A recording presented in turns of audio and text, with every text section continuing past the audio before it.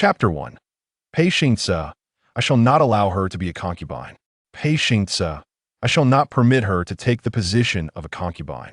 The child you fathered with her is undoubtedly a bastard. Qin Daidai sat firmly in her rightful place, her expression grave and solemn. Yet, only she understood that she was merely feigning composure. Beneath her sleeves, her hands were tightly clenched, her entire being trembling, nearly unable to maintain her seat. She absolutely would not allow anyone to undermine her position. Daidai, why are you being so unreasonable? Pei Xingce furrowed his brows, astonished at his wife's brazen obstinacy. I was nearly killed beyond the border. It was Sang who saved me. She has shown me great kindness that he, of the Pei family, valued loyalty above all. How could he not repay such a debt? Moreover, Sang had borne him children. They were delightful. He could not bear for them to be labeled as bastards. Daidai, allow her to have some leeway. For years, you have lived in comfort at the academy, while Sang has endured considerable hardship by my side. Only the position of the legitimate wife could compensate for Sang sacrifices. A concubine is still a wife. If Daidai relented, he would cherish her all the same. Pei Xingce, did I force her to endure suffering with you? Did I compel her to save you? How dare you suggest that I relinquish my status as your wife to her? Qin Daidai pressed her lips tightly together, her eyes ablaze with indignation. Disappointment filled her gaze. The brother she once idolized was no longer the same. In the past, Pei Xingce had only cared for his family and country. He had fought valiantly to drive the enemy from the borders, a true hero in her eyes. In the bloom of youth, she had pledged herself to him, waiting for him to return from his final campaign to wed. Who would have guessed that he would perish on the battlefield? Yet, even so, not long after reaching maturity, Qin Daidai defied her family's objections and married his memorial tablet. She wed him, believing that when his spirit returned home, he would once again be by her side. He was her hero. However, fate proved capricious. For years after Pei Xingce's death, he returned, bringing with him his wife and children from beyond. She, who had once worshipped his memorial tablet, now appeared somewhat absurd. Mother, father, I'm hungry. Mother. The previously tranquil hall was shattered by the innocent voice of a child, as one ran in, followed by another who appeared anxious about Pei's mother. Pei's mother had been smiling blissfully, but her expression faltered awkwardly upon meeting Qin Daidai's gaze. Tears glistened in Qin Daidai's eyes as she looked at her mother-in-law. Would she advocate for her? After years of devoted service, she had claimed to treat her as her own daughter. Was it genuine? Alas, it was not. Saying, take the children downstairs for their meal, Pei's mother instructed directly. Soon, the hall was left with just the three of them. Pei's mother spoke first. Daidai, Xingce has returned safely. You should be delighted, right? After all, she would no longer have to endure widowhood. With Xingce back, if she exerted herself, she could bear him a son, securing her future without worried. I have but one demand. Either a divorce or for the children to be raised in my name. With Sang sold off, she presented only these two options. No. Pei Xingce was the first to disagree. Mia just turned half a year old. She cannot be separated from her biological mother. Qin Daidai's eyes glimmered with a crimson hue. She had remained a widow for 4 years, while he had fathered children with another woman. How could he truly deserve her? Qin family, which man does not have a few concubines in his household? Do not speak foolishly, Pei's mother retorted, her heart entirely captivated by her adorable grandson. She longed to hold him once more. This Qin family was becoming increasingly unreasonable. Am I being foolish? Qin Daidai found it amusing. I shall take all my dowry and leave. Qin family, what woman in this world can simply leave? Are you not afraid of being the subject of ridicule? Moreover, your Qin family has already faced complete ruin. Where would you go after leaving? Pei's mother slammed the table, having not dealt with such trivial matters for a long time. In her youth, she had fought fiercely against her husband's concubines, and now she was being driven to exasperation by this daughter-in-law, Qin. How could she be so obstinate? Now that Xingce had been appointed as a general, her own status had risen. What was the point of leaving? Anger surged within Pei's mother. No, she absolutely could not allow Qin Daidai to leave. If anyone should depart, it should be Xingce who would cast her aside. Furthermore, her dowry could never be taken away. At that moment, servants rushed in, flustered, to announce that an imperial edict had arrived. The Pei family gathered to receive the edict. As the eunuch read the decree, despair clouded Qin Daidai's face, while others displayed expressions of joy or surprise. The Pei family was on the brink of a transformation. Pei Xingce had been appointed as a first-class general and had exchanged his military achievements for a marriage decree. Qin Daidai's heart sank completely, a mocking smile gracing her lips. Pei Xingce cast a glance at her, filled with tenderness. Daidai, rest assured, I still love you. Once Sang is settled, we should be a loving couple. Sang is as gentle as a chrysanthemum. She does not vie for attention.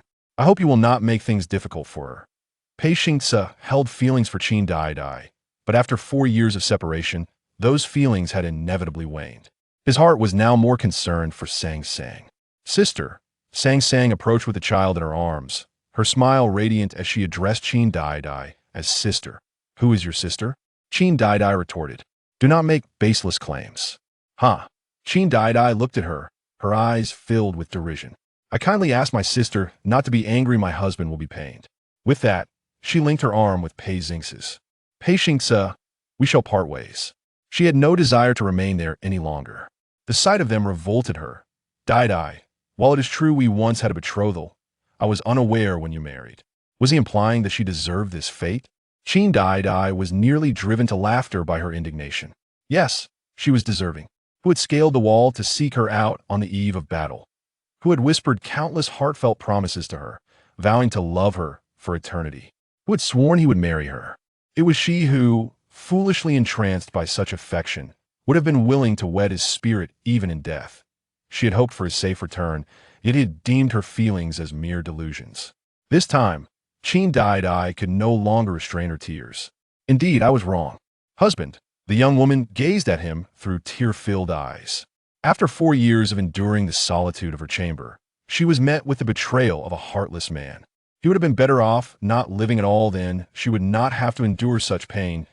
Why, dear husband, I have something to discuss with you privately, she said, leading him back to their chamber.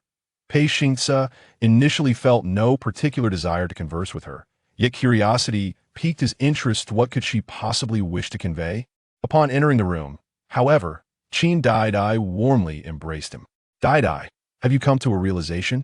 His heart surged with joy. Qin Daidai was indeed a rare beauty, and having grown up alongside him, he had cherished her since childhood. It would be splendid if she had finally understood. She softly hummed. Just as Pei Xingce prepared to return her embrace, a sudden pang gripped his heart. Qin Daidai, how ruthless she was. Concealed within her person was a dagger. What woman would harbor such a weapon? It would be best if my husband were to perish, the girl said, her crimson lips curling into a smile imbued with madness. The dagger was laced with poison. Pei Xingce would not survive. Qin Daidai turned and exited the room, her heart racing violently. Pei Xingce's demise was of little consequence. Alas, her sincere affection had been squandered in a state of desolation. Qin Daidai felt unworthy of her own actions. Such unforeseen events transpired, she failed to watch her step and stumbled over a stone, plunging into the pool below. To make matters worse, she cannot swim. Everything was lost. Qin Daidai slowly sank beneath the water, her struggles futile. In her final moments, she felt the chilling embrace of the winter waters. Winter was her least favorite season. Chapter 2 Daidai. Would you be willing to try with Xingqi? When Qin Daidai regained her consciousness, she found the surroundings excessively noisy. Miss, it is time to rise, announced the matron beside the old lady. The old lady wishes to see you. Guyu drew back the bed curtains slightly, her gaze lingering on the still, slumbering young lady, a flicker of concern evident in her eyes. Why has the miss slept for so long today? Typically, the miss would only indulge in a brief half-hour nap. Yet today, she had been asleep for over an hour. Is the miss feeling unwell? Just as Guyu contemplated whether to summon a physician, the young girl in bed finally stirred. Ahem. She coughed softly, a heaviness in her chest rendering her uncomfortable. The miss has finally awakened. I thought I wouldn't be able to rouse her. Fortunately, the miss was well. Guyu? As Qin Daidai began to comprehend her surroundings, she was taken aback. How could she see Guyu? Hadn't she perished in a water accident 2 years after her marriage into the Pei family? Could this be the underworld? Was the miss pondering? Are you feeling unwell? Guyu was puzzled by her expression, a hint of fear creeping into her heart. The miss's gaze was unsettling. I am fine, she replied, still somewhat dazed. Miss, the matriarch requests your presence, Guyu reiterated. Qin Daidai murmured the words to herself, indeed believing she had entered the realm of the dead. The matriarch had passed away 2 years after her marriage into the Pei family. Miss, should I assist you with your tire? Guyu tentatively inquired, to which the latter nodded, still grappling with the reality of her own demise. Qin Daidai allowed herself to be adorned. Approximately a quarter of an hour later, she followed Guyu to the matriarch's courtyard. As she traversed the Pei family's rear garden, her sense of disorientation deepened. Could the afterlife truly be this vivid? Upon reaching Chun Gui courtyard and hearing the matriarch's words, she was astounded. She had not returned to the underworld. Instead, she had traveled back in time, back to the 3rd month of her marriage into the Pei family. The familiarity of the conversation was overwhelming, for the matriarch had spoken to her in such a manner in her previous life. The matriarch desires that the eldest son of the Pei family take in 2 wives. If there was anyone in the Pei family who genuinely cherished him, it was this venerable matriarch, the grandmother of Pei Xingce. Daidai, would you be willing to try with Xingqi? If Xingce were to meet with misfortune, would you still be willing to marry in? It would truly be a hardship for you. The matriarch grasped her hand, her eyes brimming with compassion. Such a delicate and beautiful young lady.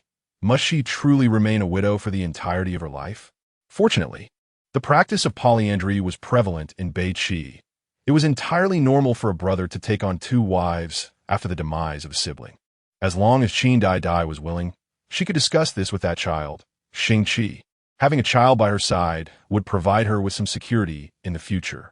It was far better to have a child than to seek a divorce and remarry. Remarrying was fraught with difficulties, and even if she were to marry again, she would likely face disdain from her husband. As Qin Daidai absorbed these words, tears welled in her eyes. She understood that the matriarch genuinely wished for her well-being. She couldn't help but ponder. If Pei Xingce returned while the ancestor was still alive, would the ancestor stand by her side? Certainly, without a doubt. Why are you crying? My dear child, what is there to weep about? The ancestor gently wiped her tears. Filled with compassion, she and her grandmother were indeed intimate confidants. Was it not natural for her to care for her ancestor? Qin Daidai intended to express her desire for separation. However, to sever ties would only benefit the Pei family and Pei Xingce. Although the child, Xingqi, appeared indifferent, the ancestor assured her that his heart burned with warmth. You and he should have a child, for in the future, that child would serve as a source of support. Do you understand? In this way, the lineage of Pei Xingce would not be extinguished. Listening to these words, Qin Daidai's mind involuntarily conjured the image of Pei Xingqi. After marrying into the Pei family in her previous life, she had encountered Pei Xingqi only a handful of times throughout the year, and those instances were all at the ancestor's residence. Her impression of him was scant. Pei Xingqi was stoic and aloof, a gentleman of impeccable demeanor. The ancestor suggested she bear a child with him? How could that be possible? Qin Daidai instinctively wanted to refuse. It seemed utterly implausible. Yet, she suddenly recalled a crucial detail. Pei Xingqi's true identity was that of a prince, who later ascended to the position of crown prince. If she were to seize the opportunity granted by the ancestor to conceive with him, might he not extend her some favor in the future to rescue her father? In her previous life, her father and brother had been wrongfully imprisoned, and she could do nothing but watch helplessly as they were executed. This time, if she could establish a connection with Pei Xingqi, would her father and brother not be safe? At the very least, when misfortune befell her father and brother, she would have someone to turn to. Yes, indeed, Daidai would heed the ancestor's counsel. Since someone was offering her a pillow, she had no choice but to accept it. In this life, she would choose a path different from her previous one. She would no longer remain a widow. Regardless of Pei Xingce's situation outside, it mattered not. When he returned, she would claim this home, leaving him no refuge. She wanted him and sang to look up to her. However, Qin Daidai suddenly felt a twinge of hesitation. It seemed Pei Xingqi harbored feelings for someone else. If her memory served her correctly, he was to be married before the year ended. Pei Xingqi's fiancé was the legitimate daughter of a high-ranking official, and their engagement had been arranged the previous year. Daidai felt reassured. Even if the official's family had objections, they would not annul the marriage. The laws of the dynasty did not prohibit a man from having multiple wives. Moreover, it was customary for men to be romantic. Having several wives and concubines was considered normal. Author's note: Qin Daidai. Pei Xingqi is stoic and aloof, a gentleman of impeccable demeanor. In reality, Pei Xingqi possesses an intense possessiveness and occasionally exhibits a rather emotional side. Chapter 3. Two Families in Harmony? Impossible after parting ways with her ancestors, Qin Daidai could not help but dwell on Pei Xingqi. Would he consent to share his affections with two wives as instructed by the elders? If he were to refuse, what course of action should she take? Should Pei Xingqi reject her, her only option would be to seek a divorce and depart from this place. Miss, be careful. Why are you not watching where you're going? You nearly collided with a tree. Qin Daidai nodded, her mind still wandering. Do you truly intend to bear a son for the eldest son? Gu Yu, her devoted maid, had been by her side and had overheard the earlier conversation. How could that be possible? Although the practice of taking multiple wives is prevalent in northern Qi, it remains a source of disdain. Indeed, Qin Daidai affirmed, once she made a decision, she would not waver. Pei Xingqi was the top scholar of the 25th year of Jinghe, distinguished by his exceptional talents and currently serving as the esteemed Minister of Justice. Held in high regard by the emperor, bearing his child would certainly not be a loss for her. Moreover, she harbored the hope that when Pei Xingqi reclaimed his rightful status, he would protect her father and brothers. The Qin family had been merchants for generations, and now, under her father's stewardship, they had ascended to the rank of imperial merchants. She pondered how her father had been wronged in her past life. Perhaps it was due to their prominence that they attracted envy, as merchants were often looked down upon. To ensure the safety of her family, she needed a powerful ally. In her previous life, Qin Daidai severed ties with her family upon marrying into the Pei family. This time, she was determined to safeguard her father and brothers at all costs. Unfortunately, they were far away in Yuzhou, and even if she wished to investigate, her efforts were hampered by distance. Thankfully, there remained a year before her father faced imprisonment, providing her with time to act. If she could bear a child with Pei Xingqi, surely he could devise a means to rescue her brother and father, as he was destined to be the future crown prince. With these thoughts, Qin Daidai's heart steadied considerably. Gu Yu, go and inquire when the eldest son will visit Gue courtyard. With her plans to conceive a child with Pei Xingqi taking shape, her resolve intensified. She must succeed. Yes, I shall go at once, Gu Yu replied, hastily departing. Qin Daidai felt her spirits lift as she poured herself a cup of water. Almost a quarter of an hour later, Gu Yu returned. Miss, I have seen the eldest son heading to Gue courtyard. Today was originally his day off, yet he remained at the Ministry of Justice until nightfall. Very well, Qin Daidai said, her anxiety mounting. What was Pei Xingqi's reaction to the elder's words? Had he agreed or refused in his past life? Meanwhile, Pei Xingqi, clad in dark garments, traversed the night, a young servant holding a lantern ahead of him. Be cautious, my lord. Before long, he arrived at Gue courtyard. Every morning and evening, he would come to pay his respects to the elders. Xingqi pays his respects to the elders. Having just returned from a day spent interrogating prisoners, weariness lingered on his visage. Xingqi has returned. Come and take a seat. The ancestor's eyes sparkled upon seeing him. Su Exin, the maid accompanying the matriarch, understood her well. She smiled as she prepared the meal. Knowing the matriarch favored the eldest grandson above all, Pei Xingqi did not refuse and stayed for dinner that evening. Having lost his mother at a young age, he naturally felt a closeness to the matriarch who had raised him. As they dined, the matriarch gradually broached her purpose. Your brother has tragically passed, leaving behind a daughter and a wife. I wish for you to lend support to the young girl. Pei Xingqi listened, his lips pursed. He had some recollection of Qin Daidai, a beautiful yet foolish woman. Even after Pei Xingce's death, she had married his memorial tablet. Their only encounter was the day after her marriage. He had seen her with tear-stained eyes, her delicate face devoid of color. She had tremulously called out to him, "Eldest young master." After that, they had never crossed paths again. The matriarch continued, "Now that I have spoken, I trust you will assist her in whatever way you can. However, he felt uncertain about how he could truly help. Have you agreed? Pei Xingqi had just nodded when the matriarch's excitement was palpable. A fleeting doubt crossed his mind. How could a young girl like Daidai become a widow so soon? Xingqi, my dear, you must consider. You should take her as a secondary wife. Bear a child with her to ensure the continuation of Pei Xingce's lineage. In time, you may still take a wife. As soon as the matriarch finished speaking, Pei Xingqi firmly rejected the notion. That is utterly impossible. Why not? She pressed. You need only father one child and provide some support thereafter. The matriarch's heart ached for Qin Daidai. She believed that with Xingqi's reliability, Daidai would be well cared for, allowing the matriarch peace in her later years. After all, it was she who had orchestrated Daidai's marriage to Pei Xingce, and she felt responsible for the girl.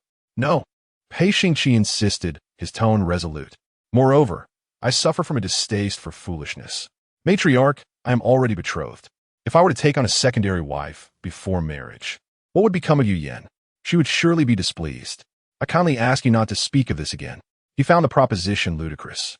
After only a few bites of food, he excused himself, fearing that the matriarch would make increasingly outrageous demands. How could he ever share a bed with Qin Daidai? As the night deepened, Pei Xingqi's dark eyes fixed ahead, his brow furrowed in consternation. The idea of taking a secondary wife was unthinkable. There was no need for a lamp. He dismissed the servant who would have lit the way for him and vanished into the enveloping darkness, his silhouette swiftly disappearing from view. Pei Xingqi intended to return to his study to attend to some matters, but he was unexpectedly greeted by the sight of a charming figure standing before his door. As he approached, the young girl flashed a radiant smile, glancing at him before shyly lowering her gaze. Young master, she spoke, her voice sweet and melodious. Pei Xingqi furrowed his brow instantly, wondering what her intentions were. Could it be, though it was now the warm season of March, the recent chill still lingered in the night air? The girl clutched a food container, her lips curving into a smile. Are you still busy, young master? She asked, holding the container which contained the fragrant mushroom chicken soup she had specially prepared for him, claiming it was delightful. Qin Daidai, at this moment, was reluctant to acknowledge her identity as a member of the Pei family. Thus, she only referred to him as young master. Pei Xingqi remained indifferent, offering no response to her words. What could this woman possibly want? Recalling the recent words of his ancestor, a realization struck him. Could it be she had agreed to the ancestor's proposal? Was she willing to become a concubine? Author's note, the obstinate Pei Xingqi, impossible. The infatuated Pei Xingqi, she is my wife. Chapter 4. Calling him husband, Pei Xingqi bypassed the crowd and entered the study, with Qin Daidai swiftly following suit. Upon hearing the footsteps, Pei Xingqi's brows furrowed tightly. Did she possess no sense of self-awareness? Who granted her permission to enter? This is the chicken soup I prepared for my husband. My husband. Enjoy it while it's hot. This time, she refrained from addressing him as the eldest son. Pei Xingqi was momentarily taken aback by her calling him husband. What did she just say? Did she truly refer to him as her husband? Was she foolish? Or was he mad? Had she mistaken him for someone else? Husband. Qin Daidai tested his boundaries, continuing to address him as such. After all, she had never interacted with this man before and was unaware of his temperament. However, to her surprise, just as she uttered those two words, her voice was abruptly interrupted. Silence, Leave. Who permitted you to call him husband? Did she understand nothing of propriety and honor? He had no interest in entanglements with the wife of Pei Xingce. If she departed now, he could pretend that everything from tonight never transpired. Yet, Qin Daidai feigned grievance, unable to comprehend his sudden ferocity. But the ancestor had stated that the eldest son had 2 wives, thus she was indeed the wife of the eldest son. We ought to be more intimate. Should we not? After speaking, she took a step closer. I have not consented. Pei Xingqi's forehead throbbed with a vein, and he spoke directly. His voice was cold, exuding an icy distance. Qin Daidai. He disagrees? He actually disagrees? She had thought her beauty would sway him. It appeared that Pei Xingqi valued loyalty and affection. Setting aside everything else, Pei Xingqi had reached maturity without a concubine. He indeed loved his fiancé, alas. It seemed that fate had dealt a cruel hand to Pei Xingqi and his betrothed. Wang Yuyin was frail and would soon succumb to a cold illness this autumn. Husband. Qin Daidai was about to say something, but Pei Xingqi once again spoke first. Maintain your dignity. She should not call him husband again. How could she be so indiscreet? Do you dislike me addressing you as husband? She tentatively inquired. Pei Xingqi remained silent, his sullen expression conveying everything. Since you disapprove, then I shall call you Pei Lang in the future? She continued to probe. Regardless, she was determined that she and Pei Xingqi must have a child together. Pei Xingqi. He had never encountered such brazen and shameless woman. Had she forgotten her own identity? Leave. He ordered her out. She would do well to refrain from such talk, for he found it displeasing. A woman like her, he felt repulsed merely by her presence. Moreover, she was too close to him. Such a lack of decorum would have led to her demise countless times in the past. Pei Lang, although you disagree with this matter, the ancestor has the final say. I hope for your compassion. She did not yearn for much, only to have a child with him. In the future, he might assist her family for the sake of the child. A moment of silence enveloped the surroundings, and Pei Xingqi's brow tightened further. Upon hearing her words, he could only feel derision. If he were unwilling, no one could compel him. She would be wise to abandon such thoughts. The idea of marrying into two families was utterly absurd. If she remained compliant, there would be a place for her in the Pei residence. Should she choose otherwise, he would not hesitate to eliminate her. After all, it would be fitting for her to join her husband, Pei Xingce, in the afterlife. The fleeting glint of murderous intent in Pei Xingqi's eyes was palpable in the atmosphere thick with hostility. Qin Daidai suddenly felt a chill wash over her, and she shivered slightly. Observing the man's displeasure, she resolved to take her leave. Engaging in flirtation was a gradual process and required patience. Since Pei Lang still has matters to attend to, I shall take my leave. Do remember to enjoy some chicken soup, she said before preparing to depart.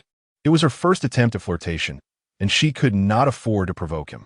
Pei Xingqi's frown deepened with each utterance of Pei Lang, his grip on the brush tightening. Only after hearing her footsteps fade into the distance did he lift his gaze toward the figure melding into the night. The young woman, clad in a delicate lavender gown, swayed gracefully with each step, as if petals were blooming beneath her hem. Pei Xingqi did not favor excessive familiarity with women, especially not with the wives of others.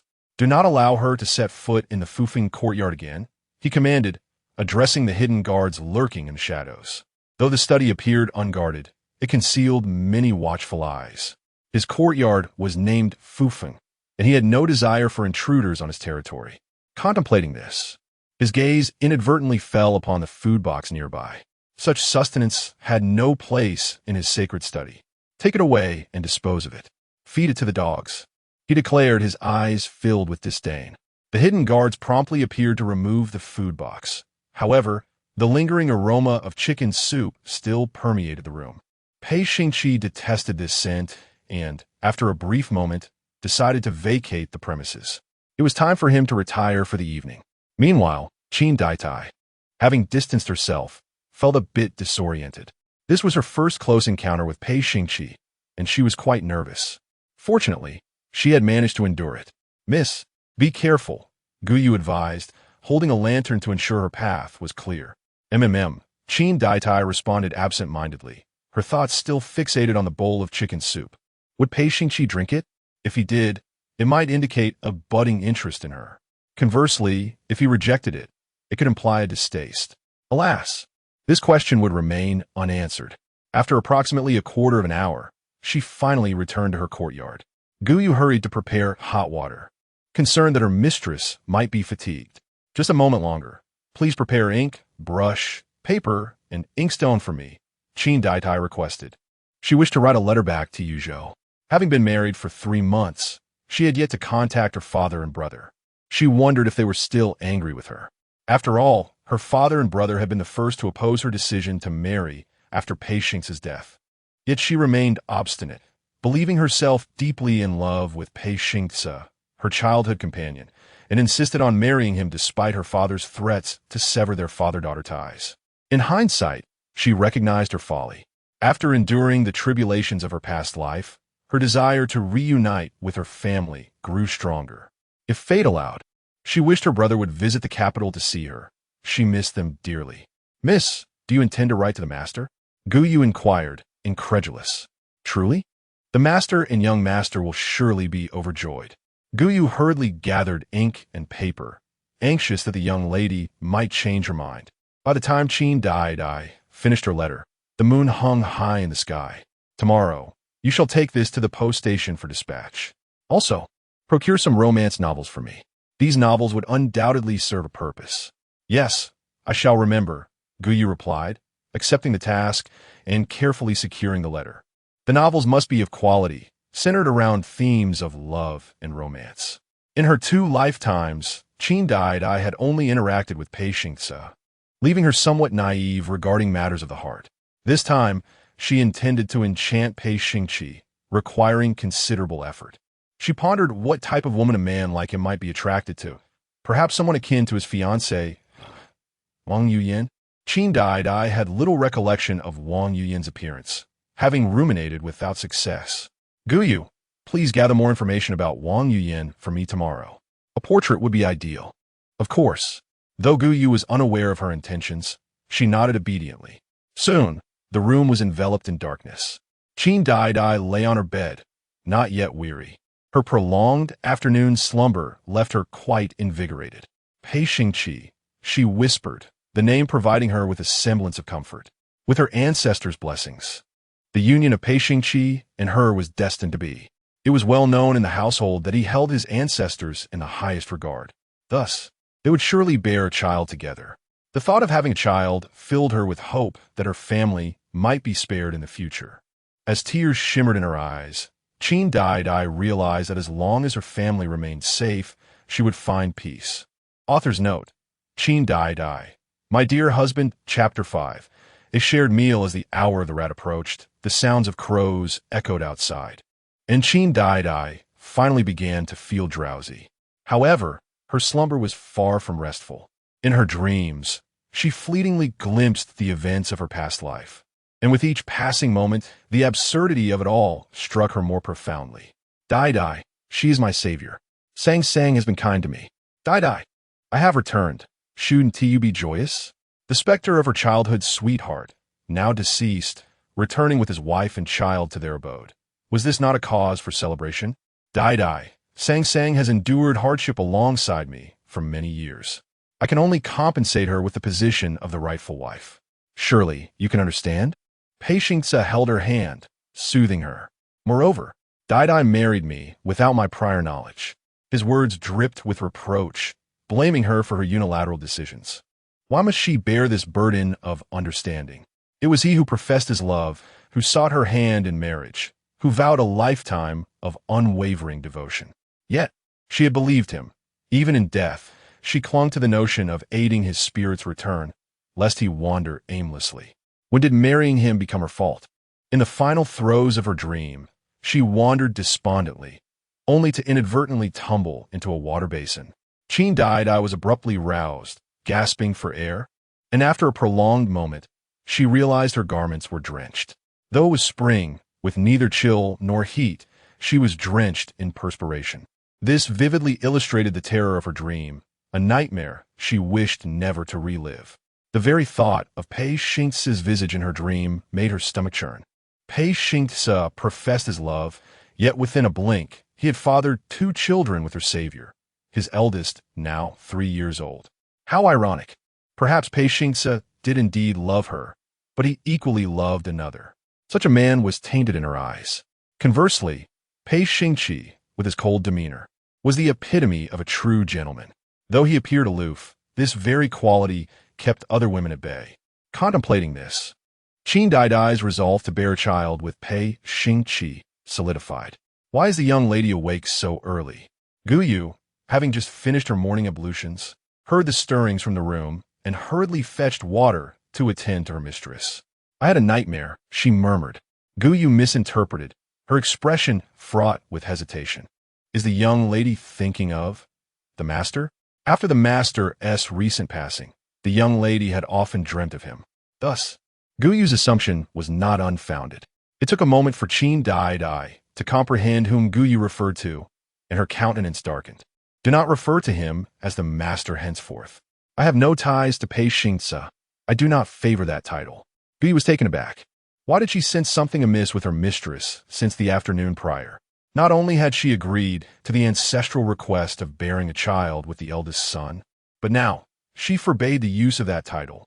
It was utterly peculiar. Nevertheless, she instinctively nodded. This servant will remember. As the young lady's maid, I shall heed your words. Prepare my attire. I must attend breakfast with the matriarch shortly. Qin Daidai's eagerness to accompany her esteemed ancestor was undoubtedly influenced by Pei Xingqi. The elder matriarch, having grown older, tended to rise later each morning. By the time Pei Xingqi returned from the morning court to pay his respects, she would be finishing her breakfast. The maidservant, Gu Yu, did not inquire further. If her mistress wished to share, she would do so in her own time. As long as her lady was content, Gu Yu found little concern for the other matters at hand. Which hairpin would you prefer, my lady? Gu Yu asked, holding 2 pairs of pearl flowers, her indecision evident. This emerald one, perhaps? I intend to wear my emerald attire today. She decided against styling her hair into an elaborate updo. Since she had no intention of living as a widow in this lifetime, there was no need to adopt the appearance of a matron, coiling her lovely tresses. It was far more charming to present herself as a young maiden. Perhaps this would stir some feelings in Pei Xingqi. The preparation consumed half an hour, and by the time Qin Daidai had donned her garments, it was already the early hours of the 4th watch.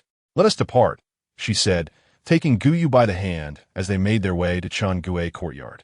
The matriarch's residence was situated at the far end, in a rather secluded area. After a quarter of an hour's walk, they finally arrived. Please inform the matriarch, she requested. Gu Mama, a trusted confidant of the matriarch, was well aware of her fondness for Qin Daidai and greeted her with a warm smile. The second young mistress has arrived. Please wait a moment.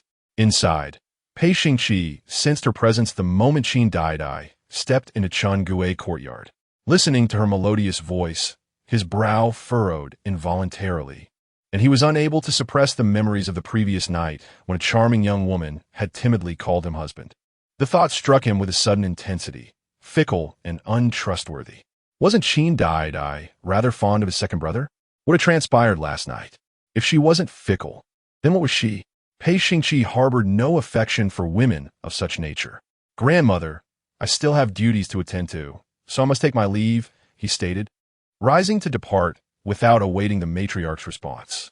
Just then, Qin Daidai entered, and they collided. The young woman feigned a blush, retreating a step, her silence punctuated by glances cast in his direction. Pei Xingqi's frown deepened, his displeasure intensifying. He had no desire to entangle himself with this woman. Is Daidai here? Come closer, the matriarch exclaimed, her face lighting up at the sight of Qin Daidai. At that moment, she looked upon her grandson and granddaughter-in-law standing together, her heart swelling with joy. If Daidai were not the wife of Xingqi, she would have deemed them a splendid match. They appeared well suited beside one another. Grandmother, Qin Daidai responded slowly, making her way inside. Xingqi, you too, come here, the matriarch commanded, and despite his reluctance, Pei Xingqi acquiesced and approached. To his surprise, the matriarch grasped each of their hands, guiding them to the table.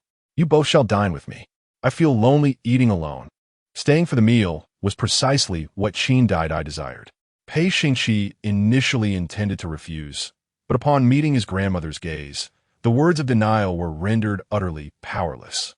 Very well, it is merely a meal. Such a modest request he could certainly acquiesce to. Pei Xingqi and Pei Xingce are not full-blooded brothers.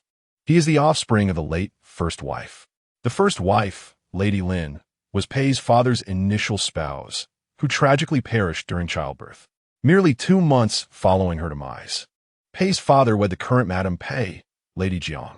Lady Jiang, however, bore ill fortune, remaining childless for 3 years after her marriage. Eventually, Pei's father consulted a diviner, who proclaimed that Pei Xingqi's fate was unfavorable. He must be sent to dwell in the mountains for a few years, only to return once Lady Jiang had given birth. Thus, at the tender age of 3, Pei Xingqi was dispatched to a monastery for 2 years. Initially, he was not called Xingqi, but rather Xingji. After the birth of Pei Xingce, even his name had to be altered to avoid bringing misfortune to his younger brother. It was not until he turned 8 that his grandmother took him under her care to safeguard him from further calamities. This kindness, Pei Xingqi has always held dear.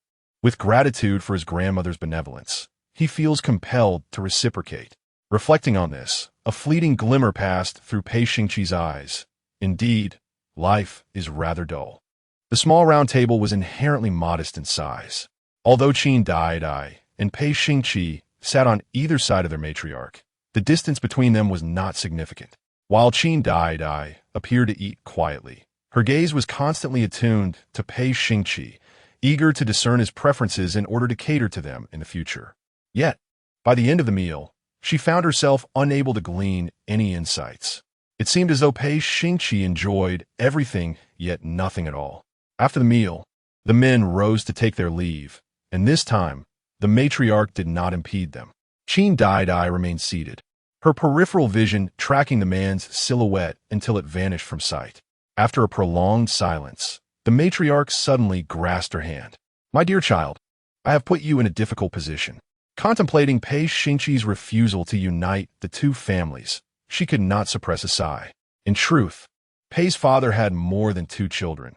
He had several illegitimate sons and daughters. If the intention was to ensure an heir for Pei Xingce, allowing the illegitimate offspring to merge the 2 households would indeed be feasible. However, such a course would be too much of a sacrifice for Daidai. How could a child born of a concubine ever be worthy of her? But, grandmother, does the eldest son not wish to? Qin Daidai finally inquired, her fingers instinctively tightening.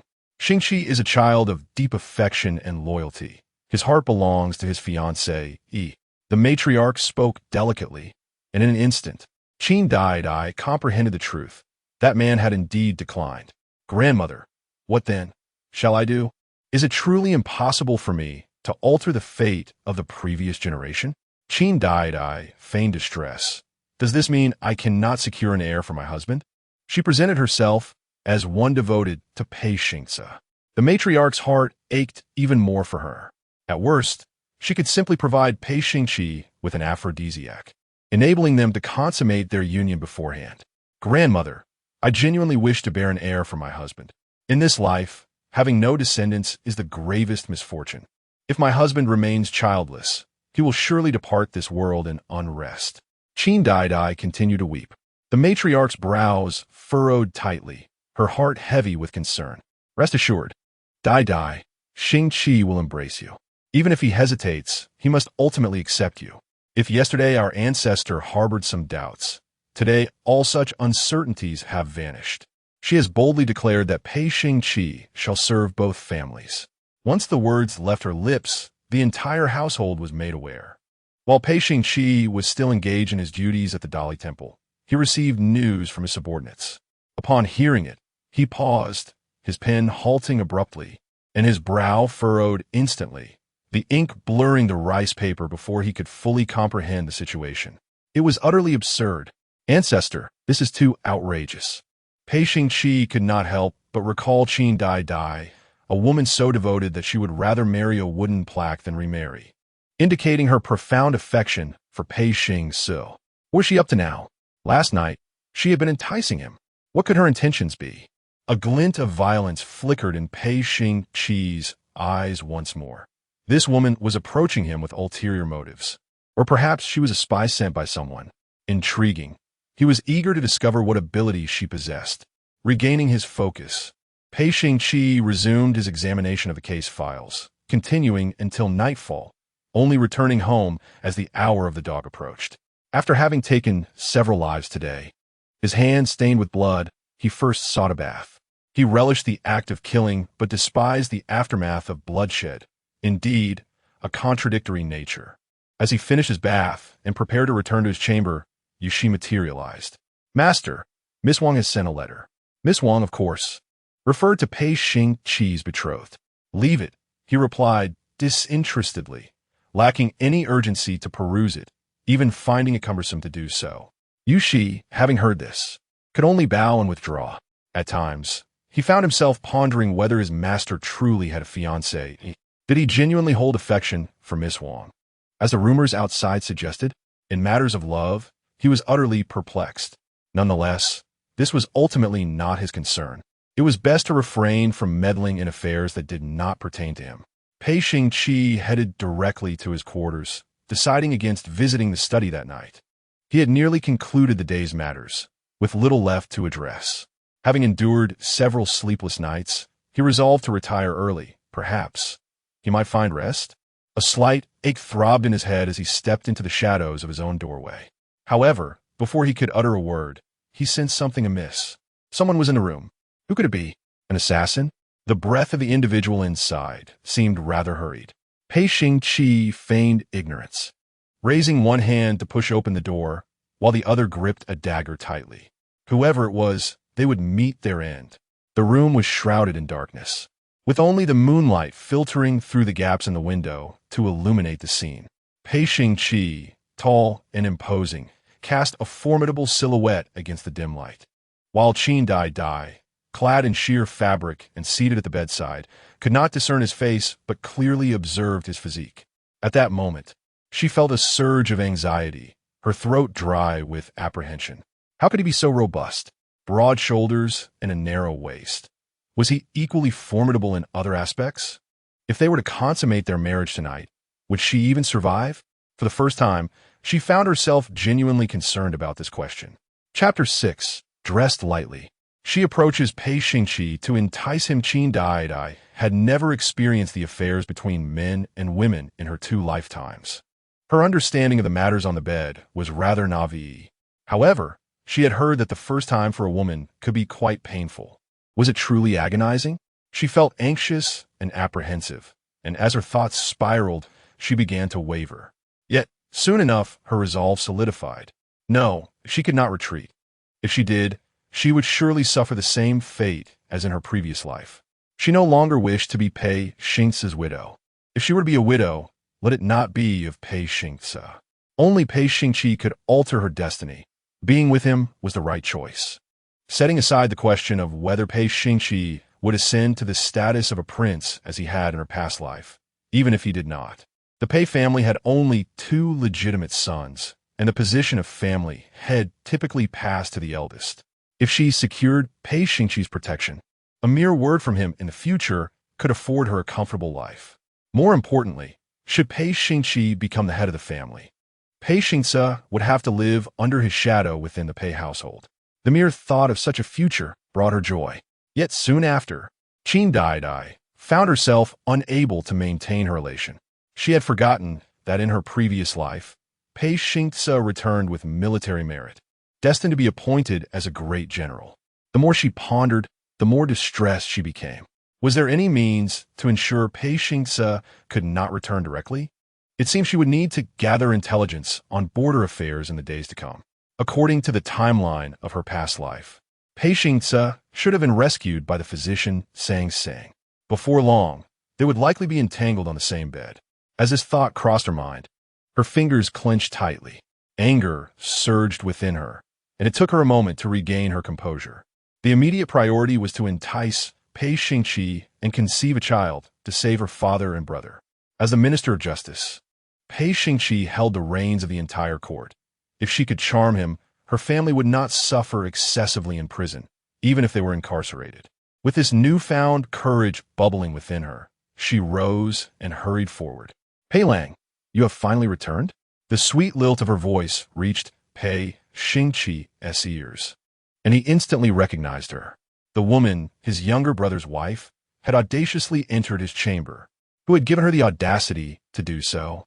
Without a moment's hesitation, Pei Xingqi stepped back, ensuring she did not touch him. Qin Daidai attempted to embrace him, but found herself grasping at air, leaving her feeling wronged. "Are you very busy, Pei Lang? Are there many cases to handle?"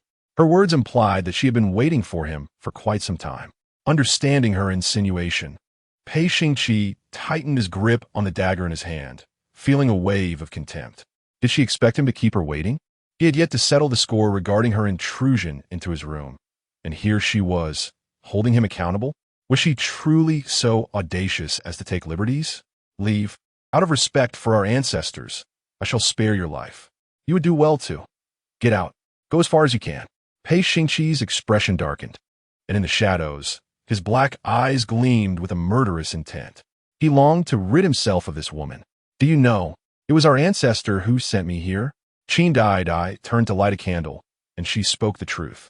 The ancestors, feeling a pang of compassion for her, intentionally arranged for her to share a chamber with Pei Xingqi tonight. As the flames flickered, the room was infused with a delicate glow. Upon discerning her attire, Pei Xingqi instantly averted his gaze. Who permitted her to enter his abode dressed in such a manner? This time, the man was even more incensed. Qin Daidai was clad only in a sheer veil, through which the form-fitting crimson undergarment was discernible, while her lower half was equally indecorous, adorned merely with a pair of underpants. Pei Xingqi, get out. He did not mince words this time. If she did not depart, he would truly take drastic measures. Hearing the fury in his voice, Qin Daidai felt a twinge of fear. This was her first attempt at enticing a man in such a provocative manner. Pei Lang, the ancestors proclaimed that henceforth we shall. He must grant her a child. The ancestors asserted that tonight we ought to consummate our union. With boldness, she completed her statement, her heart racing with trepidation. For a long moment, the room was enveloped in silence. Just as Qin Daidai contemplated whether to be more forward, the man's voice sliced through the stillness with chilling indifference. Leave. This was utterly impossible, setting aside his lack of affection for her. He had a penchant for cleanliness and did not engage in such affairs with women. If she were wise, she would depart swiftly. Otherwise, he would indeed resolve the matter himself. Thus, she could descend with his younger brother and become a pair of ill-fated lovebirds. He held no qualms about facilitating the happiness of others. As the spring breeze wafted through the ajar door, the young woman shivered slightly. After some contemplation, she took a step forward. Just as she was about to embrace him to test his boundaries, it seemed he anticipated her movements. His hand twitched, and a lock of her hair was severed. Pei Xingqi's gaze was ferocious. Next time, it would not be merely her hair that would be cut. This time, Qin Daidai dared not linger. She fled in disarray. Yet, before her departure, she remembered to bid him farewell. Pei Lang, do rest well. I suddenly feel quite fatigued and wish to return home. Until we meet again. The maiden dashed away swiftly, while Pei Xingqi offered her not a single glance. She was fortunate to have escaped. Next time, it would not be so simple. Pei Xingqi gripped his dagger tightly. As soon as Qin Daidai departed, he too made his exit. Before leaving, he instructed that his quarters be thoroughly cleaned, with all items replaced anew. He deemed anything touched by others to be unclean. That night, Pei Xingqi took refuge in the study, discarding all belongings from his room. Once Qin Daidai stepped out of Fufeng courtyard, she immediately reunited with Guyu, who was waiting outside, hurriedly donning her outer garments. The spring night was still somewhat chilly, compounded by Pei Xingqi's frigid demeanor, making her feel as if she might freeze. Miss, did you succeed? Guyu inquired, already suspecting the answer, but unable to suppress her curiosity. What progress was made? Unsuccessful. How could it possibly succeed so swiftly? Recalling the man's murderous glare, she shuddered in fear. It was fortunate that she had not been killed. At this moment, she recalled that Pei Xingqi was renowned for his formidable reputation. Often referred to as the Ghost Yama, he had adeptly handled cases at the Dali Temple with unwavering decisiveness, leaving no criminal in his charge with secrets unexposed. The thought sent a shiver through her. Indeed, she felt fear, yet she would not surrender. She would take her time. After all, she had ample patience. Moreover, with her ancestors backing her, she felt unafraid. Guyu, let us return. It is indeed quite late, and we ought to rest. She had not anticipated the consummation of her marriage today, hence felt no regret. By the time the master and servant returned, it was already early in the high hour. This time, Guyu could not suppress her curiosity. Miss, do you not hold affection for the second young master? Why then, would you contemplate bearing a child with the eldest young master? Has your love for the second young master grown so profound that you would engage with another man to ensure his legacy? However, the miss had even forbidden her from referring to the second young master as son-in-law. Guyu, being her trusted maid, with someone Qin Daidai did not wish to deceive. I no longer harbor such feelings. Pei Xingce is unworthy of my affection. Author's note: currently, Pei Xingqi get out. In the future, Pei Xingqi. With red eyes and hands on his hips, Daidai, quickly kiss me. I beg you. Chapter 7. His disdain for her. I had a dream in which Pei Xingce was a faithless man. He was not dead, but instead was leading a life with another, fathering children. Guyu, do you think he is still deserving of my affection? Qin Daidai gazed at her reflection in the mirror, a blend of sorrow and absurdity. Guyu's expression instantly transformed into one of indignation. How could the second young master behave in such a manner? Even in dreams, he must not betray the young lady. After all, she is one of the most beautiful in the 13 cities of Yuzhou. Everyone admires her. Listening to her words, Qin Daidai smiled, fully aware that Guyu would always stand by her side. Alas, Guyu drowned just 2 years after her marriage into the Pei family. Reflecting on it now, was there a mystery surrounding Guyu's death? No. Regardless of any enigmas, they must both learn to swim. Has the young lady made plans for the future? Guyu wished to advise her. If the young lady no longer harbored feelings for the second young master, she could always return to Yuzhou. She believed that her father and brother would surely be pleased. The Qin family is a royal merchant. Even if the young lady were to remarry, she could select a suitable match. At the very least, if she attended the academy and found a handsome scholar, it would not be out of the question to support him, as her father and brother would undoubtedly provide for her all her life. No, she would not leave the Pei family. Her enemies were here, and the only hope for saving her father and brother lay here as well. She would not depart. The matter of her father and brother potentially facing imprisonment was something she had not confided even to Guyu, for knowing too much could lead to greater danger. The maid vowed to remain by the young lady's side forever. Since the young lady had made her decision, she would undoubtedly support and accompany her. Very well, you should return to rest now. Qin Daidai dismissed her, her eyes brimming with mirth. She knew that Guyu would always prioritize her. That night, Qin Daidai had another dream. Perhaps it was true that thoughts of the day manifested in dreams at night. She did not have a nightmare, but rather a romantic dream. In her dream, she wore a sheer garment, and the man above her was none other than Pei Xingqi. They were in the bridal chamber. In the dream, she was drenched in cold sweat, tears brimming in her eyes. The atmosphere was steeped in exquisite intimacy. Yet upon waking, Qin Daidai could hardly recall the dream. As a new day dawned, it was the 3rd of March, and a flower had quietly bloomed in the courtyard. Today, the young lady wore a gown of delicate pink, crafted from the finest silk of Jiangnan, exuding ultimate luxury. After finishing her attire, she hurried to the spring-returned courtyard to accompany her venerable ancestor. At the hour of C, Pei Xingqi returned from court. As he approached the door, he heard laughter emanating from within. The sound of a woman's laughter was sweet and clear. What could have been so amusing? Upon hearing this laughter, Pei Xingqi instinctively halted his steps, ready to turn away. Old Madame Gu greeted him. "Greetings, young master." Just as she completed her salutation, she noticed Pei Xingqi turning to leave. Will the young master not come inside? Pei Xingqi remained silent, his brow furrowed in concern. Though aged, the venerable ancestor still had keen hearing and was aware of the sounds from outside. "Is it you, Qi?" She spoke, and Pei Xingqi could no longer pretend he did not hear. His grandmother had guests, and he decided to take his leave, intending to pay his respects another day. He had no desire to encounter that fickle woman. Upon hearing this, his grandmother stepped out, closely followed by Qin Daidai. "Pei Lang," she called out directly, for their relationship was well known within the household, and she felt free to address him as she pleased. She wished to sound more intimate, hoping it might stir his affections more easily. His grandmother interjected, "What guests?" "She is Daidai, a member of the Pei family, certainly not a guest." Pei Xingqi chose not to respond, even casting not a glance at the charming young woman beside him. After a moment, the man took his leave, citing other matters to attend to. His grandmother, aware of his busy schedule, did not insist he stay longer. "Be careful not to return too late tonight. My grandson is admirable in many respects, though he tends to linger at the Dali Temple until the late hours," she remarked. Pei Xingqi nodded before turning to depart. Observing this, Qin Daidai bid her farewell as well, wishing to follow him in hopes of finding an opportunity to converse. Yet, she found no chance. As she reached the garden, she spotted Pei Xingqi standing by the rockery, accompanied by a maiden clad in white.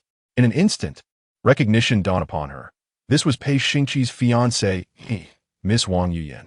Qin Daidai had no habit of eavesdropping on couples in love. Realizing she would not have the opportunity to speak with him, she resolved to return and rest. Meanwhile, Pei Xingqi's brow remained furrowed as he regarded the maiden in white with indifference. However, he was not entirely unchanged. The glimmer of violence had left his eyes. "Achi, do you think I look lovely today?" Wang Yuyan twirled before him, her lips curving into a smile. Pei Xingqi remained stoic, silent as a statue. Wang Yuyan's smile faltered slightly, yet she persisted. "Achi, I heard grandmother wishes you to take 2 wives?" She was genuinely concerned. With her humble origins as a legitimate daughter of a concubine, she had exhausted all her means to secure this match. What more could she say? No woman would willingly share her husband with another. Her eyes grew misty as she lowered her gaze. Only then did Pei Xingqi fix his dark eyes upon her. "Absolutely not," he replied firmly. "To take 2 wives is out of the question. You are my fiancé, and I will honor you." "Really?" Wang Yuyan's eyes widened in disbelief, sparkling with surprise and glistening with tears. Pei Xingqi swallowed hard and affirmed with a slight nod. "Achi, you are truly wonderful," she exclaimed, her face alight with a radiant smile.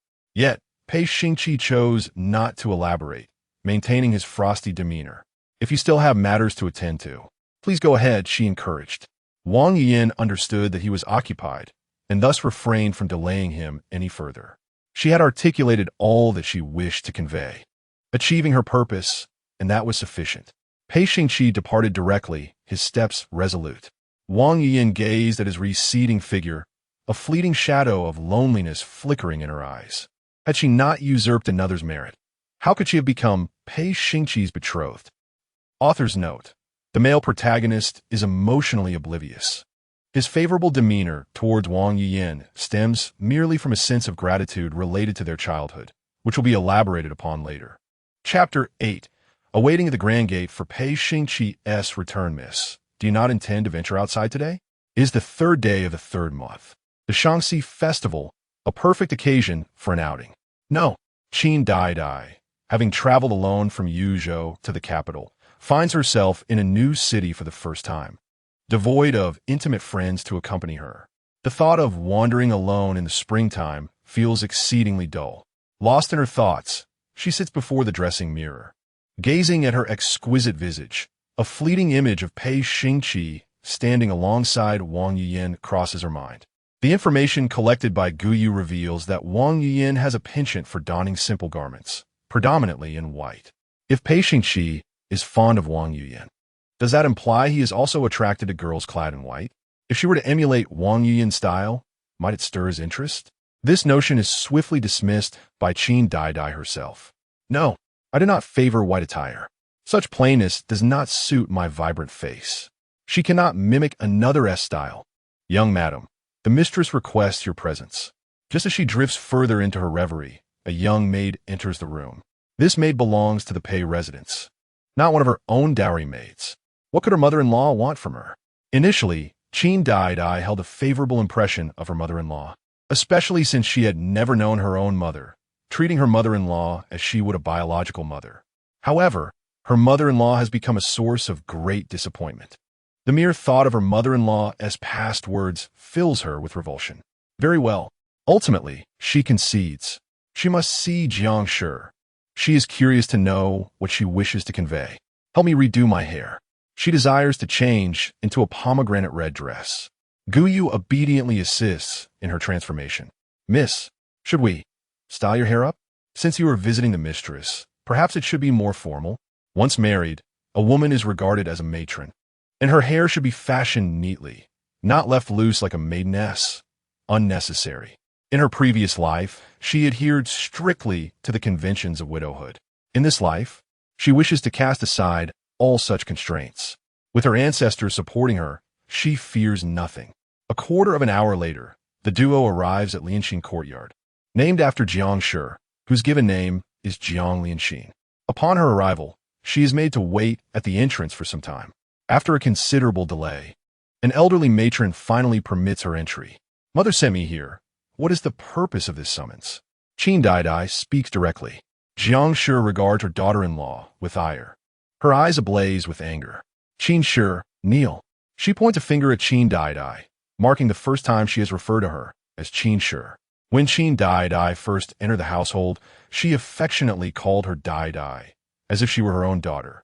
But now everything has changed, perhaps due to her rebirth.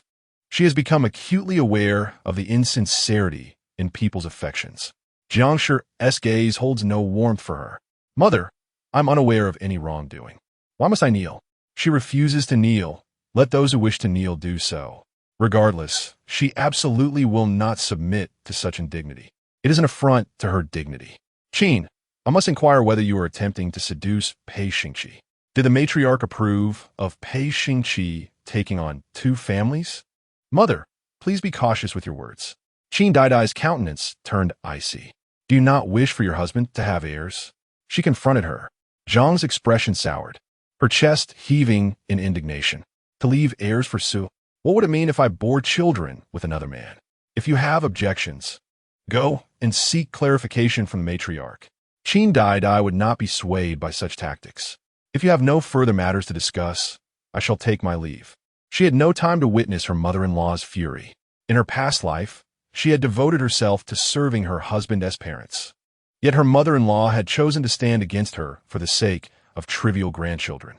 Perhaps, from the very beginning, she had never truly regarded her as a daughter. The heart she had in her previous life would have been better spent on wild dogs than on the Pei family. Such audacity from Qin. Seeing Qin Daidai truly depart, Jiang Lianxin's hands trembled with rage. Do not let anger consume you, my lady. It is not worth jeopardizing your health. Consider the future and do not engage in conflict with the young mistress, the nurse advised. Do you not still desire the land deed for the workshop in the young mistress's possession? If you alienate her, you shall gain nothing. With this reminder, Zhang's anger dissipated. Indeed, the Qin family was a royal merchant, and the only daughter's marriage came with a generous dowry that she had long coveted. If not for those possessions, she would never have regarded Qin Daidai favorably. In her eyes, her son was too good for a merchant's daughter. Only a princess would be worthy of her valiant son. Had her son lived, he would surely have become the divine warrior of northern Qi, revered by all. Alas, her son had. As Jiang pondered this, a fleeting pain crossed her eyes. It must be that wretched Qin. Was she a husband killer? Jiang loathed Qin Daidai intensely. Now, it seemed Qin Daidai wished to stray even further. Yet, she found herself powerless to intervene. The matriarch remained, her mother-in-law, and ultimately, the Pei household would heed her words. She cursed that old crone to meet her end soon. On the journey back with Qin Daidai, Guyu's gaze was fixated upon her mistress. This was the first time she had witnessed such a transformation in her. Wasn't the young mistress exceedingly filial towards the matriarch? How could she change so drastically this time? It appeared that Qin Daidai had indeed undergone significant changes. Aware of the scrutiny upon her, Qin Daidai chose to disregard it. Upon returning, she immediately seized a book and delved into its pages, eager to absorb more alluring experiences. That day, she was exceptionally diligent, reading from dawn until dusk, even foregoing her afternoon respite. Mistress, you ought to take a break, Guyu suggested as night fell and she entered to light the lamp. Noticing her mistress engrossed in the reading, fearful of straining her eyes, she hastily urged her. I am quite well. This book is captivating, and I cannot bear to put it down, Qin Daidai replied, absorbed in the narrative. It is time for you to have your evening meal, Guyu reminded her. Perhaps it was the disturbances caused by Guyu that unsettled her spirit, prompting the young lady to finally set aside her book. Has night fallen? It was only then that she realized the darkness had enveloped the sky. Guyu, we must hurry. She had pressing matters to attend to. Where is the young lady headed? Guyu could only hasten her steps to follow. What is the young lady planning to do? Observing the direction in which her mistress was headed, it appeared she intended to leave the estate. It is quite late. Why does the young lady still wish to venture out? We shall not leave the estate. Qin Daidai shook her head. I am await for someone here. Guyu, perplexed, inquired as to whom her mistress was expecting. It wasn't too long before the realization dawned upon her. Could it be that the young lady is waiting for the eldest son? Soon enough, Guyu received her answer. At the stroke of the hour, a carriage came to a halt at the estate's entrance. Before Guyu could fully comprehend the situation, her mistress had lifted her skirts and hurriedly advanced. Pai Long. Indeed, the person the young lady awaited was none other than the eldest son. Author's note: Mother Jiang has never been a good person. Chapter 9. She must abandon the notion of having his children as Qin Daidai approached. Pei Xingqi remained in a state of feigned slumber within the carriage. Once the carriage came to a halt, Yushi instinctively barred her way. Madam Second Young, he asserted, I cannot allow you to disturb the master. Is Pei Lang in the carriage? I seek him. For a matter of importance. Blocked from proceeding, Qin Daidai could only retreat a couple of steps, feigning modesty. The sound from outside the carriage were quite pronounced, and within the dim interior, Pei Xingqi furrowed his brow upon hearing her voice, eventually opening his eyes. She seeks him for a matter? What matter? What did we share? Any connection? Why does she come to seek him? Just as Yushi was at a loss. A slender, pale hand parted the carriage curtain. Pei Xingqi emerged, clad in dark garments with his hair elegantly tied up. He possessed a tall stature, exuding an overwhelming presence as he stood by the carriage. Qin Daidai gazed up at him, her delicate neck arched, her round eyes glimmering with moonlight. Pei Lang has returned? Her voice was sweet, her lips curved in a smile, and she quickly stepped aside to create a path for him. Yet, Pei Xingqi did not spare her a glance. Instead, he strode directly into the estate. Hastening to follow, Qin Daidai called out, Has Pei Lang already dined? If not, would you care to move to the warm pavilion for supper? The warm pavilion was, in fact, her courtyard. Upon hearing her words, Pei Xingqi finally paused. Believing he awaited her, her smile broadened. Pei Lang, the warm pavilion is this way. She gestured for him to follow. Unbeknownst to her, a fleeting glimpse of irritation and murderous intent crossed his dark eyes. His brow furrowed, and his clenched hand hidden beneath his sleeve betrayed his agitation. This woman, so brazenly inviting him to her courtyard, had she truly forgotten her station? A flicker of disdain coursed through Pei Xingqi's mind as he turned away, refusing to meet her gaze. After a moment, he resumed his forward march. Before departing, he thought she must not persist in her foolishness. Should she dare to continue following him, he would take her life. Qin Daidai noticed he was not heading toward the warm pavilion and hastily continued in pursuit. Stories often depict women pursuing men, separated by a veil, and with unwavering determination. Success is always attainable. Qin Daidai was confident in her allure, with a delicate figure and fair complexion. Who could resist her charm? Is Pei Lang going to visit the ancestor? Then I shall accompany him. Sensing her encroaching proximity, Pei Xingqi's expression grew even colder. Was she truly so foolish as to misread his demeanor? Leave, he commanded. He had never shown any tenderness toward women, least of all toward her. Qin Daidai was taken aback. He is so fierce. A flicker of fear crossed her mind. As a delicate girl, she too could feel trepidation. Noticing her sudden fright, Pei Xingqi's countenance softened slightly. At least you know fear. Keep your distance. In the future, if you see me, it would be best to steer clear. Qin Daidai ought to relinquish her desire to bear his children. He would never entertain any connection with her. Let us set aside his disinterest in the pleasures of the bed for the moment. It is essential to note that she is the wife of Pei Xingce, which renders any admiration from him utterly implausible. He harbors a profound disdain for all members of the Pei family, save for his venerable ancestor, a sentiment that shall remain unaltered. The notion of associating with Pei Xingce's woman repulses him. He finds it beneath his dignity. However, what Pei Xingqi did not anticipate was that Qin Daidai would soon pursue him once more. This time, her audacity knew no bounds as she clasped his arm. Pei Lang, what is this blood? She inquired, her tone filled with concern as she gazed at the crimson stain upon his wrist. Are you injured? Panic etched across her brow. Initially, Pei Xingqi was taken aback, and by the time he regained his composure, he nearly flung her aside. He had never envisioned that she would dare to embrace his arms so boldly, and thus, in this instance, she had succeeded. This marked the first occasion a woman had held him in such a manner. A wave of nausea surged from his chest, and he felt an unsettling tension coursing through his body. The spring breeze wafted gently as they stood facing one another. The air around Pei Xingqi grew increasingly oppressive, and his fingers curled tightly around the dagger concealed within his sleeve. How infuriating! If she had forgotten her place, he would be more than willing to remind her. In an instant, Pei Xingqi's temper flared, and with a subtle movement of his fingers, Qin Daidai found herself rendered immobile. As she opened her mouth to speak, she realized that even words eluded her. A creeping sense of fear enveloped her as she gazed at Pei Xingqi, only to discover his expression darkened. He had drawn forth the dagger. Was he contemplating her demise? Fortunately, Pei Xingqi refrained from taking her life. Yet as he departed, he left her bound in her current state. What now? She could not possibly remain here for an entire night. Miss, what should we do? Guyu inquired anxiously. In this entire household, aside from the eldest son of the Pei family, she could think of no one capable of releasing her from this predicament. Regret coursed through Qin Daidai. Her impulsiveness today had proven foolish. Having perused a book of romantic tales, she had mistakenly believed her flirtation skills to be unparalleled. Little did she know how naive she truly was. I shall seek the matriarch, she declared. Perhaps only the matriarch could rescue her now.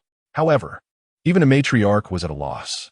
The whereabouts of the eldest son were unknown, leaving the matriarch unable to assist. This situation had indeed spiraled into catastrophe. As the night air turned chilly, Qin Daidai's face paled in the cold. To make matters worse, spring rains began to fall, initially a light drizzle. It soon escalated into a downpour. Guyu could only drape additional garments over her and hold an umbrella to shield her from the rain. This night was nothing short of calamitous, extinguishing the spark of flirtation within Qin Daidai. Curiosity took root within her. What was it about Wang Yuyin that could compel Pei Xingqi to bow before her?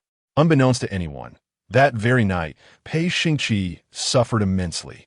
The entire Pei household believed him absent, yet he had taken refuge within a hollow at the base of a rock formation. Even the lurking serpent had no inkling of its master's whereabouts. The man leaned against the stone wall, his arms wrapped around his knees, trembling uncontrollably. In the dimly lit cave, some weeds lingered, rendering the space far from pristine.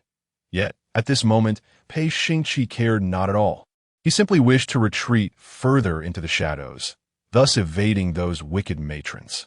Immersed in the tormenting memories of his past, he recalled when he was merely 3 years old, having returned to the Pei residence from the monastery.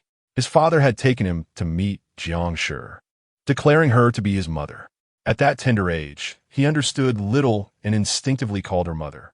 However, he later learned from the servants tending to him that Jiangshi was not his biological mother, but rather a stepmother.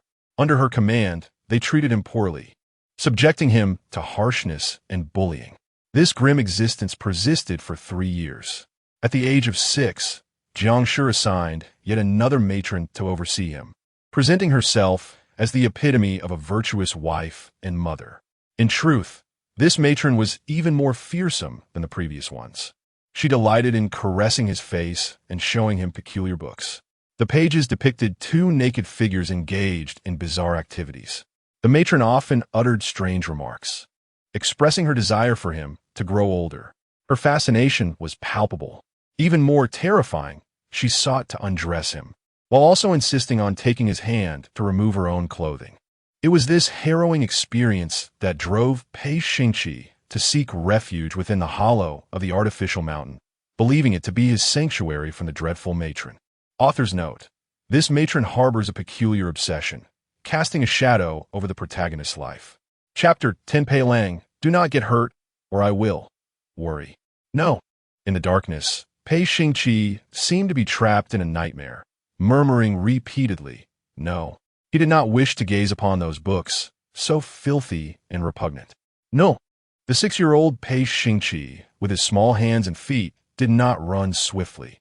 In his panic, he stumbled after only a few steps. He did not want to return, nor did he wish to see that old nurse. He wanted to hide here indefinitely, refusing to step outside. The mere thought of being touched by the nurse made him feel nauseous. Another wave of sickness surged in his throat, and in the darkness he began to retch. Despite the passage of many years, he still vividly recalled the sensation of being touched by that wicked nurse. Utterly revolting.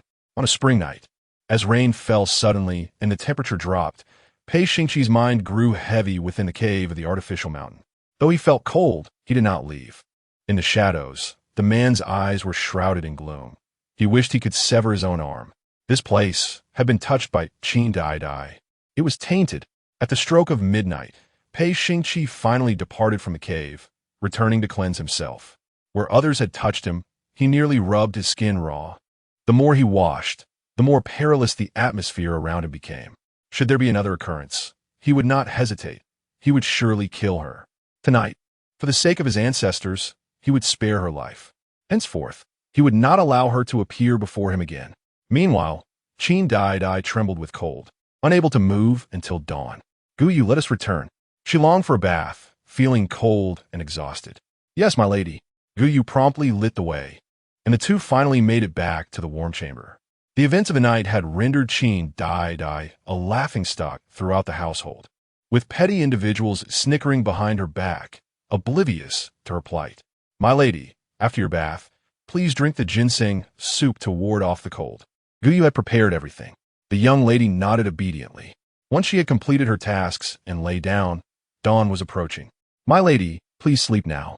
Guyu ceased to disturb her, extinguishing the candlelight before stepping outside. Before long, Qin Daidai fell into a deep slumber, too weary to think of Pei Xingqi. Guyu, having endured nearly half the night, still dared not sleep. She needed to monitor her lady's condition, fearing she might catch a chill. Thankfully, as dawn broke, her lady had not developed a fever, allowing Guyu to finally breathe easy. Qin Daidai slept soundly until midday. Upon waking, she felt utterly drained, particularly her legs, which ached dreadfully. My lady, are you awake? Guyu had already prepared a meal. Qin Daidai, as complexion was poor as she rubbed her calves, realizing she had no strength to rise.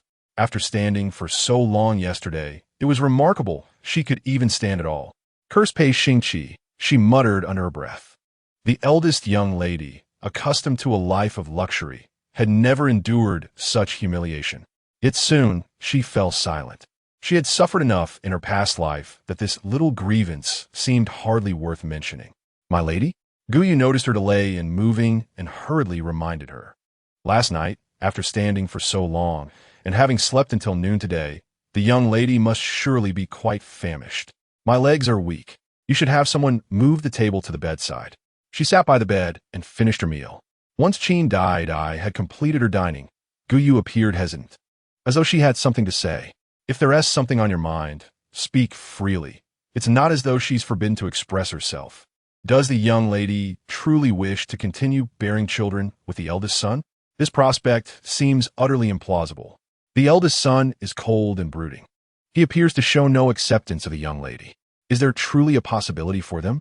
Indeed, when Qin Daidai stood under the rain last night, she did contemplate giving up. However, the humiliation she endured in her previous life fortified her resolve. She was determined to pluck the elusive flower that is Pei Xingqi. She yearned for the safety and wellness of her father and brothers throughout their lives. But what if the young lady were to encounter danger? Last night, it seemed as though the eldest son wanted to harm her. As long as she remains alive, that suffices. Last night, she too feared that Pei Xingqi might kill her. Yet, she emerged unscathed. Whatever the reason for his restraint, it signifies that he would not bring about her demise. This thought brought her considerable comfort. The hidden dangers surrounding her father and brothers were beyond her knowledge. Thus, she could only strive in her dealings with Pei Xingqi. Guyu realized she could not dissuade the young lady any longer. She merely hoped that the letters from the master and the young master would arrive soon. The young lady had even taken the initiative to send a letter to Yuzhou. Surely, their anger must have subsided by now, for they cherished the young lady above all else. In the afternoon, Qin Daidai continued to recline in bed, intending to allow her legs some much-needed rest. She passed the time reading stories while sipping fruit tea, finding it quite pleasurable. As evening approached, Guyu could not help but inquire, Will the young lady still wait for the eldest son today? Surely not. Going again would be futile. Yes, I must go. One cannot abandon their endeavors midway. After a day of recuperation, her legs felt considerably better, albeit still somewhat sore. Fortunately, moving slowly would pose no issue. Guyu was anxious that the young lady might once again provoke the eldest son. Her concern was palpable. However, she later exhaled in relief. Pei Xingqi had not returned until night had fully fallen. Young lady, it seems the eldest son will not be returning. He may be preoccupied with official duties, perhaps resting at the Dali court. Let us wait a little longer. Qin Daidai furrowed her brow. Surely, Pei Xingqi had no knowledge that she awaited him at the entrance? Could it be that he was intentionally avoiding her by not returning? As the hour of Su approached, she ultimately retreated to her own courtyard. Well, if I cannot see him today, then so be it. Unbeknownst to her, her actions had already reached the ears of the matriarch, who felt a pang of heartache. Her Daidai was so considerate that it was painful to behold. In her eagerness to secure a future for Xingce, she was so fervently attempting to connect with Xingqi. The matriarch resolved to assist this child. Pei Xingqi returned to the manor close to the hour of Z, his hands stained with unremovable blood, and his eyes filled with the specter of violence. Master, the second young mistress was once again waiting at the gate this evening. The serpent-like messenger reported. Noticing his master pause momentarily, Pei Xingqi furrowed his brow, his fingertips instinctively brushing against the dagger nestled in his bosom. It seemed that this dagger would soon quench its thirst for fresh blood once more. A bloodthirsty smirk tugged at the corners of the man's lips. If thoughts could kill, Qin Daidai would have perished 1,000 times over. After his bath, Pei Xingqi retreated to his study. Once again, it was to be a sleepless night for him. It had been ages since he had enjoyed a full night's sleep. Even when lying in bed, slumber eluded him. Thus, it was better not to squander his time. In the ensuing days, Qin Daidai devised various ways to remain close to her esteemed ancestor, hoping that when Pei Xingqi came to pay his respects, he would catch sight of her. Even if they could not converse, she longed for him to see her often. Surely, if he gazed upon her beauty long enough, he would be captivated. She was, after all, such a superficial person. However, what she did not anticipate was that from that day forward, Pei Xingqi ceased to visit Qin Daidai. Her ancestor, observing the stagnant interaction between the two, felt a twinge of urgency and soon conceived a brilliant plan.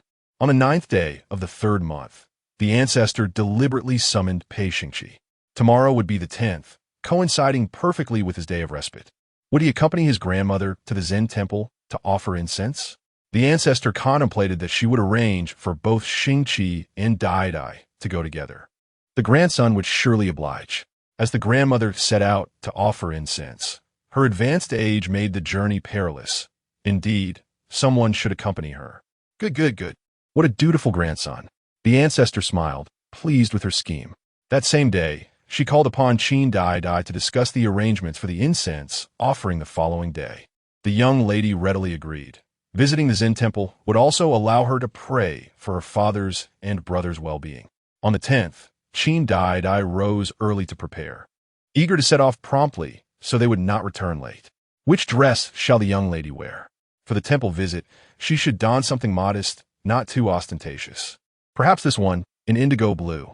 When she finished changing, Guyu stood frozen in place, awestruck by the young lady's breathtaking beauty. Let's depart. As Qin Daidai stepped outside, she spotted Pei Xingqi mounted upon his horse. Pailong. It was a pity that she had not exchanged a few words with him in recent days. Today, with a rare opportunity at hand, she was determined to speak with him. However, upon seeing Qin Daidai, Pei Xingqi's brow furrowed tightly once again. How audacious of her to appear before him yet again. The man instinctively tightened his grip on the reins, suddenly realizing that he had likely fallen prey to his ancestor's cunning.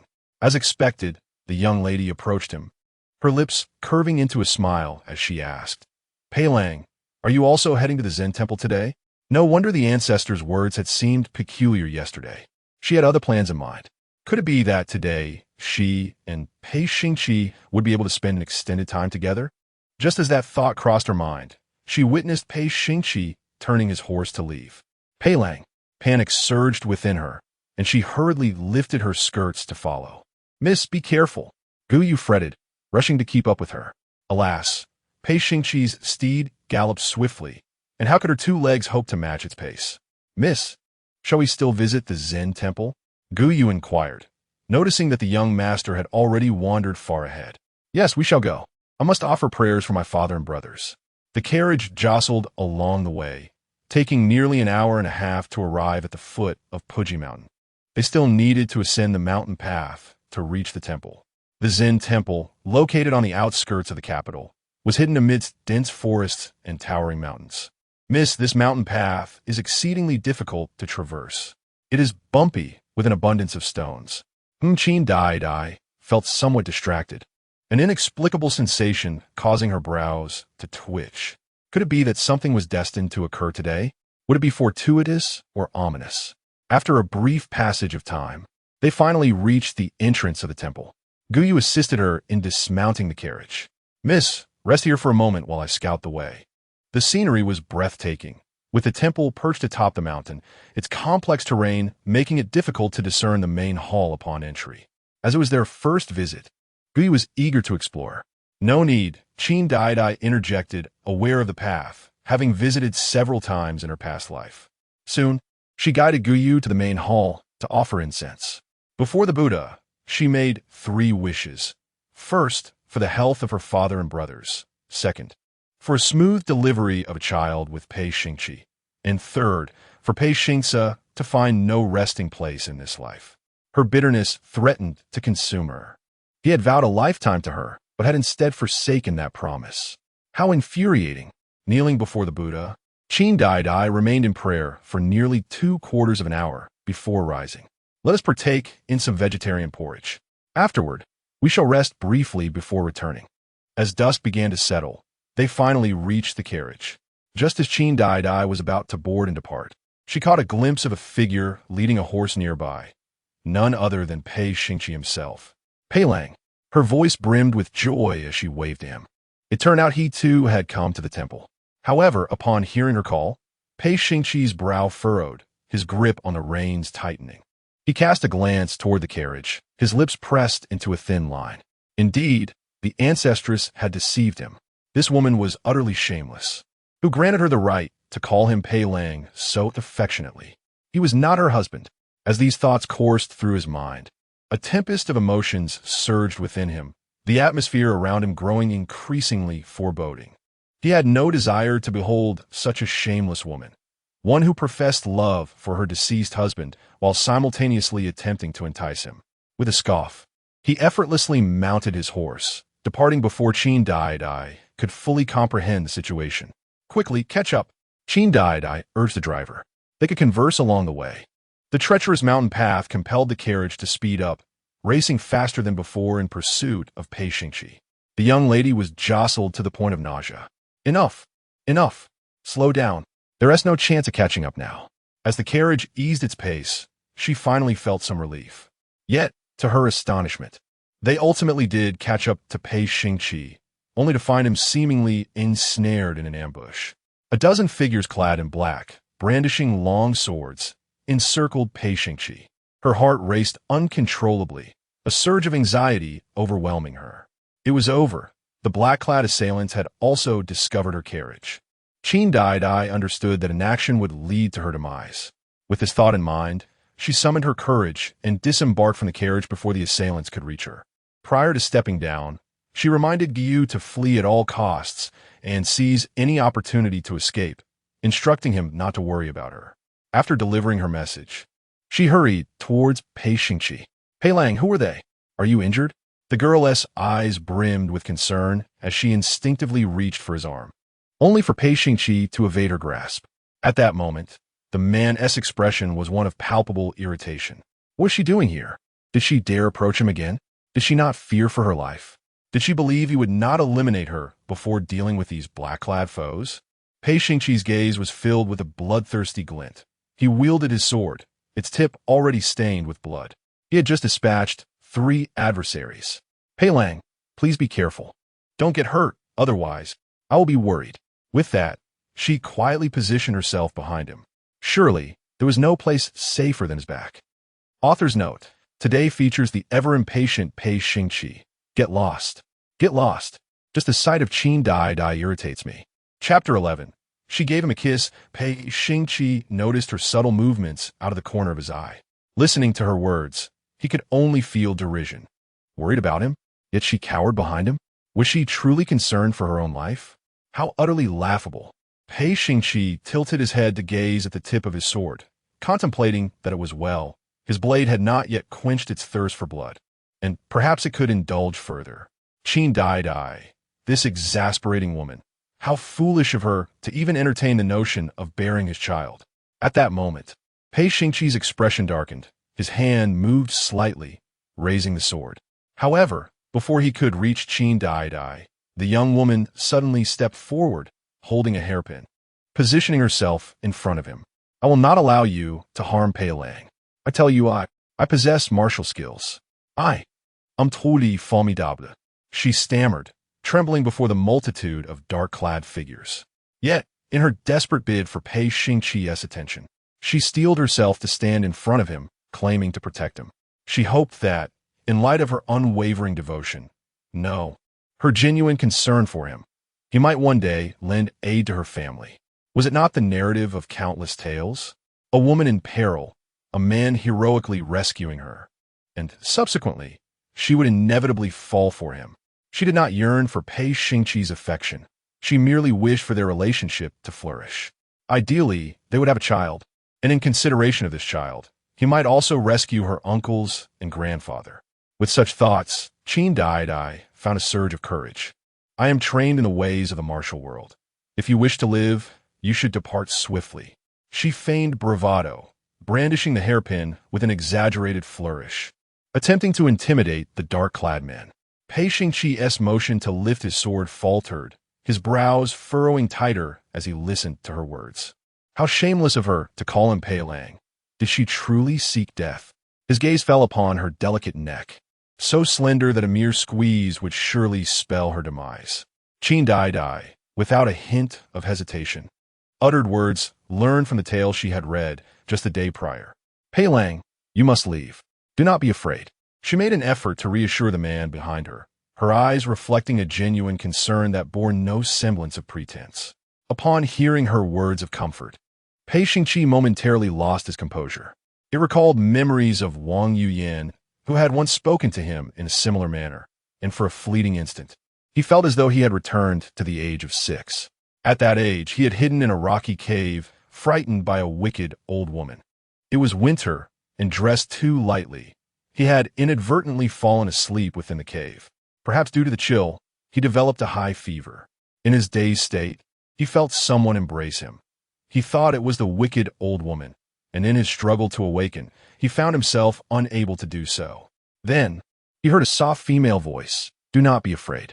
Those 2 words reassured him that she was not the wicked old woman, allowing him to surrender to sleep with peace.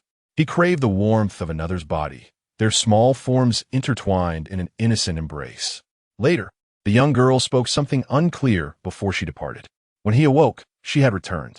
Eventually, he learned her name was Wang Yuyan.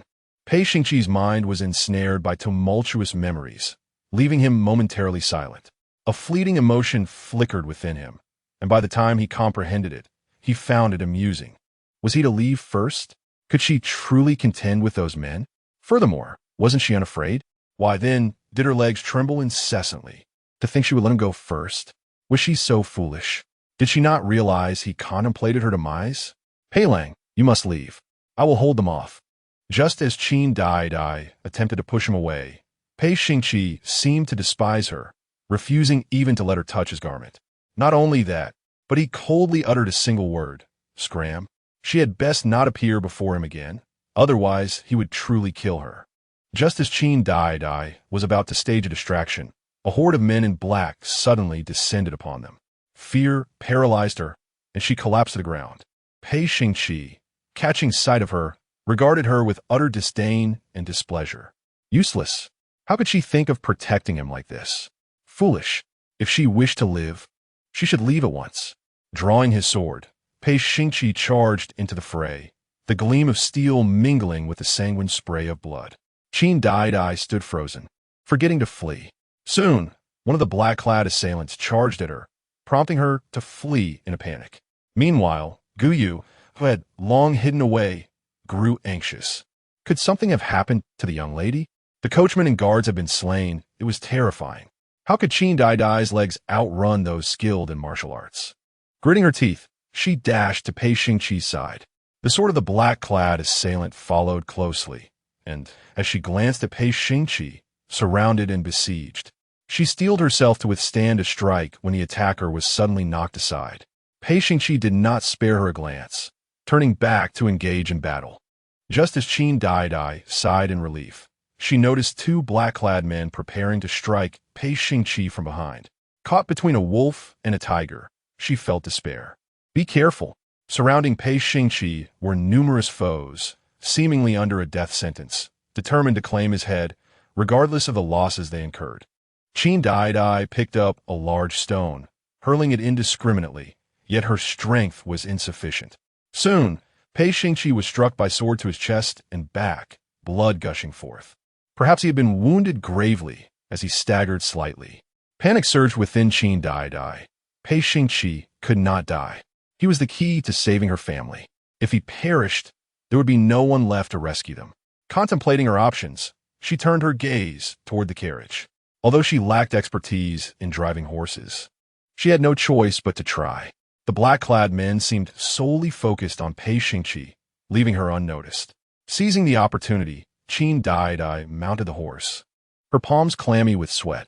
She could not falter. She understood that today presented her best chance to win Pei Xingce's favor. If she saved him, he would surely soften toward her in the future, making the prospect of bearing his child all the more attainable. Pailong. She rode forth, her brows furrowed, and with a fierce shout, the carriage surged into motion. The speed of the carriage was swift, and she soon plunged into the battlefield. Pailong, get on the carriage. Quickly, she glanced at the man whose neck and face were smeared with blood, a flicker of fear igniting within her. So much blood, in this state. He appeared even more ferocious. Yet, Pei Xingce seemed oblivious, continuing his fierce combat as one black-clad adversary after another fell before him.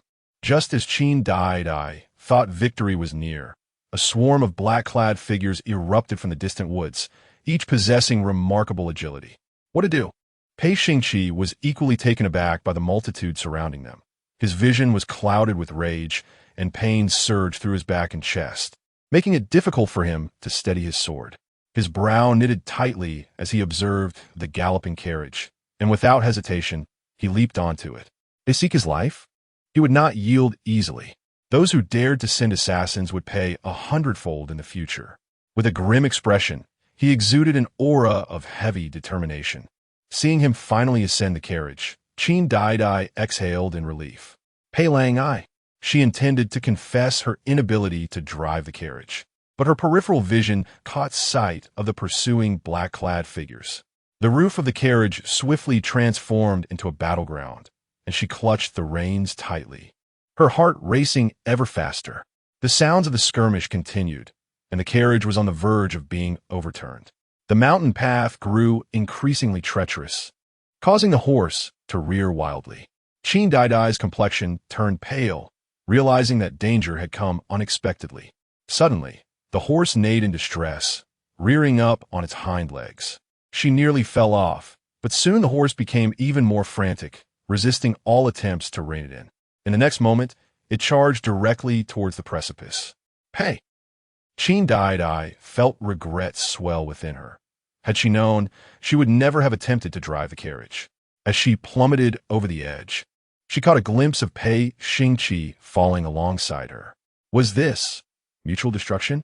After having fought so hard for a second chance at life, was she truly to perish like this? A sense of unwillingness enveloped her as she succumbed to unconsciousness. Under the sparse moonlight, Qin Daidai awakened, momentarily disoriented. Where was she? Was this the underworld? Beneath the dim glow of candlelight, the young woman found herself lost in thought. Surely, she must have truly perished this time? As she lingered in her reverie, the door creaked open, and a girl dressed in simple farmer's attire entered. Although her garments were plain, they were clean. "You are awake?" Lin Su said, holding a bowl of ginseng soup. "Drink it while it's warm." Although it is spring, the chill still lingers in the air, unlike the summer warmth. The girl had fallen into the water and should drink some ginseng soup to ward off the cold, lest she suffer lingering ailments. "Am I not dead?" Qin Daidai uttered a foolish question, having assumed her demise. The girl chuckled lightly. Lin Su shook her head. "If you were dead, what would that make me? Am I a ghost?" Suddenly, Qin Daidai recalled Pei Xingqi. What of him? Had he been rescued? Lin Su seemed to anticipate her inquiry, speaking first. "In the next room, there is a young gentleman who is gravely injured. Do you know him? Were you both caught in the same calamity?" Qin Daidai nodded in understanding. "May I take a look?" She felt the need to ascertain the situation, worried that Lin Su might be rescuing those in black. "Finish your soup first," someone advised. Qin Daidai obediently drank it down before hastily making her way to the adjacent room. Once she confirmed it was indeed Pei Xingqi, she felt a wave of relief wash over her. "How is he? Are his injuries serious?" "His wounds are somewhat grave, yet he is out of danger," came the response. "As for when he will awaken, that remains uncertain. I am grateful for your life-saving assistance." Qin Daidai expressed her gratitude. She patted her clothing, only to realize that it had been changed. "Your clothes were wet, so I took the liberty of changing them," Lin Su explained, shaking her head. She felt joy in being able to help. "My name is Lin Su. May I know yours?" "I am called Daidai," she replied, omitting her surname. "He is Pei Qi." Being outside her familiar surroundings, she felt it prudent to alter their names. Daidai, Lin Su smiled and nodded.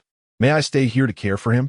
Qin Daidai felt hesitant to leave Pei Xingqi's side in this unfamiliar place, even though he lay in slumber. "Of course," Lin Su replied, stepping out.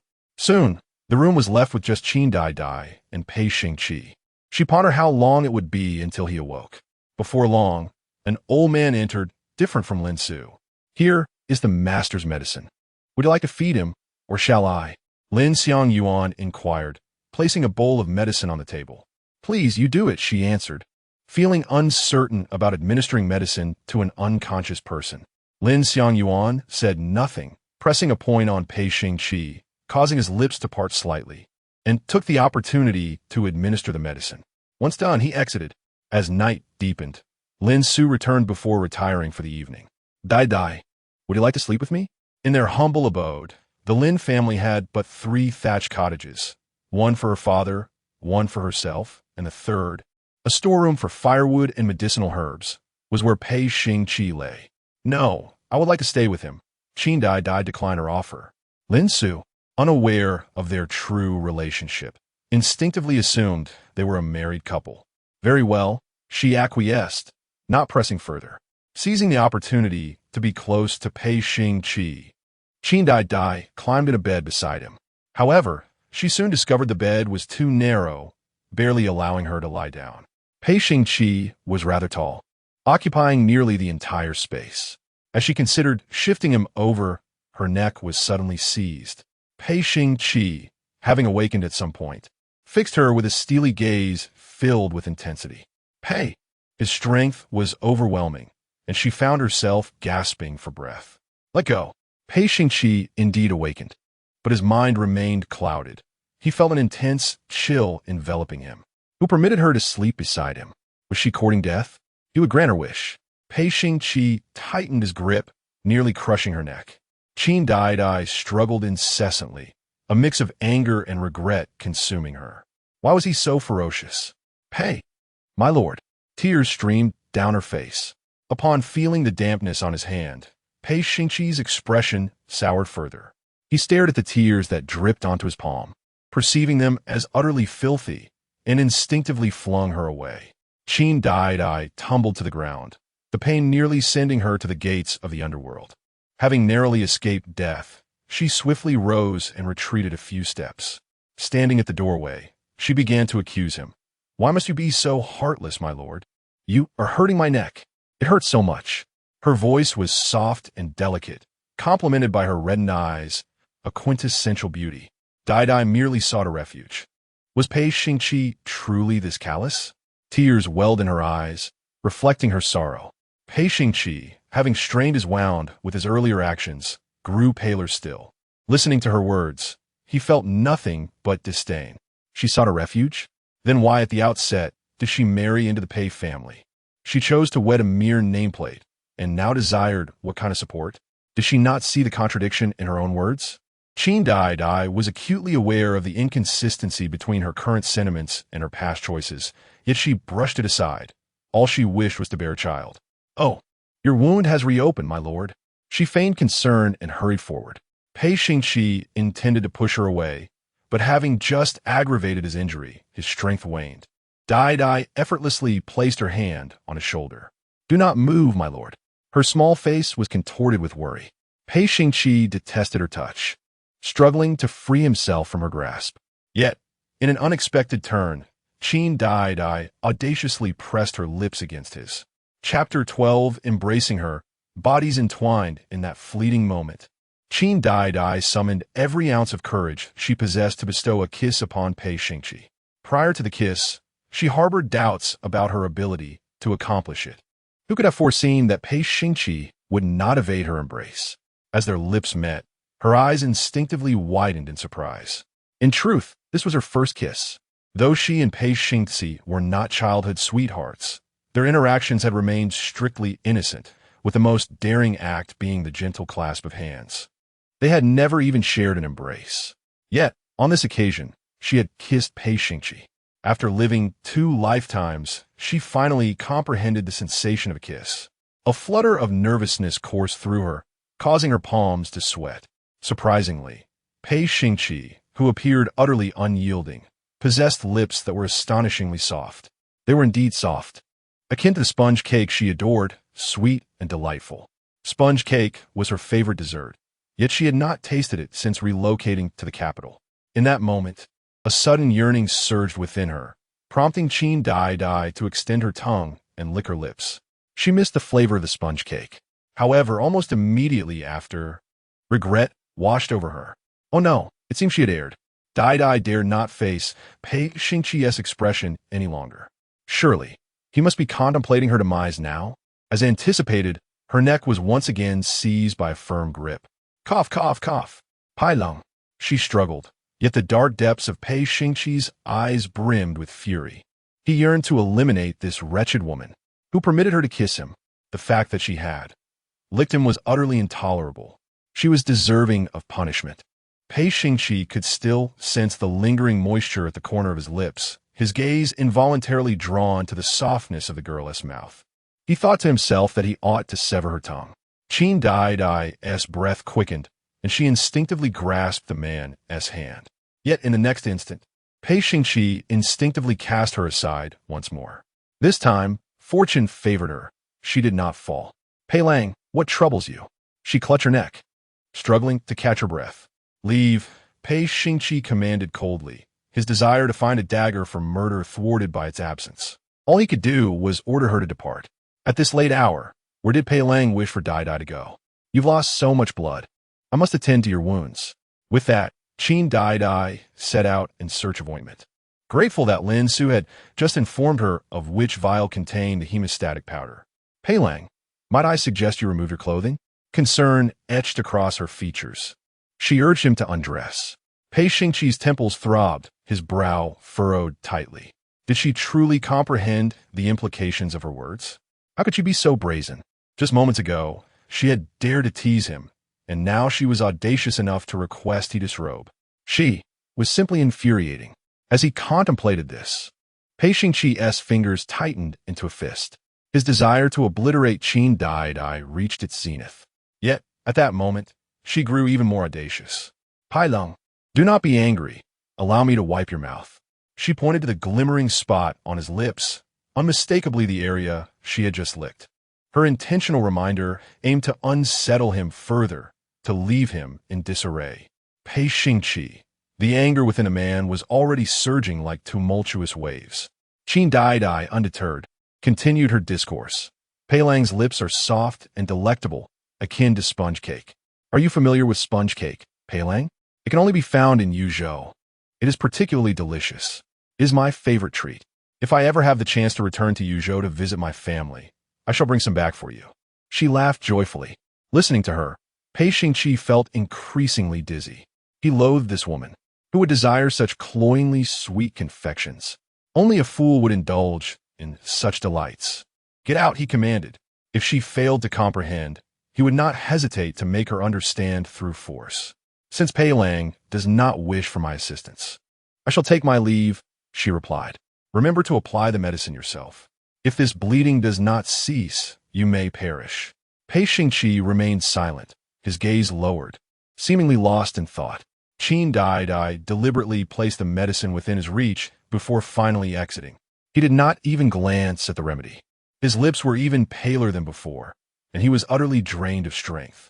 Once he confirmed that Qin Daidai had indeed left, he collapsed onto the bed, shutting his eyes. The pain in his chest tormented him, though his back, merely grazed by a sword, was comparatively better. Not long after Pei Xingqi lay down, he felt enveloped in a haze. He began to tremble, instinctively pulling the tattered quilt closer. It was so cold. Outside, Lin Su and Qin Daidai stood together. "Miss Daidai, what is happening? Has young Master Pei awoken?" Lin Su, roused by their commotion, ventured outside for clarification. "Yes," Qin Daidai replied, feeling a bit embarrassed for waking him. "By the way, Miss Daidai, given young Master Pei's condition, he may experience a fever during the night. Please keep a close watch on him."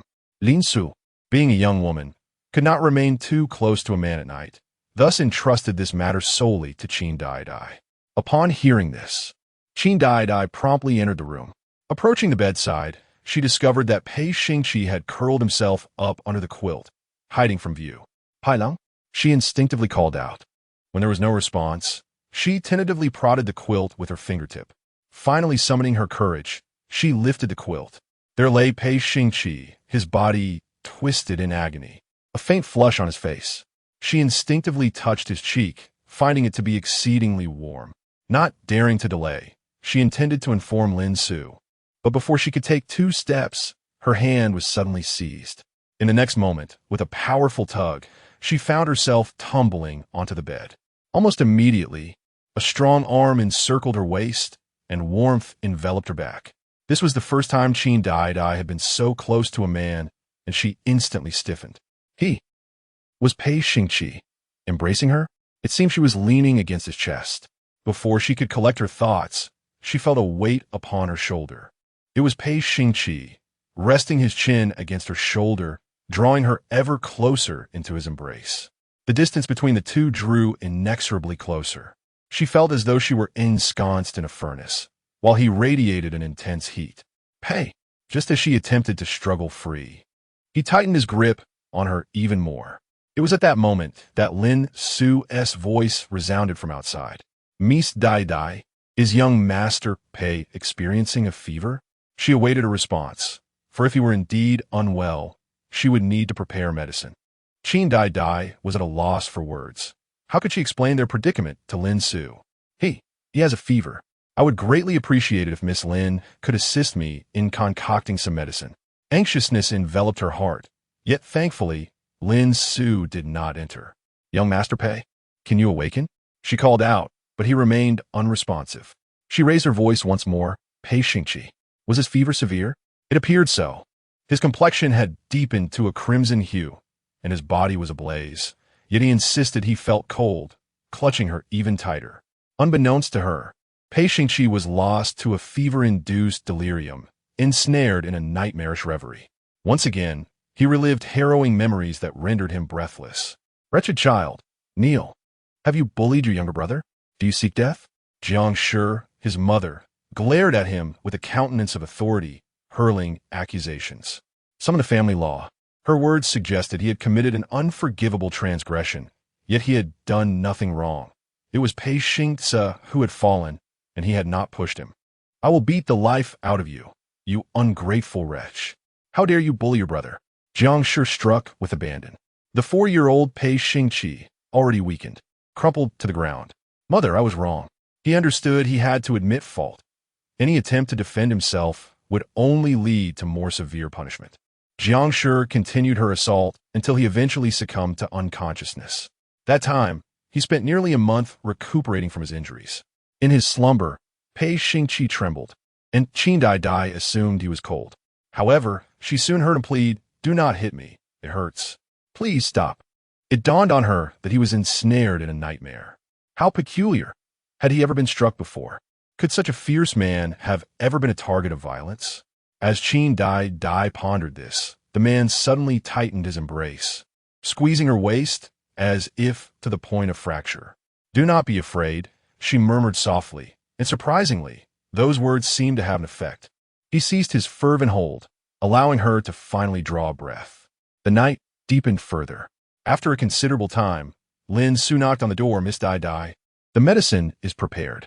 Upon hearing the voice, Qin Daidai felt an urgent wave of anxiety wash over her. She struggled to rise, but it seemed he sensed her intent, his grip tightening once more. Qin Daidai thought to herself, if only he would awaken in such a manner. She would not need to exert such effort to entice him. "I shall open the door now." Qin Daidai exerted all her strength to push the person away. "Miss Daidai, would you care to feed him?" Lin Su inquired. Qin Daidai shook her head. She was incapable of doing so. It was then that Lin Su followed her into the room, deciding it best not to disturb her aging father. However, neither of them anticipated that Pei Xingqi had awakened. "Miss Daidai, I shall take my leave," he stated. Now that he was awake, he should be able to drink on his own. "Thank you, Miss Lin," Qin Daidai replied, daring not to keep her guest longer, and escorted her out. Once the door was closed, she finally shut it behind her. "Get out." Yet, as she turned away, the man coldly uttered these words. "Who permitted her to enter? Does she truly believe I would spare her life? Just because of an ancestor? She thinks I wouldn't kill her? I can dispose of anyone I wish without hesitation." With that thought, Pei Xingqi glanced at the medicine bowl beside him. Shattering it into pieces, a shard could just as easily end her life. How ruthless can Pei Lang be? The girl accused him, her face a picture of grievance. "Just moments ago, when you held me tightly, you weren't like this," she emphasized, laughter dancing in her eyes. Did he not realize what he had just done? No matter. She could remind him. "Pei Lang's arms are so strong. He nearly crushed my waist. It hurts so much." She articulated each word, growing increasingly intimate in her tone. As Pei Xingqi listened, a fleeting thought crossed his mind. So, he hadn't been dreaming? He hadn't been holding a raccoon, but her? The moment the thought arose, the man's fingertips threatened to crush. Impossible. He instinctively denied it. How could he have held her? He was not ill. He must have been mad to embrace her. She was undoubtedly lying. Pei Xingqi's expression darkened, and if looks could kill, Qin Daidai would have perished countless times. She deserved it. Unaware of his tumultuous thoughts, Qin Daidai bravely stepped forward, her eyes filled with concern. "Now that Pei Lang is awake, please drink your medicine. If it cools down, its efficacy will diminish. This is a fever-reducing remedy. Once consumed, Pei Lang will feel better. By the way, do you still feel cold? If you do, I could hold you." Her words ignited a fire in Pei Xingqi's mind, and the atmosphere around him grew even colder. Silence. He had no desire to hear her speak. Pei Lang need not feel embarrassed. "We are, after all, a couple by marriage. Couple. Indistinguishable from one another." Qin Daidai said this with a feigned blush. "Pei Xingqi, I shall kill this shameless woman. Who is her husband? How delusional. Dream on. Leave. If you don't go now, I truly will kill you." Qin Daidai shook her head, refusing to leave. Aside from this place, she had nowhere else to go. "Pei Lang, please drink your medicine. Do not make me worry." She coaxed him gently. Pei Xingqi was infuriated, a throbbing vein on his forehead pulsing incessantly. Why should her concern matter to him? Did he need her care? She would do well to refrain from being so sentimental and, indeed, so unrefined. Why does Pei Lang not drink yet? After a considerable wait, she found the man still unmoving. Unable to contain her curiosity, she questioned aloud. In the next instant, she uttered words that were quite bewildering. Does Pei Lang not wish to drink? Or does he desire to, yet lacks the strength to lift the cup due to the pain of his wounds? "Should I feed you?" As she spoke, she made to approach him, continuing, "Would Pei Lang prefer I feed you with a spoon, or with my mouth?"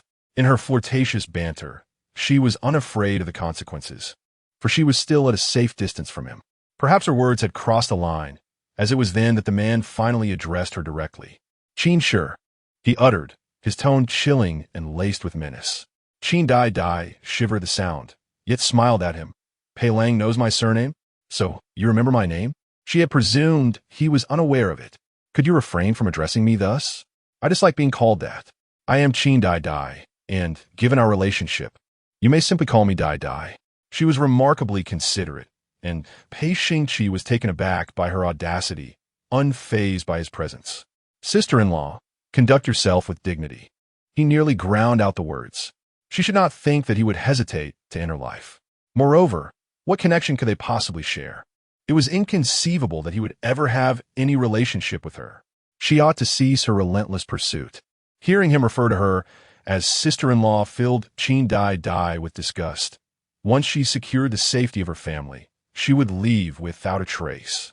Author's note: in the future, Pei Xingqi will think, "My wife is so soft, so fragrant, so delightful." Chapter 13. Burying her head in his embrace, once she ensures the safety of her family, she will depart from the Pei household. She has no desire to be a mere woman of the Pei family, nor does she wish to be the wife of Pei Xingce. "Pai Lung, you may still call me Qin." In comparison to the title of sister-in-law, she much prefers the simplicity of Qin. "Moreover, I am not heavy at all. If Pei Lang doubts this, he may embrace me and see for himself." As she spoke, she opened her arms, awaiting his response. "Pei Xingce." The man's breath faltered. His fingers clenched tightly in frustration. Foolish girl. She ought to have more self-respect. Did she truly misunderstand his intentions? Was she so foolish as to entertain the thought of him holding her? What a delusion. Did she dare to bargain with him? Did she comprehend the gravity of her words? Was she truly so unafraid of death? "Pei Lang, do take your medicine." She smiled sweetly, her eyes brimming with tenderness. "Leave," he replied once more, his patience wearing thin. If she did not wish to meet her demise, she should depart. Pei Xingce's garments were soaked in blood, heavy and damp, and he felt utterly drained, discomfort enveloping him. Qin Daidai had not yet left, and he could scarcely muster the energy to care. His head felt leaden. He had little strength to manage the situation. She would do well to remain invisible, or else he would surely enter life. With such thoughts, he lay down once more. Qin Daidai observed him recline, falling into silence for a while. Eventually, the figure upon the bed remained still, devoid of any further movement. "Pai Lung." As she approached with the medicine in hand, she discovered he had firmly closed his eyes, likely unconscious. "What the medicine, then?" A flicker of concern crossed her gaze, but it was swiftly replaced by indifference. In her past life, when she perished, Pei Xingce had ascended to the throne. His fortune was immense. How could he possibly die now? With this in mind, she set the medicine down. If he would not drink, so be it. He could endure the consequences. She was weary and wished to ignore him. As she pondered how to sleep, the sound of gentle rain began to patter outside. Initially soft, it soon grew into a torrential downpour. This unexpected spring rain chilled the air, prompting Qin Daidai to climb onto the bed. After all, this was not Pei Xingce's territory. She had no reason to fear him. Once she lay down, her heart finally settled, realizing she had not been cast out. It seemed Pei Xingce was gravely injured. The bed was too small, forcing the young woman to curl up in the corner against the wall. Feeling a chill, she unconsciously leaned closer to Pei Xingce. Yet, he remained motionless. Could it truly be that he had lost too much blood? Furrowing her brow, Qin Daidai contemplated her next move. She resolved to fetch some coagulant powder to tend to his wounds. Pei Xingce was clad in coarse garments, likely those of Lin Su's father, appearing somewhat outdated, yet his visage was striking. "Pei Xingce, this time I shall save you. You must repay me by ensuring the safety of my family in the future," she murmured, and finally began to unfasten his outer garment, revealing his broad shoulders. Beneath, his chest was marred with bloodstains, a sight both alarming and sorrowful. Qin Daidai gently lifted a corner of the gauze and poured medicine onto his wound. The potency of the medicine stirred a faint reaction from the sleeping man, causing him to furrow his brow. Fearing he might grasp her throat in the afterlife, she instinctively recoiled. Fortunately, He remained oblivious to her presence. She let out a sigh of relief. In the latter half of the night, Qin Daidai reclined once more and soon succumbed to exhaustion. In the enveloping darkness, their bodies gradually entwined, as if they had found solace in one another. Pei Xingqi dreamed a dream that was neither particularly pleasant nor entirely distressing.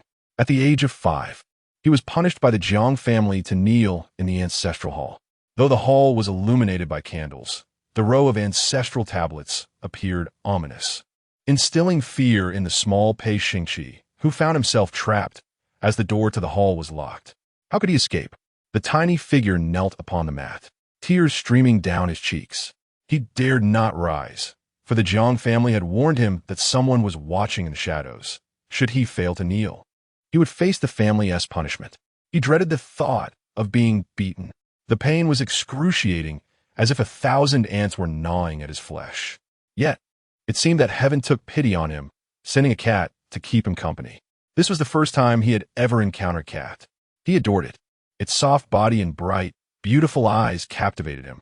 Most importantly, it nuzzled against him and nestled in his embrace. Did it also harbor affection for him?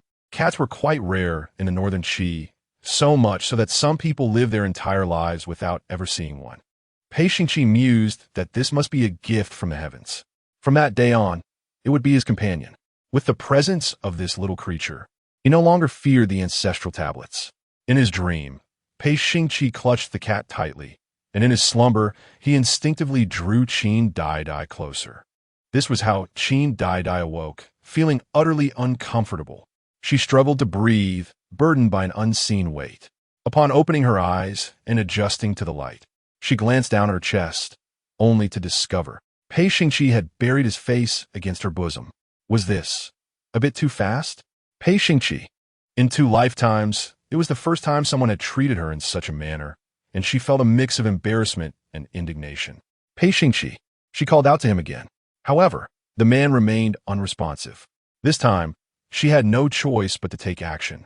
She intended to gently push his head away. Yet, still lost in his dream, Pei Xingqi held her down, rubbing his head against her heart. Qin Daidai felt utterly disconcerted, her entire being tensed, her fingers clenching and unclenching. What was he doing? To her astonishment, Pei Xingqi went even further. He kissed her hand. Had he lost his mind? Was he in a delirium? The sensation of his touch lingered on her fingertips, causing her heart to race. Just as she became lost in her thoughts, Pei Xingqi suddenly awoke. The man's gloomy eyes fixed intently upon her, sending a chill down her spine. Why was he waking up now? Qin Daidai felt a surge of anxiety. Nevertheless, she was not afraid of him. This time, it was he who had wronged her. Pei Lang had finally awakened. How did he feel? Was he any better? She instinctively expressed her concern.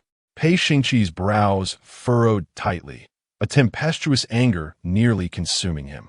How dare she come so close to him again? Pei Xingqi suppressed his frown.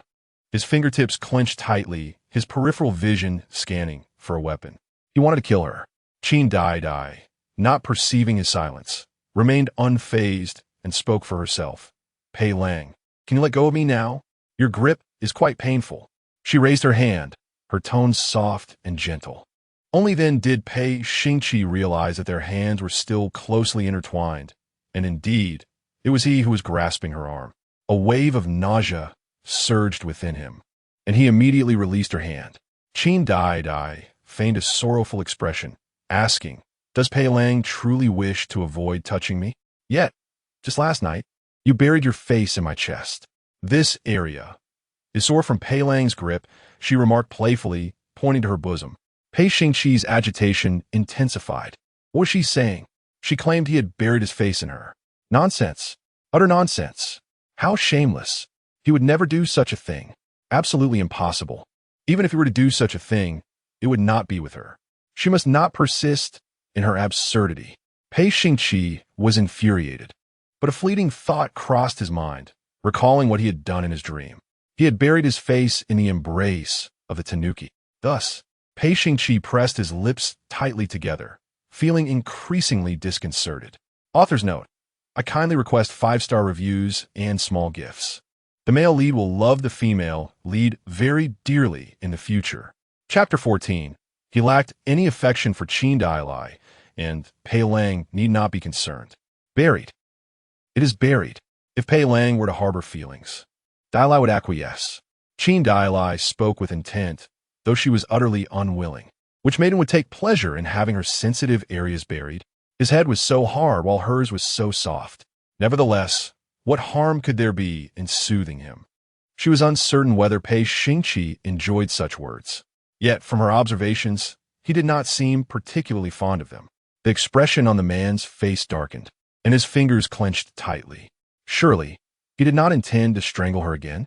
Instinctively, Qin Daidai wished to flee, but her legs felt weak, rendering her unable to escape. Pei Lang, what Dailai says is true. We are indeed husband and wife. You may do as you please. I only ask that you protect me in the days to come. With my husband deceased, you are all I have left. She continued to placate him. Her head bowed low.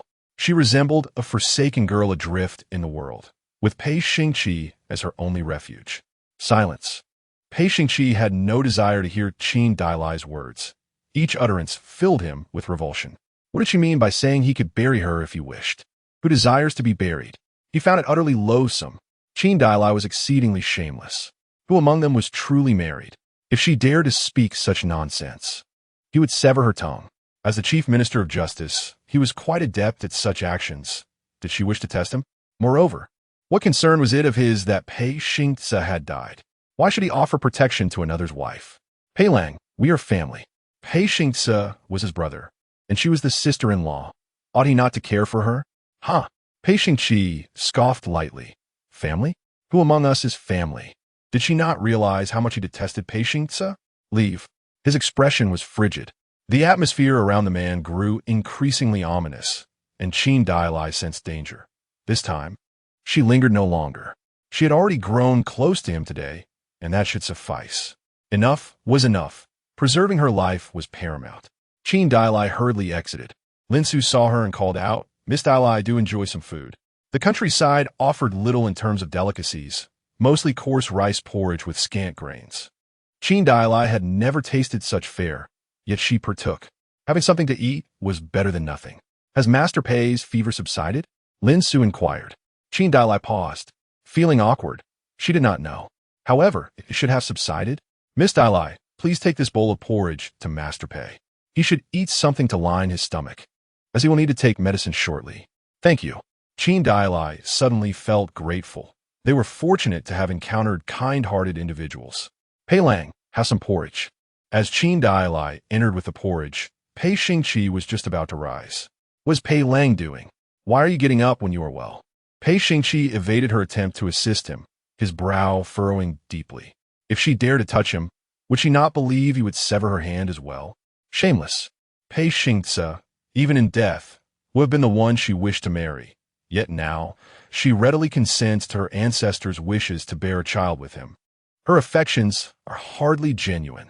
A woman as insincere as she is, he detests most profoundly, and he shall not allow himself to be tainted by her even a fraction in this lifetime. Pei Lang's injuries have yet to fully heal. He cannot move. Even if he were to depart, he ought to return by carriage. Otherwise, what are the repercussions on his wounds? Begone. It would be best for her to refrain from meddling. Lin Su, hearing the commotion, hurried in. Young Master Pei, do not move. The madam is also worried about you. Lin Su assumed they were a married couple. Qin Daidai did not refute this notion, yet a murderous intent flickered in Pei Xingqi's eyes. She was not his wife. Young Master Pei, it rained last night, and today the sky remains overcast. It seems this rain shall not cease swiftly. It appears we cannot leave. This village, Lin Village, lies several hundred miles from the capital, in a remote area nestled within the mountains. To exit the village without an ox cart or horse-drawn carriage would be nearly impossible on foot. If you insist on leaving, I shall inquire whether the elder at the village head intends to drive the ox cart to the market today. Upon finishing her words, Lin Su made to exit. But Lin Father arrived, declaring, do not entertain such thoughts. You cannot leave. The path out of the mountain has been blocked by mudslides. We must wait for clear weather before the village head can lead a cleanup effort. Fortunately, in the countryside, everyone is self-sufficient. Even if we cannot venture out for a few days, we shall not starve. Upon hearing this, Qin Daidai felt a surge of joy. Did this not mean she would have to spend several more days with Pei Xingqi? Thus, she could freely tease him. She wondered if, over these few days, she might be able to stir his heart. Qin Daidai silently admonished herself to make an effort. Otherwise, upon returning, she might not even catch a glimpse of Pei Xingqi. Lin Su and Lin father soon exited. Qin Daidai approached, holding a bowl of porridge, placing it on the chair nearest him. Young Master Pei, drink it while it's warm. You will need to take your medicine soon. Do not let me worry. She gazed at him with that sticky, lingering look. Pei Xingqi felt utterly repulsed. Was she not unwell? He loathed Qin Daidai, so lacking in propriety, so shameless, so base. After speaking, Qin Daidai moved a stool to sit by the window as rain began to fall once more outside. She quite enjoyed watching the rain. When the droplets splattered down, they created ripples upon the water's surface, a sight she found particularly beautiful. Does young Master Pei feel cold? After a while, she turned back to show her concern, as if to suggest that should he feel chilly, she would close the window. This window overlooked a large tree, and despite her efforts, she could not identify its species. Does young Master Pei know what kind of tree that is? She inquired, yet Pei Xingqi paid her no mind. She ought to feel fortunate that he had not yet ended her life. She should best refrain from aggravating him. The tree was rather attractive. Young Master Pei, in the future, shall we plant a tree like that? I wonder how many years it would take for it to grow to such a size. Pei Xingqi. She truly wished for her own demise. Who wishes to plant a tree with her? Where does she even dream of planting it? She ought to abandon her foolish fantasies and delusions. Why has Pei Lang not yet consumed his porridge? If he delays any longer, it will grow cold. After observing the rain for a while, Qin Daidai closed the window, fearing that prolonged exposure would leave her susceptible to the chill. Pei Xingqi, how bothersome. Should she continue her noise, he would not hesitate to silence her permanently. At this moment, the man sat at the edge of the bed, his eyes brimming with murderous intent. His gaze fell upon the bowl, and he contemplated shattering it to unleash his wrath. However, a pair of hands moved quicker to seize the bowl away from him. Does Pei Lang truly refuse to eat? Should Daidai feed him? If I were to feed him, Pei Lang must behave. She spoke to herself, secretly wishing to consume the porridge herself, as her stomach seemed to growl with hunger so soon. Just as the young lady was about to offer nourishment, Pei Xingqi deliberately evaded her. Qin Daidai couldn't help but murmur, how is Pei Lang even more unruly than my own brother? Brother Xingce never behaved this way. Previously, whatever I offered him, he consumed without hesitation. Her words were intentionally provocative, as she knew that eliciting any response from him would grant her the upper hand. What she dreaded most was his complete indifference towards her. Indeed, Pei Xingqi's aura became even more frigid, his murderous intent palpable. How dare this shameless woman compare him to Pei Xingce? Curse be her. Author's note: Pei Xingqi. Daidai is not permitted to compare him to me. Chapter 15. Wiping his body, did Pei Xingce obey? What was it to her? Just because Pei Xingce complied, did that mean she had to as well? Her audacity was indeed remarkable. Comparing him to Pei Xingce, she must possess the will to make such comparisons. Just as Pei Xingqi was on the verge of committing an act of violence, the young girl seemed to sense something and evaded the situation. If Pei Lang was not hungry, then he would not eat. If abstaining from food would bring him some joy, so be it. With that, she took the porridge and stepped outside. After a considerable time, she returned. Would Pei Lang like to lie down and rest again? She continued to express her concern for him. Her experience in flirtation was woefully inadequate. She could only speak whatever came to her mind. Pei Xingqi continued to ignore her. Qin Daidai truly wished to sleep a little longer. She felt exceedingly drowsy, yet how could Pei Xingqi allow her to approach him while he lay in bed? At that moment, Lin Su entered. Miss Daidai, young Master Pei, here are your belongings. She had intended to deliver them yesterday, but had forgotten in the flurry of her tasks. Qin Daidai glanced over and noticed her purse was still intact, promptly handing it over. Thank you, Miss Lin, for your assistance. Inside were several pieces of silver, amounting to over 10 taels in total. The annual expenses of a rural household hardly exceeded 5 taels. This was far too much. Lin Su is not avaricious. In that case, May I use the remaining silver to purchase some chickens for soup? I crave chicken broth, having grown weary of porridge. Certainly. Lin Su did not hesitate this time and accepted the offer without objection. After Lin Su departed, Qin Daidai examined Pei Xingqe's possessions. He owned very little, merely a dagger. His sword must have been swept away by the water. Pei Lang's dagger is quite exquisite, she remarked, her eyes lighting up as she picked it up. In truth, the dagger was rather plain, with many scratches on the hilt, making it appear of little value. Qin Daidai was merely flattering him. Perhaps Pei Xingqi appreciated such flattery? I shall temporarily keep Pei Lang's dagger. Once you recover, I will return it to you. She smiled and tucked the dagger into her bosom. Pei Xingqi, observing her actions from the corner of his eye, felt a cloud of displeasure wash over him, though he had no intention of reclaiming the dagger. Witnessing her touch, it unsettled him. His belongings, even if lost, should not be sullied by her. Give it back, he suddenly demanded. Qin Daidai was taken aback. What? Did he want the dagger? She shook her head, stepping back. There was no way she would relinquish the dagger to him. What if he used it to harm her? Once Pei Lang is feeling better, I will return the dagger to you. You are weak. What if you hurt yourself? She said, her expression one of genuine concern for him. Pei Xingqi listened to her nonsensical chatter, his mood darkening. His fingers clenched tightly. The urge to eliminate Qin Daidai surged once more. Moreover, this dagger was truly beautiful. I wish to see it again. Having spoken, she resumed her position by the window, a dagger in her hand. Before long, she began to provoke him once more. When our child is born, Pei Lang will teach him martial arts with this very dagger. The child will surely adore it. She had already begun to speak of children. Pei Xingqi was nearly driven to madness by her words, his head throbbing with agony. Silence, you shameless creature. This time he rose from the bed. Despite his injuries, he walked with unwavering steadiness, not a trace of falter in his steps. He approached Qin Daidai, halting 2 paces away from her. In the next moment, the girl felt a chill encircle her neck. This time, he truly intended to kill her. Pei Lang. Her pupils dilated slightly, her body trembling with fear. It was over. She had gone too far today. Qin, do you wish to die? His expression darkened. The tips of his fingers gripping the dagger turned pale. Pei Lang, I do not wish to die. She shook her head. Only a fool would desire death. Pei Lang, I saved you. You cannot kill me. Panic flickered in her eyes. Suddenly, she regretted not having steadied the dagger more firmly just moments ago. There had never been anyone he could not kill. However, flashes of the previous day's events surged through Pei Xingqi's mind. Qin Daidai had appeared terrified, yet stood before him, and despite her lack of horsemanship, she had driven the carriage to rescue him. How utterly foolish she was. He could not comprehend her motives. Did she truly desire a child for the sake of lineage? Did she harbor feelings for Pei Xingce? Or did she approach him with ulterior motives? The more he pondered, the more agitated he became. He could not fathom it.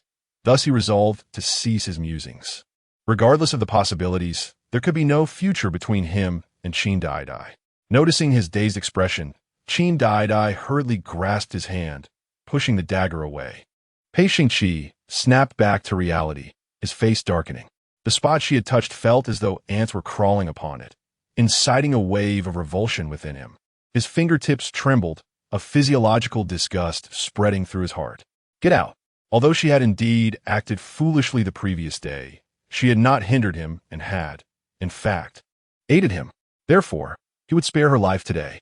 But in the future, he would ensure that she faced utter destruction. Ultimately, the dagger was taken from him. Qin Daidai rushed outside to catch her breath, terrified beyond measure. She had genuinely believed she would perish there, but thankfully she had not. The rain continued to fall, and as she stood beneath the eaves, droplets splashed upon the ground and rebounded, soaking her garments. Lin Su beckoned her to come inside. Did Miss Daidai argue with young Master Pei? She inquired curiously. Unmarried and unfamiliar with the dynamics of marital relations, she sought to understand. No, Qin Daidai replied tersely, unwilling to elaborate. Miss Lin need not brew medicine anymore. Pei Xingqi will not drink it. It would be a waste. Besides, he will not die. Let him endure. Though Lin Su did not entirely comprehend, she acquiesced. In the ensuing hours, Qin Daidai remained in the company of Lin Su. only retreating to her room after they had finished their midday meal. Pei Lang, drink the chicken soup, she urged. Lin Su had taken it upon herself to prepare the nourishing broth. To Qin Daidai's surprise, she found some joy in this meal. However, she was taken aback to discover that Pei Xingqi appeared to have fallen asleep once more. Pei Lang? She called out, her voice rising in concern. But he offered no response. After a moment's contemplation, she approached him. To her dismay, upon touching him, she realized he was burning with fever again. This time, he was evidently quite hot, the covers having been discarded. Without hesitation, Qin Daidai fetched water to sponge his body, carefully tending only to his upper half and arms. Refraining from further contact, her ministrations extended into the evening. Although Lin Fu's herbal remedies proved beneficial for Pei Xingqi's wounds, their efficacy was limited. If only there were some golden sore medicine, his recovery would surely be expedited. Alas, such a remedy was not at hand. Pei Xingqi's fever persisted, and as Qin Daidai tirelessly cared for him, fatigue began to weigh upon her. Since the incident of falling into the water the previous day, she had not had the chance to cleanse herself and felt the unpleasantness of her own odor. Reluctantly, she sought Lin Su's assistance in borrowing another set of garments. Intended to take a bath, the water she used was kindly provided by Lin Su. Miss Daidai, come wash in my room, Lin Su offered. After Qin Daidai finished her bath and prepared to return to her quarters, she was dismayed to find that the rain had intensified unbeknownst to her. It had been pouring for an entire day, and there was no indication of when it might cease. At that moment, thunder rumbled and lightning flashed ominously. Chapter 16. Eating the noodles she made, Qin Daidai, having dried her hair, returned to her room. Upon closing the door, her gaze instinctively fell upon the bed. To her astonishment, the person who should have been lying there was nowhere to be found. Where was Pei Xingqi? Had he left her alone? Panic surged within her. How could she return by herself? In her frantic state, she soon spotted the man huddled behind the firewood. Pei Lang? She instinctively rushed over. There he was, curled up in the corner, his arms wrapped around himself, as if trying to disappear. What on earth was happening? Pei Lang? She, petite in stature, crouched down beside him. What was wrong? Why was he hiding here? Was there danger? Was someone coming to harm him? Pei Lang? This time, she deliberately reached for his hand, yet he showed no sign of response. Was he trembling? Pei Lang, do not be afraid. She embraced him tightly. When he did not push her away, a smile blossomed on her lips. She wondered if he could hear her words. Regardless, she was determined to play her part. She would coax him into willingly having a child with her. Pei Lang, is someone coming to assassinate us again? Do not be afraid. I can protect you. Pei Lang, let me help you back to bed, shall I? She spoke softly, soothingly, her voice laced with concern. Being trapped here would only make him feel worse. Outside, thunder rumbled and lightning flashed, causing Pei Xingqi to shudder once more. Only then did Qin Daidai realize that he was afraid of thunder. Why was he afraid of thunder? Pei Lang, do not fear. Daidai will always be by your side. As she spoke, she held him tighter. Their bodies pressed closely together, and unbeknownst to her, Pei Xingqi was not entirely asleep. He retained a semblance of awareness. When she embraced him, his entire body tensed. The tip of his nose twitched, catching the unique fragrance that belonged solely to her. How dare she embrace him? A surge of anger welled up within Pei Xingqi. But before he could react, another crack of thunder resounded, shaking the very air around them. In the next moment, he heard the girl murmuring, "Do not be afraid." It was as if he had been transported back to when he was 6 years old, when a little girl had held him close, reassuring him for what felt like an eternity. He suddenly found himself yearning for that warmth. Qin Daidai's embrace was surprisingly comfortable and warm. Pei Lang, do not fear. Thunder is not frightening at all. Daidai will always be by her husband's side. She reassured him, squatting down until her legs began to ache. Pei Xingqi listened to her words, his expression darkening. Who was afraid of thunder? Nonsense. And who needed her to stay by his side? Yet, with each clap of thunder, his body trembled slightly. As time passed, just when Qin Daidai thought she might spend the night on the floor, she was suddenly pushed away. Outside, the thunder had long since faded, and the rain had lessened. Has Pei Lang awakened? Is he weary? Sitting on the ground, he must be quite exhausted. Ich bin long thirsty. Qin Daidai, struggling to rise from the ground, almost stumbled but continued to express her concern for him. She dragged her numb legs to fetch water. The first cup she poured was for him. Pei Lang, drink some water. She too felt parched, her lips chapped. Alas, after just 2 days without care, she felt her skin had become significantly rougher. Pei Xingqi, without even a glance, simply settled on the edge of the bed. Pei Lang, are you hungry? Noticing he did not drink, she took a sip herself. The water, once boiled, had grown cold. Be quiet. He did not wish to hear her voice, which he found bothersome. Qin Daidai fell silent, feeling somewhat at a loss as her legs throbbed with discomfort. Ugh, she truly wished to avoid experiencing this numbness again. Pei Xingqi lay back on the bed, turning away. There was nothing to discuss with Qin Daidai. She would do well to recognize that and cease her incessant chatter. After resting a while, once her legs felt somewhat better, she left the room. She headed to the kitchen, intending to make a bowl of plain noodles. As a child, she had enjoyed playing house with the servants. Cooking noodles was not a challenge for her. However, she struggled to start the fire. When the flames refused to ignite, she found herself tearing up from the smoke. Fortunately, fortune favored the diligent, and she eventually succeeded in boiling the noodles. The fragrant dish, adorned with vegetables and eggs, was delightful. After enjoying a bowl herself, she returned to her room just before midnight. Pai Lang, I made plain noodles. Would you like some? Since the unfortunate incident yesterday, Pei Lang had not eaten, and he must be starving. After placing the noodles on a chair, she reminded him where to find it. After speaking, she stifled a yawn, feeling quite drowsy. If you feel unwell, do call for me. I'll be right here sleeping. Qin Daidai chose not to sleep in the bed that night. Murmuring to herself, Pei Lang doesn't tea like me sleeping on the bed, so I won tea. In truth, she longed to lay down. Nothing was as comfortable as a bed. But with Pei Xingqi awake, climbing into bed would be courting disaster. So, she resigned herself. After tidying up the table, she lay down to sleep. Initially, she thought it would be difficult to drift off, yet surprisingly, she fell asleep quickly. Pei Xingqi, noticing her steady breathing, abruptly opened his eyes. His gaze was filled with complexity. A fool is indeed a fool, falling asleep so swiftly, yet a question began to linger in his mind. Did she trust him so completely? Did she truly believe he would not harm her? Or perhaps she was unafraid of his potential wrath. Why was that? A fleeting thought crossed the man's mind, only to vanish as quickly as it had come. Pei Xingqi involuntarily recalled the earlier moments, the soft warmth of the girl's body embracing him, her incessant whispers of reassurance that she was not afraid. The fragrant aroma of Yangchun noodles wafted through the air, soon enveloping the entire room. Pei Xingqi had gone several meals without sustenance, and upon catching a whiff of the enticing scent, his stomach audibly protested, his fingers instinctively curling into tight fists. The sensation of hunger was far from pleasant, a feeling he despised. Pei Xingqi held his breath, yet the aroma continued to invade his senses, intensifying his discomfort. Time slipped away unnoticed, and he ultimately rose from the bed. Unbeknownst to the dreamer, Qin Daidai remained blissfully unaware of the impending peril, lost in a reverie of a joyful life with her family. Pei Xingqi's imposing figure loomed over her, his eyes gleaming with danger. In that moment, he wielded a dagger. A mere flick of his wrist could extinguish her life.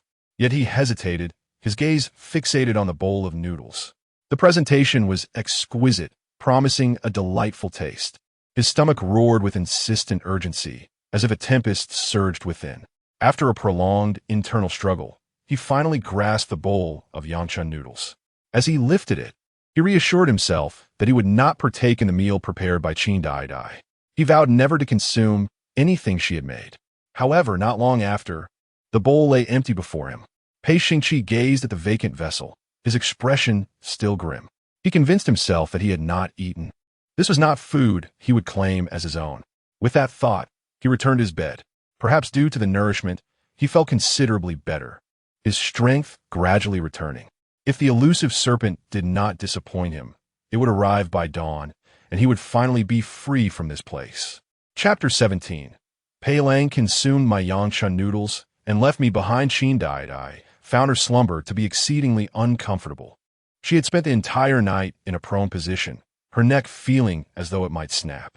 Upon awakening, she noted the dim light filtering through the window. With a wince, any movement sent sharp pains through her neck. The young lady could not resist massaging her neck, and after some relief, she finally rose. Instinctively, her gaze drifted to the bed. The thought that Pei Xingqi had slumbered more soundly than she did ignited her ire. How delightful it would be to exact revenge one day, perhaps forcing him to sleep on the ground. Alas, she understood the futility of such thoughts. Pailam, Qin Daidai commenced yet another day of nonsensical musings. However, to her astonishment, the bed was empty. Where was he? She instinctively glanced toward the pile of firewood from the previous night, yet it was devoid of life. She was certain there was no one in the room. Where could he have gone? Had he stepped outside? Qin Daidai hastily opened the door to search for him, but her efforts yielded no results.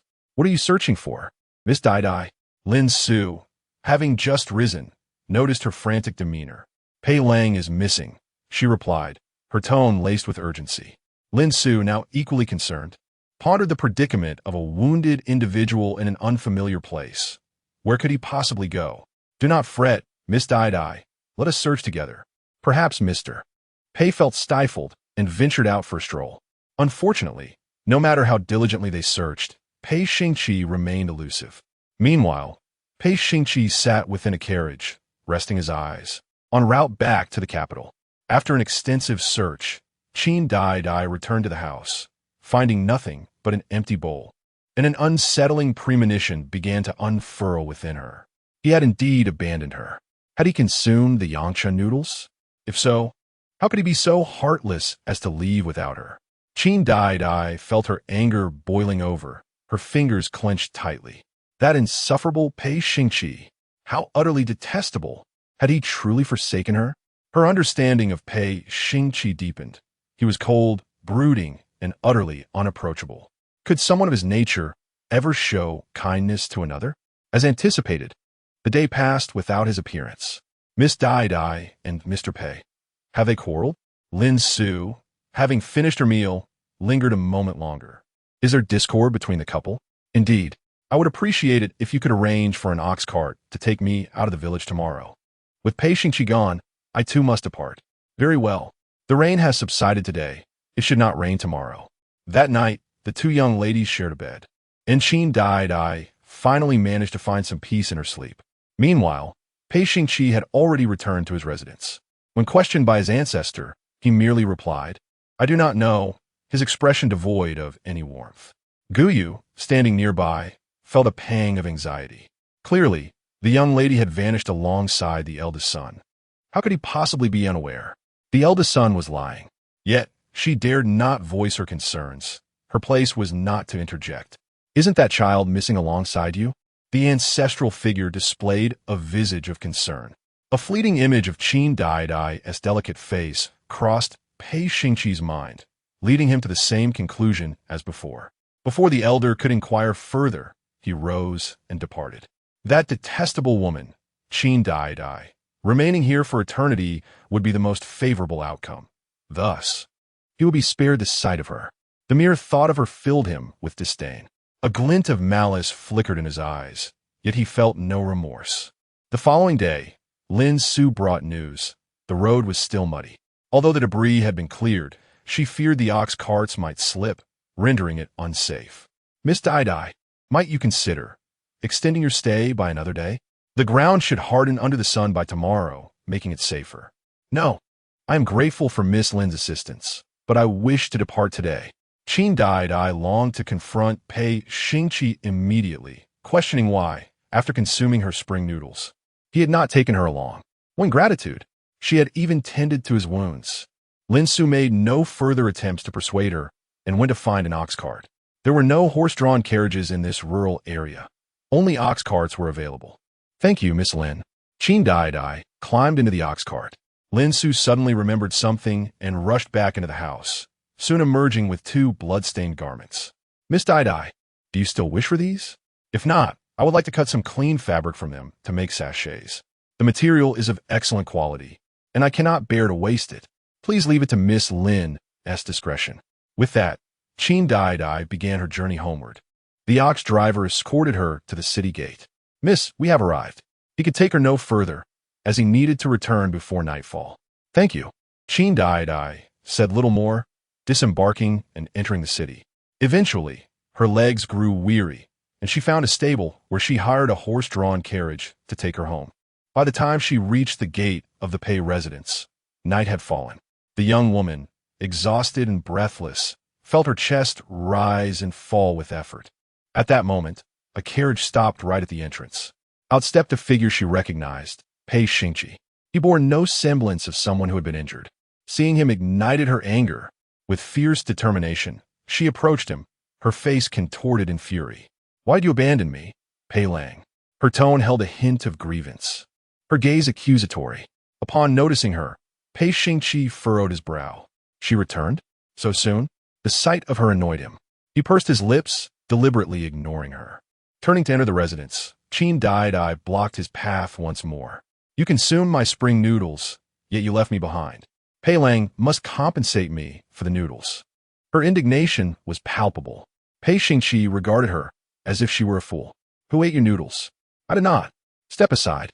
If you obstruct my way again, I shall have no choice but to eliminate you." At this, Qin Daidai burst into laughter.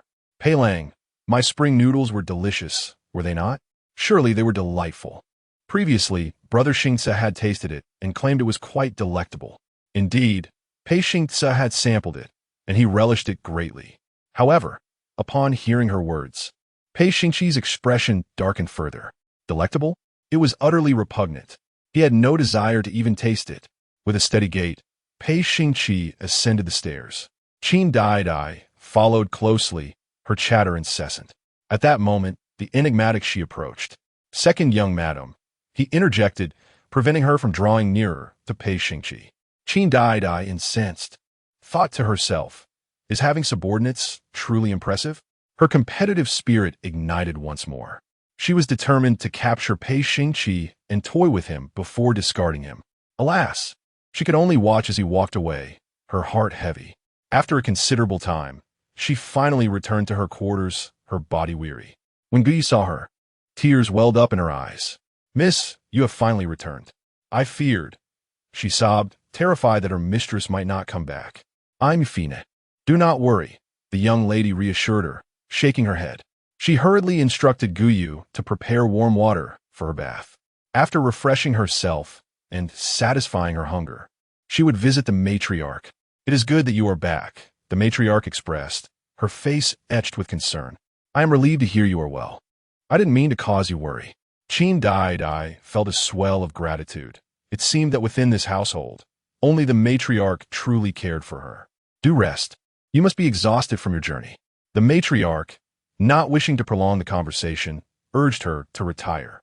"Very well," she replied obediently, yet turned to seek out Pei Xingqi. Chapter 18. She actually kisses him again. At the entrance of Fufeng courtyard, Yushi intercepted Qin Daidai. "Am I truly forbidden to enter?" Qin Daidai persisted. With Pei Xingqi on duty during the day, she would not be able to see him upon his return. How then could she possibly capture his heart? It was impossible. If he allowed her inside, it would be his demise. Has Pei Lang been injured? Will he require a doctor upon his return? Her face was etched with concern. "This I cannot disclose," Yushi replied. "I must ask the second young mistress to return. Fufeng courtyard is not a place for you." The last time she accidentally entered the master's chamber, they had already faced punishment. If there were to be another occurrence, it could lead to dire consequences. Undeterred, Qin Daidai lingered for a while longer. Only after confirming her inability to enter did she depart. "Never mind. I'll try again tomorrow." After Qin Daidai left, Yushi went inside to report. She is not to approach Fufeng courtyard. He issued a direct order. Yushi acknowledged the command, contemplating the need to remind his comrades. Pei Xingqi, having finished speaking, buried himself in his documents. After several days without duty, a backlog of work awaited him. Tonight would once again be a sleepless night. Before Yushi withdrew, he couldn't help but recall Qin Daidai's earlier words. "The master is injured. Should a doctor be summoned?" The moment he uttered this, Pei Xingqi cast a glance at him, his gaze inscrutable. "I have overstepped. I beg for your forgiveness, my lord." Yushi immediately sought to atone. Pei Xingqi quickly discerned from whom he had learned of his injury and rubbed his temples, feeling no anger. You may leave. Upon his return, he had already applied the wound ointment himself, and there was no need to summon a physician. This minor pain was bearable. Indeed, Yushi promptly exited. Meanwhile, upon returning home, Qin Daidai retired to bed and soon fell asleep. However, her slumber was troubled, filled with nightmares. In her dreams, she relived moments with Pei Xingce. At that time, she was 5 years old, and Pei Xingce was 7. He had come to stay at his maternal grandparents' home, and by coincidence, the Jiang and Qin families were neighbors. Thus, their acquaintance blossomed. Brother Xingce, I want to play too. Daidai wished to fish. As childhood companions, their bond was innocent and carefree. She had always enjoyed clinging to him. Sister Daidai, come here. Brother will take you to play. They were young and spent their days together, with adults offering no objections. From then on, it was either she visiting his residence or him coming to her chamber. Brother Xingce is so skilled. Pei Xingce excelled at everything, whether fishing or throwing pots. He could even ride a horse. Regrettably, no matter how hard she tried, she could not master riding. Do not fear. In the future, Brother Xingce will take you riding. You will sit in front, and I will sit behind, and we will ride together. He comforted her, gently ruffling her hair. The little girl, with innocent words, declared, Brother Xingce is so impressive. I want to marry him one day and be the most beautiful bride. All right, in the future, I will marry Sister Daidai. With their childhood bond and the blessing of their ancestors, she and Pei Xingce smoothly arranged their engagement. In her dreams, Pei Xingce personally brought 2 large wild geese to propose to the Qin family. How could the young maiden, filled with youthful longing, remain unmoved? Yet just as swiftly, the scene shifted. Her husband, Pei Xingce, returned with his wife and child. Daidai, sang have shown me kindness. You must make way for her, he said. That very man who once vowed to treat her well, now became the husband of another. She felt a pang of despair. But what could she do? She perished in the frigid waters of a river. Qin Daidai awoke, her chest heaving with breath, her back drenched in sweat. Miss, you have awakened? Guyu had been waiting outside the door and hurried in upon hearing the commotion. Did you have a nightmare? She inquired, noticing the beads of sweat on her forehead. Yes, Daidai replied. I dream of the past with Pei Xingce. I detest him. I utterly loathe him. As this thought crossed her mind, her breath became uneven. Do not fear, Mississippi. Bad omens do not come to pass, while good ones do. There is no need to be afraid.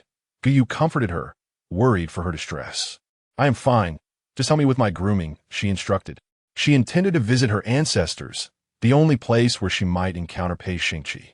After completing her grooming and breakfast, the two hurriedly made their way to Changui courtyard. However, to Qin Daidai's disappointment, as noon approached, Pei Xingqi had yet to arrive. That child probably will not come, Guyu remarked. Are you waiting for Xingqi? Nothing escapes the keen eyes of the ancestors. Yes, Daidai admitted directly. Just as she began to explain, she heard her ancestors say, It is commendable that you continue to think of Xingce, always wishing to leave a legacy for him. A good child indeed. Qin Daidai remained silent. In truth, she had no desire to leave a legacy for Pei Xingce. She was simply relieved that she no longer harbored hatred for him. Xingqi, with his deep sense of loyalty and affection, was easy to soothe. If Daidai were to be a little more patient, he would be willing to embrace both families. The ancestor, having raised him, understood his temperament well. When Pei Xingqi first came to her, he lacked a sense of security and trust. It was only through her patient kindness that he gradually began to open up to her. Naturally, Pei Xingqi was not one to speak much, and their conversations were few. Daidai was well aware of this. Qin Daidai nodded resolutely. She would persevere. She still had her father and brother to save. The ancestor smiled, gently patting her head. What good child you are. Xingce marrying you is truly a stroke of good fortune. After conversing for a while longer, she departed with Guyu. However, instead of returning to the courtyard, she left the estate directly. She intended to visit the post station to check for letters from her father and brother. It had been over half a month. Surely, their letters must have arrived by now. Sending letters from Yuzhou to the capital takes only 7 days by swift horse. Yet, Upon inquiring at the post station, she discovered there were no letters for her. "Miss, perhaps the letter from your father and brother has not yet arrived," Guyu consoled her. Qin Daidai could only nod in agreement, hoping that her father and brother were not still angry, which would prevent them from sending her a letter. "Would you like to take a stroll, miss? The Pearl Pavilion has recently unveiled a plethora of exquisite jewelry, captivating the noble ladies of the capital."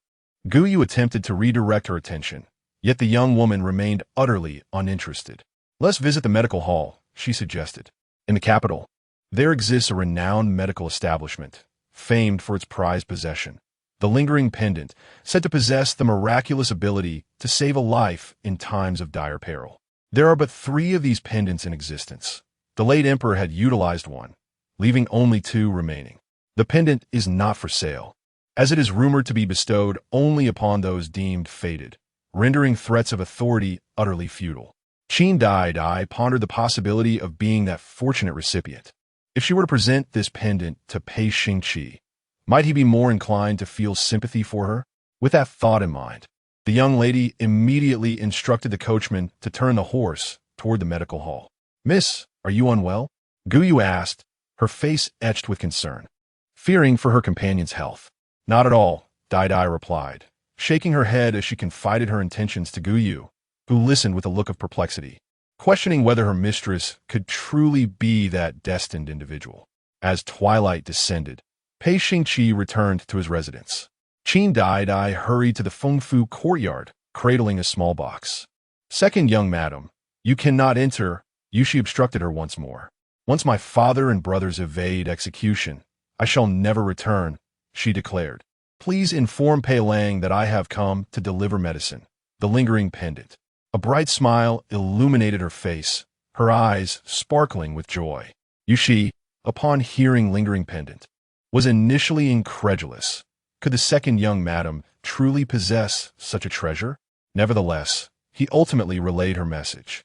This time, Qin Daidai was granted entry, albeit she could not enter the study, but was confined to speaking from the window. A flicker of indignation sparked within her. How could they deny her entry? She had no desire to intrude. Yet, despite her inner turmoil, her visage remained adorned with a radiant smile. "Pei Lang, look, the lingering pendant." She believed herself to be the destined one. "Is your injury improving? You must take this." She reached to administer the medicine, but Pei Xingqi swiftly recoiled, his gaze fixated on the object in her hand. The lingering pendant? How did she acquire it? Could it truly be the pendant? Such a precious artifact. She offers it to me?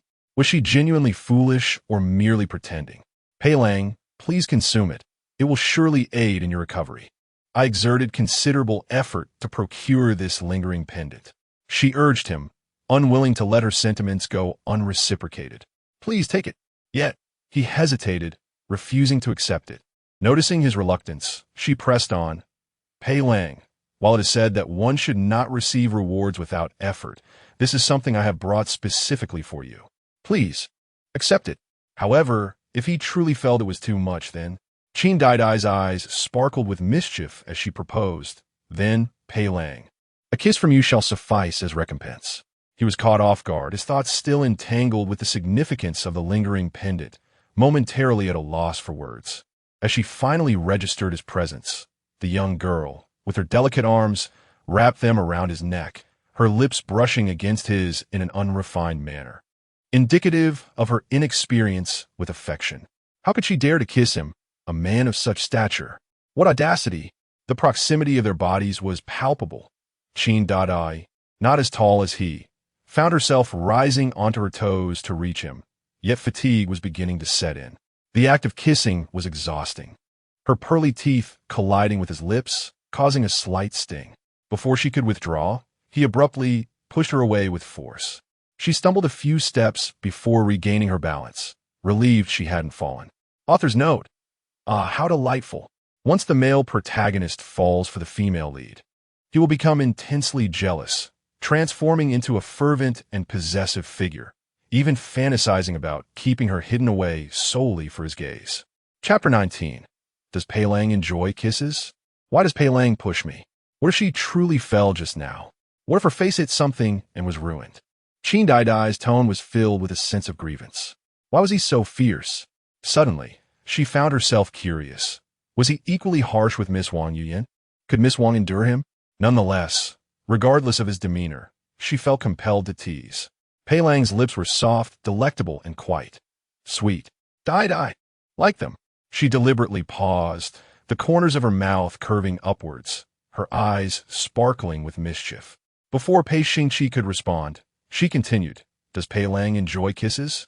She feigned shyness, her fingertips entwined. As the wind blew, Pei Xingqi heard her rhetorically answer herself, "I truly enjoy kissing Pei Lang." Pei Xingqi. He had never encountered such a shameless and audacious woman. How could she so brazenly utter such lewd things? Had Pei Lang ever kissed other women?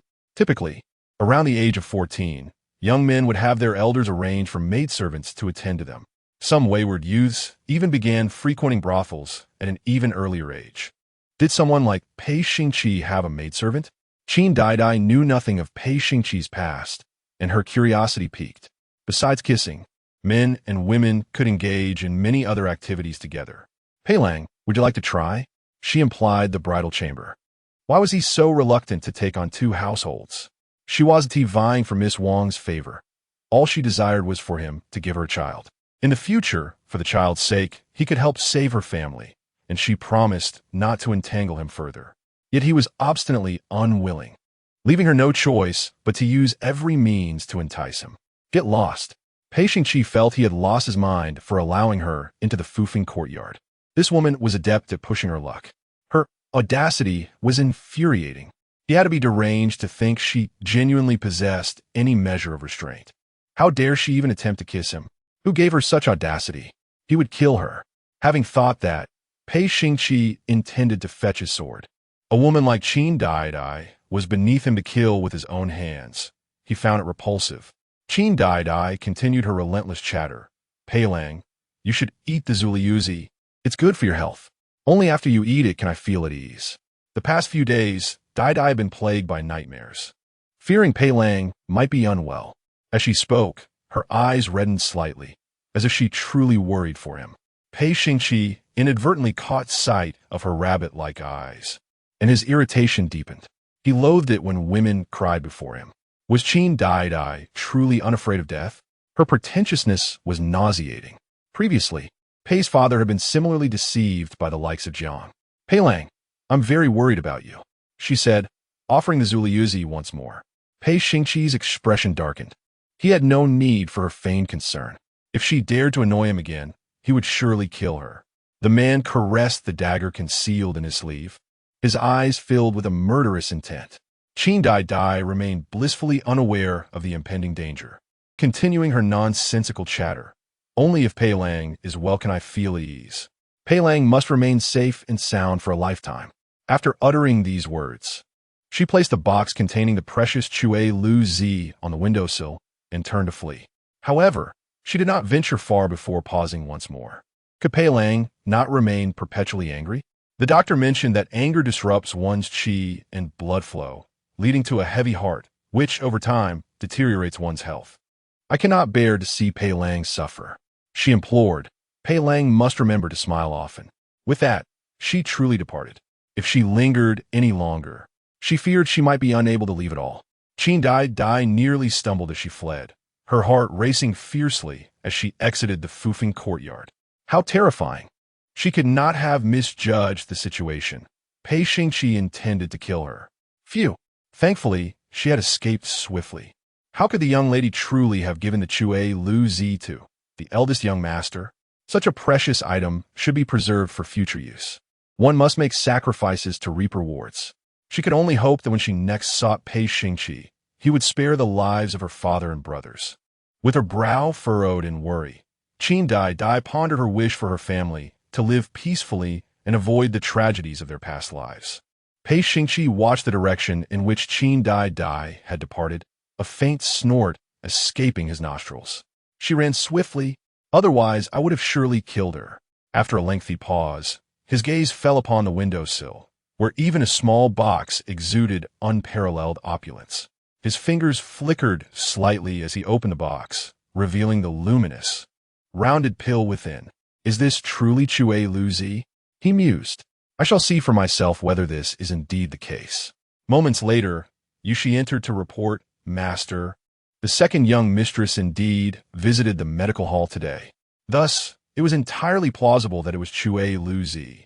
Upon hearing this, Pei Xingqi did not lift his head, yet his hand hesitated. Several hours later, in the deep of night, Yushi returned to the study.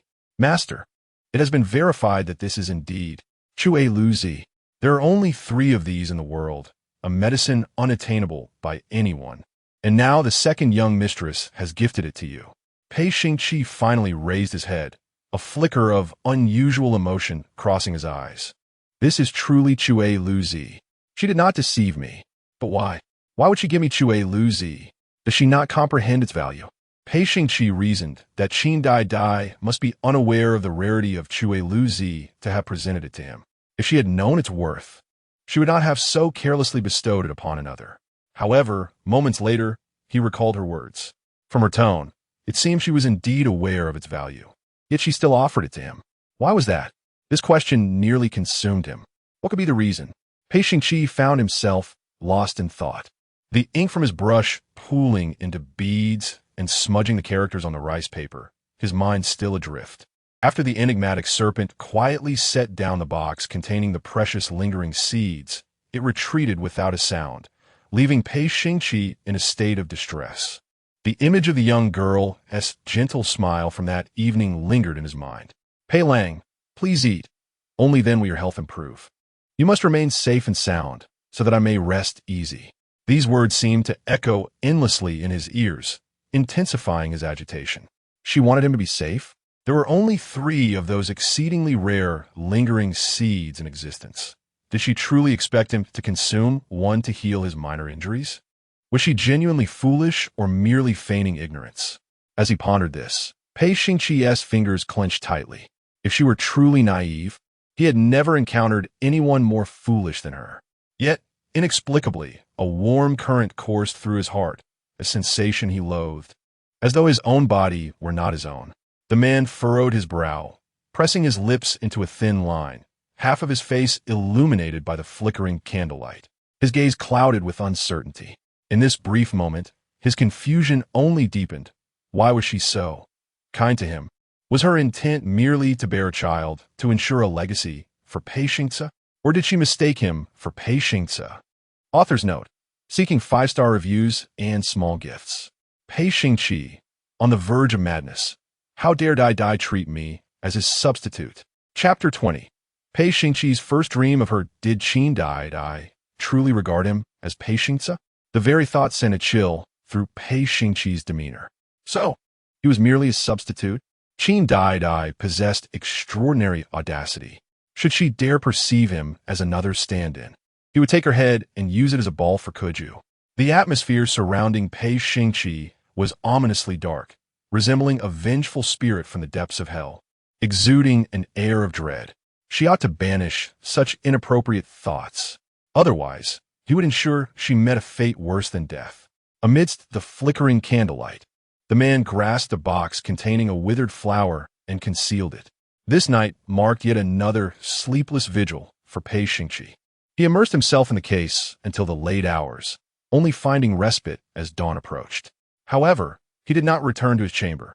Instead, he chose to rest at his desk. Whether he returned to his room or lay upon his bed mattered little to him. Insomnia would persist regardless. Yet, this time was different. He soon succumbed to slumber. Not only that, but he also dreamt an absurd dream. He found himself reliving that wintry day, nestled within a rockery, feeble and delirious. A little girl incessantly chattered in his ear, and to his astonishment, she even embraced him. Do not fear, she gently patted his back. He longed to open his eyes and behold her, but fatigue weighed heavily upon him. Even if he could see, the girl's visage remained obscured. In previous dreams, this moment would abruptly cease, yet this time was unlike any other. After a considerable while, he witnessed the little girl transform into the likeness of Qin Daidai. Does Pei Lang enjoy kisses? She inquired, her delicate arms encircling his neck before pressing her lips against his. She was exceedingly clumsy, her kisses awkward and uncoordinated. Pei Xingqi jolted awake, a chill coursing through his back as a gentle breeze swept by. For a long moment, he remained disoriented, reflecting on the dream's contents. His fingers clenched tightly. He had dreamt of Qin Daidai. As if that were not enough, he had dreamt of her kissing him. What sort of wretched dream was this? He must be mad to entertain such nightmares. It was all Qin Daidai's fault. Had it not been for her, he would never have experienced such a dream. Pei Xingqi's heart seethed with rage, accompanied by an undercurrent of discomfort and unease. This was indeed his first dream of a woman, and they were kissing. He remained lost in thought until he noticed that the candles in the room had long since extinguished and daylight had broken outside. His brow furrowed in sudden concern. How long had it been? As Pei Xingqi prepared to rise, he suddenly sensed something and sat back down. Soon, his expression darkened, veins throbbing upon his forehead, and he felt an unsettling change within himself. At this moment, his fury escalated. Qin Daidai. It was the first time he uttered her name, yet there was no trace of affection in his tone. His words were laced with venom, his eyes ablaze with ire. Pei Xingqi's fingers tightened and released as his resolve to eliminate Qin Daidai solidified. Her life was forfeit. She deserved to die. After sitting at the table for a while, Pei Xingqi finally rose to leave. Outside, Yushi had been waiting, and upon seeing him emerge, hurried forward. "My lord," he expressed his concern. "Why did you wake up so late today? This is the first time I've seen you sleep in so." It was not customary for his master. Pei Xingqi attended court every morning without fail, yet today he had been absent. Had something occurred? Yushi pondered before continuing. "I have already informed the palace of your absence." Pei Xingqi uttered not a word and swiftly returned to his chamber. Observing his master's unusual demeanor, Yushi hesitated to voice his thoughts. Why did his lord appear so strange today? Once inside, Pei Xingqi immediately proceeded to the bathing room. His brow furrowed. With a flicker of his fingers, he cast aside his soiled garments. Only when he submerged himself in the pool did his expression begin to soften. The icy water gradually calmed him. Yet soon after, memories of his dreams resurfaced, of the maiden clad in delicate gauze, her crimson robe barely concealing her form as she kissed him. Pei Xingqi's breath became unsteady, the veins on the back of his hand becoming ever more pronounced. He pressed his lips together, seemingly wrestling with an inner turmoil. After a lengthy moment, he lowered his gaze to the water below, frustration mounting within him. He vowed to eliminate the lascivious Qin Daidai. When Pei Xingqi finally emerged from the bathing room, a considerable amount of time had passed. Yushi had been stationed at the door, ready to assist. Not merely a shadow guard, he oversaw all aspects of his master's daily life. Pei Xingqi had bathed before, so Yushi was not surprised. However, the next moment left him astonished. Pei Xingqi called out to him, "All the clothes have been burnt. Those garments tainted by lust should not remain." Yushi remained in a daze long after his master had departed. His lord was indeed acting peculiarly today. What had happened to the clothes? Why discard them? Such an event had never transpired before. Despite his contemplation, clarity eluded him, and he ultimately resolved to dismiss the thoughts altogether. Soon, he incinerated all the garments. Meanwhile, Qin Daidai awoke feeling utterly refreshed. She had slept soundly without a single dream. "Miss, you are awake? The kitchen has prepared lotus seeds for you. Do hurry and eat before they cool," Guyu announced as she entered with the meal. Reluctantly, Qin Daidai turned over in bed before rising. She could not afford to linger. After her meal, she needed to devise a plan to approach Pei Xingqi. She adored lotus seeds, relishing anything sweet. If it was not sweet, she would not eat it. Once she finished her breakfast, Qin Daidai prepared to venture out. She intended to personally select some more alluring novels. She had already read through all the books Guyu had previously purchased. Half an hour later, the pair arrived at the largest bookstore on Chang'an Street. "Miss truly intends to buy." Guyu intercepted her. "How could you purchase such things?" Qin Daidai looked perplexed. "Why can I not buy them?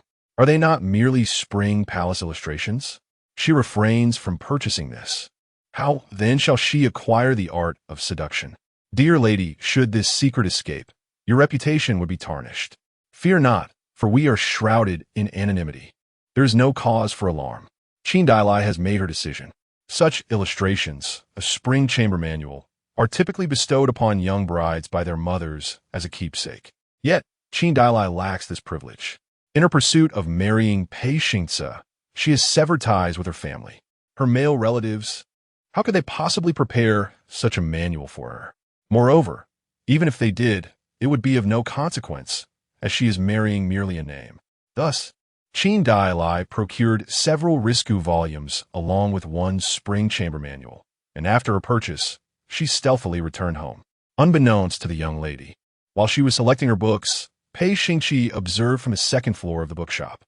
He scrutinized her furtive demeanor, his brow furrowing in concern. Once she departed, he could not help but approach and meticulously search for the tome she had acquired.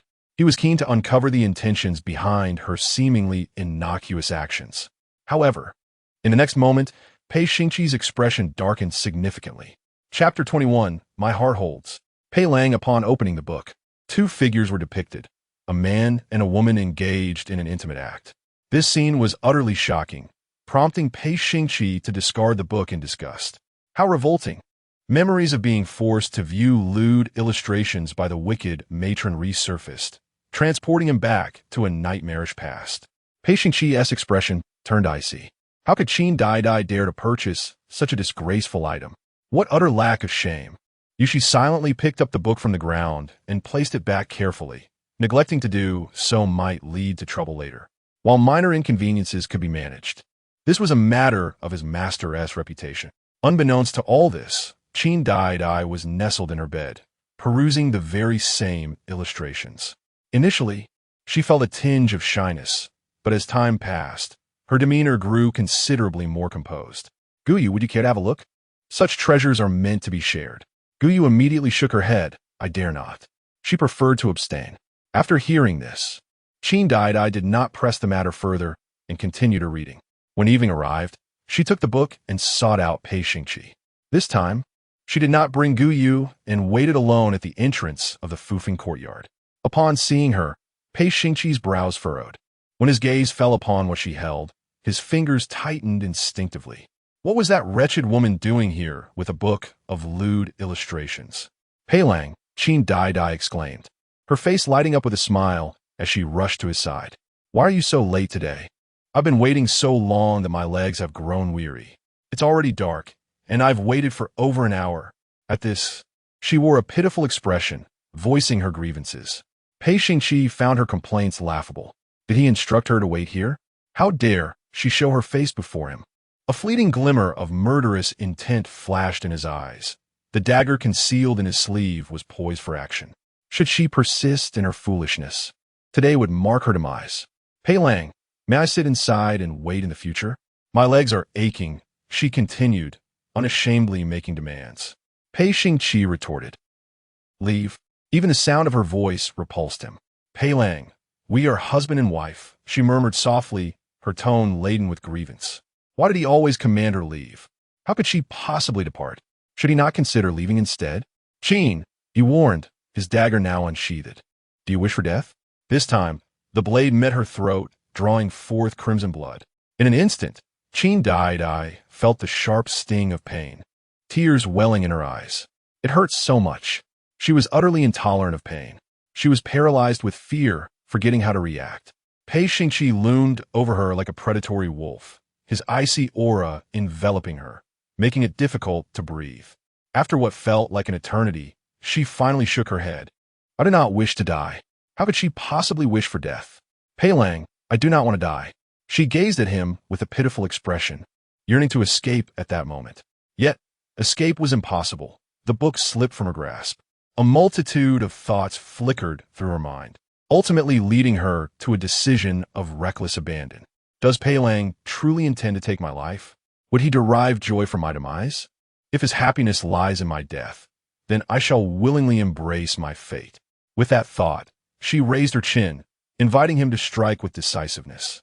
Yet, there are words I have yet to share with Pei Lang. My desire to bear him a child is not solely for the purpose of leaving an heir for my husband. It is also driven by my own selfishness. For my heart belongs to Pei Lang. She spoke without concern for propriety, driven by her affection for him, wishing only to bring him joy. With tear-filled eyes, she gazed at him. Pei Xingqi listened to her words, his heart seething with agitation. This brazen woman, Qin Daidai, how could she suggest that he would find happiness in her death? Did she truly fear nothing? As he contemplated, the blade edged closer, yet the girl did not flinch, even closing her eyes in resignation. What does it mean to hold someone in one's heart? What nonsense is this that Qin Daidai utters?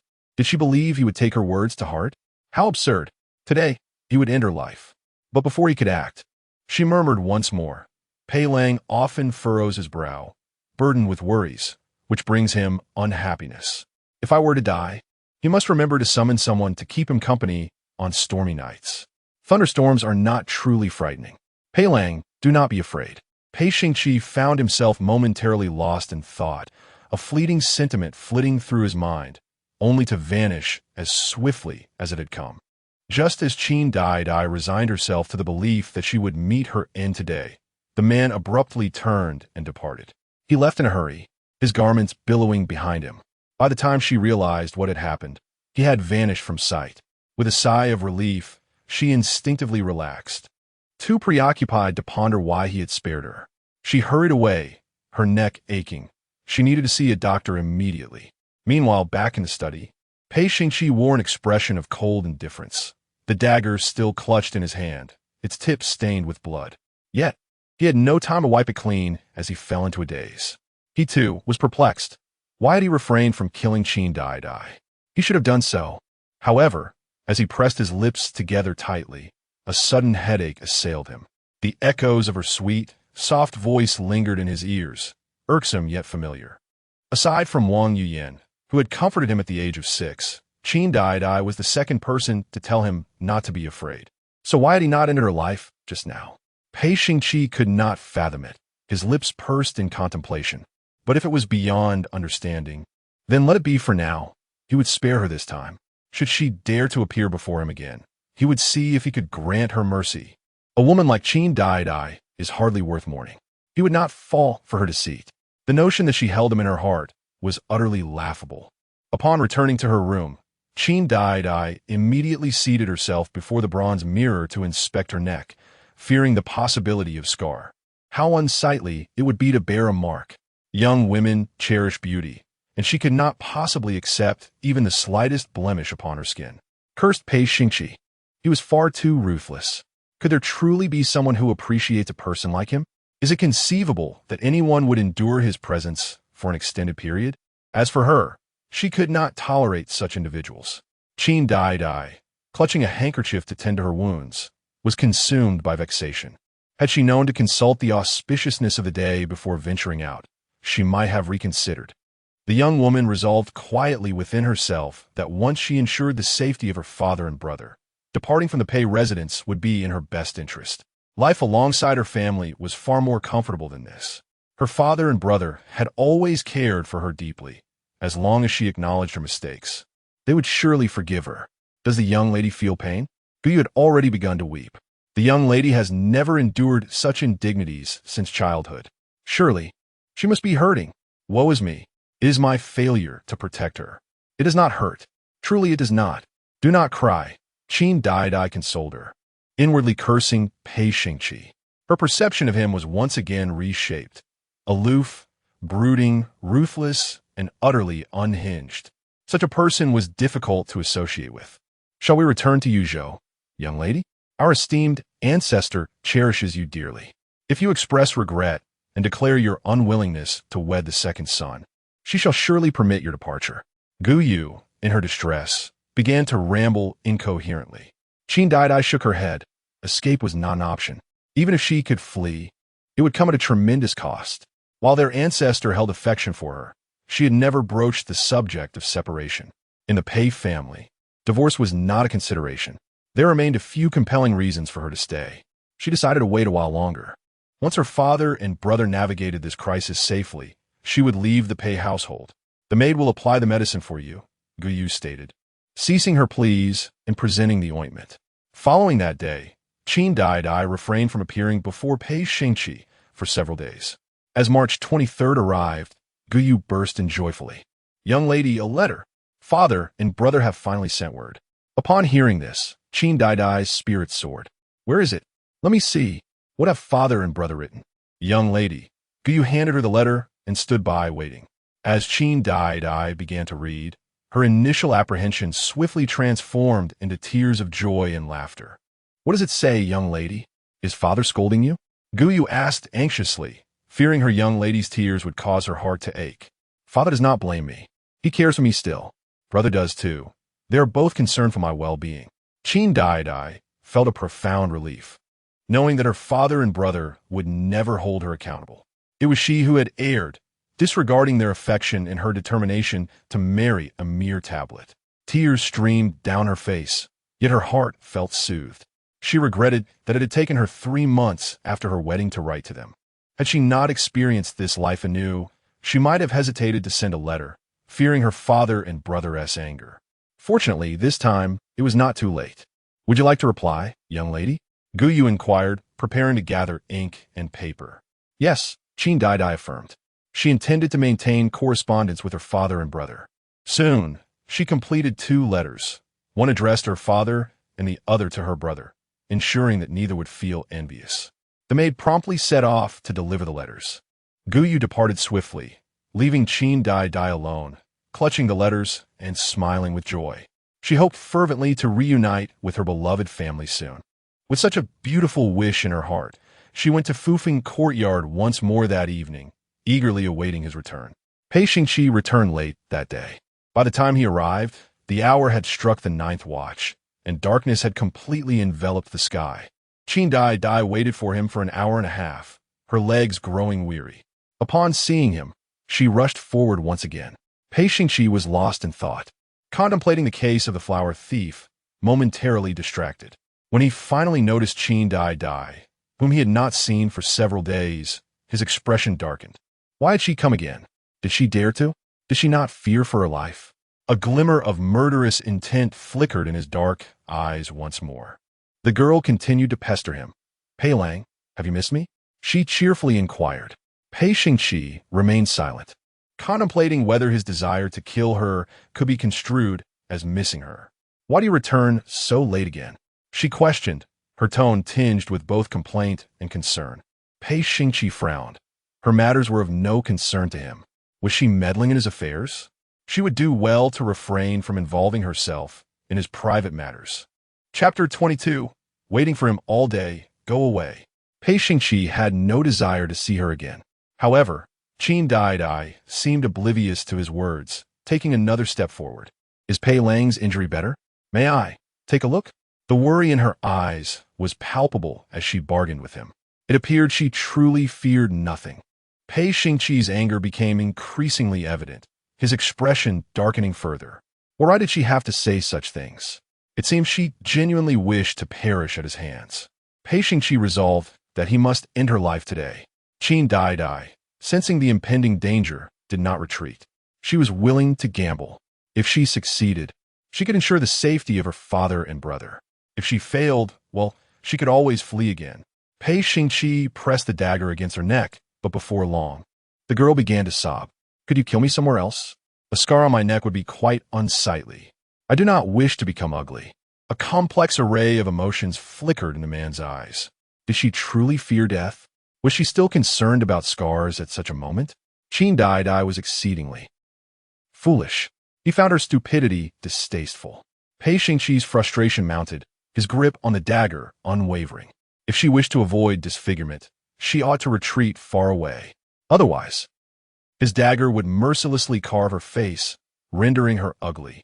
She did not wish to become ugly, yet he was determined to make her so. A glimmer of madness flashed in Pei Xingqi's eyes, and a slight, almost imperceptible smirk graced his lips. Listening to her words, Qin Daidai's heart raced with trepidation. Pei Xingqi was truly ruthless. He intended to mar her face. At that moment, fear gripped her, yet she stubbornly insisted, as long as Pei Lang is happy. That is all that matters. Her voice was sweet beyond measure as she closed her eyes. The last 2 sentences wafted into the man's ears, causing an unusual itch at the tips of his ears. This shameless woman, how could she utter such words? Yet, inexplicably, his heart quickened at her declarations, albeit subtly. So he remained unaware of it. Sensing his distraction, Qin Daidai immediately seized his wrist. Daidai was willing to die. It was merely regrettable that she and Pei Lang had yet to consummate their union. Upon hearing the phrase, consummate their union, Pei Xingqi was jolted back to reality. The soft sensation on his wrist unsettled him, and he instinctively spun around, causing the girl to stumble back. After a moment, Qin Daidai steadied herself. Pei Lang pushed me again. Does he truly dislike my touch? She feigned ignorance, though she was well aware. Pei Xingqi felt the nauseating sensation return to his throat, discomfort washing over him, and a dull ache throbbed in his head. Go away. He not only detested her touch, he longed to end her life. Pei Xingqi's gaze darkened with malice. Tonight, he would undoubtedly kill her. He moved to approach her to conclude matters, but Qin Daidai managed to escape. Since Pei Lang temporarily wishes to avoid my presence, I shall take my leave for now. I will return to see Pei Lang tomorrow. Having spoken, the young girl fled. Pei Xingqi's expression was one of cold disdain. Did she truly believe there would be a tomorrow? Yushi, eliminate her. He promptly dispatched someone to carry out the task. Yushi immediately accepted the order and departed, while Qin Daidai remained blissfully unaware, enjoying a restful slumber. As the hour approached midnight, Yushi returned to report, Master, the second young mistress is accompanied by a formidable expert. Their martial prowess is nearly equal, and they fought for quite some time. He had no opportunity to slay the second young mistress. Pei Xingqi furrowed his brow, but chose not to voice his thoughts. Foolish individuals often evade misfortune. For now, he would spare her life. Should she dare to disturb him again, he would undoubtedly take her life. She would do well to remain within her bounds. Yet, Qin Daidai was entirely ignorant of the meaning of restraint. Eager to bear children with Pei Xingqi, she could hardly remain passive. Time was not on her side. She must seize her opportunities. Otherwise, her family might meet a fate akin to their previous lives. In the days that followed, Qin Daidai ventured daily to Fufeng Courtyard. Not only did she wait there in the evenings, but she even began to rise early. Of course, she did not always manage to see Pei Xingqi. Some days, he would elude her entirely, while on others, she would encounter him twice. Each time they met, she would express her concern for him. However, her efforts were in vain. Pei Xingqi remained perpetually aloof. She had never witnessed any emotion on his face aside from indifference and anger. Would he ever show her a semblance of care? Fortunately, in recent days, she had not faced any attempts on her life. As April Fool's Day arrived, a temple fair was set to take place. Qin Daidai woke early to prepare herself. Today, Pei Xingqi had a day off, and she hoped to invite him to join her at the fair. Naturally, she was aware that he would likely decline her invitation. She waited at the entrance of Fufeng Courtyard. Yushi entered to report, yet the man at the desk did not even lift his head, appearing utterly indifferent, as if the person she awaited was not him at all. At that moment, he was practicing calligraphy. Seeing the man's silence, Yushi understood the answer. The second young mistress could wait as long as she liked, as long as she did not enter Fufeng Courtyard. When Jiangshi received the news, her mouth nearly twisted in anger. That vile woman, a scandalous affair. After marrying my son, she dares to entice other men, shameless and debased. Jiangshi was infuriated. How foolish she had been to think that Qin Daidai was easily manageable. Believing she genuinely loved her son, little did she know, that wretched girl, Qin Daidai, remained blissfully unaware of the storm brewing around her, standing at Fufeng Courtyard for a long while until her legs ached. Guyu urged her, Miss, shall we return? The eldest young master will not attend the temple fair. Even if he does, he certainly will not accompany you. Guyu, seeing the futility of the situation, tried to persuade her to rest. But the girl was stubborn. She shook her head. No, let us wait a little longer. Guyu, you may return. Today, I shall confront Pei Xingqi. She refused to believe that his heart could remain so unyielding. Did she never manage to capture his heart? The desire for victory tormented her, and her legs felt no fatigue. Little did she know, from dawn till dusk, Pei Xingqi's heart was indeed as hard as stone. He had never shown compassion towards anyone. Qin Daidai once again felt the depth of darkness surrounding her path. Was this a warning from the heavens, urging her not to harbor any illusions of change? Yet, if she would do nothing at all, that would lead to her irrevocable doom. Qin Daidai waited until the night was utterly dark before she finally departed. Just as she left, Pei Xingqi returned from his outing. Though it was his day off, he had a particularly troublesome case to investigate. And after practicing his calligraphy in the morning, he had set out to gather clues. Upon catching sight of Qin Daidai's receding figure, a flicker of astonishment crossed his eyes. Had she just left? Had she waited all this time? The shadowy serpent confirmed his suspicions. The second young mistress had only briefly departed for lunch, only to return shortly thereafter. Pei Xingqi's demeanor darkened. What was she doing waiting here? Was she anticipating his demise? How foolish, unaware even of his exit. Yet, despite such thoughts, a peculiar emotion stirred within him. Could someone truly wait for another, standing in one place for an extended period? What could she possibly be waiting for? What was worth such patience? Qin Daidai was indeed naive. What purpose could someone as foolish as her have in approaching him? Did she seek his life? Unlikely, for it would be a miracle if she escaped his wrath. The more Pei Xingqi pondered, the more he could arrive at only one conclusion. She was desperate for a child. Would the prospect of motherhood drive her to such lengths? Absurd. Even more laughable was the notion that this child was intended to be an heir for Pei Xingce. Qin Daidai was simply, unfathomably foolish. Yet soon after, he recalled her previous words, "My heart belongs to Pei Lang." As the wind swept by, Pei Xingqi felt a rising restlessness within him. Chapter 23. Is the eldest son willing to share two families? Upon returning to her chamber, Qin Daidai collapsed on her bed, utterly devoid of energy. She was fatigued, her legs ached. She had never anticipated that Pei Xingqi could remain indoors the entire day. "Miss, would you like me to massage your legs?" Guyu entered with water for her to freshen up, her eyes filled with concern. Qin Daidai could scarcely muster the strength to open her eyes, and soon fell into a deep slumber. Observing her in such a state, Guyu softened her movements and quietly withdrew once her mistress was sound asleep. Meanwhile, Pei Xingqi toiled away until late into the night, setting down his pen and pressing his fingertips against his brow. The case of the flower thief had finally reached a conclusion. He had ventured out today specifically to resolve this matter, and no one could have predicted that the rogue concealed himself within the bookshop. This was also why Pei Xingqi had previously been found there. The mere thought of the bookshop inevitably brought Qin Daidai to mind, along with the spring palace illustration she had purchased.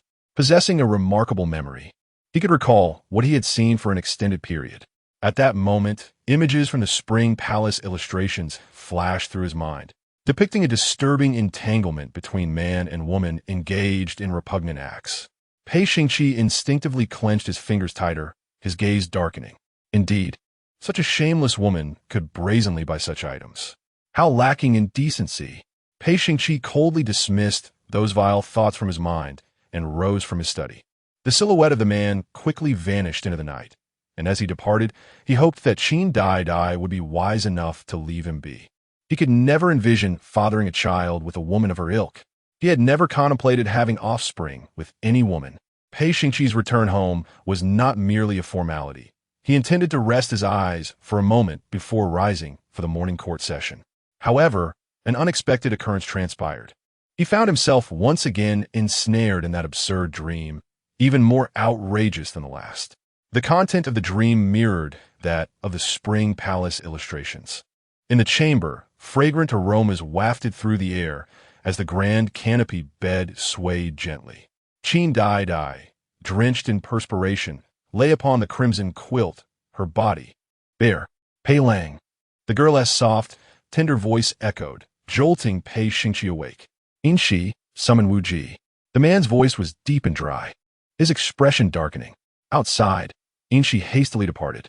Pei Xingqi rose and headed directly toward the inner chamber, and the next moment, he found himself submerged in water. Soon, Wu Ji arrived. "Greetings, master." Wu Ji was a skilled physician. "What ails you, master?" After taking his pulse, his expression became slightly rigid. "Master, you have been afflicted by love poison. Is there a remedy?" Upon awakening, Pei Xingqi sensed something amiss with his body, and it was indeed true that he had been struck by the flower thief's love poison. My subordinates cannot ascertain the specifics yet. Further examination is required to determine the type of love poison. You have 1 day. I grant you but a single day to find an antidote. Understood. Wu Ji collected a sample of his blood before taking his leave. Soon, only Pei Xingqi remained submerged in the water of the rear chamber. Initially, he found solace. But as time elapsed, the cold water could not suppress the surging poison coursing through his veins. His mind began to spiral uncontrollably. Vivid images from his dreams replayed in his mind, the tear-streaked visage of a young girl, as if she had been tormented by him in her dreams. With this thought, his fingers clenched tightly. Qin Daidai. In a moment of emotional turmoil, he uttered her name. After calling her, a flicker of clarity washed over him, but his countenance darkened immediately. That wretched woman, Qin Daidai. Her vengeful spirit lingered. He was determined to end her life. The alluring visions invaded his thoughts, and Pei Xingqi had no choice but to harness his inner strength to quell the unrest. Fortunately, the remedy was prepared by dusk. After consuming it, the feverish heat subsided, and he finally emerged from the water. He had squandered an entire day in this state. At this moment, fury consumed him. He had yet to take a life today. Cursed be the flower thief, and cursed be Qin Daidai. Were it not for her, would he have dreamt such a dream? With this thought, Pei Xingqi made his exit. Today, he would slay Qin Daidai. This marked the first time Pei Xingqi set foot in Pei Xingce's courtyard since his youth. Miss, the eldest young master, is outside.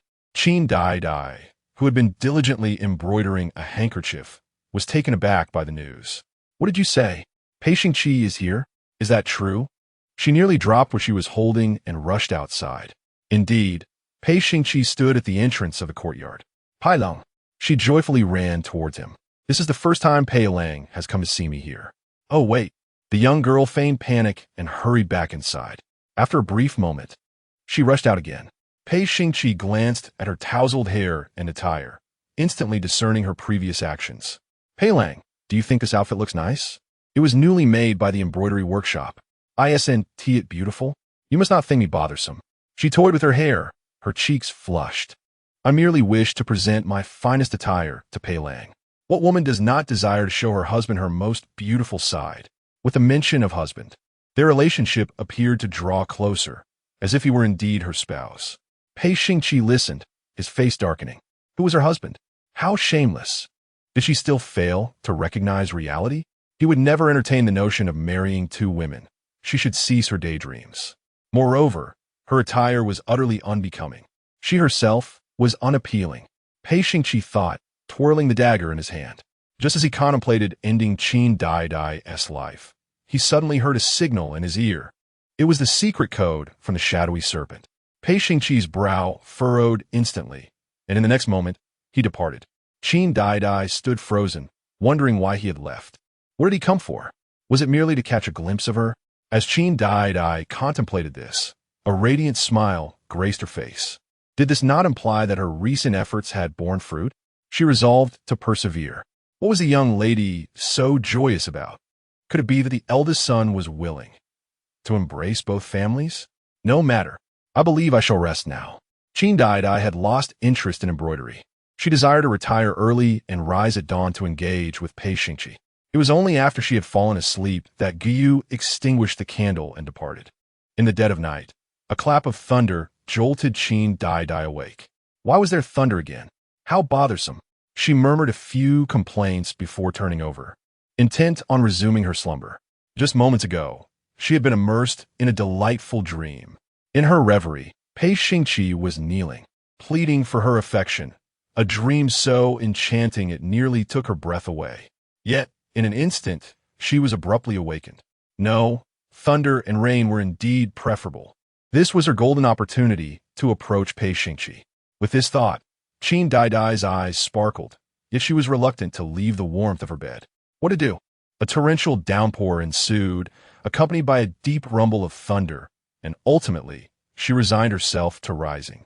After hastily dressing, she took an umbrella and ventured outside, mindful not to disturb Guyu.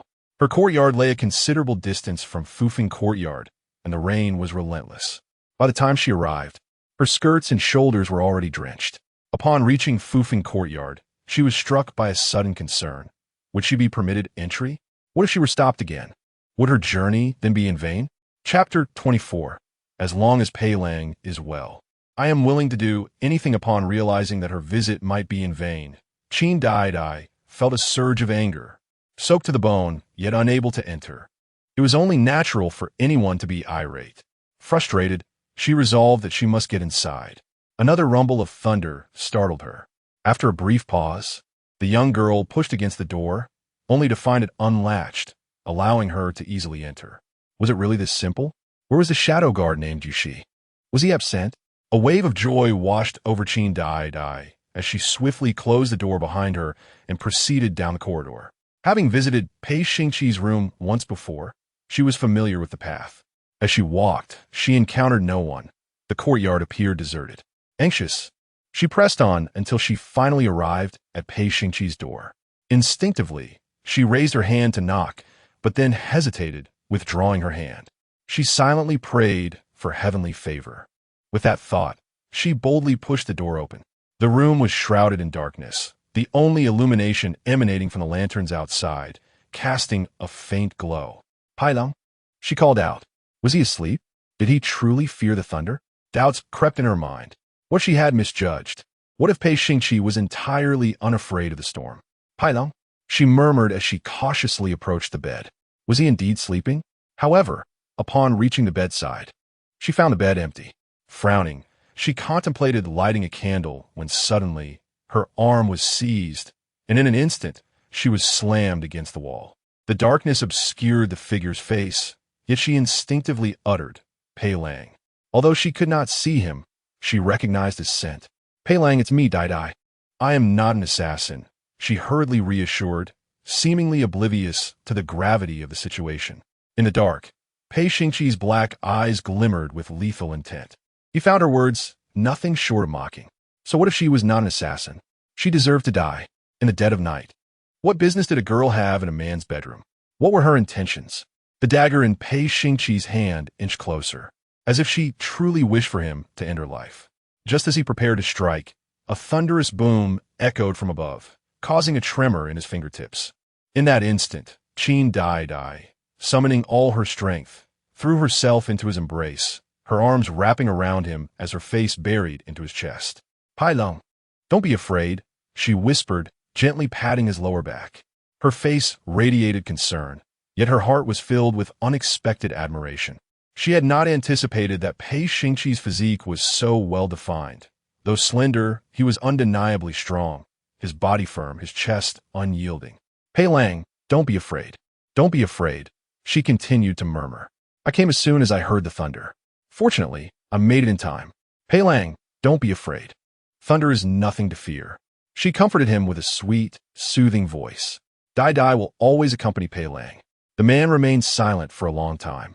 And Qin Daidai couldn't help but sneeze. The damp clothes were truly uncomfortable. The moment Pei Xingqi was embraced, he instinctively wanted to push the person away. Yet, the thunder outside roared with a terrifying presence, mercilessly tearing through the clouds and striking at his very soul. He felt utterly stiff, trapped in a state of shock. Indeed, he feared thunder, deeply feared it. At this moment, his complexion turned pale as he forgot to move. It was then that Qin Daidai suddenly spoke with a trembling voice. Pei Lang, are you hurt? She caught a whiff of blood. Her body trembled slightly, exuding concern and fear. In the darkness, Pei Xingqi could barely stand. He was indeed injured, and it was on his leg. The thunder continued to rumble, causing him to shiver. While Qin Daidai pondered the nature of his injury, she suddenly felt a weight on her shoulder. It was Pei Xingqi collapsing onto her. Had he lost his senses from pain? Pai Long? Her voice was filled with urgency. In the next moment, she found herself sitting on the ground under his weight. In the dim corner, their bodies were pressed closely together. With an anxious tone brimming with worry, she asked, What is wrong? Pei Lang, were you hurt? Let me see. She instinctively began to search for his wounds, but Pei Xingqi became irritable, forcefully pushing her hands away. Startled, Qin Daidai sensed danger even in the darkness, a chilling and ominous aura surrounding them. She was afraid, yet she could not retreat. If she were to back down, Her family might face irreparable consequences in the future. Qin, do you wish to perish? Did she truly not comprehend the expressions of others? Was she unaware of how much she was disliked? Get lost. After uttering that, Pei Xingqi retreated into a corner. The thunder outside continued to roar, and he indeed felt a bit disoriented. Qin Daidai sat on the ground for a long while before finally rising. She went to light a lamp. As the candle flickered to life, the room was illuminated, albeit faintly. This time, Qin Daidai clearly saw Pei Xingqi and the bloodstains scattered across the floor. Why is there so much blood? The blood appeared dark, almost black. Could it be that he was not only injured, but also poisoned?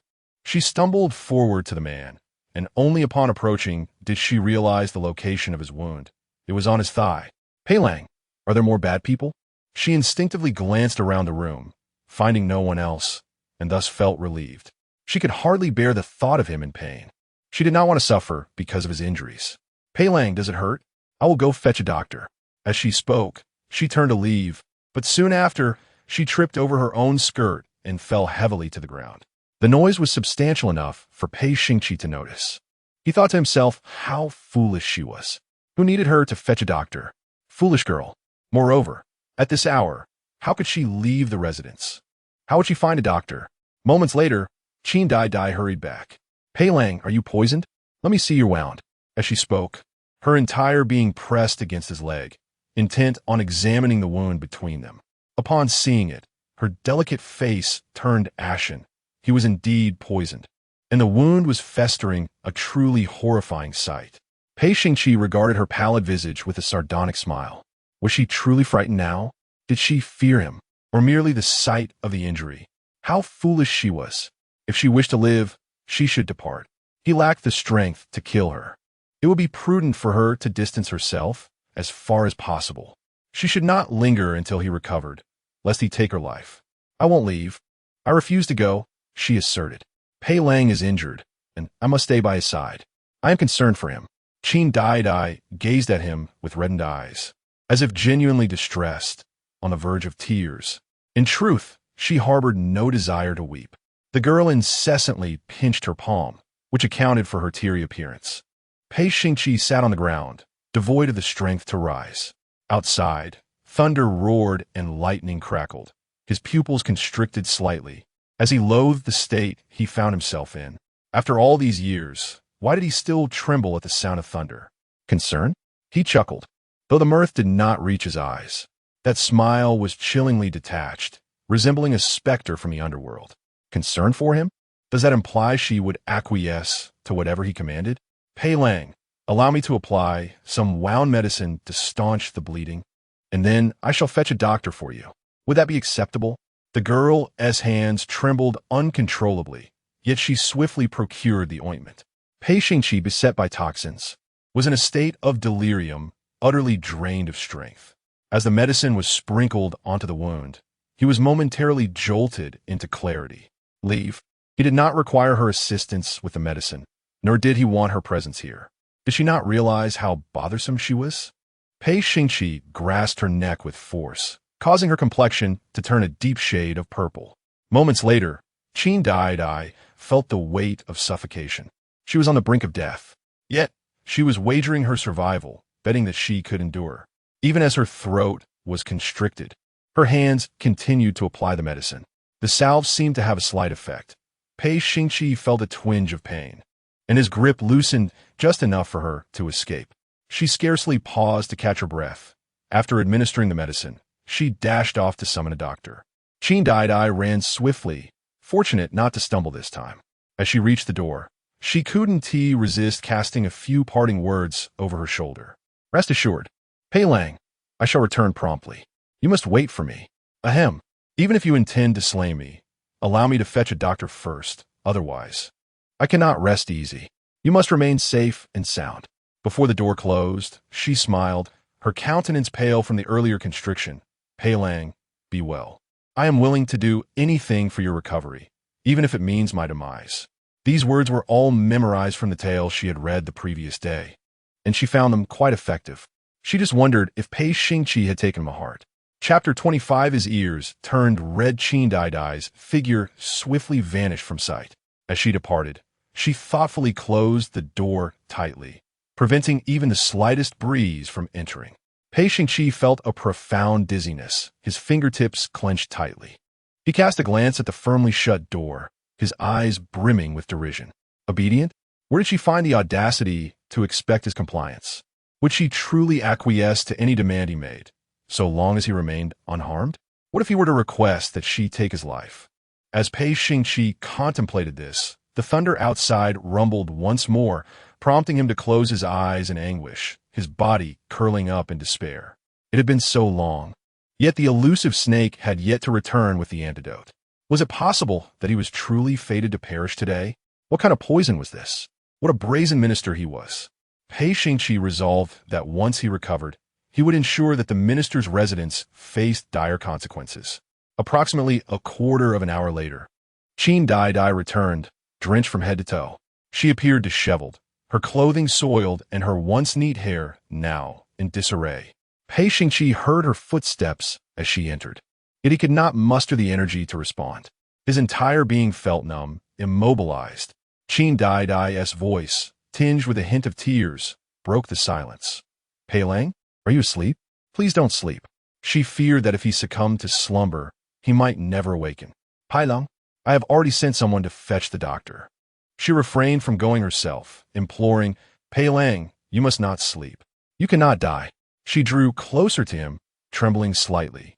Qin Daidai began to regret her earlier decision to forego an umbrella.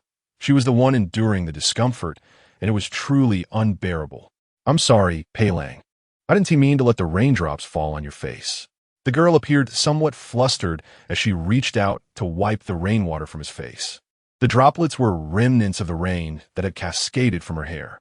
Yet, before her hand could touch his face, Pei Xingqi's dark gaze fixated on her hand, as if he would sever it should she dare make contact.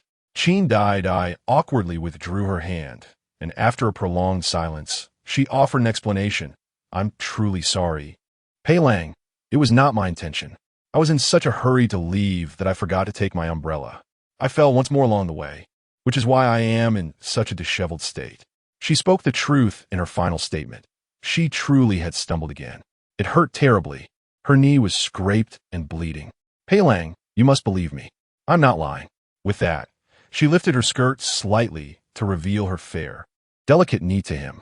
Pei Xingqi happened to catch sight of the injury, observing the raw skin and the blood seeping forth. The man's brows furrowed tightly. She was indeed foolish. How could she manage to fall while walking? Was she in such a rush because of him? Pei Xingqi averted his gaze, his expression darkening. That shameless Qin woman, who permitted her to casually raise her skirt and expose her calves and knees in such a manner. How shameless! Was she so indiscriminate in her behavior? Had anyone else seen her calves and knees? Unbeknownst to him, he was overthinking, his throat tightening slightly. Pei Lang, I am not in pain. You need not feel guilty. The doctor shall arrive shortly, so do not worry. Pei Lang will not perish. She comforted him, her eyes growing increasingly bright.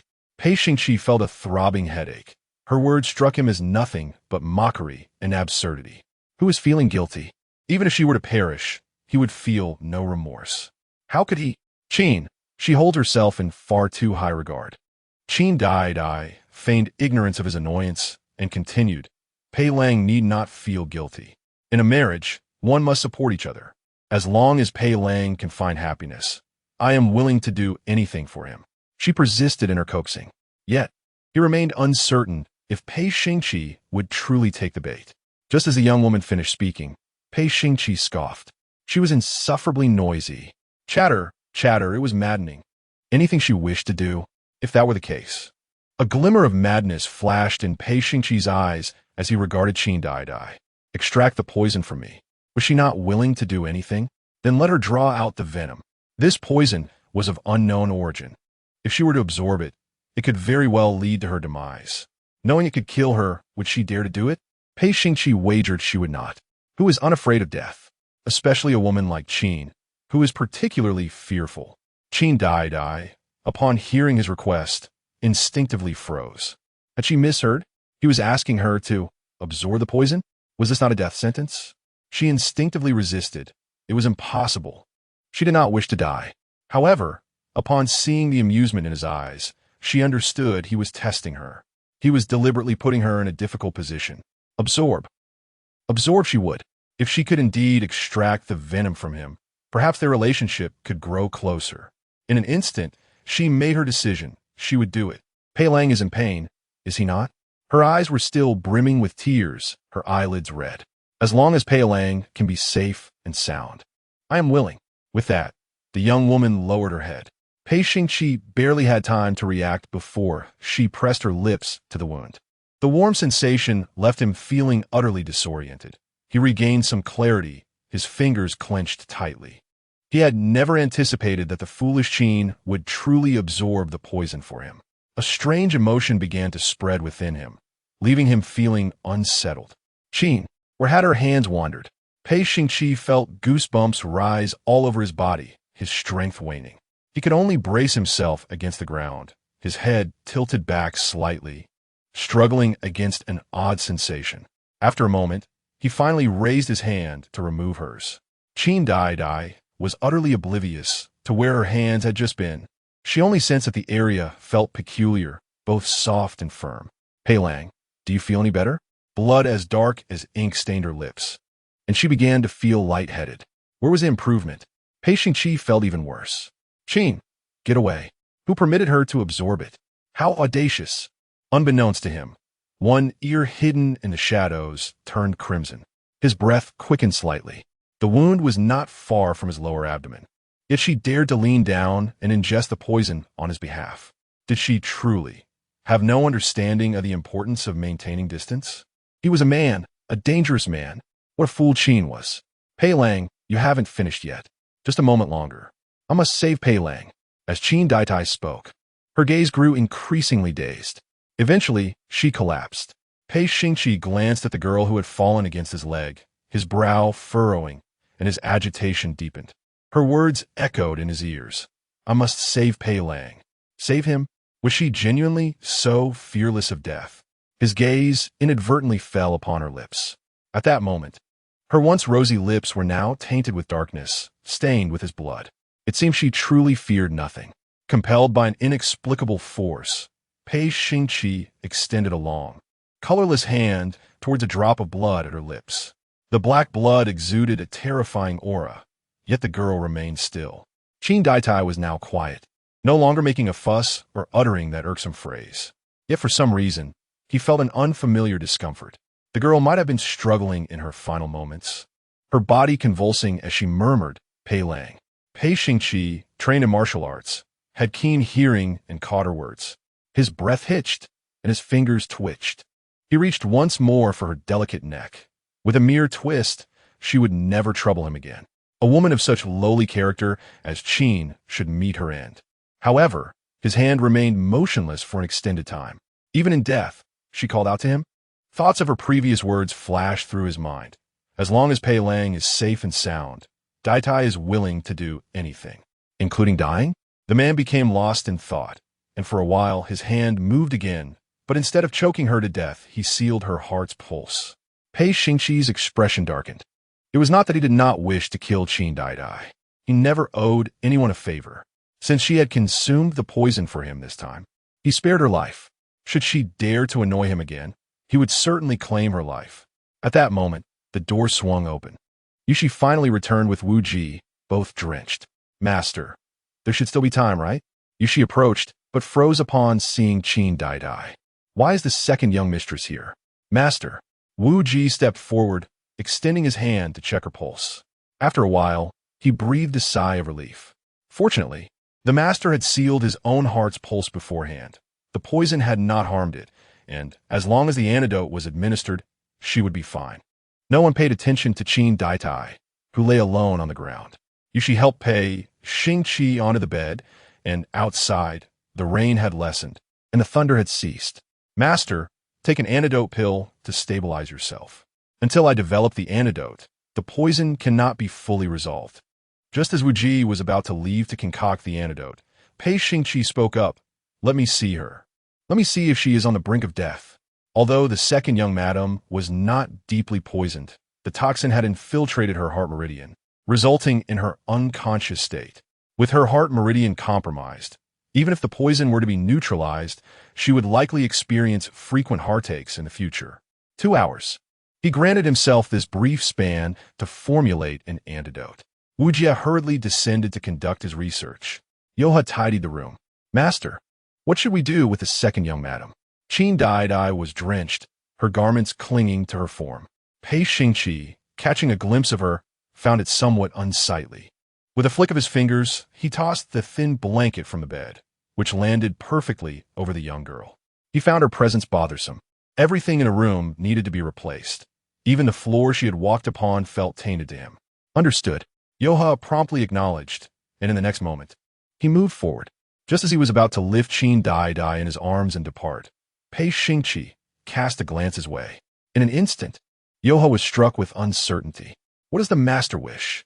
Fear gripped Yoha's heart, rendering him motionless. Just as he was about to inquire, Pei Xingqi had already averted his gaze, as if he had never looked at Yoha at all. You may withdraw, he commanded. After a brief pause, Yoha resumed his task of lifting Qin Daidai. Although he was uncertain of his master's earlier intent, this time he refrained from physically embracing her, avoiding any contact altogether. The dawn had begun to break outside. Pei Xingqi closed his eyes, weary from a night of turmoil. After 2 hours, Wu Jie returned. Master, it seems that the antidote may not be feasible. The required herb was missing a crucial ingredient, the Mingzuzi, essential for detoxification. Yet this particular herb was exceedingly rare and costly. Upon hearing this, Pei Xingqi's fingers clenched tightly. Wu Jie's heart felt heavy. If the poison remained unresolved, it would inevitably corrode the heart meridian, leading to dire consequences. Moreover, his master's wound would be the first to fester. By the way, does the master not possess a Mingliuzi? That is a precious remedy. Consuming it would surely neutralize the toxin. As soon as Wu Jie spoke, Pei Xingqi recalled the hidden herb he had stowed away. The thought of that herb brought Qin Daidai to his mind. She had been the one to present it to him. Such a valuable remedy, and she had offered it to him. How foolish. Yet, for reasons unknown, as these thoughts crossed his mind, something within him stirred. Once more, he was beset by confusion. Did Qin truly harbor feelings for him? Why? Why would she feel this way? Even after Pei Xingce's death, she was willing to marry his spirit tablet. Yet now she professed feelings for him? Was it not ludicrous? Qin was deceiving him. With this realization, his brow furrowed tightly, and agitation coursed through him more intensely than before. A woman as base as Qin would be better off dead, perfectly paired with his departed husband as a pair of ghostly lovers. However, when Pei Xingqi consumed the antidote, he still set aside half of it. Once the poison was neutralized, healing would come more readily. Master, be cautious not to let the wound come into contact with water, Wu Jie advised earnestly. On this day, Pei Xingqi ultimately did not step outside. Meanwhile, Guyu was on the verge of tears. How could the young lady be poisoned? More importantly, why is she yet to awaken? Throughout the day, Qin Daidai remained in a state of unconsciousness, with Guyu vigilantly stationed by her bedside, her eyes swollen and red. In the dead of night, Qin Daidai finally regained consciousness. She felt utterly frail, her lips still a pale shade of purple. Guyu, I am so hungry, she said, her voice tinged with a sense of grievance, momentarily bewildered by the events that had transpired. I may promptly rush to fetch something to eat. Guyu had not anticipated the young lady's sudden awakening. Was she on the mend? Qin Daidai lay on the bed, her body stiff and uncomfortable, and after a moment of reflection, she recalled the events leading to her fainting spell. Panic began to set in. How had she returned? Had the poison been neutralized? What of Pei Xingqi? Had he found a remedy? A sense of unease gripped her. Would she succumb to this fate? At that moment, the window sill of her room trembled, producing a creaking sound. Before she could fully comprehend the situation, Pei Xingqi's figure materialized in her chamber. Pailang, she exclaimed with delight, attempting to rise from the bed. However, after lying down for so long and still affected by the lingering toxins, her legs buckled, and she fell to the floor. Pei Xingqi observed the scene before him, thinking, Qin, how foolish. He had not anticipated her awakening. It seemed her poisoning was not as severe as he had feared. Is Pei Lang well? Has the poison been resolved? She gazed at him with eager anticipation. Well, my condition. Am I also free from the poison? Have you come to aid me in my recovery? Yet, in the midst of her hopeful yearning, Pei Xingqi simply turned and departed. Qin Daidai was left in confusion, pondering what was his purpose for coming. Chapter 26. Has Pei Lang developed affections for me? When Qin Daidai regained her senses, she noticed a half pill resting on the table. What could this be? Who placed it there? Could it possibly have been Pei Xingqi? Is this an antidote? After a moment's contemplation, Qin Daidai resolved to consume it. After all, one must try all avenues in desperate times. Upon swallowing the half pill, she felt a significant alleviation in her discomfort. Her heart no longer weighed down. Could it truly be an antidote? When Guyu entered with food, her astonishment was palpable. The young lady's lips had regained their color. Could it be that the poison had been neutralized? Qin Daidai hurried to the bronze mirror and was delighted to see her complexion restored, her lips a lovely pink. Indeed, the poison was gone. Pei Xingqi had come to deliver medicine to her. When had he become so benevolent? The young woman was bewildered. He spared her life, yet provided her with medicine? Could it be that he was moved by her? Guyu, I wish to eat, she declared, intent on filling her stomach before seeking out Pei Xingqi. She was determined to pursue him until he consented to assist her in rescuing her family. After finishing her meal, Guyu hesitated, seemingly struggling with her words. Miss, must you go? I fear for your safety. The eldest son is fierce. You might be harmed. No, I must go. Alone, Qin Daidai ventured out, instructing Guyu to rest. She skillfully navigated her way to Fufeng courtyard, only to find guards at the entrance. Second young madam, she exclaimed in surprise upon seeing her. Your poison has been cured? Has the master truly given you the antidote? Yushi was astounded. Her former master would never have acted in such a manner. I wish to see Pei Lang. Is that possible? She gazed at Yushi with hope. Yushi shook her head. No, it cannot be. You must not disturb him. But what if he wishes to see me? After all, Pei Xingqi has provided me with the antidote. Does that not indicate that I hold a small place in his heart? Perhaps he has even developed feelings for me. The thought thrilled Qin Daidai. Yet she was acutely aware of its improbability. Yushi remained resolute, asserting that the master would certainly not receive her. After a prolonged stalemate, Qin Daidai ultimately left without seeing Pei Xingqi. As dusk deepened, she had no choice but to return. If I cannot see Pei Xingqi today, I shall surely see him tomorrow. Yet, to her dismay, the following days passed without a glimpse of him. Eventually, she learned that he had departed for Jiangnan on official business. Why had he not informed her? This left her feeling as though her efforts had been in vain. Irritation bubbled within her. She pressed her lips tightly together, nearly twisting her handkerchief to shreds. Miss, please do not be upset. Have some sweet water. It is your favorite, delicious, tangy, and sweet, quite appetizing. I do not wish to eat, she replied, her mood soured. When would Pei Xingqi return? If he were gone for several months, would her previous efforts have been futile? Even if he had harbored the slightest affection for her, surely time would extinguish it completely. Moreover, she had little time to waste. With April now well underway, how many days remained for her to wait? The thought filled Qin Daidai with anxiety, and no amount of coaxing could pacify Guyu. Miss, perhaps we should visit the post station to see if there are any letters from the master and young master? She wished to entice the young lady to step outside. You may go, came the terse reply. She had no desire to venture out. Qin Daidai, feeling irritable, wore a troubled expression. Days passed and still, there was no sign of Pei Xingqi's return, further heightening her distress. Fortunately, on April 23rd, Pei Xingqi finally returned. Upon hearing the news, Qin Daidai felt a surge of energy and immediately made her way to the ancestral courtyard. As anticipated, it wasn't too long before Pei Xingqi came to pay his respects. The young lady was adorned in a warm orange brocade robe, resembling a flower in full bloom on a summer day, vibrant and alluring. Yet, Pei Xingqi did not cast a single glance in her direction.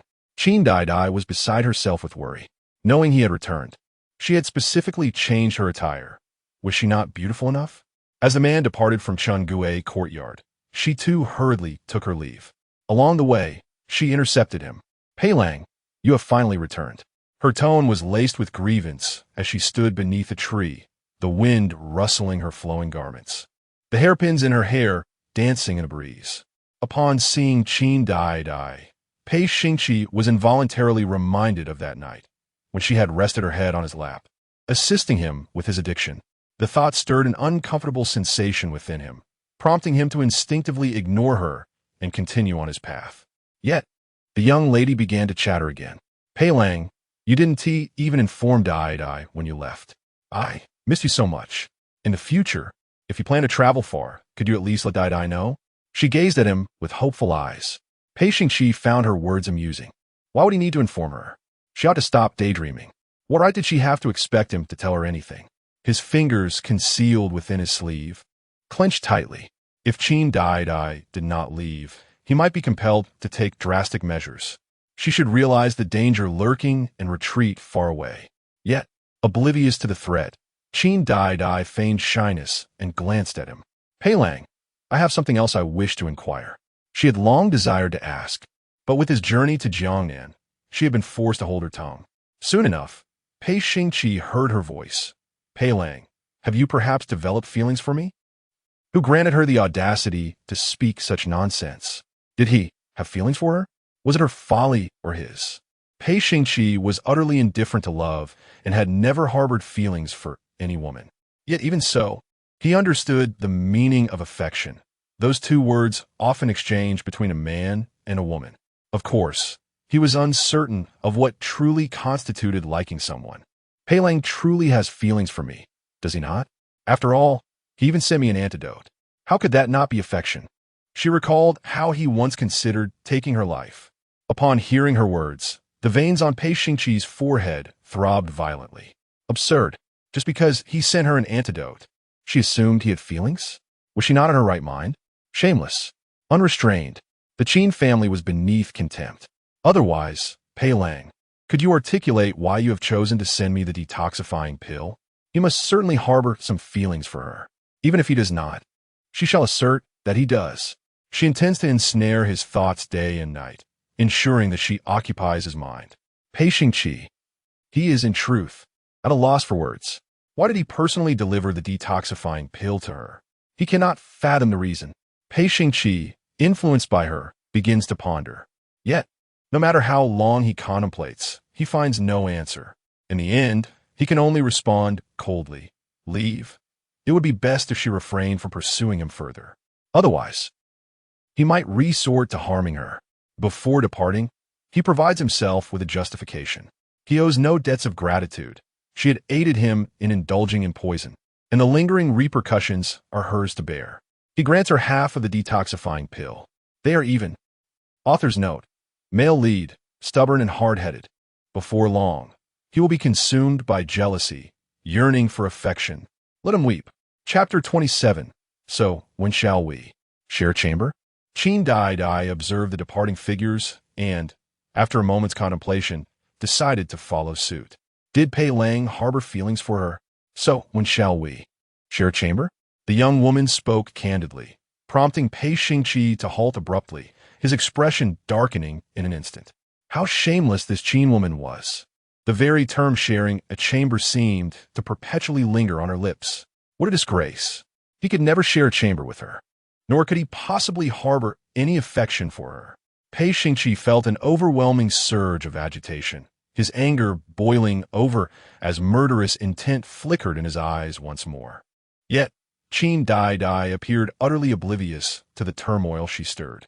She continued, Pei Lang, shall we share a chamber in the warm pavilion or the breeze court? If it is the breeze court, then your bed must be warmed and softened, for I cannot abide a hard mattress. She began to make demands. Pei Xingqi's frustration peaked at that moment. This brazen woman dared to entertain the notion of sharing a chamber in the breeze court. No, she would not even set foot in his breeze court. Just as Pei Xingqi contemplated drawing his dagger, Qin Daidai unexpectedly grasped his arm. Pei Lang, you must be gentle when the time comes. She feigned shyness, casting a fleeting glance at him before lowering her gaze. Pei Xingqi was driven to the brink of madness. Did she truly comprehend the implications of her words? What audacity! What did she mean by him being gentle? Such brazen words escaped her lips. He pushed her away, the dagger in his hand spinning before it rested threateningly near her neck. Qin, I warn you, cease your foolish dreams. He found her words repugnant. If she wished to live, she should leave. He offered her one last chance, depart swiftly. Furthermore, she was not to appear before him again, otherwise. Qin Daidai was shoved aside, feigning grievance as her eyes glistened with unshed tears. Why did he threaten her once more? Is Pei Lang unhappy today? She inquired with concern. Pei Xingqi pondered if she had truly registered his words. Pei Lang, please do not be unhappy. I wish for your happiness. She stepped forward again. His brows furrowed deeper, and just as he was about to lose control, she turned and fled. Since Pei Lang does not wish to see me for now, I shall take my leave. I do not wish for you to be unhappy. As she spoke, she dashed away, her steps betraying a hint of disarray. Pei Xingqi's cold gaze followed her retreating figure. At least she had the sense to leave. However, in the days that followed, Qin Daidai persistently pursued him with greater patience than before. Each morning, she rose before dawn, waiting along his route as he departed. Although fatigue weighed heavily upon her, her eyes barely able to remain open, she greeted him with a bright smile every time they crossed paths. Moreover, her daily inquiries became a ritual. Pei Lang, are you off to the morning court? Return swiftly. I shall be thinking of you. Contemplating their union and the prospect of parenthood, she envisioned him returning home each night, regardless of the hour, to find her patiently awaiting his arrival at the entrance of the courtyard. In such moments, she would always hold a food container in her hands. Upon seeing him, her radiant smile would illuminate her face as she dashed toward him. Pei Lang, are you hungry? She would inquire, knowing he must be famished after working so late. I have brought some dishes for you. In truth, if Pei Xingqi desired anything, there would be someone readily available to deliver it to him. Yet, she felt compelled to enact this ritual, as if following the narrative of a tale where the heroine often brings meals to the hero, leading to a blossoming affection between them. Pei Xingqi's initial irritability had transformed into a calm indifference. Now he chose to disregard her entirely. He was curious to see how long Qin would persist. Such a woman, with her questionable intentions, must have ulterior motives for approaching him. He resolved to observe when her true nature would reveal itself. That night, Pei Xingqi continued to ignore her, striding back to the courtyard, where the door was promptly locked behind him by Yushi. Listening to the sound of the closing door, Qin Daidai sighed. Well, another failure today. When will I ever win over Pei Xingqi? This is exhausting.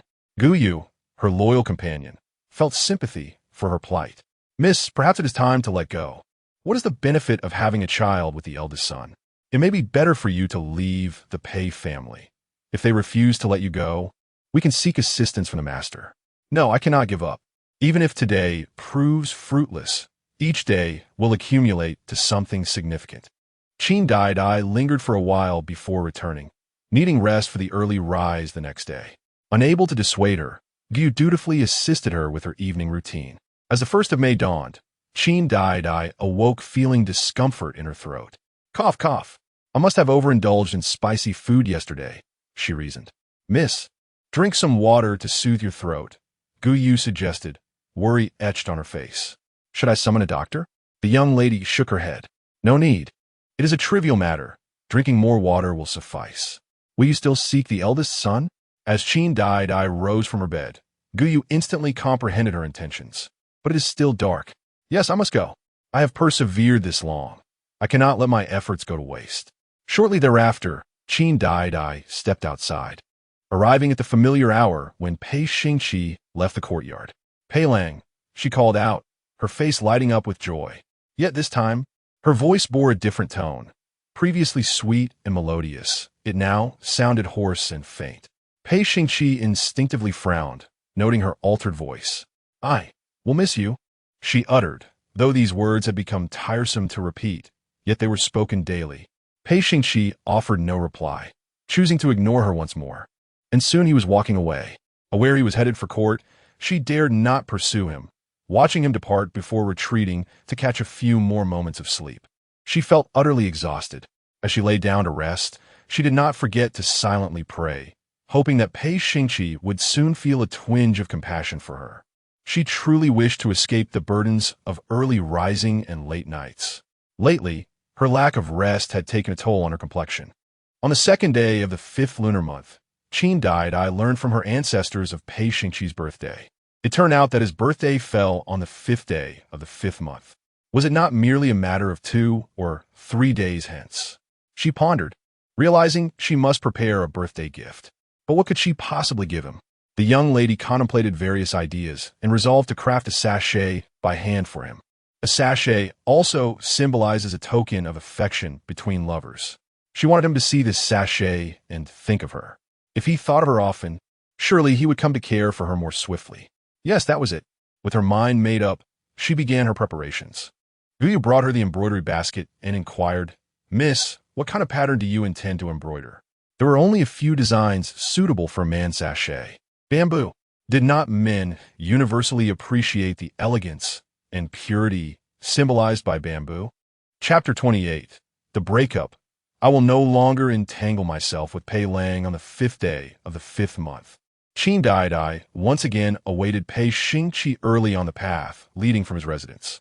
She clutched her intricately embroidered sachet tightly in her hand, her eyes brimming with joy.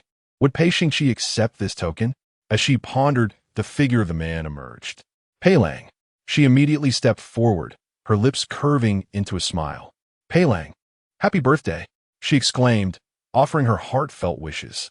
Surely he would be pleased? With great anticipation, she gazed at him and then presented her sachet. Pei Lang, this is a sachet I embroidered with my own hands. I hope you will like it. After saying this, she feigned shyness and added, "This is my token of affection for you." If only he could bestow upon her a token in return. Pei Xingqi lowered his gaze to the item in her hand. The dark green sachet adorned with delicate green bamboo embroidery. It was quite unappealing. Qin's family was not only foolish but also possessed poor taste. Oblivious to the disdain directed at her, Qin Daidai continued, "Since I have given you my token of affection, might you consider gifting me the dagger from your sleeve? Thus, we would have exchanged tokens." Pei Xingqi, who said he wanted her item, a token of affection? How dare she say such a thing? He had no interest in this gift, and it was even more absurd that Qin dared to wish for his dagger as a token. What a fool's dream. Who has a bond with her? He could never form such a connection with her in this lifetime. Leave him be. If she troubled him further, he would end her. Did Pei Lang not appreciate the sachet? Or was it merely the color that displeased him? No matter, she could create another. What kind of sachet does Pei Lang prefer? She inquired, her demeanor patient. Pei Xingqi found her tiresome and continued walking, but the young lady pressed on. Pei Lang, you have yet to give me the dagger. She insisted, demanding her token of affection. Pei Xingqi's arm was seized, and the atmosphere around him instantly darkened. Qin Daidai had sensed the threat earlier, yet she boldly persisted in her pursuit. Is the dagger important to you, Pei Lang? She asked, then quickly spoke to herself. If the dagger holds great significance, then I shall not ask for it. You may gift me something else instead. Her gaze grew suggestive. The sky was overcast, and their figures appeared somewhat indistinct. As Pei Xingqi contemplated what she might desire next, the young woman suddenly rose on her tiptoes, draping her arms around his neck, and boldly pressed her lips against his. I know, Pei Lang, you like me, she said with a smile, and before he could regain his composure, she playfully bit his earlobe, just at the tip. In that instant, Pei Xingqi felt an unsettling jolt coursing through him, as if electricity flowed through his entire being, rendering him momentarily paralyzed. As he regained his composure, he forcefully pushed the individuals aside, his blood boiling with rage, yet the words that escaped his lips were chillingly devoid of compassion. The Qin family seeks death. How brazen she was to act with such audacity. Did she truly fear nothing? He would end her life. Pei Xingqi grasped her throat with a firm grip, exerting all his strength. Soon, her feet left the ground. Yet Qin Daidai continued to extend the sachet in her hand towards him. Pei, my lord, within it lies a talisman for peace that I sought at the temple. It shall ensure your safety and prosperity throughout your life. Please take it. Qin Daidai's complexion was ghastly pale, her breath labored, yet she clung to hope. In the next moment, Pei Xingqi callously tossed the sachet into the river. Qin Daidai, all right. She was indeed furious. The Qin family deserved their fate. He had warned her countless times, yet she remained as obstinate as ever. Today marked her day of reckoning. As Pei Xingqi tightened his grip, Qin Daidai began to struggle, her eyes reddening, her hands grasping his wrist as she resorted to punches and kicks. The moment she made contact, a wave of nausea surged within him. His grip slackened, and she fell heavily to the ground, genuinely pained this time, tears welling in her eyes. Coughing, she began to lament. "Why did you discard my sachet, my lord? It took me days and nights to create." Her hands, marked with needle pricks, displayed her suffering. "My lord, my hands ache terribly." She deliberately showed him the puncture wounds, tears flowing freely. Pei Xingqi glanced at her hands, indeed, noticing numerous needle marks. Yet, why should that concern him?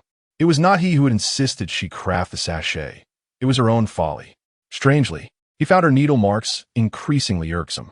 "And the talisman, which I specifically sought at the temple, was also cast aside by you. Do you truly harbor disdain for me?" As she looked up, her eyes glistened with tears. Pei Xingqi detested women weeping in his presence. It was exasperating. "Do you truly not wish to take on two families?" She coughed several times, her complexion still pale. "If only you would provide me with a definitive answer. I assure you, I shall never disturb you again. If you do not wish it, I will not insist. Your happiness is all that matters to me." She pressed him for an answer. This was a new tactic she had gleaned from a romantic tale, known as the art of pursuit through retreat. The tale advised that once one had entangled themselves sufficiently, a strategic distance should be created. She was now prepared to sever ties with Pei Xingqi, resolving to cease her pursuits thereafter. Pei Xingqi remained silent, and it seemed as though he might entertain the thought of accommodating both families. She continued to press him for clarity. In the next instant, Pei Xingqi blurted out, "Dream on." Upon uttering those words, an unfamiliar emotion flickered within him, one he would soon recognize as regret. Having achieved her objective, Qin Daidai turned and walked away. Before leaving, she did not forget to utter, "I will no longer cling to Pei Lang. Rest assured, I will also clarify matters with my ancestors." Soon, the silhouette of the young girl vanished from sight. Pei Xingqi gazed in the direction of her departure, his expression still somber. The Qin family had better keep their word. Otherwise, he would take her life. Shortly thereafter, the man strode away, unaware that the spot where Qin Daidai had bitten him remained notably red. Should Qin Daidai dare to kiss him again, he would sever her tongue and feed it to the dogs, subsequently stitching her mouth shut. From the following day onward, Qin Daidai no longer awaited him along his route out of the residence. Initially, Pei Xingqi dismissed it, thinking that Qin Daidai had gained some sense and ceased to trouble him. However, as time passed, he began to sense something amiss. He seemed to be growing unaccustomed to her absence, though he could not pinpoint precisely what it was that felt so unfamiliar. Author's note: the male lead is about to start caring and will become intensely jealous and affectionate. Chapter 29. Will she truly no longer entangle him? Qin Daidai had vowed never to entangle Pei Xingqi again, and indeed, since that day, she had not appeared before him. Was she not concerned that all her previous efforts would be in vain? Guyu, assisting her with her grooming, casually inquired. "Not all. If this strategy of feigned indifference proves ineffective, I shall seek him out again," she replied. Guyu remained silent, content that her mistress was resolute. She only wished for her to lead a life of peace and prosperity. Her beauty was undeniable. Adorned in an emerald green gown, Qin Daidai exuded a serene elegance. "Let us depart. I wish to visit the shop today." She recalled the time when she had insisted on marrying Pei Xingce despite her father and brother's vehement opposition. They had even threatened that should she proceed with the marriage, she would no longer be recognized as a daughter of the Qin family. Nonetheless, she had gone through with it. Although her father and brother were indeed furious, their love for her remained evident. On the occasion of her marriage, they had prepared a dowry comprising 68 items, many of which were shops and estates in the capital. Reflecting on this, Qin Daidai felt a pang of emotion, her eyes glistening with unshed tears. Her father and brother had treated her with such kindness. Ever since their mother had passed away, they had doted on her unreservedly. Yet, she had forsaken them for the ungrateful Pei Xingce. In her previous life, She had believed her father and brother had severed ties with her, and she had not sent a single letter back. Fortunately, she had been granted a second chance at life. This time, she was determined to protect her family. Guyu, noticing her mistress's newfound interest in the shop, spoke up. "Madam, shortly after you married into the family, the matriarch took charge of the ready-made clothing shop's deed, under the pretense of managing it for her daughter-in-law. Do you remember? I hope you can reclaim it soon.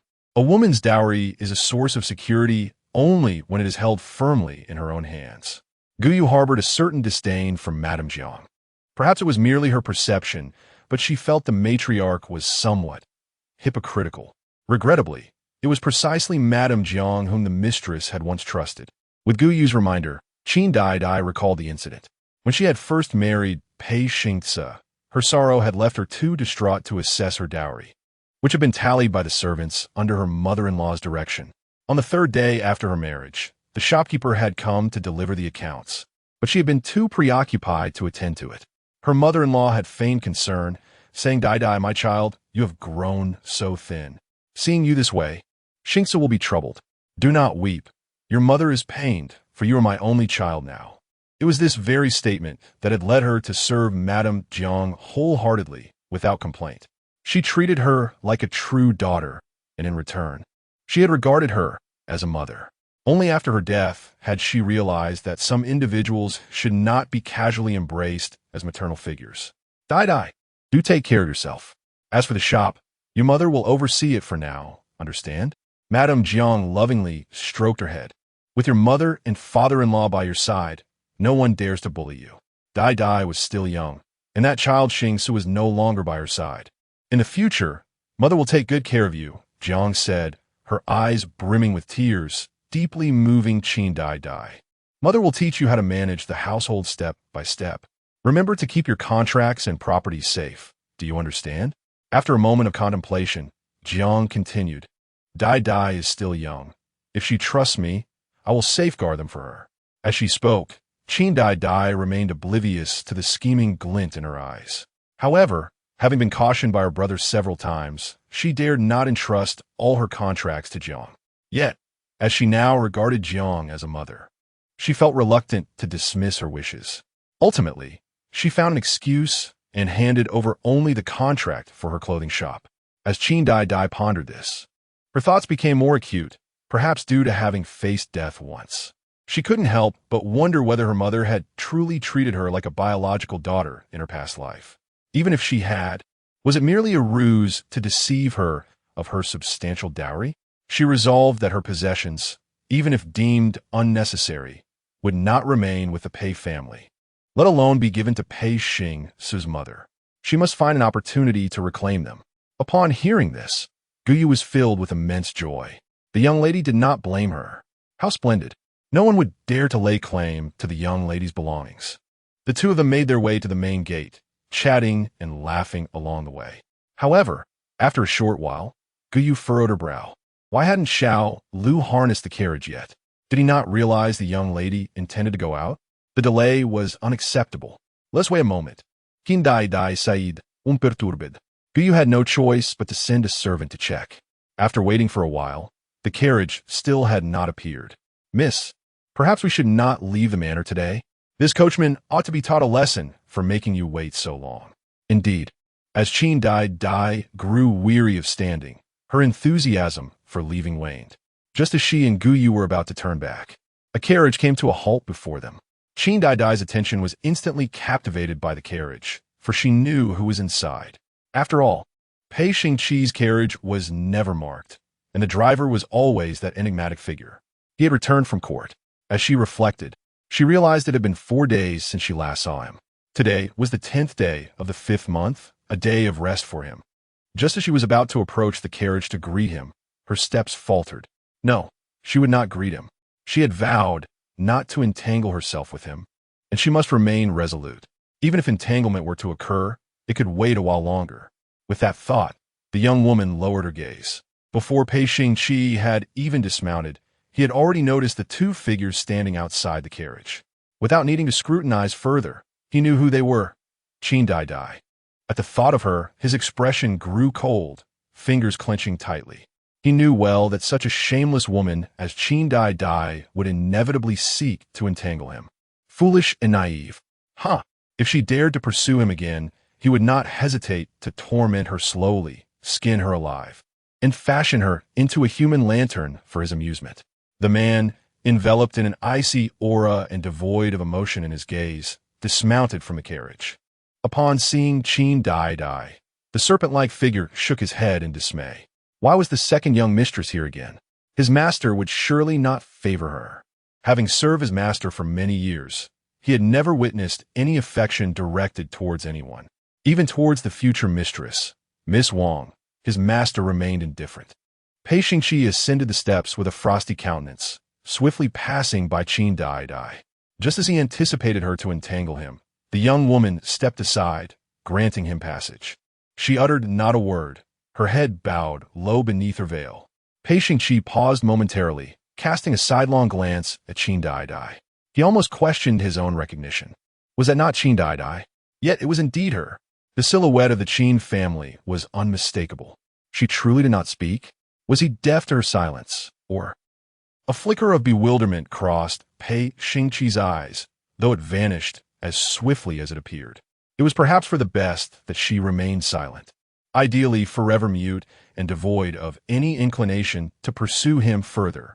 His expression grew even colder, his hands clenched tightly within his sleeves. Qin Daidai, veiled and anxious, kept her gaze fixed upon the man. It was not until he was on the verge of entering the estate that she hastily called out, Pei Lang. She halted him. Pei Xingqi's steps faltered once more, and in that fleeting moment, a tempest swelled within his heart, rendering his visage even more frigid. Such a woman from the Qin family was indeed shameless, her words betraying her true intentions. He had known she would seek to ensnare him. She was utterly repulsive.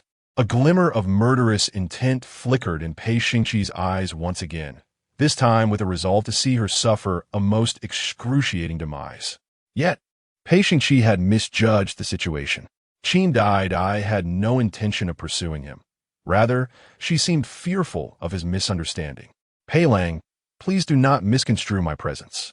I'm not here waiting for you. I am leaving the estate, not deliberately lingering here for you. Please do not be displeased, the young woman implored, her attempts at clarification becoming increasingly chaotic. With an expression of urgency, she insisted, I am telling the truth. You must believe me. I am genuinely not here on purpose. So please do not be upset. At that moment, the coachman finally arrived. Qin Daidai excitedly pointed towards the carriage, exclaiming, Pei Lang, look, I have not deceived you. Have I?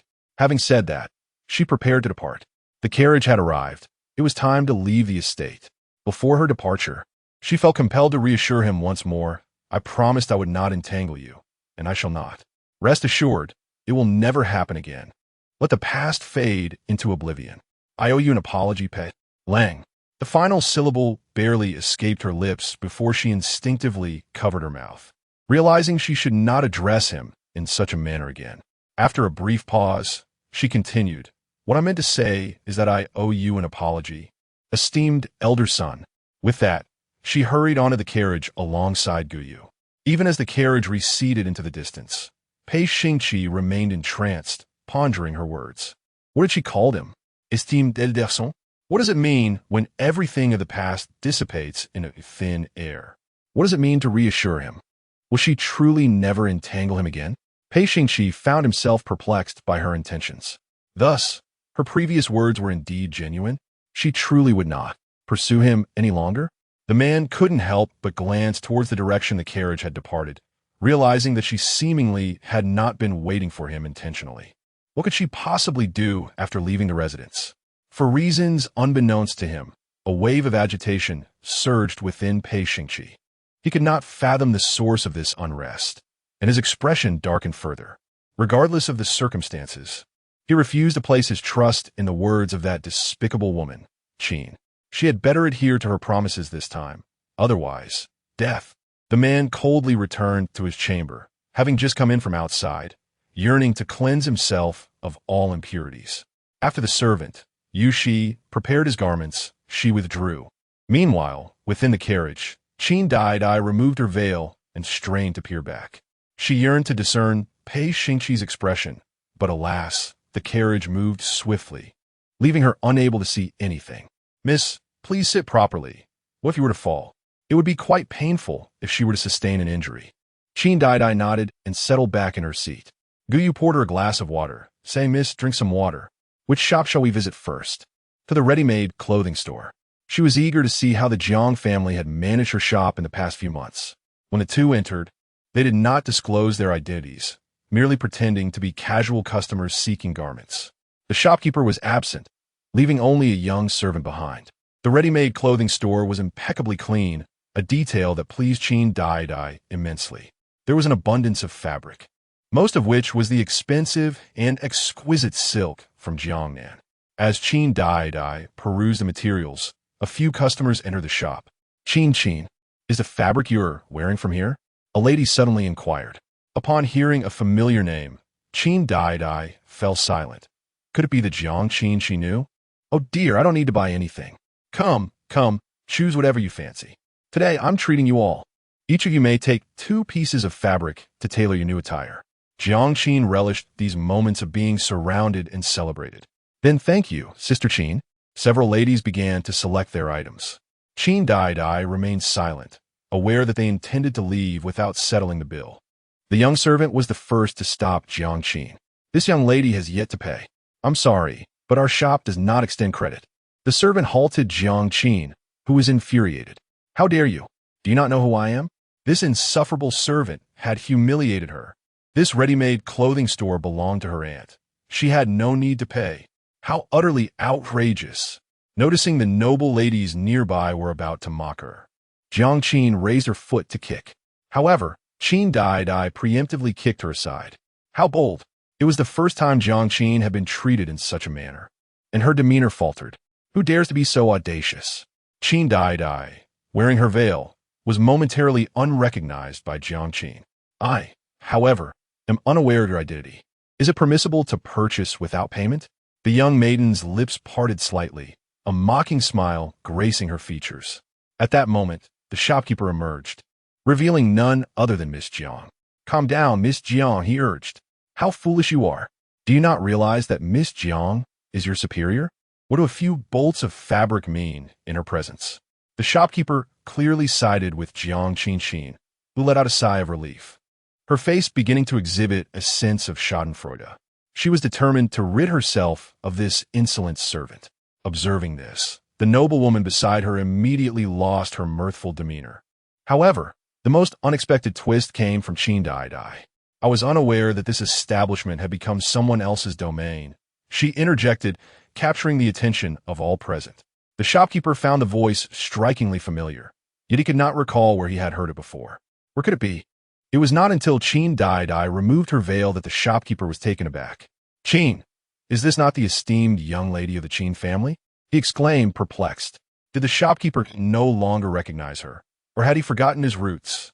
A mischievous glint danced in Qin Daidai's eyes, resembling a naive yet crafty little fox. She had little recollection of the shopkeeper. The Qin family's business stretched across the globe, with an additional ledger sent monthly to the Qin family in Yuzhou.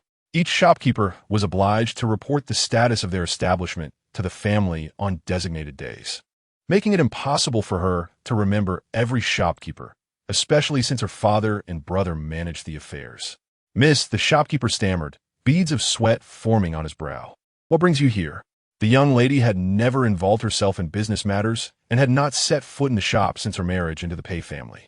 "Bring forth the ledger," she commanded. "I intend to audit the accounts today." Chapter 30. Pei Xingqe's first attention to Qin Daidai. Jiang Qin recognized Qin Daidai as the foolish woman intent on marrying her cousin. What was she scheming? Jiang Qin, undeterred by her presence, mused that since Qin Daidai was so enamored with her cousin, and her aunt was her mother-in-law, what could she possibly do? Resolving to leave, Jiang Qin felt invincible. Qin Daidai, however, was equally unyielding. "Miss Jiang, you are free to depart, but let it be known that we shall meet the authorities. You shall not evade your obligations. Qin Daidai, do not overstep your bounds. This establishment belongs to my aunt. What business is it of yours?" Jiang Qin was oblivious to the fact that this establishment was, in fact, part of Qin Daidai's dowry. Is that so? When did my dowry become the property of the Jiang family? Today, you shall either relinquish your belongings or accompany me to the authorities. Without payment, you shall not leave. With a firm demeanor, Qin Daidai compelled the surrounding women to place their items down. Soon, they all departed, wary of entanglements. As Jiang Qinqin watched her companions retreat, frustration surged within her. Qin Daidai, do not push your luck. Do you believe I want to have my aunt expel you? I shall ensure you are rendered a widow. Suit yourself, Miss Jiang. Settle your account. Qin Daidai regarded her with an air of innocence. Fuming, Jiang Qinqin raised her hand to hurl her belongings to the ground. But Qin Daidai interjected, should you damage those items, Miss Jiang will be liable for double the compensation. I shall send someone to the Jiang residence to demand reparation. With these words, Jiang Qinqin found herself in a dilemma, unable to lower her hand or withdraw. Though she was a legitimate daughter of the family, her monthly allowance was but 10 taels of silver. She could afford the compensation, yet her pride was wounded. I shall seek out my aunt. In a fit of rage, Jiang Qinqin tossed the fabric back onto the counter and hurried away, determined to have her aunt intervene on her behalf. Watching her depart, Qin Daidai hoped Jiang Qinqin would indeed escalate the matter, providing her the opportunity to reclaim her land deed. The shopkeeper soon brought forth the account books for the past 6 months, trembling and drenched in cold sweat. Was this the end for him? To his surprise, Qin Daidai merely took the books and left. Did that mean he was in the clear? However, the shopkeeper quickly regained his composure. The lady was the mother-in-law of the young miss. If she spoke, the young miss would surely comply, ensuring his safety. Moreover, the Qin family had long severed ties with the young miss. With this realization, the shopkeeper sighed in relief.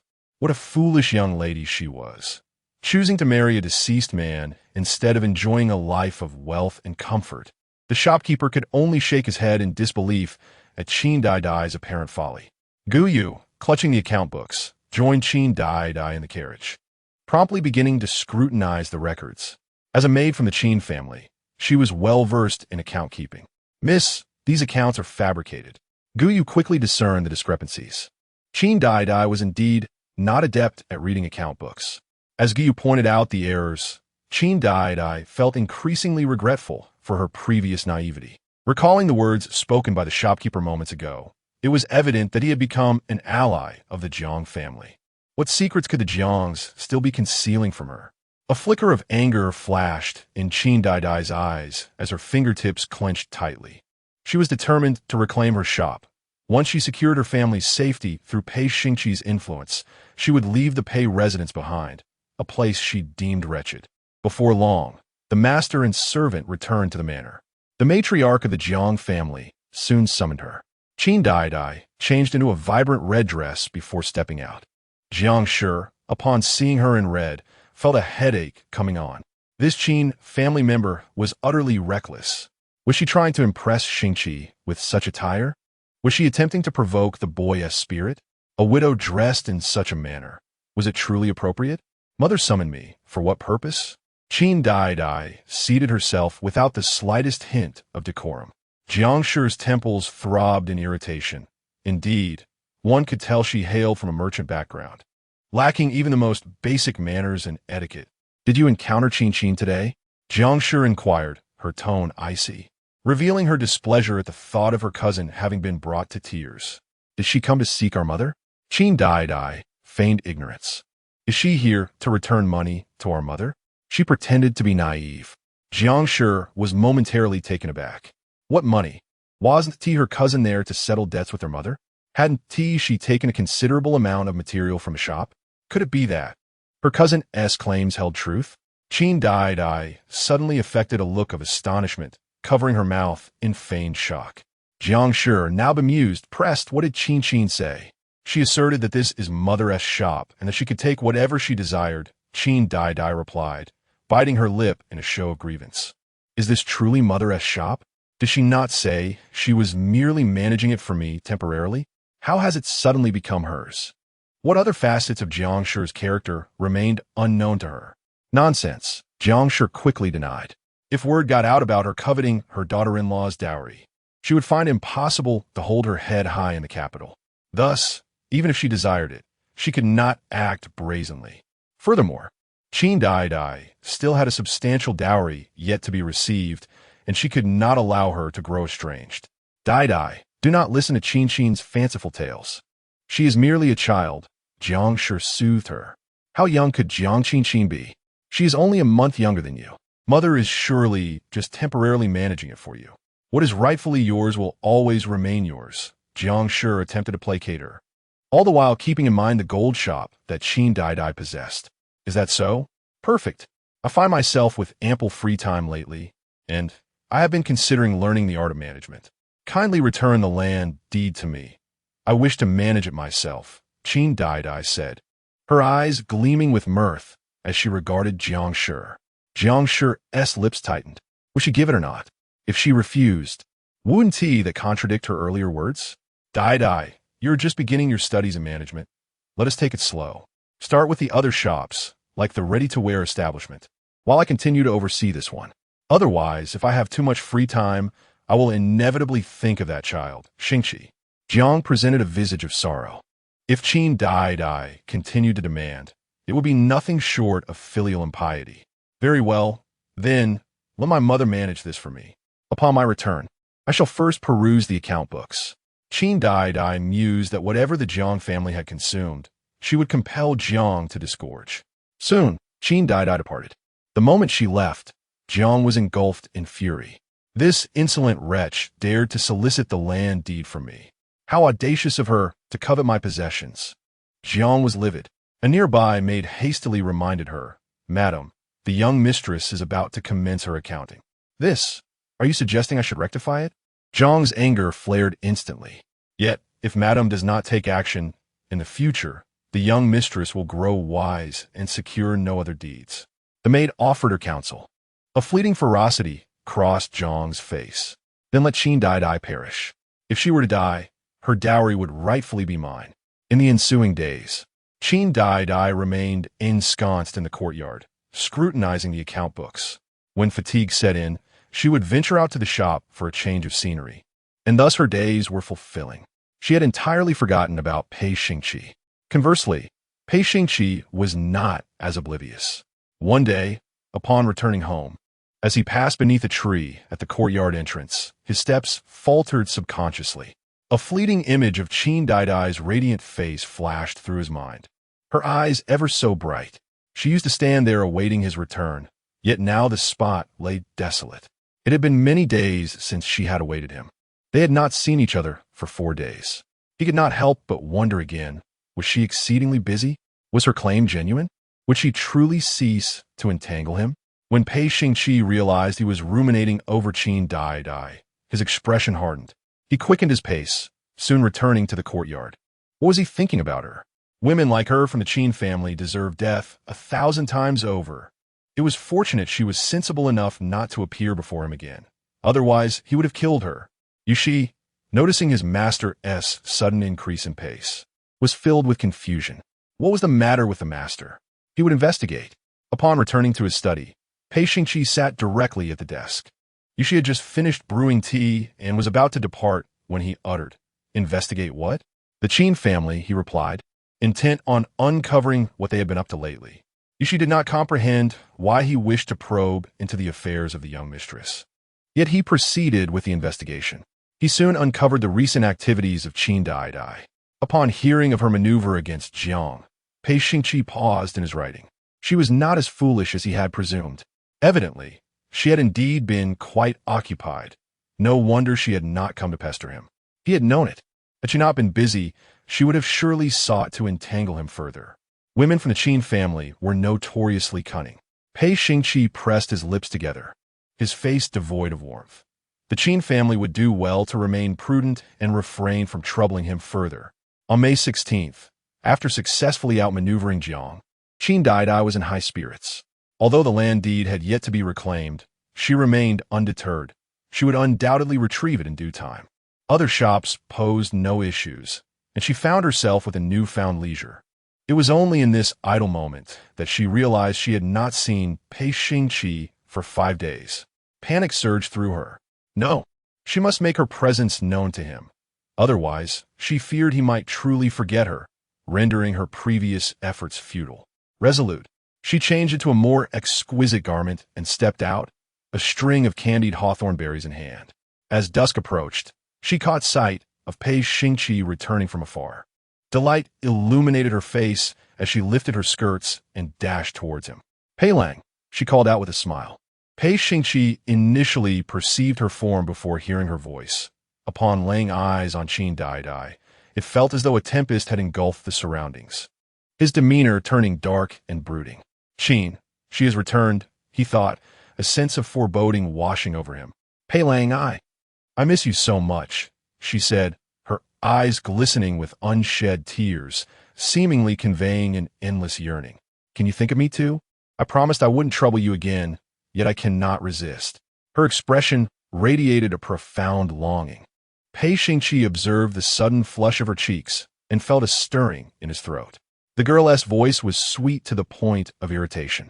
Why was she crying? As if he were the one tormenting her. Always crying. Yet, inexplicably, a certain emotion burgeoned within him. Did she truly miss him? What could it possibly be for? Was it merely for the sake of the child? Chapter 31. Is Pei Xingqi jealous? Does Pei Lang desire sugar-coated haws? Qin Daidai joyfully extended the item in her hand towards him. The elder had mentioned that Pei Lang had a penchant for sweet treats, and she had specially acquired these for him. Pei Xingqi glanced at the sugar-coated haws, but did not accept them. His expression darkened. Who would relish such sugary confections? He detested sweetness. "Leave. Otherwise, I shall end you. Pei Lang is being so fierce with me," Qin Daidai lamented, her eyes filled with grievance. Yet deep down, he must harbor feelings for me.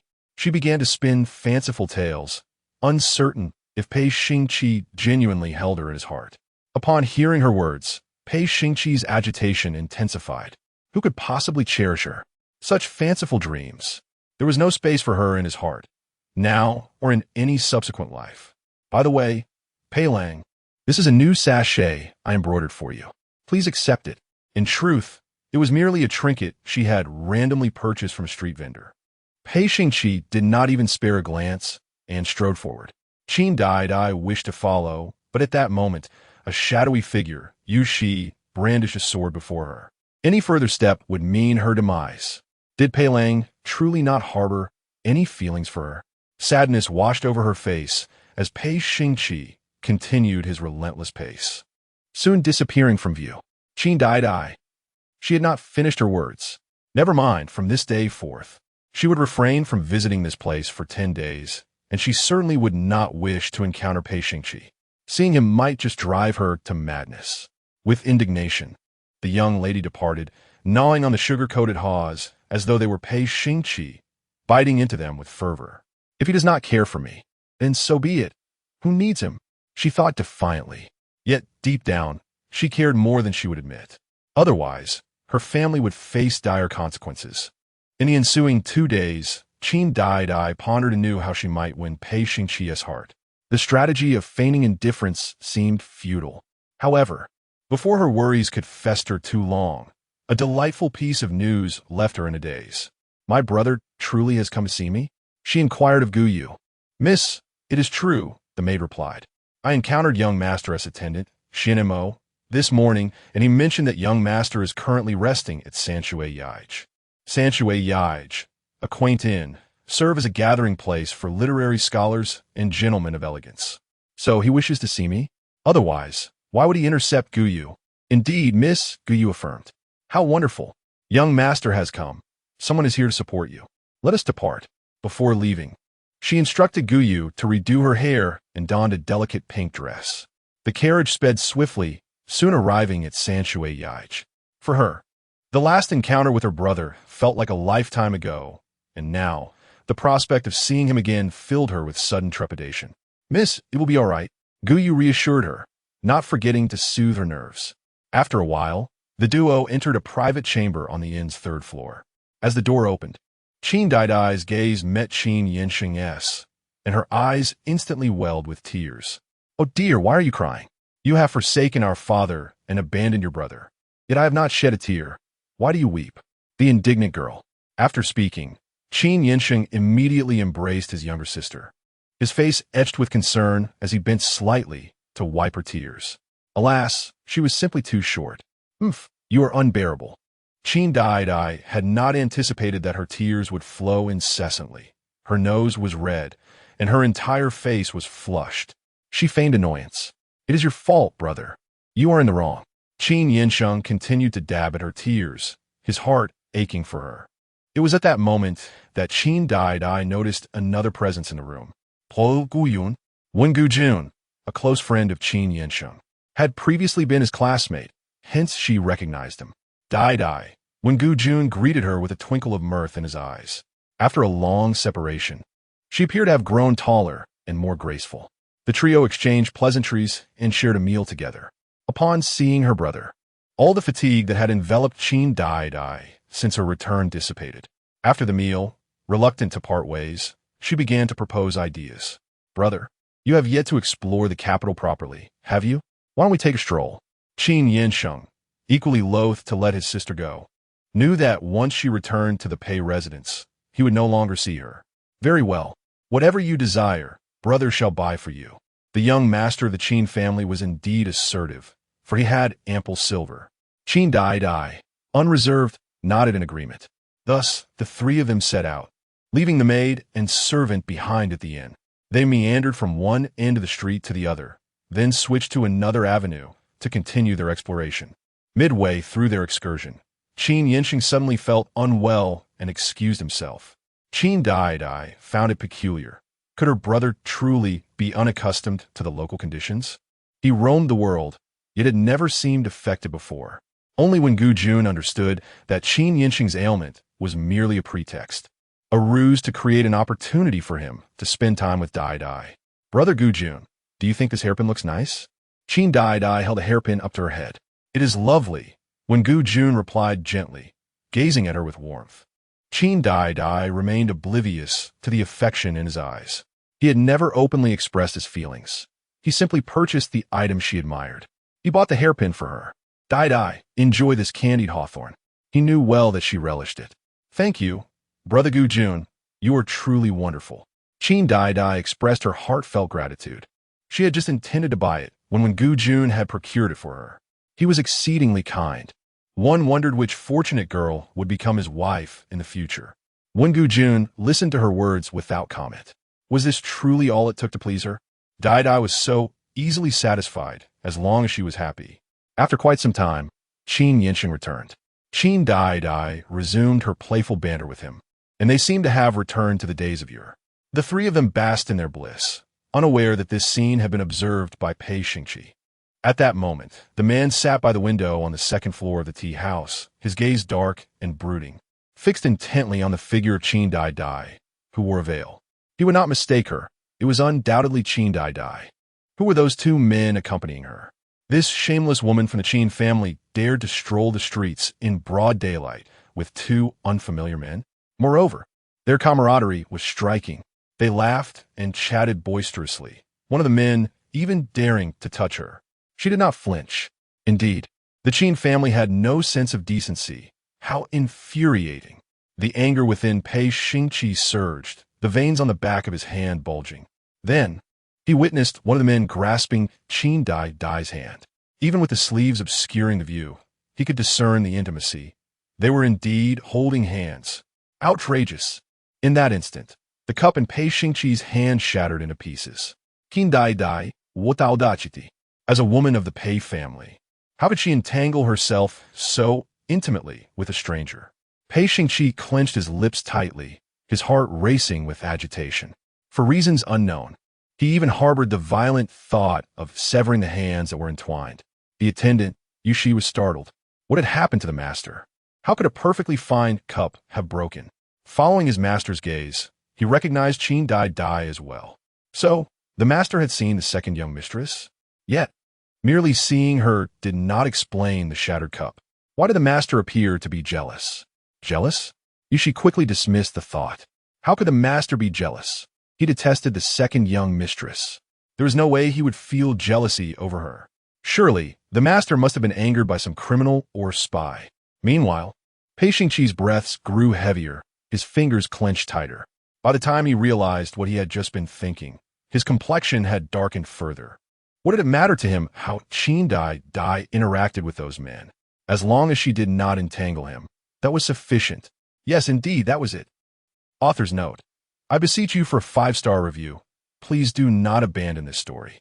The male lead shall become jealous, feeling wronged and maddened, before they eventually have children together. Chapter 32. The tip of the tongue reaches into his lips for a kiss. Pei Xingqi contemplated that it was for the best if Qin Daidai chose not to entangle him further. Her affairs with other men were of no concern to him, nor did he hold any interest in them.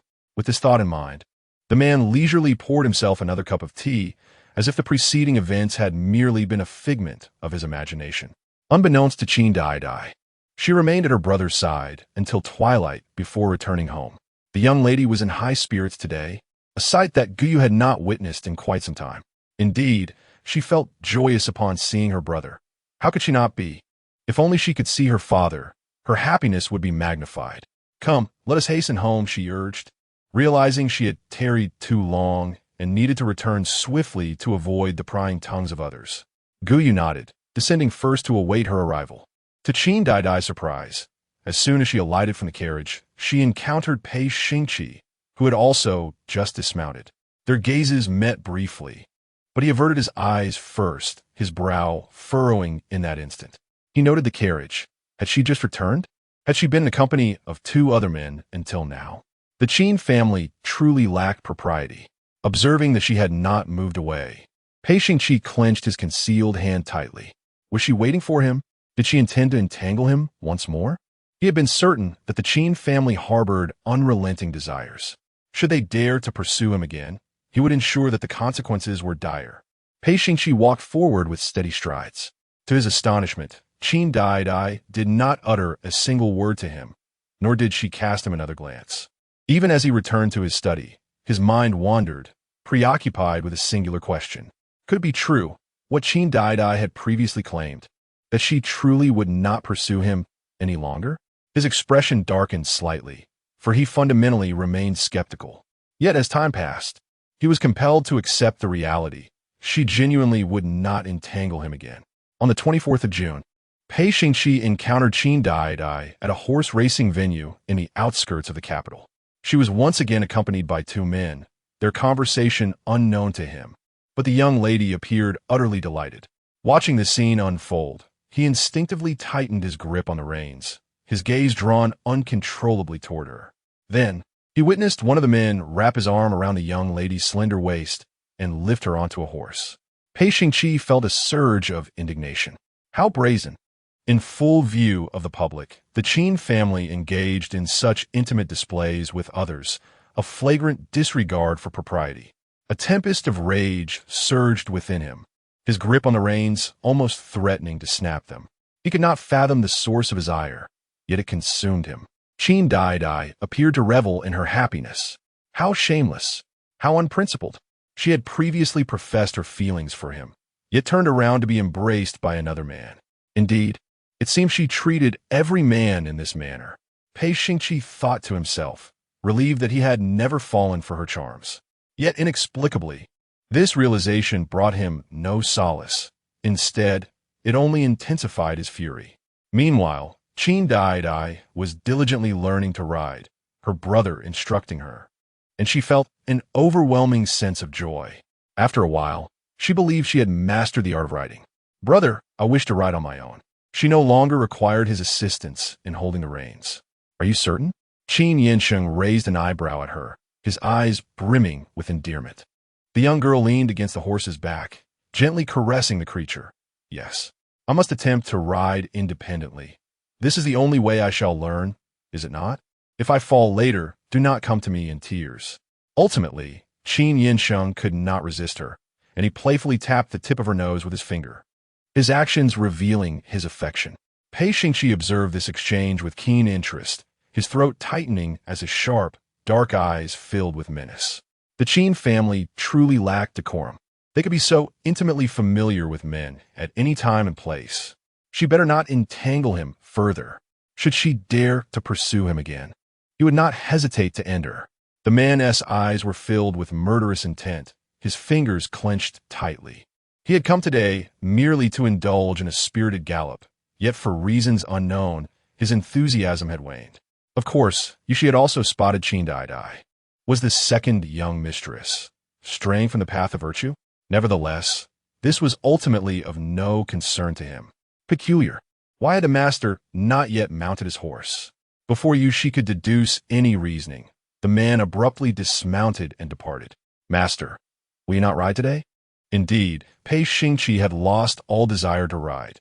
The sight of Qin Daidai filled him with disdain. Yet, inexplicably, her figure lingered in his mind.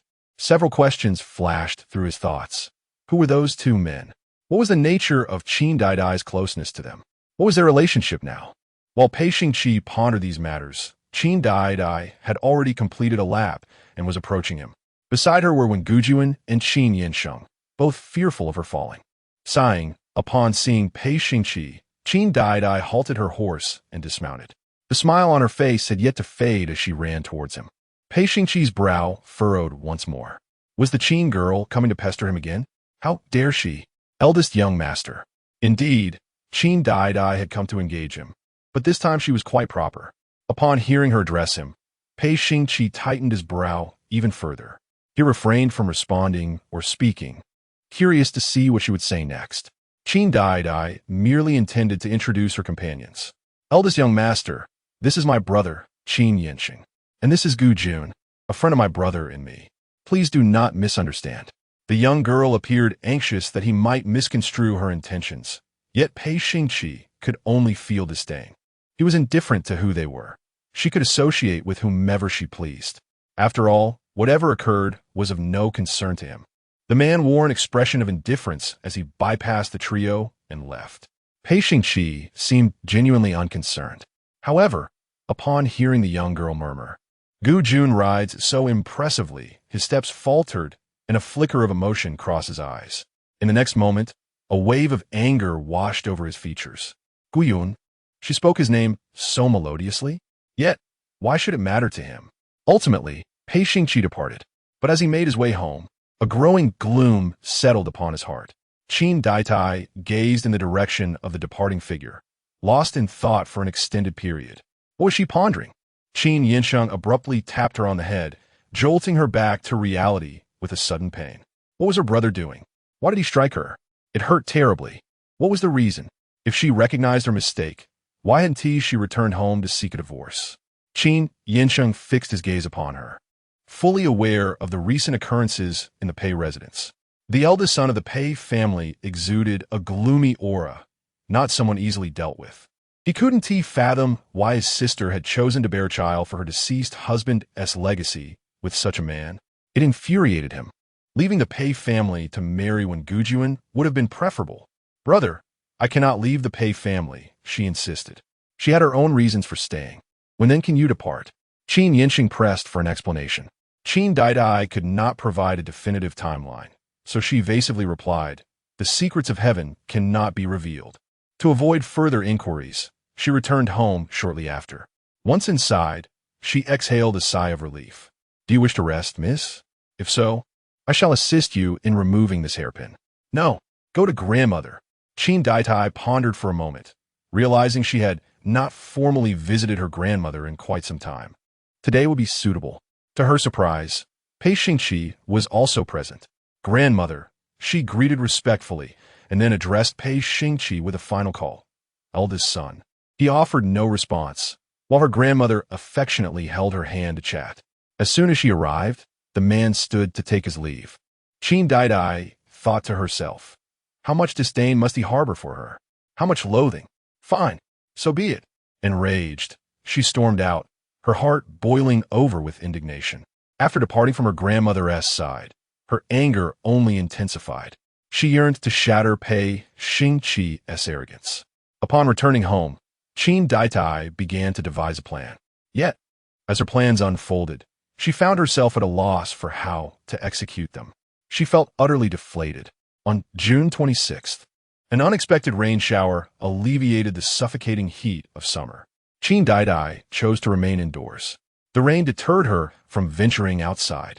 She did not wish to ruin her lovely dress. To her astonishment, the rain persisted throughout the day. Just as she thought it would cease by evening, it intensified instead. Miss, it would be wise to retire early. Sleeping during a rainy night is most comfortable, Guyu suggested, noticing her engrossed in a novel. Yet, she paid no heed, stubbornly continuing to read for another half hour. At the beginning of the high hour, she finally lay down to sleep. However, she was soon startled awake. What was that thunder? Pei Xingqi. His name escaped her lips in a whisper. Instantly, she thought of him. Was he frightened? Should she go to him? The young lady glanced out at the rain, then considered her family, ultimately deciding to go. Fortunately, this time, she managed to enter the Fufeng courtyard without any hindrance. On a rainy day, the Fufeng courtyard seemed deserted. She found it peculiar and quickened her pace. The rain fell at an angle, and by the time she reached the door, her clothes were already drenched. Without knocking, Qin Daidai pushed the door open. As expected, Pei Xingqi was hiding in a shadowy corner. Pei Lang, she instinctively rushed over and, taking advantage of the moment when he was unobservant, embraced him. Upon feeling the softness of the girl, Pei Xingqi was momentarily startled. Qin sure? Why has she come again? A fleeting darkness crossed his features, and his fingers tightened involuntarily. He reached out to push her away, but just then, a thunderclap echoed, freezing his hand in place. Sensing his unease, the girl tightened her embrace. Pai Lung, do not be afraid, she coaxed, gently patting his back. For reasons unbeknownst to him, Pei Xingqi felt an unexpected comfort. The softness of her form and the pleasant scent surrounding her were soothing. He knew he ought to push her away, yet a faint reluctance blossomed in his heart. Held in her arms, he found a sense of tranquility. The thunder no longer seemed so terrifying. Why was this? His ancestors had cared for him for many years without recognizing his fear of thunder. Yet she, having only witnessed his abnormality once, understood. Did she truly care for him so deeply? Was she so attuned to everything concerning him? As these thoughts coursed through his mind, his breathing quickened. Qin Daidai continued to soothe him. Pei Lang, do not be afraid. Do not be afraid. Her murmurs enveloped him, and the rift in his heart widened, as if something was flourishing within him. They remained tightly embraced, the rain outside pouring relentlessly. Eventually, Qin Daidai, waiting for him to release her, succumbed to sleep. Listening to the gentle rhythm of her breathing, Pei Xingqi realized she had fallen asleep. It was then that his brow furrowed. Did she trust him so completely? How could she sleep so soundly? Did she not fear that he might harm her? Despite having threatened her numerous times, she still trusted him? His heart was once again in turmoil. The thunder rumbled outside, and Pei Xingqi felt utterly drained. In an unexpected turn of events, he, too, drifted into slumber. For the first time, he fell asleep so swiftly, untroubled by nightmares. They slept soundly until dawn broke. Qin Daidai was the first to awaken, astonished to find herself still in Pei Xingqi's embrace. He had not pushed her away last night. More importantly, he was still sleeping. She quietly raised her gaze. Observing the peaceful expression on his face, her heart swelling with delight. Had Pei Xingqi developed a sense of compassion for her? While she reveled in her happy thoughts, the man stirred awake. Their eyes met, and she was the first to exclaim in joy, Pei Lang, you held me through the night. Pei Lang, this is our first night together. So, Pei Lang, are you willing to consider both families? Her expression radiated joy, as though he had already acquiesced. Pei Xingqi awoke from his slumber, still lost in thought. By the time he regained his senses, the young woman had already pressed her lips against his. This time, her actions were bolder than ever. She even dared to slip her tongue between his lips, teasing him with abandon. Pei Xingqi had never experienced such audacity before, and he felt an unsettling sensation wash over him. The man's fingers clenched tightly, and in the next moment, he forcefully pushed her away. Qin Daidai feigned innocence. Isn't it a matter of marital intimacy? Does my dear Pei not understand this? As a couple, one must engage in more intimate acts. Is this truly unbearable for him? Should I lend him a couple of illustrated manuals to enlighten him? I learned everything from those. Pei Xingqi's countenance darkened, his eyes glinting with frost as though he could rend her asunder with a mere glance. How could this shameless woman from the Qin family dare to approach him in such a manner?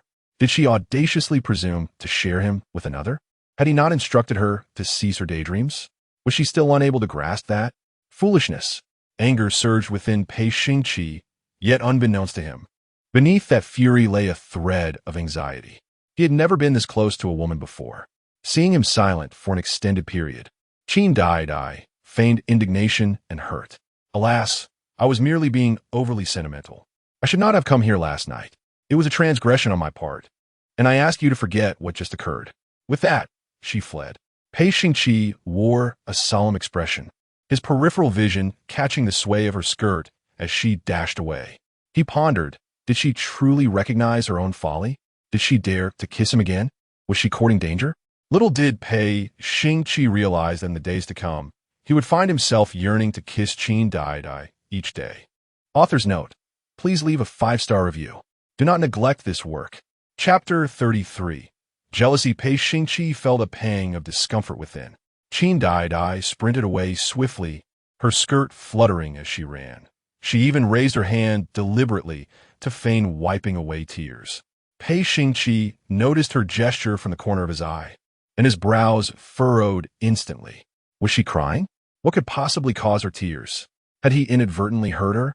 Despite his contemplation, he could not arrive at a conclusion. An unsettling agitation stirred within him, evoking a sense of displeasure. Once he regained his composure, he donned an expression of cold indifference. What did it matter if the Qin girl wept? He had no affinity for women who sobbed and whimpered. It was exceedingly irksome. She ought to be grateful that she had not cried in his presence, for otherwise he would have taken her life. With a visage as frigid as ice, Pei Xingqi curled his fingertips slightly, his eyes brimming with lethal intent.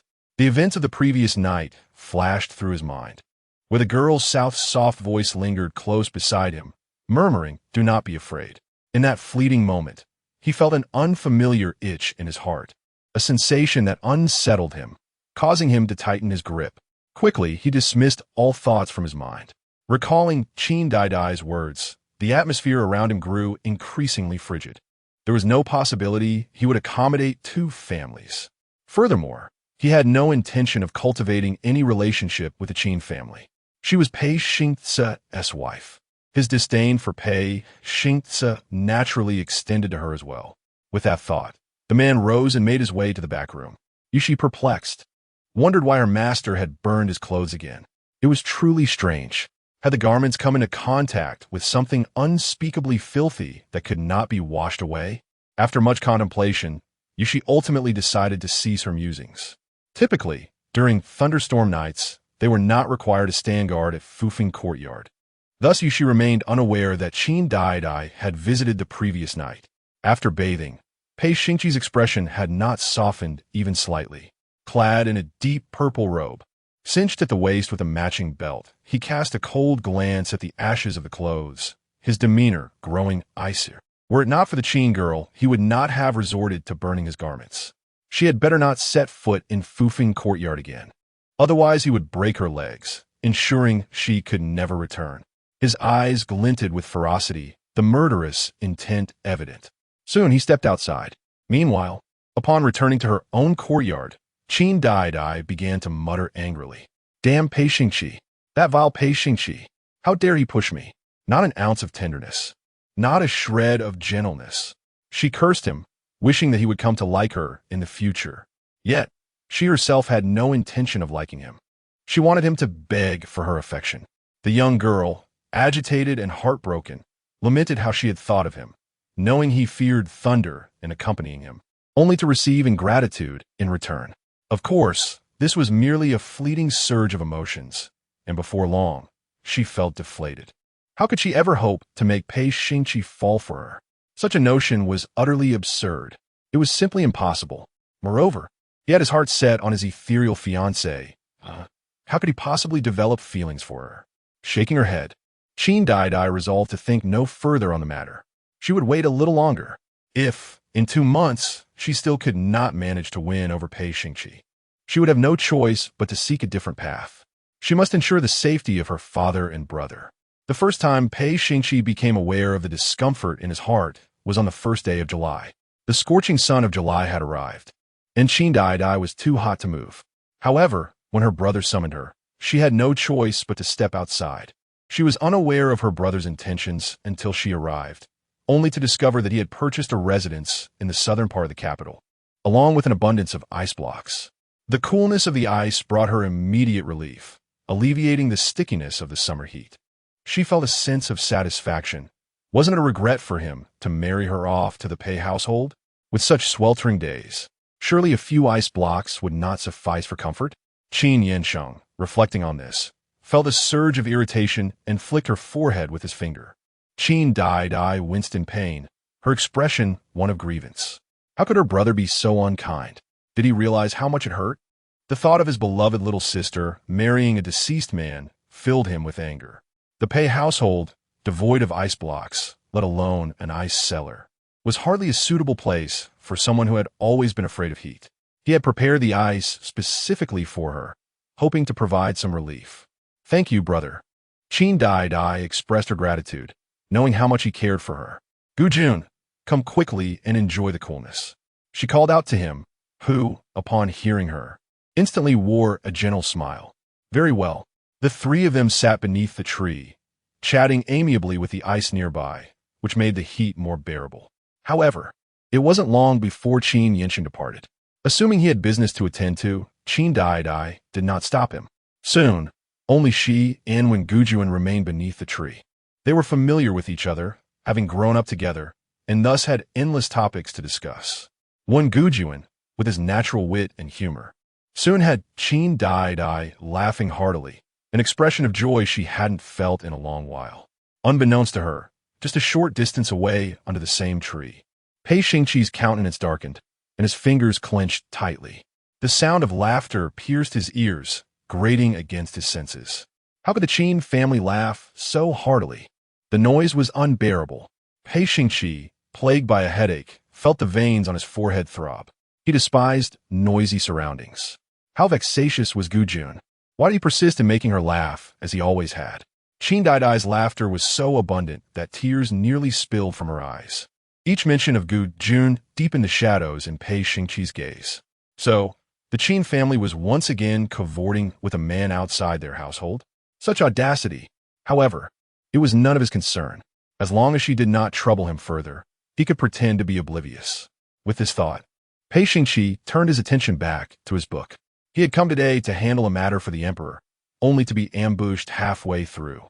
Fortunately, he had only sustained a minor injury to his arm. To avoid drawing attention, he could not return to the Pei household just yet and had to remain here for the day. Who would have thought that Qin Daidai would be here, mere walls away from him? Pei Xingqi steeled his resolve, determined to ignore the distractions from next door. He believed that Qin Daidai would soon return to her residence. However, to his surprise, she did not. Instead, the laughter and chatter from next door grew increasingly boisterous. The sweet voice of a young lady spilling over the high walls and into Pei Xingqi's ears, rendering him incapable of concentrating on his studies. In stark contrast to the merriment next door, his surroundings felt desolate and cold. Pei Xingqi's expression darkened, revealing the murderous intent in his eyes. Gujun's artistic prowess remained impressive, just as it had always been. Truly remarkable. Gujun was indeed exceptional. A mere glance at the rough outline of his painting was enough for Qin Daidai to ascertain his continued skill. "Do not move, Daidai," he instructed. The painting was soon complete, with Gujun guiding her to lie in a comfortable pose. Opting for a side-lying position for her comfort, Qin Daidai was unaware that Pei Xingqi, hearing this, let out a soft huff from his nostrils. How audacious of the Qin family to lavish such praise. Gujun was the best. Was that not a jest? And merely being an artist made one exceptional? The Qin family truly was foolish. Pei Xingqi, unbeknownst to himself, found his thoughts entirely captivated by the happenings next door. A strange emotion surged within him, slowly eroding his heart. As the wind rustled through the courtyard, a scattering of leaves danced to the ground. Suddenly, Pei Xingqi heard a startled exclamation from the young lady. "Oh dear!" Unbeknownst to him, his heart tightened. By the time he regained his composure, his expression had grown noticeably colder. The Qin family was always making a fuss over trivial matters. How pretentious! Thankfully, Gu Jun had caught her. Otherwise, she would have truly fallen. Qin Daidai expressed her heartfelt gratitude, feeling a swell of appreciation. She had not anticipated that she would end up lying until her legs went numb. "Oh, I'm so tired. Had I known, I would not have let anyone paint me." Daidai decided to rest for a moment. Gentle Gu Jun, aware of her discomfort, felt a tinge of regret for neglecting to remind her to move around a bit. Meanwhile, Pei Xingqi, overhearing this, felt his anger surge anew. What were they engaged in? A solitary man and woman, embracing each other. What was the meaning of this? Why did that man need to hold Qin Daidai? Pei Xingqi found himself perplexed, his mind consumed by this troubling thought. As he sought to dismiss this notion, it only burrowed deeper into his heart, intensifying his discomfort. The noise from next door faded into silence, leaving Pei Xingqi feeling even more irritable. They were embracing, yet remained silent? What could they possibly be doing? For reasons he could not fathom, an image flashed through Pei Xingqi's mind of Qin Daidai, wrapping her arms around his neck and kissing him. So, Qin Daidai and that outsider, were they kissing? Upon entertaining this thought, Pei Xingqi felt a sense of vindication in his suspicion. The atmosphere around him grew even colder, and his breaths quickened. He was furious. Pei Xingqi recognized his own unstable breathing, but could not comprehend the source of his ire. Just as he was lost in contemplation, sounds from next door resumed. "Gu Jun, you must not bite here," the young lady exclaimed once more. The cup he held shattered in his grip. His gaze darkened. Indeed, the Qin family was utterly disgraceful. In broad daylight, she was kissing another man. Indeed, she treated every man the same way. Fortunately, he had never been deceived by her. A woman like Qin is truly despicable. Yet, by the time Pei Xingqi realized what was happening, he found himself crossing the tall wall into the neighboring courtyard. So, what was his purpose for coming here? This was the first time he had acted so recklessly. Qin Daidai was startled by the sudden appearance of someone, thinking there might be an assassin. When Gu Jun instinctively pulled her close, his hand protectively resting on her back, embracing her lightly. Pei Xingqi observed this action with keen clarity, and in that moment, his dark eyes flashed with an unacknowledged possessiveness. Clearly, Qin was entangled with this man. It was only when Qin Daidai recognized the newcomer as Pei Xingqi that she began to feel a surge of joy. "Pei Lang?" She instinctively moved towards him. But upon recalling something, she halted, returning to when Gu Jun's side. Soon, her tone shifted. "What brings the esteemed young master here?" Her voice had grown noticeably colder, lacking the warmth of her earlier address. Upon hearing this, Pei Xingqi frowned deeply. So was she displeased that he had interrupted her delightful affair?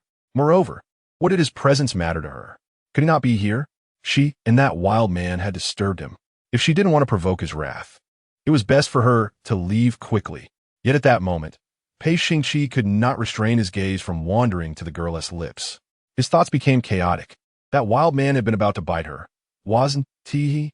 Pei Xingqi remained silent, and an awkward tension enveloped the three of them, unable to bear the silence. Qin Daidai was the first to speak up. Pei Xingqi had chased her away countless times before. Now, it was her turn to retaliate. "If the esteemed young master has no business here, please take your leave." This was not his foofing courtyard. What was he doing here? Pei Xingqi, once again being dismissed by her, left him in a state of bewilderment.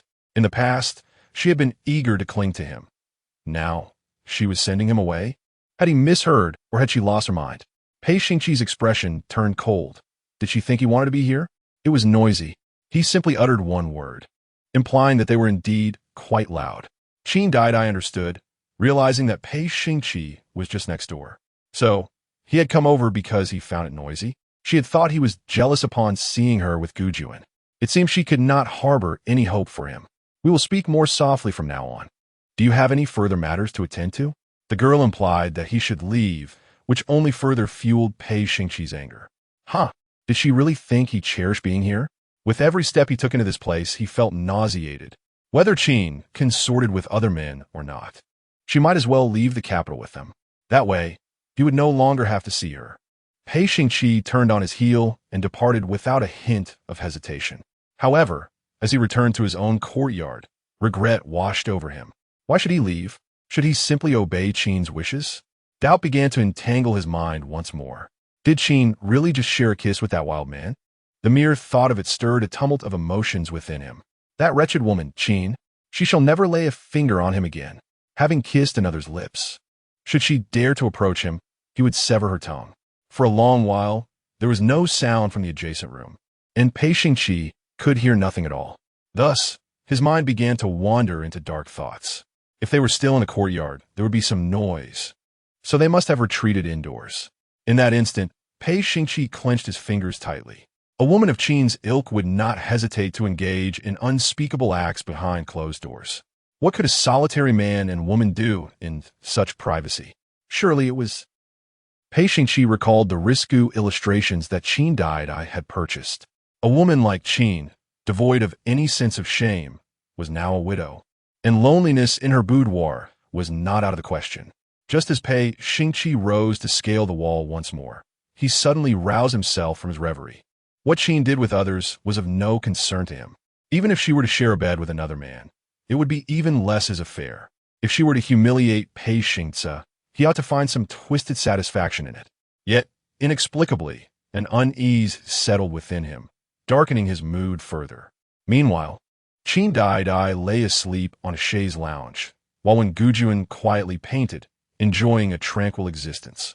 Halfway through his work, the man approached the young woman, bending slightly, his fingertips nearly grazing her cheek. In the end, he refrained from touching her at all. Daidai was truly lovely. The affection in Wen Gujuan's eyes was unmistakable. Author's note: I kindly request 5-star reviews and little gifts of appreciation. The male protagonist is feeling discomfort and jealousy brewing within him. Chapter 34. Follow her. Witnessing her with another man provoked even greater anger. It was not until the evening that Qin Daidai bid farewell to Qin Yinsheng and Wen Gujuan. By the time she arrived at the Pei residence, the night had already descended. Miss seems quite joyful today, Guyu remarked, initially concerned about returning too late and falling prey to gossip. However, seeing the smile curving at the corners of her Mrs. lips, all her worries dissipated. As long as her mistress was happy, everything was well. Indeed, my brother is in the capital, and I am more delighted than anyone else. Besides, he dotes on me, just as he always has, she replied. Guyu playfully lifted the curtain for her, teasing, will the miss be departing again tomorrow? Yes. Since there is nothing to occupy my time, I shall relish more moments with my brother while he is in the capital, she affirmed. After alighting from a carriage, the two made their way inside, with Qin Daidai explaining to Guyu the time they would set off the next day. We must rise early to visit the temple and offer our prayers. You must wake me up promptly, the young lady instructed, to which Guyu readily agreed. As Qin Daidai pondered further instructions, a silhouette suddenly appeared at the end of the corridor. Upon closer inspection, she recognized it to be Pei Xingqi. It was already dark. Was he about to leave the residence? Upon seeing Qin Daidai, a flicker of an emotion passed through his dark eyes.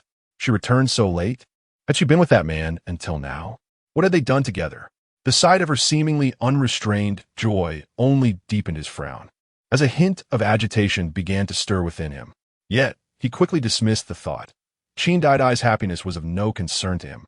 Her late return was her own affair. For a fleeting moment, their gazes met. Pei Xingqi noticed how Qin Daidai's eyes sparkled upon seeing him. His throat tightened as memories of the day echoed in his mind. Rumors of Qin Daidai exchanging kisses with another man. Should she dare to pursue him again, he would not hesitate to rid himself of her. He detested women like her. Pei Xingqi promptly averted his gaze, his expression growing cold. Just as he anticipated that Qin Daidai would approach him, the young lady fled instead. The moment Qin Daidai spotted him, her surprise quickly faded into disinterest. What could seeing him again change? She had no desire to engage with him at that moment. Resolving this, she grasped Guyu's hand and directed her steps toward a nearby path, not sparing him a single glance, as if he were invisible. Her pace quickened to a run, her figure soon melding into the shadows of the night.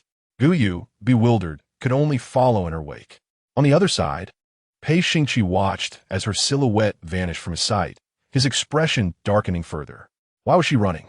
Was she evading him? The thought flickered through his mind. deepening the shadows in his gaze. His steps faltered, and in the darkness, his expression became inscrutable, his eyes lingering on the direction in which she had departed. Was she truly avoiding him, or had she simply failed to notice him? How could Qin Daidai not have seen him, unless she was blind? The corridor was illuminated by candlelight. How could one possibly overlook another? Pei Xingqi found himself in a state of profound confusion, his brow furrowing incessantly. A surge of irritation welled up within him, and he remained motionless for an extended period. Eventually, a gentle breeze swept by, bringing him back to a semblance of clarity. His countenance grew even colder. It was preferable for Qin Daidai to maintain her distance. Should she fail to do so and dare to entangle herself with him, he would not hesitate to be ungracious. It would be best for her to avoid him altogether in the future, sparing him from numerous complications. He detested the Qin family, and the thought of spilling her blood was distasteful to him. Yet, despite these thoughts, his discomfort only intensified. The atmosphere around him grew colder still, his visage betraying a frosty demeanor. After what felt like an eternity, he finally departed the estate, contemplating that Qin should not harbor any further delusions regarding him. However, the following day, Pei Xingqi found himself consumed by regret. Qin Daidai had risen early to prepare for a visit to the temple to offer incense. Guyu had selected her attire and assisted her with her grooming. "Miss, you are truly beautiful," she praised sincerely, a compliment that Qin Daidai had grown accustomed to receiving. "Let us depart. I must find my brother." The two set out together from the estate. To her astonishment, she encountered Pei Xingqi once more. Just as she stepped through the threshold, he dismounted from his carriage, likely returning from court. "Guyu, let us hasten to the carriage," she exclaimed, irritation flaring at the sight of him. Why did she keep having to see him? The last thing she desired was to encounter him. Guyu promptly assisted her into the carriage, and as soon as she was settled, Qin Daidai instructed the driver to proceed. The carriage sped away. Pei Xingqi, whose attention had not initially been on Qin Daidai, now furrowed his brow at her evident haste to leave. A thought flickered in his mind. Qin was indeed evading him. The agitation in his heart swelled, his fingers clenching tightly. Once more, he felt a wave of discomfort wash over him. Why was he feeling this way? The question eluded him, deepening his gloom. All he knew was that his desire for violence was escalating. Pei Xingqi remained rooted in place, casting his gaze after the retreating carriage. Were she off to now? Was she secretly meeting a man? The mere thought of it stirred further turbulence within him. That shameless woman from the Qin family dared to venture outside daily. His disdain grew, and his anger surged. Beside him, Yushi pondered why his master stood there, seemingly oblivious to the need to return and change attire. Just as Yushi contemplated this, the man suddenly spoke. "Investigate. What does the master wish for me to investigate?" Yushi inquired, beginning to grasp the implications. Surely, his master couldn't be asking him to track the whereabouts of the second young mistress? No, that couldn't be. His master was indifferent to her. Yet, to his astonishment, Pei Xingqi indeed commanded him to uncover the movements of the second young mistress. Understood. Yushi was about to set off when he noticed Pei Xingqi climbing back into the carriage, following suit. He simply followed the Qin family's carriage, curious to see what they were up to. By the time Pei Xingqi realized what he was doing, his expression had soured considerably. Something felt amiss within him. Why was he tailing the Qin family? Yet, he eventually concocted a rationale for himself. Qin was a member of the Pei household, and if her clandestine meeting with a man were to be exposed, it would bring disgrace upon the Pei family. Thus, he felt compelled to keep watch. However, Pei Xingqi had forgotten that he had never truly cared for the Pei household. It was not a home to him. The serpent, observing his master's actions, expressed confusion but refrained from pondering it further. Soon, they arrived at the temple. Pei Xingqi alighted from the carriage and proceeded towards the hall, at which point he could no longer see Qin Daidai. At that moment, Qin Daidai was in the grand hall offering incense, accompanied only by Wen Gujuan. What was Qin inching up to? He had invited her to offer incense, but then claimed he couldn't make it, leaving her to come with her brother Gujuan. After they finished their offerings, Wen Gujuan took the initiative to accept the incense from her hand. He could simply insert the incense himself. "Thank you, brother Gujuan." The young girl replied with a joyful smile. Once he finished, she suggested they take a stroll to the back mountain. The back mountain was adorned with numerous flowers and plants, its scenery delightful. Since it was still early, there should be no one around. All right. When Gujuan agreed to her every whim, Qin Daidai adored flowers. Their mere presence brought her joy, and at this moment, she could not resist, lifting her skirt and running towards the flower bushes. However, fate had other plans. She ran too swiftly, not paying attention to her feet, and stumbled over a stone. Just as she was about to fall, when Gujuan swiftly grasped her arm, pulling her back, resulting in her tumbling directly into his embrace. When Gujuan chuckled softly, Daidai remained as clumsy and endearing as ever. Upon hearing his laughter, Qin Daidai immediately realized he was teasing her. She shot him an indignant glare, though her expression lacked any true ferocity. This scene, witnessed by Pei Xingqi, appeared as though they were a pair of flirtatious betrothed, and it was exceedingly irksome. Pei Xingqi felt a strong aversion to this display. The audacity of Qin to allow another man to hold her in such a manner was astonishing. She clearly treated every man the same way. Once embracing him, now she was entwined with another. How vulgar! Pei Xingqi wished to turn away from this spectacle, yet his legs felt as though they were rooted to the ground. Meanwhile, Qin Daidai had already engaged Gujuan in a display of swordplay. "Brother Gujuan, how have you become so skilled?" she exclaimed, noticing his martial prowess had evidently advanced. At that moment, when Gujuan wielded nothing more than a branch, yet he exuded an impressive aura. Qin Daidai felt a surge of pride for him. Listening to her words, Pei Xingqi's gaze deepened, and his expression darkened further. Was this truly remarkable? Such skills could be subdued with just a single move. Why did she perceive this outsider as formidable? Qin Daidai was not only foolish but also blind. "Daidai, do you wish to learn?" When Gujuan asked, noticing her envious expression. From a young age, Qin Daidai harbored a desire to master martial arts, yet her father steadfastly refused her request. "How wonderful it would be to learn a few moves, so that I may defend myself in times of peril." With this thought in mind, the young girl eagerly fashioned a makeshift sword from branch. How does one wield a sword? During the ensuing hours, when Gujuan dedicated himself to guiding her. Eventually, noticing her struggle to grasp the technique, he took it upon himself to instruct her directly. He gently grasped her wrist through the fabric of her clothing, advising her to apply some strength. The proximity between them led to their breaths intertwining in a shared rhythm. Qin Daidai was wholly absorbed in her practice, oblivious to the presence of Pei Xingqi not far away. The man's expression darkened as he observed the scene, his heart seething with anger. He questioned why he remained there, enduring the sight, which was utterly unbearable. How foolish of the Qin family. She was so close to a man. Did she not recognize the danger men posed? How could she even consider learning swordplay in such a manner? Was she not aware of his formidable skills? Pei Xingqi's lips pressed into a thin line, frustration gnawing at him, causing a headache. The torrent of emotions surged within him, a disconcerting sensation that rendered him feeling unmoored, as if he were no longer himself. Meanwhile, Qin Daidai continued to learn a few self-defense techniques. At that moment, she turned her head and caught sight of Pei Xingqi. Was he doing here? Is he off today? That seemed unlikely. It was not his day of rest. What could possibly bring him here, standing idly? No, his gaze seemed fixed in her direction. He looked rather fierce. What was Pei Xingqi observing? Could it be? Was he feeling jealous? A fleeting thought crossed Qin Daidai's mind. Had he followed her here? However, she quickly dismissed the notion. It was inconceivable that Pei Xingqi would engage in such clandestine behavior. Yet, despite her rational thoughts, a flicker of anticipation stirred within her. Might she have the chance to win him over? However, shortly after she noticed Pei Xingqi, he turned to leave, not even casting her a final glance. Qin Daidai was left bewildered. Had she merely imagined his presence? Perhaps he had urgent matters to attend to, unrelated to her? With this realization, a wave of disappointment washed over her. It seemed her earlier excitement had been in vain.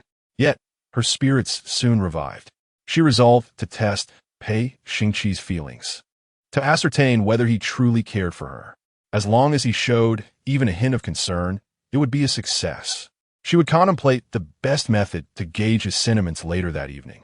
On the other side, Pei Xingqi departed with a grim expression, determined not to witness Qin Daidai in the embrace of another man, which would only taint his vision.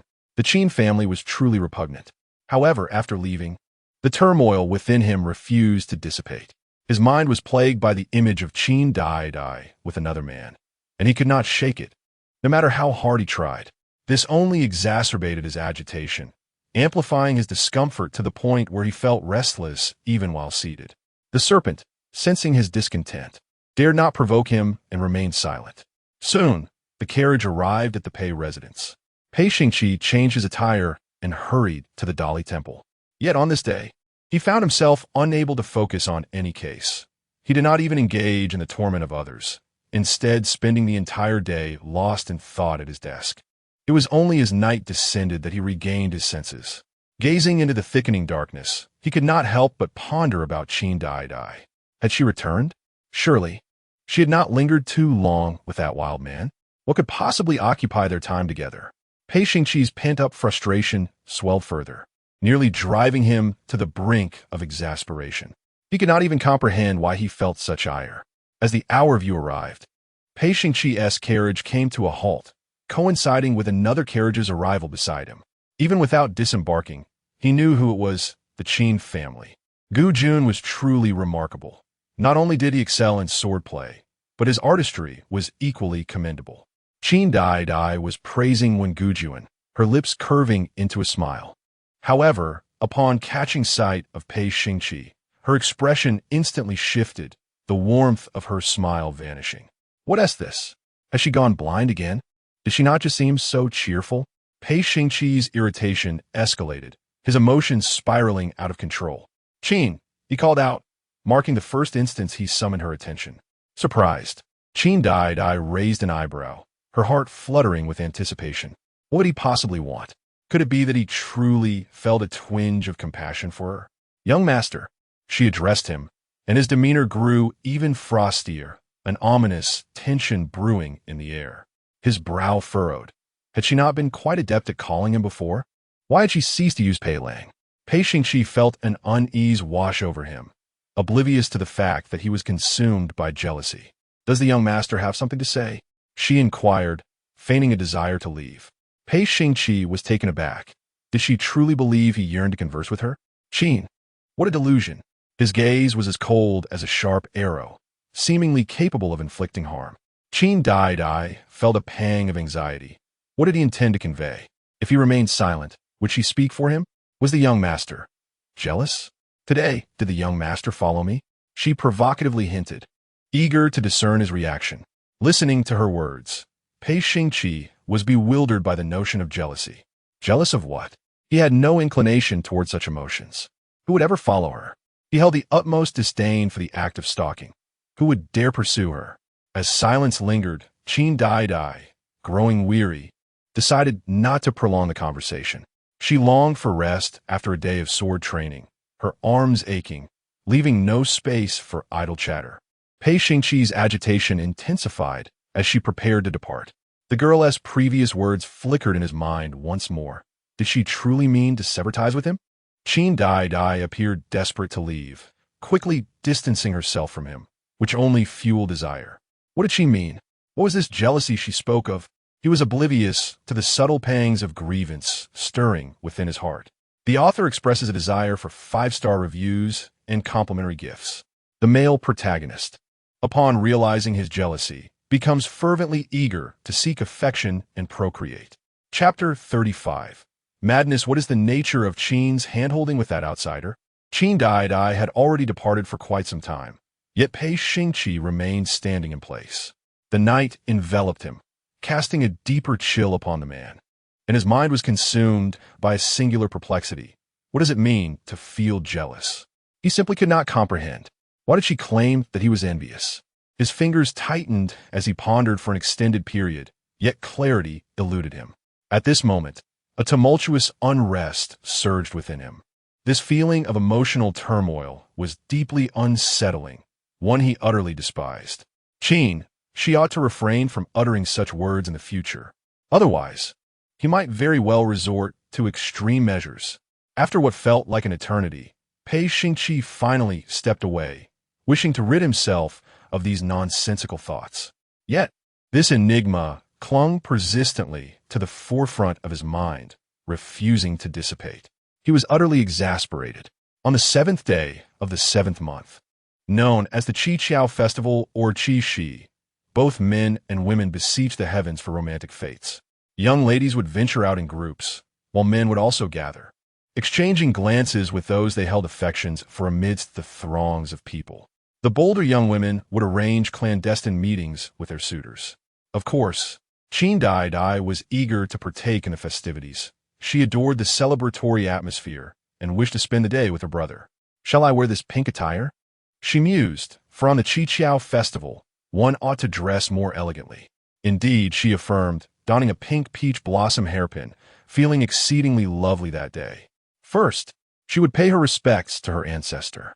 For the past few days, she had only ventured out with her ancestor's consent, and today was no exception.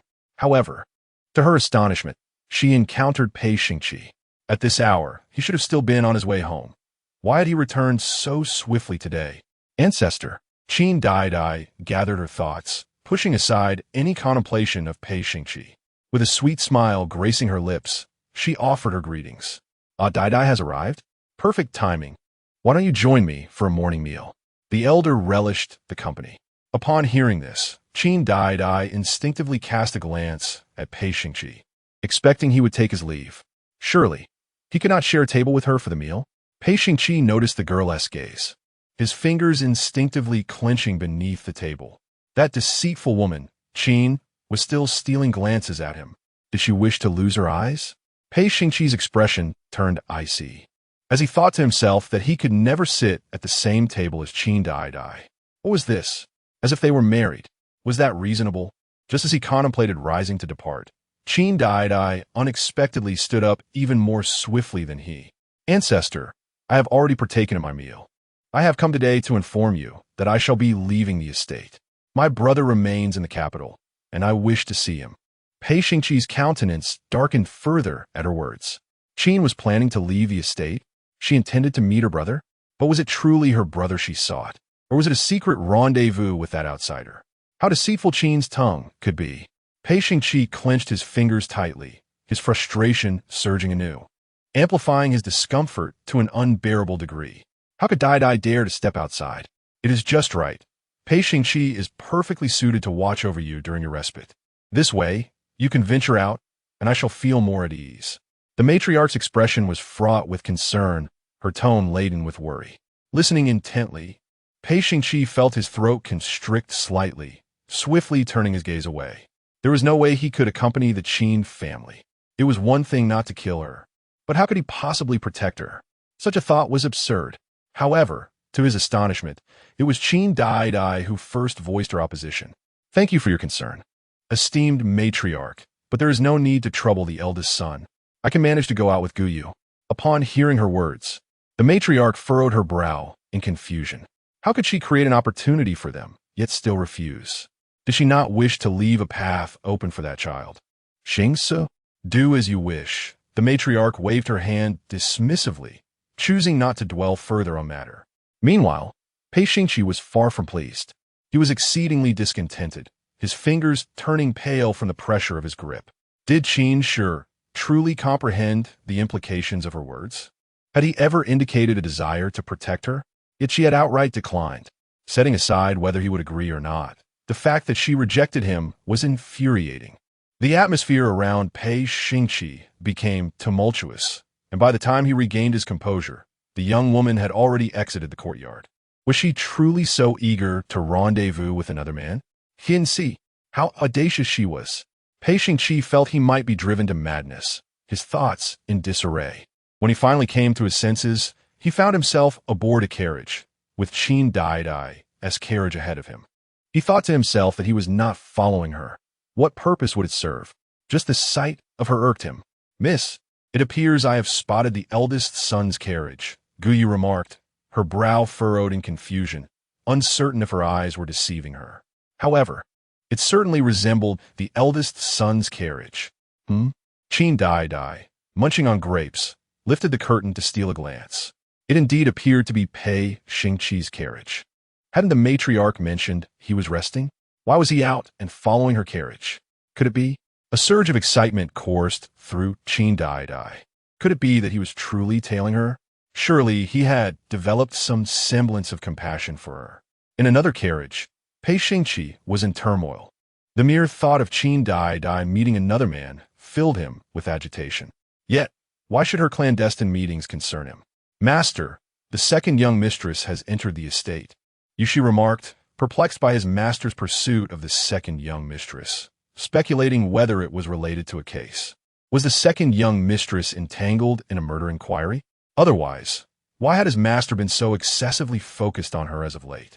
Soon, Pei Xingqi disembarked from his carriage and entered the adjacent estate, while Yushi took the carriage to park it properly. After entering her brother's residence, Qin Daidai mysteriously concealed herself by the door. Through a small crack, she observed Pei Xingqi alight and enter the nearby estate. Thus, he was not following her. The thought of the last time she had been with her brother Gu Jun, when Pei Xingqi had abruptly appeared before her, crossed her mind. Had he been next door at that moment? The young woman pondered deeply, struggling to comprehend the situation. Soon, she ceased to ponder. She had pressing matters to attend to today. She was to accompany Qin Yinsheng and her elder brother Gu Jun to a poetry gathering. If fate allowed, she might soon gain a sister-in-law. However, Qin Yinsheng found yet another excuse to depart. Why was it that every time she arrived, he seemed to be preoccupied? Was her brother avoiding her? Why would he wish to evade her? Daidai approached. At that moment, when Gu Jun was savoring tea, Qin Daidai smiled as she walked over and joined him at the table. The tea was delightful. Brewed by Gu Jun, it was exquisite, lacking any bitterness. As long as it is enjoyable, he replied, Daidai may come to me for tea whenever she wishes. He poured her another cup. Thank you, Gu Jun. After having several cups, she gathered her thoughts and decided to speak. It was perhaps for the best that her brother was absent, as she required Gu Jun's assistance. You may speak candidly. When Gu Jun encouraged, having noticed her hesitation, I would like to ask you to perform in a play with me. Qin Daidai revealed her plan to Wen Gu Jun. Upon hearing this, his brows furrowed in disapproval. That is unacceptable. How could she request him to appear more intimate with her for the sake of another man? Gu Jun, I implore you to assist me. I must secure Pei Xingqi's favor. Otherwise, my family may face dire consequences next year. Pei Xingqi was destined to be the crown prince, the emperor's most cherished son. He must possess a means to rescue her family. As a woman, her only recourse was to entice Pei Xingqi. Very well, when Gu Jun ultimately acquiesced, how could he bear to witness her distress? He suppressed the emotions swelling within him. Thank you. Gu Jun. Qin Daidai expressed her gratitude, her smile radiant.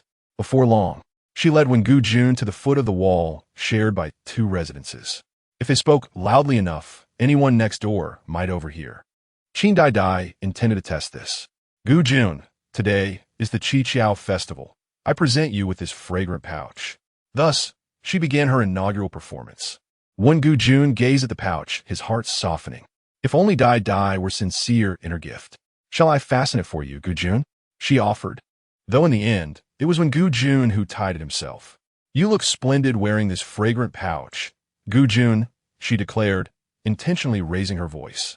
Indeed, Pei Xingqi heard her from next door, his fingers clenched in agitation. Noisy, so very noisy. This shameless Qin woman is incessantly bothersome. Does she comprehend her words? How dare she present a fragrant pouch to another man? Pei Xingqi was fully aware of the implications of such a gesture, and it only fueled his ire further. Did the Qin family intend to forge a bond with that man? How disgraceful. Having previously sent a pouch to him, she now extended the same gesture to another. The Qin family, it seemed, had truly lost all sense of propriety. Pei Xingqi pressed his lips tightly together, the frustration within him fermenting. He longed to eliminate a few individuals to assuage his tumultuous emotions. Did Gu Jun appreciate the fragrant pouch embroidered by Dai's own hands? She feigned shyness. When Gu Jun's fingertips trembled lightly, such a delicate Daidai was a rare sight for him. He longed to embrace the young girl, yet reason cautioned him against it. Doing so would surely frighten her. After all, Daidai did not harbor feelings for him. She had always regarded him merely as an elder brother. Nevertheless, it was sufficient for him to assist her, and in that he found joy. Whatever craft Daidai engaged in, he cherished it. In this moment, his genuine emotions surfaced. However, Qin Daidai perceived his performance as quite remarkable. Well then, Brother Gujuan, once I depart from the Pei residence, we shall wed. She emphasized the word wed. After speaking, Qin Daidai began to ponder whether Pei Xingqi had overheard her declaration. She hoped he had not, for it would render her efforts futile. Very well, when Gujuan acquiesced to her every wish. If only this were all true. Is it true that you would not disdain my status as a second wife? Are you truly willing to marry me? Qin Daidai spoke again, her tone brimming with delight. I would be more than willing to marry Brother Gujuan. In the courtyard, the young girl's charming laughter echoed, as if she were genuinely joyful. Meanwhile, Pei Xingqi, upon hearing this, grew increasingly dark in countenance, his face a stormy visage. His fingers clenched tightly. The Qin family was indeed despicable, utterly contemptible. Not only did she clandestinely meet with another man, but she also aspired to bind herself to him for life. Who granted her such audacity? It was at this moment that Pei Xingqi truly believed Qin Daidai would indeed no longer pursue him. With this thought, his anger surged even more fervently. He felt a throbbing headache from his ire, his lips pressed into a thin line, wishing to tear that outsider apart. Yet, this thought was swiftly cast aside. Why should he be angered? The fact that the Qin family no longer entangled him should bring him joy. Yes, he ought to be pleased. However, as night fell, he observed Qin Daidai sharing a carriage with the outsider. His rage swelled beyond that of the day, almost reaching its zenith. Did Qin Daidai truly understand the propriety between men and women? How could she allow an outsider to share a carriage with her? What were they planning to do together? Where could they possibly be heading at such a late hour? Pei Xingqi concealed himself in the shadows, his entire being shrouded in darkness.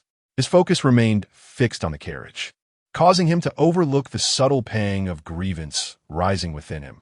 He had never shared a carriage with her either. Master, the carriage is ready. Are they heading back to the residence? Yushi approached with the carriage, failing to notice the master's grim demeanor. Follow them, Pei Xingqi thought, eager to discern what Qin Daidai and her companion were up to. Noticing Yushi's momentary daze, his expression darkened further. He was not following Qin Daidai. He merely wished to take a stroll. Before long, Pei Xingqi observed Qin Daidai and the outsider disembarking from the carriage, prompting him to follow suit.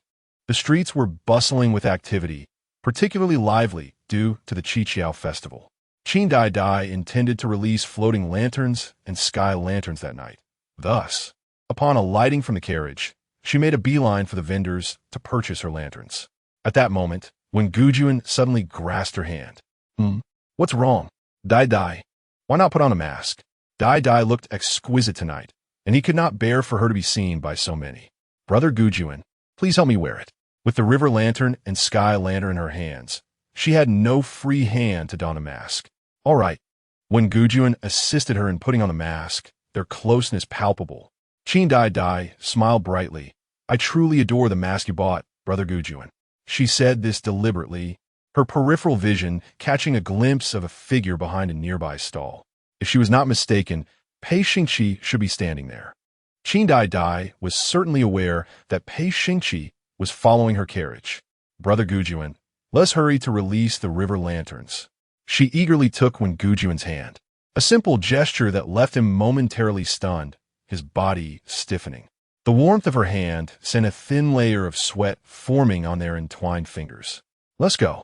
With the crowd ahead, Gujuan took the initiative, firmly grasping her hand and guiding her to the forefront. As the throng surged, the distance between them diminished. Hidden in the shadows, Pei Xingqi felt his breath quicken. How could the Qin family be so shameless? In broad daylight, she was holding hands with another man. Had she forgotten her identity as a member of the Pei family? Pei Xingqi felt a throbbing headache, his fingers clenched tightly. He longed to intervene and separate their joined hands. Who permitted such disgraceful conduct? Was holding hands necessary for walking? The audacity of this Qin woman was beyond belief. Pei Xingqi felt a wave of nausea rise within him, prompting him to turn away. Yet his legs refused to move. Watching Qin Daidai and when Gujuan head towards the river, he could not help but follow. He was unaware of what wish the young lady was making. Her hands pressed together, eyes closed for an extended moment. Eventually, she released the river lantern, which fortuitously floated closely alongside when Gujuan's lantern, remaining together no matter how far they drifted. After releasing the river lanterns, they proceeded to let go of the sky lanterns. The sky lanterns allowed for writing, and both Qin Daidai and when Gujuan penned their wishes. As a martial artist, Pei Xingqi possessed keen senses. Even in the night, he could discern what they had written. Qin Daidai's wish read, "May I be with Brother Gujuan for a long time." Wen Gujuan's wish mirrored hers. "May I be with Daidai for a long time." Their wishes were identical. Pei Xingqi's frustration intensified. The discomfort within him consumed his entire being, leaving him in a state of agitation. Their long-lasting bond, what his own. Once more, a flicker of grievance flashed in his eyes, his fingers tightening. The notion of jealousy surged once again in his heart. What, after all, did it mean to feel jealous? Author's note: please refrain from nurturing the narrative. Chapter 36, A Night Intrusion. Stealing a kiss. Yushi was startled when Pei Xingqi suddenly spoke. Is there something my master wishes for me to do? However, that was not the case. Pei Xingqi remained silent for a long time before finally inquiring. What does it mean to feel jealous? Do you understand? Yushi was perplexed. Does my master truly comprehend what he is saying? Jealousy? Why would he ask such a thing? Later, upon seeing Qin Daidai and when Gujuan together, Yushi suddenly grasped the situation. Could it be that his master has developed feelings for the second young madam? He had thought his master was indifferent to women. Yet, this expression on his face unmistakably resembled that of jealousy. Jealousy manifests as an uncomfortable bitterness within one's heart. When witnessing a beloved lady in the company of another man, even the slightest proximity can stir discomfort. One cannot help but think of her, to be forgiving of her actions. Although Yushi had never experienced such feelings, he articulated them with confidence, having overheard others during past missions. As Pei Xingqi listened, he began to ponder. Indeed, he felt uneasy seeing Qin with another man. Would he be unable to stop thinking about her? He found himself uncertain. What does it mean to feel bitterness? Pei Xingqi remained bewildered, his expression darkening, and he ultimately dismissed Yushi with 2 words: nonsensical reasoning. It was impossible for him to feel jealousy towards Qin. She was not the woman he desired. Yet, after contemplating this, an unsettling restlessness surged within him, a feeling he despised. He forcibly suppressed his emotions and turned to leave. But in the next moment, he caught sight of Qin Daidai pulling Wen Gujuan into a dimly lit alley. What was she up to? Furrowing his brow, he instinctively followed. In the next instant, he witnessed Qin Daidai on her tiptoes, preparing to kiss that outsider. How utterly disgraceful! Without a moment's hesitation, Pei Xingqi approached. When Qin Daidai felt a firm grasp on her arm, she was taken aback. Although she was aware of Pei Xingqi's proximity, she did not expect him to appear. She feigned surprise, saying, "What are you doing here?" Her eyes brimmed with irritation, as if he had disrupted her plans. Pei Xingqi noticed her disdainful gaze, which only fueled his anger. An indescribable sensation gripped his heart, a mix of sourness and bitterness. Why did she appear annoyed upon seeing him? Had she not been quite persistent in pursuing him before? Was she now displeased by his interruption of her intimate moment with another man? How dare she? Was she attempting to drive him to madness? Come here. Pei Xingqi intended to separate her from that man, but Qin Daidai remained unyielding, ignoring his command. Qin Daidai. The man's voice carried a dangerous undertone, deep and resonant. This was the first time he addressed her by name, causing her brows to arch in surprise. He no longer referred to her as Qin. What did this signify? Could it be that he had genuinely developed a sense of compassion for her? Young master, if you have something to say, please speak plainly. I have matters to attend to with Brother Gujuan. She feigned indifference. Pei Xingqi. What would they be so busy with? Is she preoccupied with kissing another man? Does she even comprehend the danger? Come here.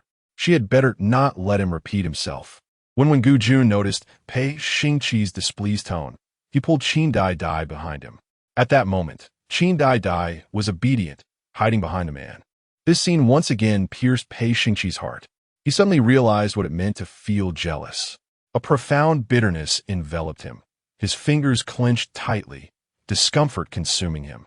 He thought, this must be what jealousy feels like. It seemed he was driven mad with envy. Previously, Qin Daidai could not bear to part from him, yet today, she sought refuge behind another man. Qin family. Pei Xingce's fury surged as he called her once more. Seeing his grim face, Qin Daidai felt a flicker of fear. What did he want from her? After a moment's hesitation, she approached him. Before leaving, she did not forget to tell Wen Gujun, Brother Gujun, please wait for me over there. I will return shortly. With that, she stepped beside Pei Xingqi. Do you require something important, young master? She urged him. Pei Xingqi felt a surge of anger. Why could he not seek her out if he had no business? Was it permissible for her to cling to him in the past, but not vice versa now? Qin family. Do you not realize how late it is? A woman of her standing should not be out at such an hour, mingling with another man. What punishment does she deserve for this? Pei Xingqi questioned her directly, his gaze icy as if it were a barrage of frigid arrows. Qin Daidai. Is Pei Lang attempting to control me? Or is he concerned for me? She clutched her handkerchief and glanced up at him. In the shadows, her eyes sparkled like the bright moon in the sky. Hearing her question, Pei Xingqi's expression darkened. Inexplicably, he suddenly could not bear to meet her gaze. He turned his head away, his breath slightly hurried. The thought of her closeness with another man ignited a storm within him. Huh, he scoffed. Qin family, do not be so self-indulgent. He had no concern for her. Qin Daidai, unperturbed by his words, smiled slightly. Then by what right does Pei Lang presume to govern me? He is not my husband. What authority does he have over me? We share no ties. Pei Xingqi. The man was a loss for words. What authority did he have over her? He could not articulate it. Qin family, as a member of the Pei household, you must adhere to its rules. Which respectable woman cavorts with men at such an hour? Does she wish to be punished? Pei Xingqi's fingers tightened. Listening to his words, Qin Daidai remained unfazed, quickly stepping closer to him. Pei Lang, are you perhaps feeling jealous? You never cared so much before. If you admit to being jealous, I shall not draw too close to Brother Gujun. She teased him, her fingers growing bold as they grazed his chest. Pei Xingqi felt as though every spot she had touched ignited a searing discomfort within him, rendering his body rigid in an instant. For reasons unknown, he suddenly yearned for her to caress him in even more places. He was utterly deranged. Yet, the mere thought of Qin Daidai's hands having grazed other men sent him into a deeper fury. Abruptly, he pried her hand away and pushed her back a little, exerting considerable force, nearly causing her to stumble. Once she regained her balance, a smile of incredulity crossed her face. Well, how splendid. Damn, Pei Xingqi. He had clearly developed a flicker of compassion for her, yet refused to acknowledge it. If he chose denial, so be it. She had myriad ways to compel him into recognition. The young master was not jealous, not at all, so there was no need for ire. It was Daidai's fault. She vowed not to repeat it again. She turned to leave, but Pei Xingqi grasped her arm once more. What was the young master about? This tugging was unbecoming. She disdainfully attempted to withdraw her arm, her expression frosty. Pei Xingqi, though reluctant, could not help himself. Qin, are you not returning to the manor? Where else could she possibly go? Was she planning to spend the night with that outsider? I shall return on my own accord. Pray, mind your own affairs, young master. Upon hearing her final words, Pei Xingqi stood frozen in place.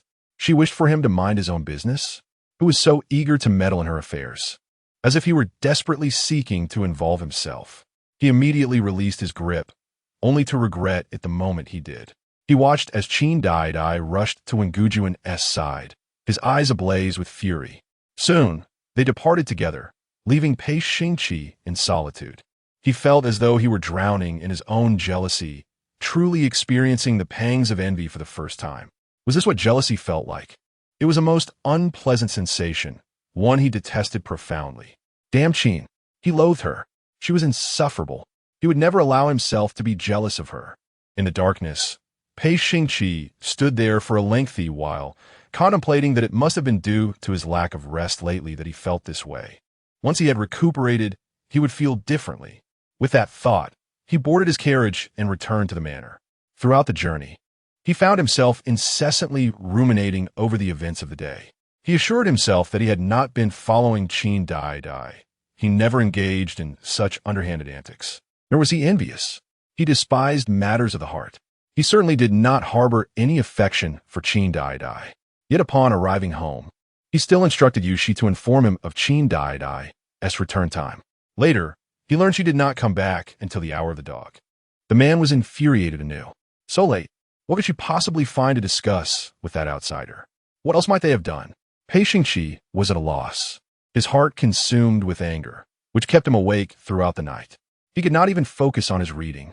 The following day, Qin Daidai deliberately had Guyu apply a touch of makeup to her lips, rendering them appear slightly swollen. She deliberately timed her appearance before Pei Xingqi. Their gazes locked, and the young girl appeared slightly flustered, hastily retreating while covering her mouth. Pei Xingqi observed her actions intently, his fingers clenching tightly. Had he misjudged the situation? Why were Qin's lips so swollen and red? Could it be? Pei Xingqi, astute as he was, swiftly pieced together the events of the previous night. So, she had kissed that foreign man, leaving her lips bruised? The thought ignited a fierce anger within him, his gaze turning frigid. Qin, how base! How dare she behave so with another? Pei Xingqi, consumed by rage, took a long time to suppress his emotions. He refused to feel jealousy. He harbored no affection for Qin. He would not let it matter. Indeed, he was utterly indifferent. Qin was free to be intimate with whomever she pleased. If she chose to humiliate Pei Xingce, he would find some twisted satisfaction in it.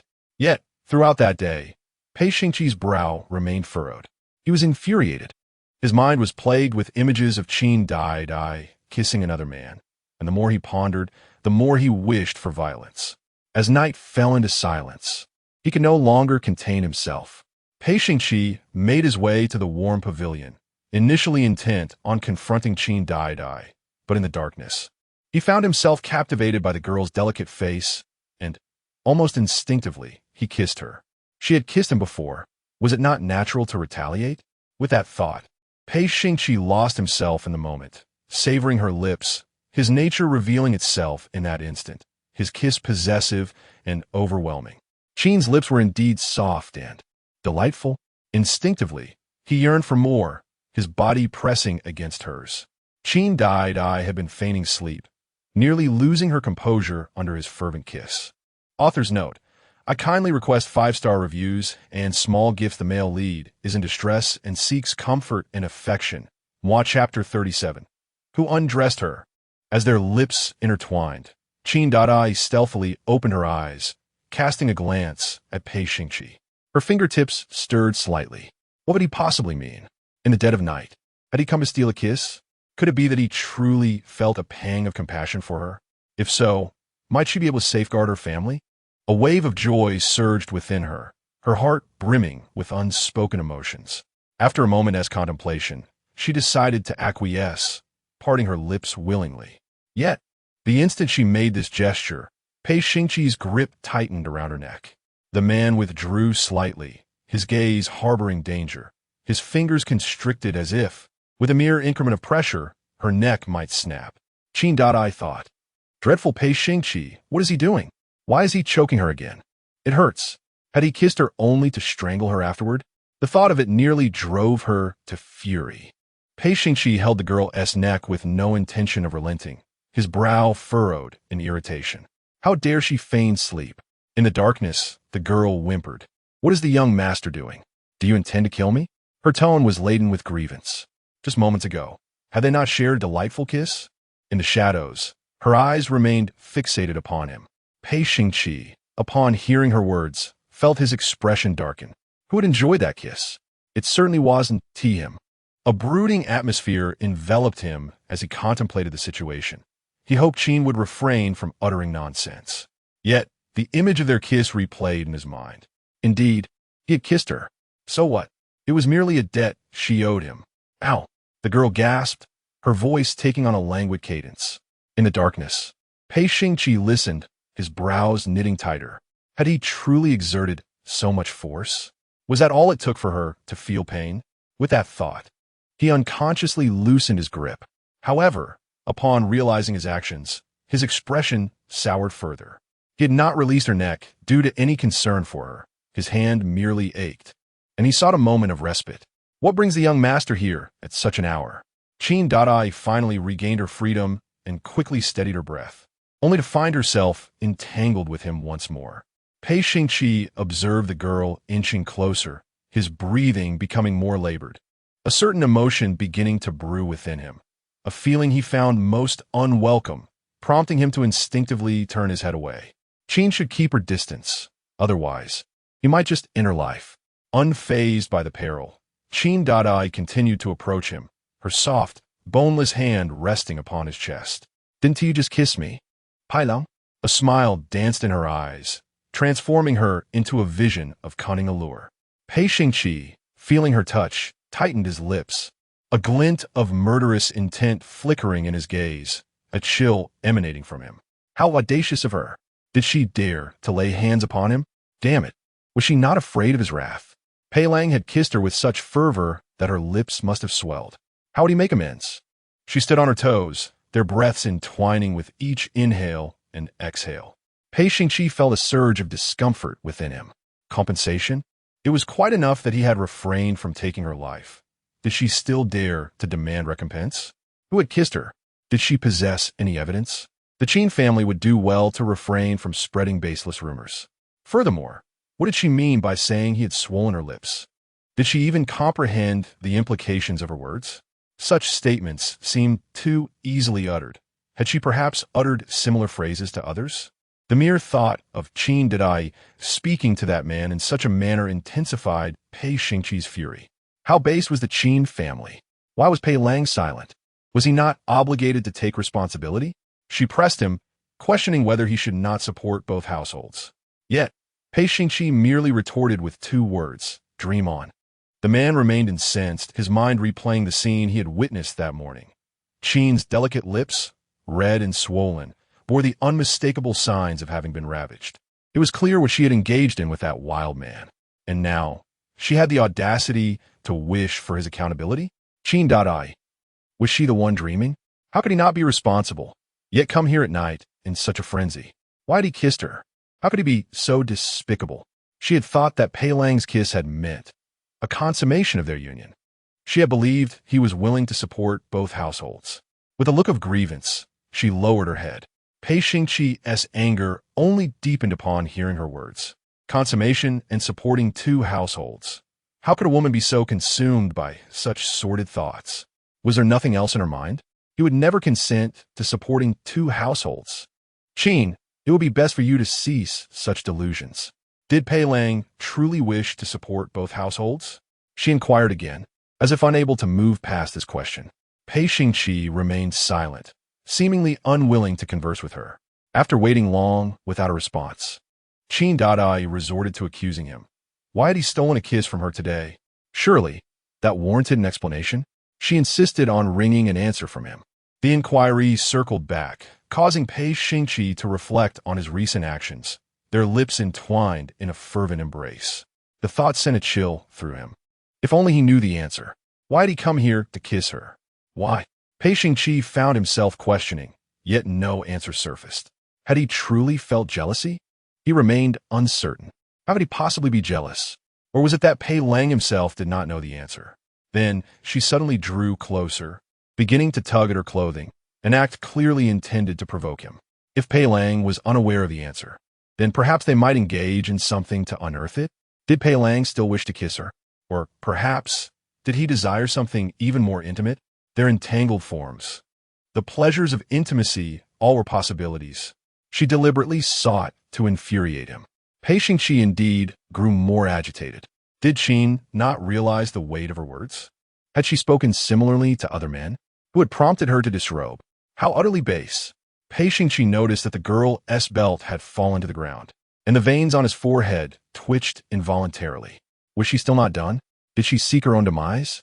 The Qin family truly lacked shame. However, unbeknownst to Pei Xingqi himself, his ears had subtly flushed in the darkness. His fingers curled repeatedly.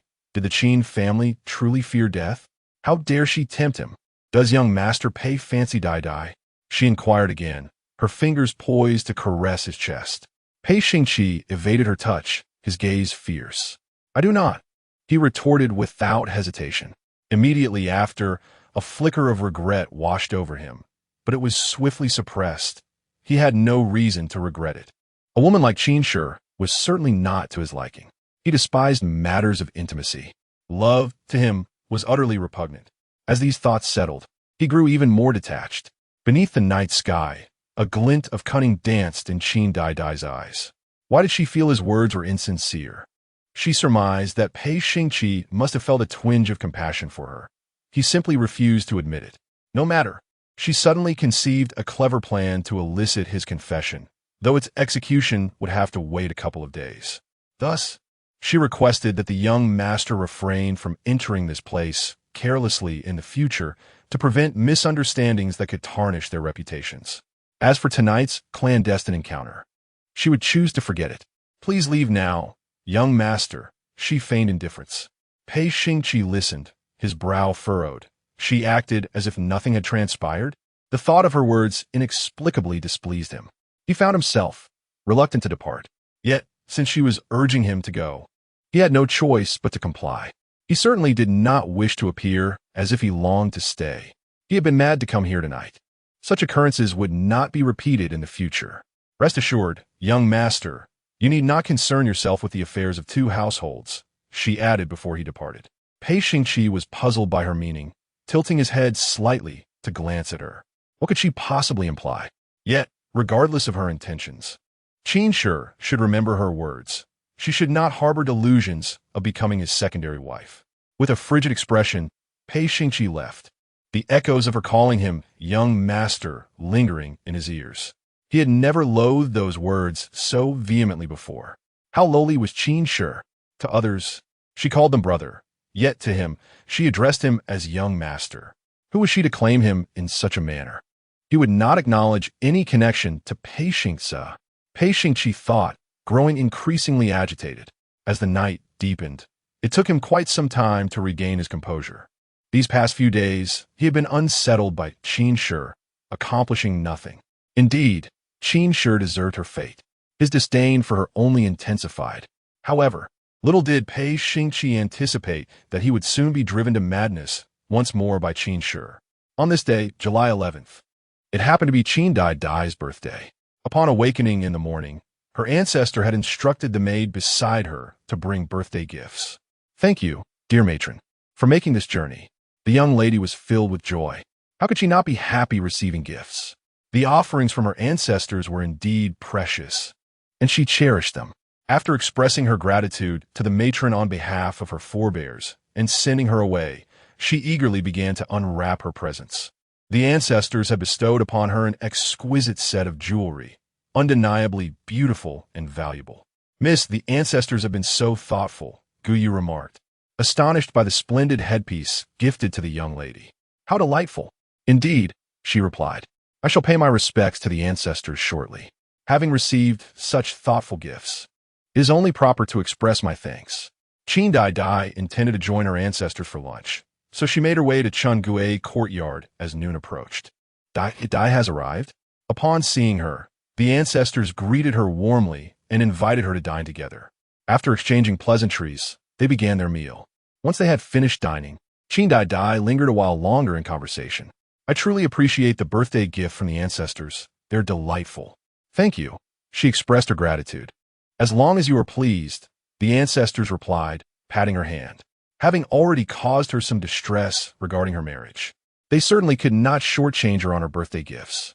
Qin Daidai had another matter she wished to discuss with her ancestors. Seizing the occasion of her birthday, she felt it would be easier to make a request. "What is it that you desire?" the ancestors inquired, perplexed about what more she needed their support for. Following this, Qin Daidai shared her plans. Upon hearing her, the ancestors chuckled. "Since you have a clear idea, I shall defer to your wishes. You are a clever child, and I will trust your judgment this time." "Thank you, ancestors," Qin Daidai replied with a bright smile, remaining for a while longer before departing. Later, as dinner approached, she returned. Before she could speak, a matron entered mysteriously from outside. "Ah," the ancestors observed, casting a knowing glance at Qin Daidai. who instantly understood that Pei Xingqi was on his way to Qin Daidai courtyard. Pei Xingqi, having just returned from duty, received the news of the ancestor's illness. He contemplated his next move and headed towards Qin Daidai courtyard. To his surprise, he found Qin Daidai already there. Upon hearing her soft, sweet voice, he instinctively furrowed his brow. He thought it best to wait for the Qin family to leave before entering. He had no desire to see her, nor to entangle himself with her in any way. However, before he could move even an inch, the voices within the room reached his ears. They were discussing. The ancestors, glancing towards the door, began to feign seriousness, saying, Daidai, marrying into the Pei family to become the wife of Xingce truly is a sacrifice for you. I had initially hoped for Xingqi to have 2 wives, to ensure heirs for Xingce. Yet, months have passed without any progress. With Xingqi's marriage approaching, it seems unlikely to come to fruition. The ancestors spoke with evident concern, expressing their regrets over the matter. Qin Daidai began to soothe them. There is no need for concern, ancestors. I'm not aggrieved. Outside, Pei Xingqi listened, feeling nothing but derision. She certainly did not feel wronged. After all, she spent her days mingling with other men. How could she possibly feel aggrieved? With this thought, a wave of irritation washed over her again. Alas, in this generation of the Pei family, there were only these 2 legitimate sons. If only Xingce had an older brother or a younger brother. The ancestors sighed again, filled with regret, and continued. Those illegitimate sons in the household are not suitable matches for Daidai. Otherwise, we would not have to put that child Xingqi in such a difficult position. How can an illegitimate son be paired with a legitimate daughter? Although the Qin family was not a family of high officials and great wealth, Qin Daidai was the cherished, legitimate daughter raised with great affection. Upon hearing this, Pei Xingqi's expression remained utterly emotionless. However, in the next moment, Qin Daidai spoke up, I am willing. As long as it allows my husband to have descendants, I am willing. Even though the 3rd uncle is an illegitimate son, he is still a blood brother to my husband. What Qin Daidai implied was that it would not be out of the question for the 3rd uncle to take both families. Upon hearing this, Pei Xingqi's fingertips instantly clenched tightly. Did the Qin family know what they were saying? Were they now setting their sights on Pei Xingqi? Just the thought of Qin Daidai treating Pei Xingqi the same way she had treated him before ignited a fury within him, pushing him to the brink of madness. How dare she? Pei Xingqi acted before his brain could catch up, immediately pushing the door open. As he entered, the 2 individuals inside appeared startled, especially Qin Daidai, who began to avoid him, deliberately turning away to escape his gaze and hastily excusing herself to leave. Pei Xingqi felt even more unsettled.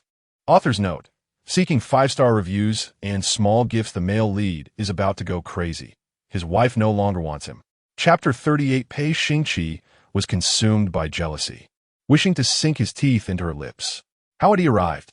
The elder pretended to be surprised, feigning ignorance of his impending visit. Yet Pei Xingqi was already lost in thought, his brow furrowed, his mind drifting far away with Qin Daidai. Xingqi? The elder, noticing his prolonged silence, could not help but call out again. This time, Pei Xingqi snapped back to reality. Just in time, I have matters to discuss with you regarding the previous suggestion of you taking on 2 families.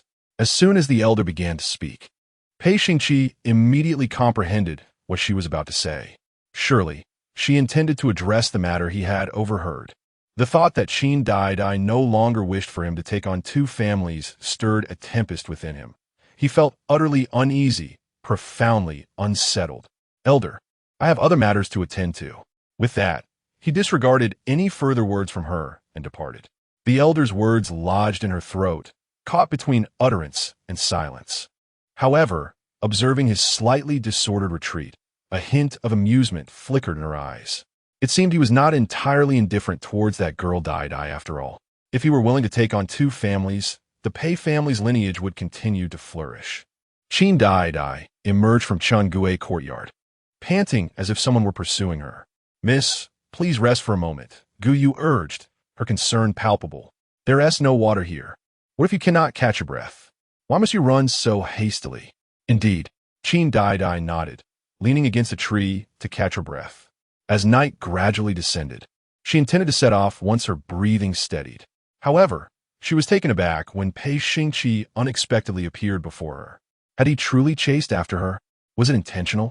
A wave of joy surged within her, causing her lips to curve into a smile, but she quickly suppressed her delight. Guyu, we must return to the courtyard. She turned to her companion, her expression betraying a hint of panic, and prepared to flee. Pei Xingqi, observing her demeanor, furrowed his brow, a flash of irritation crossing his deep black eyes. Qin, she is indeed avoiding me. Why was she evading him? Did she fear his intentions? How perplexing. She had once clung to him, and now she sought to elude him. She had yet to meet his gaze. What was she contemplating? The more he pondered, the heavier his breaths became, signifying his growing anger. Stop. Just as Qin Daidai had taken a few steps, he called out to her. Where do you think you are going? Did he permit her to leave? Pei Xingqi's brow tightened further. Today, she had not once addressed him. What is this? Now you cannot even call me elder brother. That impudent girl. What trickery was she up to? Upon hearing his voice, Qin Daidai instinctively halted, her back stiffening. The distance between them was minimal. With her head bowed, his gaze fell upon the crown of her head. After a prolonged silence, a warm breeze wafted by, accompanied by the incessant chirping of cicadas. It seemed Qin Daidai had something urgent to convey. Ultimately, she broke the silence. What urgent matter does the elder brother wish to discuss? Please do tell. As twilight descended, I knew it was time for me to depart. She named the hour, reminding him that their conversation at this time was rather out of order. Pei Xingqi understood her words, and it was precisely this understanding that fueled his ire. Did Qin Shi truly comprehend what she was articulating? At this moment, she seemed to recognize the propriety, yet she appeared reluctant to engage with him. Why had she not demonstrated such awareness before? Pei Xingqi pressed his lips tightly together, the agitation within him lingering, and he remained silent for a prolonged moment. Seeing his reticence, Qin Daidai resolved to leave. Unexpectedly, Pei Xingqi obstructed her path. The young woman exhibited a hint of impatience. Raising her gaze, which no longer reflected the usual joy she displayed in his presence. Instead, it was filled with perplexity. What urgent matter did he wish to discuss? Pei Xingqi discerned the meaning behind her expression, nearly losing his composure. Qin Shi, he finally spoke, his voice icy and distant, devoid of any emotional fluctuation. Qin Daidai awaited his next words, yet as time passed, she found herself still waiting in vain. It was time for her to retire for the evening. If the esteemed young master has no matters to discuss, I shall take my leave. Please do not hinder my way. She furrowed her brow as she addressed him. A tenant passed by. This time, Pei Xingqi could not contain himself. He once again barred her exit. Who are you? Just discussing. The pronoun you referred to her and the matriarch. This was the first time he had engaged her in such an extended conversation. Previously, he would simply instruct her to leave.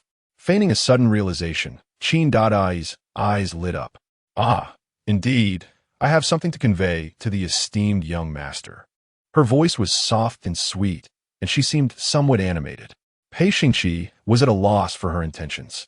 Was she about to express some infatuated sentiment toward him again? The thought darkened his countenance. He hoped fervently that Qin Shi would refrain from uttering nonsensical declarations that would offend his ears. Otherwise, he might be driven to violent thoughts. This time, however, Qin Daidai adhered to decorum, refraining from any frivolous discourse. Rest assured, esteemed young master, I shall not trouble you further. She continued cheerfully, the matriarch has made a decision, stating that third uncle shall take on the responsibilities of both households. Henceforth, you need not feel burdened. Her eyes shone with joy, a happiness that was unmistakable. Pei Xingqi was taken aback. What did she mean by claiming he need not feel burdened in the future? Had she truly consented to let Pei Xingyuan manage both families?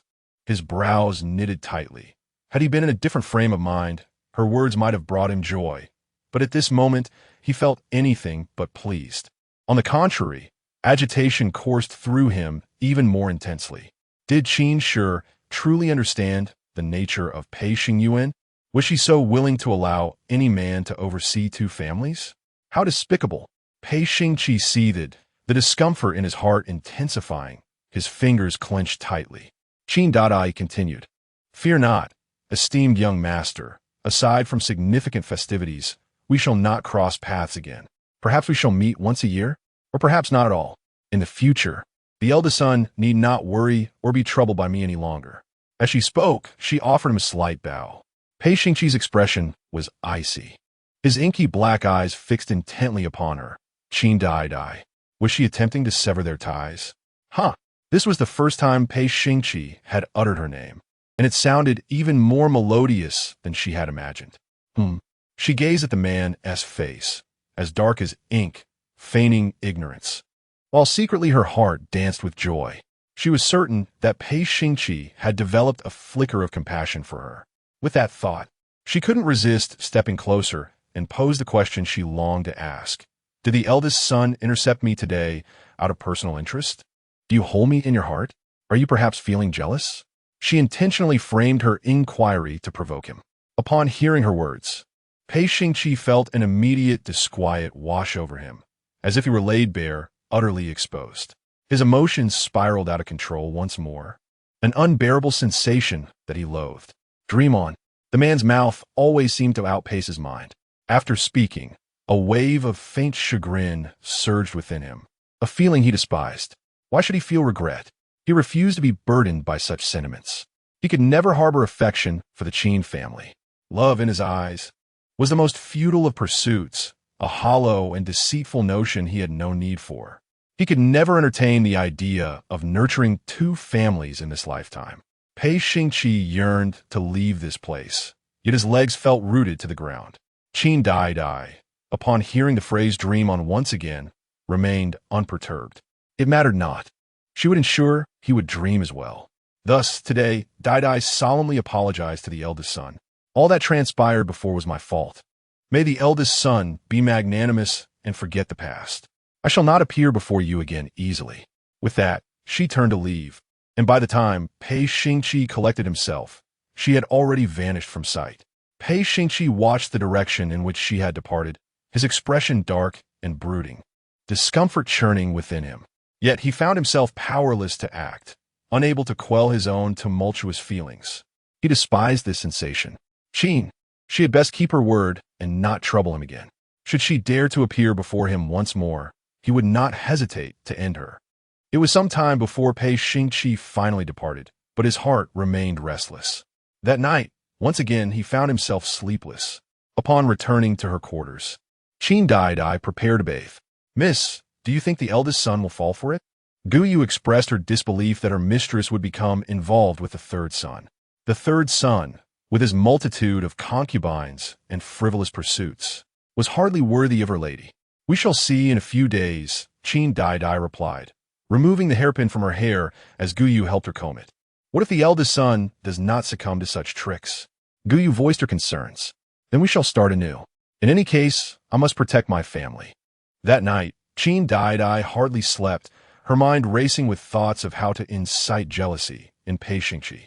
The next day, she set out early once more. On his way back to the estate after court, Pei Xingqi encountered Qin Daidai. At that moment, she was accompanied by the third illegitimate son of the Pei family. The two appeared to be engaged in light-hearted conversation, their faces adorned with smiles. Witnessing this scene, Pei Xingqi's grip on his teacup tightened until it shattered. How delightful! He thought bitterly. That Qin was out early in the morning for tea with a man. What sort of tea could one possibly enjoy at such an hour?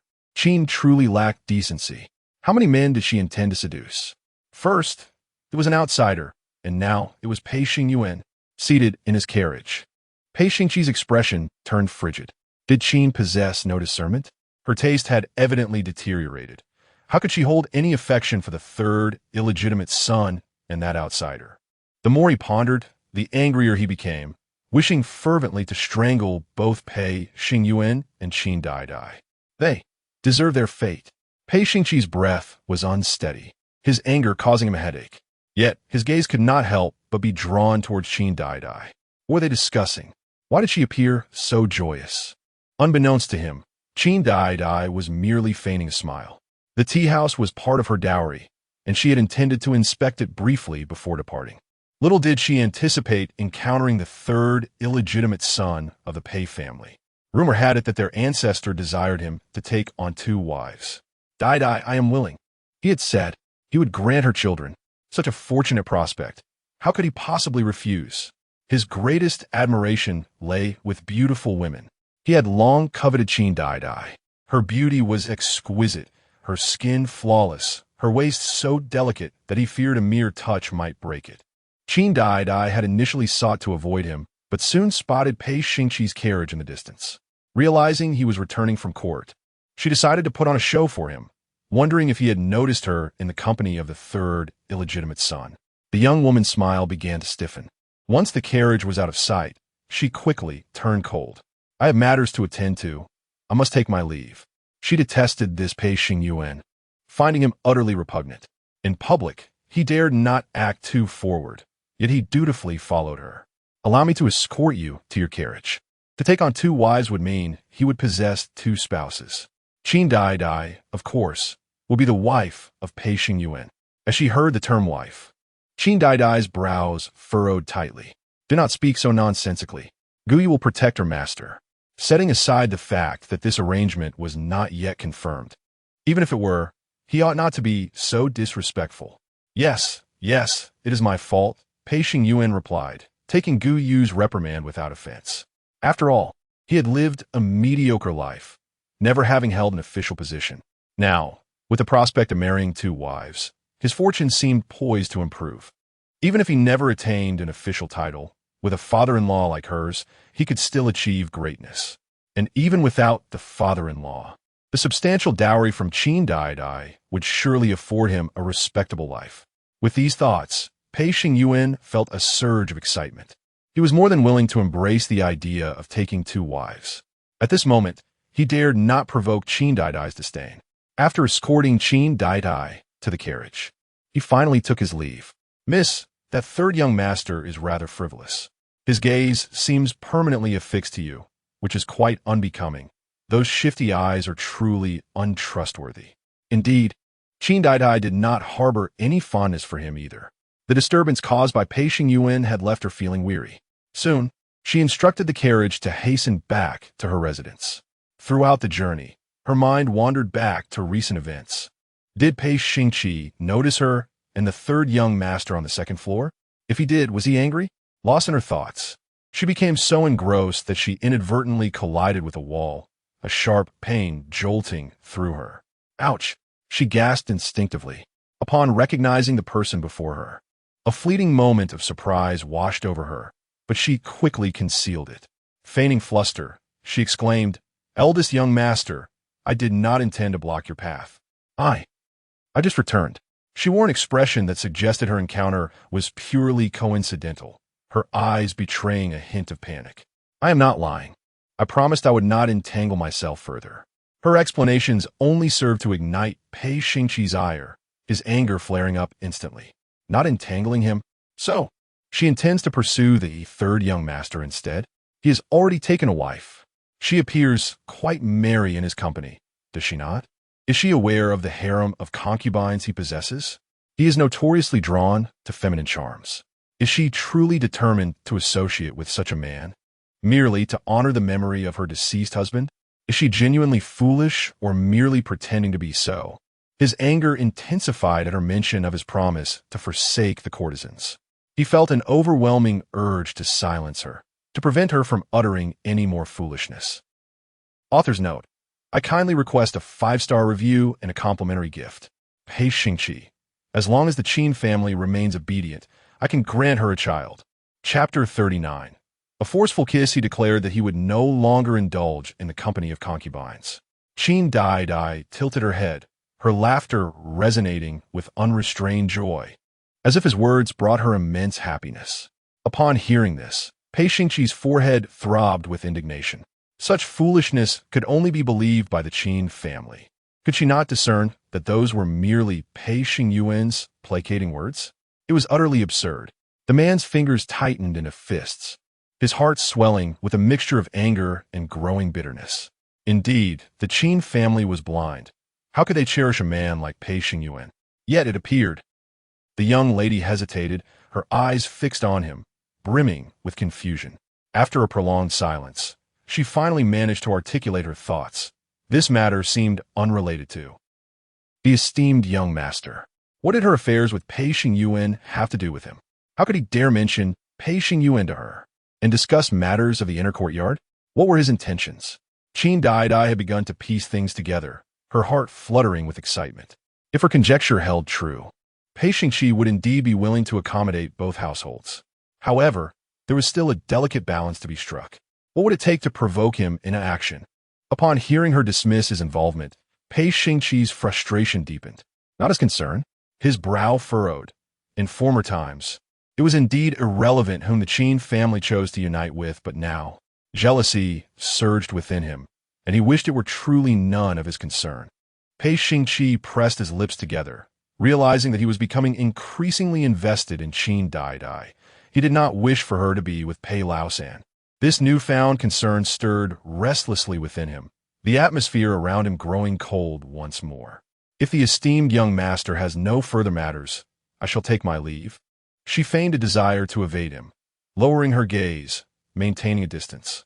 Pei Xingqi found himself both amused and exasperated. When she had previously tempted him, she had not behaved this way. Now, she chose to keep her distance. Images flooded his mind of her laughing and chatting with Pei Xingqi upon returning home from court, her smile radiant and bright. Yet now she presented herself as preoccupied in his presence. Qin Daidai possessed audacity indeed. "Stop," he commanded, halting her progress. She turned her head slightly. "Does the esteemed young master require anything further?" Her tone hinted at impatience. Pei Xingqi was taken aback by her dismissive demeanor. Had she truly grown weary of him? Was she intent on driving him to madness? His breaths grew erratic, nearly overwhelming him with frustration. Yet Qin Daidai spoke again. "If the esteemed young master has no business in the future, please refrain from calling for me. I fear that third uncle, Pei Lang, may misunderstand." She reminded him that the Pei Lang she mentioned was no longer the Pei Xingqi he recognized. After speaking, a blush graced her cheeks once more. Pei Xingqi was truly infuriated this time. "Pei Lang?" She referred to Pei Laosan as Pei Lang. Could she so casually address any man in such a manner? This shameless woman of the Qin family. How could she be so brazen? His anger surged, threatening to consume him. "Qin Daidai, cease this at once. Should I hear you refer to Pei Laosan as Pei Lang again, I shall not spare you." Had her taste in men deteriorated so drastically when she had once sought to entice him? Now are her eyes truly blind? How could she possibly find someone like Pei Xingqi appealing? The third branch cannot intertwine with the two branches. She had better relinquish any hopes. She must not entertain any association with the third branch. Upon hearing his words, Qin Daidai's eyes instantly reddened, and she lifted her gaze to meet his. "You speak nonsense. The ancestors have already consented to this matter, and Pei Lang has also agreed. The union of the third branch with the two branches is a foregone conclusion." She countered him, her tone defiant. Seeing her so eloquent, Pei Xingqi felt a surge of frustration. He was unaware that, aside from being shameless, the Qin family possessed such a gift for argumentation. What did it matter if the ancestors agreed? What did it matter if Pei Xingqi consented? His disapproval held greater weight. Pei Xingqi's expression darkened further as he abruptly approached Qin Daidai. "I forbid you to have any connection with the third branch." If he forbade it, it was utterly impossible. The man was incensed, becoming domineering and obstinate. Qin Daidai could barely suppress a smile, feeling a tingle in her palms. After a while, she took the initiative to speak. "Why? Is he going to say that he is willing to intertwine with both branches? Why?" Pei Xingqi had no idea why.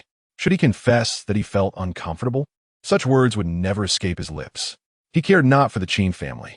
A woman of such shamelessness had no place in the Pei household, as she would only bring disgrace to their lineage. Was the eldest son perhaps feeling jealous? She posed this question once more, her eyes betraying her delight. She had made up her mind. If he acknowledged this and was willing to intertwine with both branches, they could consummate their union tonight. In the coming year, should her family encounter difficulties, he could lend a hand. Once her family weathered this calamity, she promised to trouble him no more. "Husband, we could consummate our union tonight. If not, would you come to my chamber? My room is cozier the bed softer, and the sleep more comfortable. Listening to her frivolous remarks, Pei Xingqi clenched his fingers tightly, feeling increasingly unsettled. A woman of such levity as Qin Daidai dared to utter the words consummate our union. Were all Southern women so self-deprecating? Always offering themselves to a man? How utterly disgraceful. A dream. Pei Xingqi, once again speaking before thinking, uttered 2 words. Qin Daidai. This time, she was truly infuriated. Fine, very well. She vowed to treat Pei Xingqi as a mere dog, lesser than a pig or dog. Dream on. Live in your delusions. In a fit of anger, she shot him a glare and departed. This time, she cared not for Pei Xingqi's expression. Pei Xingqi watched the figure of the young woman recede into the distance, his countenance exceedingly grim. He pondered whether she had taken his words to heart. If she ignored them and later found herself toyed with and discarded by Pei Laosan, she should not come crying to him. Pei Xingqi furrowed his brows, realizing for the first time how unpleasant it was to have his kindness taken for granted. He thought. He did not speak those words out of concern for Qin Daidai's association with the third branch. She could associate with whomever she pleased. He did not care, nor did he wish to care. Pei Xingqi resolved that he detested Qin Daidai. However, even upon returning to his study, an unsettling feeling lingered in his heart. With his mind consumed by the words he had eavesdropped. Curse the Qin family. She actually intends to be with the third branch. How infuriating. Pei Xingqi yearned to immerse himself in his cases, yet he could not focus on any scrolls, for thoughts of Qin Daidai occupied his every thought. At times, he recalled her calling him Pei Lang, and at others, the image of her embracing him surfaced. Every facet of her was etched vividly in his memory. That day, Pei Xingqi accomplished nothing. Whereas he usually managed numerous tasks in a day, today he could not even read a single character. Days passed, and upon returning home from court, he unexpectedly encountered several young servants bearing trays adorned with red silk. What could this signify? Pei Xingqi instinctively furrowed his brow. For some unknown reason, an ominous premonition crept over him. His loyal servant, Yushi, sensing his unease, immediately stopped one of the young servants to inquire. Upon learning the news, he was taken aback. There was indeed a celebration in the household. Master, the second young lady, and the third master are to be wed. You need not concern yourself with both families any longer. Yushi, still oblivious to the gravity of the situation, was preoccupied with his joy. Little did he know, Pei Xingqi's dark, brooding gaze fell upon him, devoid of any delight. Rather, it brimmed with a murderous intent. The thought that Qin and Pei Xingyuan would consummate their union tonight sent waves of agitation through Pei Xingqi. His fingers clenched tightly, his brow knitted in distress, and an icy aura emanated from him, as though he could freeze anyone in his path. After a prolonged moment, he finally made his way to his own study. Why should he care? This frivolous woman, who would pay her any mind, if they were to consummate their marriage, it was of no consequence to him. With this rationale, Pei Xingqi's steps became more resolute, devoid of any hint of disarray. Upon entering his study, he began to write. Today was a day of rest. There was no need to go to the Dali Temple. Observing this, Yushi took his leave, for his master required no further assistance at that moment. Meanwhile, Qin Daidai sat before a bronze mirror, preparing herself, a smile gracing her lips. Miss, will the eldest son come tonight? Guyu inquired, uncertainty lacing her voice. What if he did not come? I do not know. If Pei Xingqi does not arrive tonight, I shall execute my second plan. She hoped fervently that Pei Xingqi would indeed come. If not, would the miss return home? Guyu wished to persuade her. The young master one was also a commendable option. She sensed that he held a special regard for the miss. Perhaps, young master one harbored feelings for her? No, she could not return. If she did, her family's lives would be at stake. Do not worry. I will not allow Pei Xingyuan to lay a finger on me. She loathed the third son of the Pei family. What woman would cherish a husband surrounded by concubines? Such a man as Pei Xingyuan was utterly unappealing to her. She would never allow him to touch her. That is good, Guyu sighed in relief. After completing her preparations, Qin Daidai began selecting her attire. Yet no matter her choice, she found nothing satisfactory. None of these are appealing. She felt a pang of discontent. Then shall we go out and buy something? Guyu suggested. The girl nodded eagerly. Yes, let's go out to shop. She wished to purchase more alluring and beautiful garments. Soon, the master and servant departed from the residence. Pei Xingqi appeared composed, yet turmoil brewed within his heart, rendering his writing utterly unsatisfactory. How had his calligraphy become so unappealing? The man furrowed his brow and in the next moment cast aside his brush. It was at this juncture that a maidservant approached the ancestral matriarch. Young master, the matriarch requests your presence. On his way to the spring return courtyard, Pei Xingqi observed the bustling young attendants, each sporting a joyful expression that irked him immensely, igniting a fresh wave of agitation within. The thought of visiting the spring return courtyard suddenly lost its appeal. Resolutely, he turned back to his own quarters. Before long, he uttered, "Yushi." Upon hearing his master's summons, Yushi promptly appeared. "Master, is there some important task you require me to undertake?" Pei Xingqi intended to instruct Yushi to investigate what Qin Daidai was presently engaged in. However, before he could articulate his command, he hesitated and soon resolved to go himself. Yushi found his master increasingly perplexing. Why did he only speak half of his thoughts? In the next moment, he watched as Pei Xingqi exited, heading toward the warm chamber of the second young mistress. Had he misperceived? Wasn't he the master supposed to leave the residence? Or had he taken a wrong path? After deliberating for a while, Yushi ultimately refrained from offering a reminder and chose not to follow. Pei Xingqi arrived at the warm chamber without disturbing anyone. To his surprise, Qin Daidai was absent. Where could she have gone? He furrowed his brow, his fingers tightening into a fist. What mischief was that wretched woman up to? A fleeting suspicion crossed his mind, destabilizing his breath. She couldn't possibly be in the third residence, could she? With this thought, he hastened toward the courtyard of the third residence, his steps fraught with urgency. What was she doing there? Did she not comprehend the peril of her situation? He had warned her, yet she continued to entangle herself with the third residence. Was she truly so lonely in her boudoir? The more he pondered, the angrier he became, and his heart ached with jealousy. Hadn't she once pursued him so ardently, willing to risk death, yet now she faltered in her pursuit? She was intent on driving him mad. Qin Daidai, you had best not be in the third residence. Otherwise, I shall end you. With a cold demeanor, Pei Xingqi arrived at the third residence and conducted a thorough inspection. After a considerable time, he confirmed that Qin Daidai was not present. Unbeknownst to him, relief washed over him. At least she possessed some sense. Had she dared to linger here, he would have killed her. Once assured that Qin Daidai was absent, his expression softened slightly. However, it was not long before his countenance darkened again. If she was not here, had she left the residence? What business did she have outside? Pei Xingqi found himself perplexed and ultimately decided to have Yushi keep watch. Unexpectedly, this surveillance continued until evening. It was only when night fell that Qin Daidai returned from outside the residence. She had just returned when Pei Xingqi received the news. My lord, the maidservant by the second young mistress has brought back many items. Thus, their departure from the residence must have merely been for shopping. Pei Xingqi paused with his pen, and after a considerable time, he rose and exited. He was curious to see what Qin would purchase. Was she truly preparing for a night of intimacy with the third house? He dismissed the thought, noticing that Yushi intended to follow. He tilted his head and issued an order, prompting her to flee immediately. The warm pavilion was somewhat distant from his foofing courtyard. Upon arrival, Pei Xingqi observed the pavilion ablaze with candlelight, with several maidservants standing outside. After a moment's contemplation, he ultimately chose to bypass them and entered the room. There was no one inside.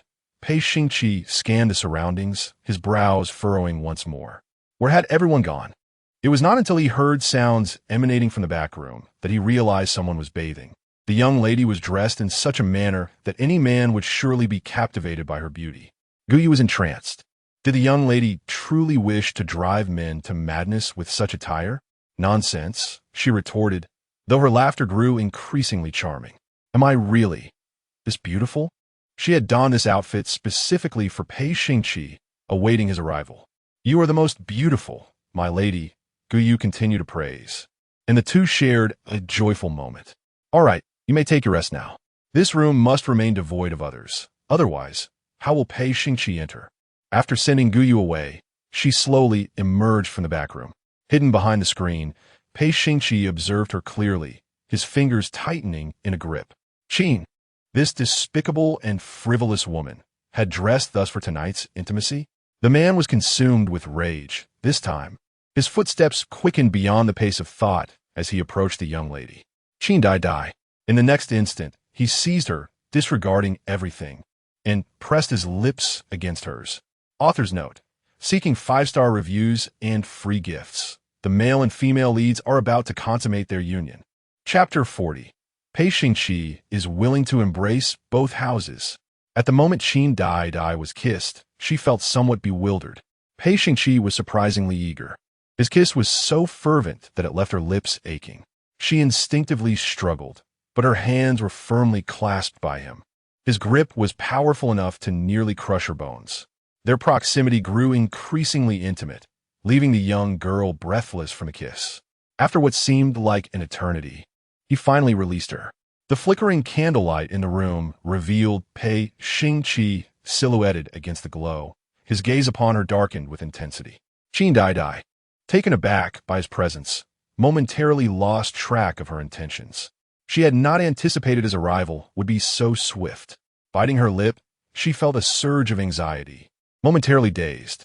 At that moment, the warmth of her lips still lingered on his, an unfamiliar sensation that he had little time to ponder.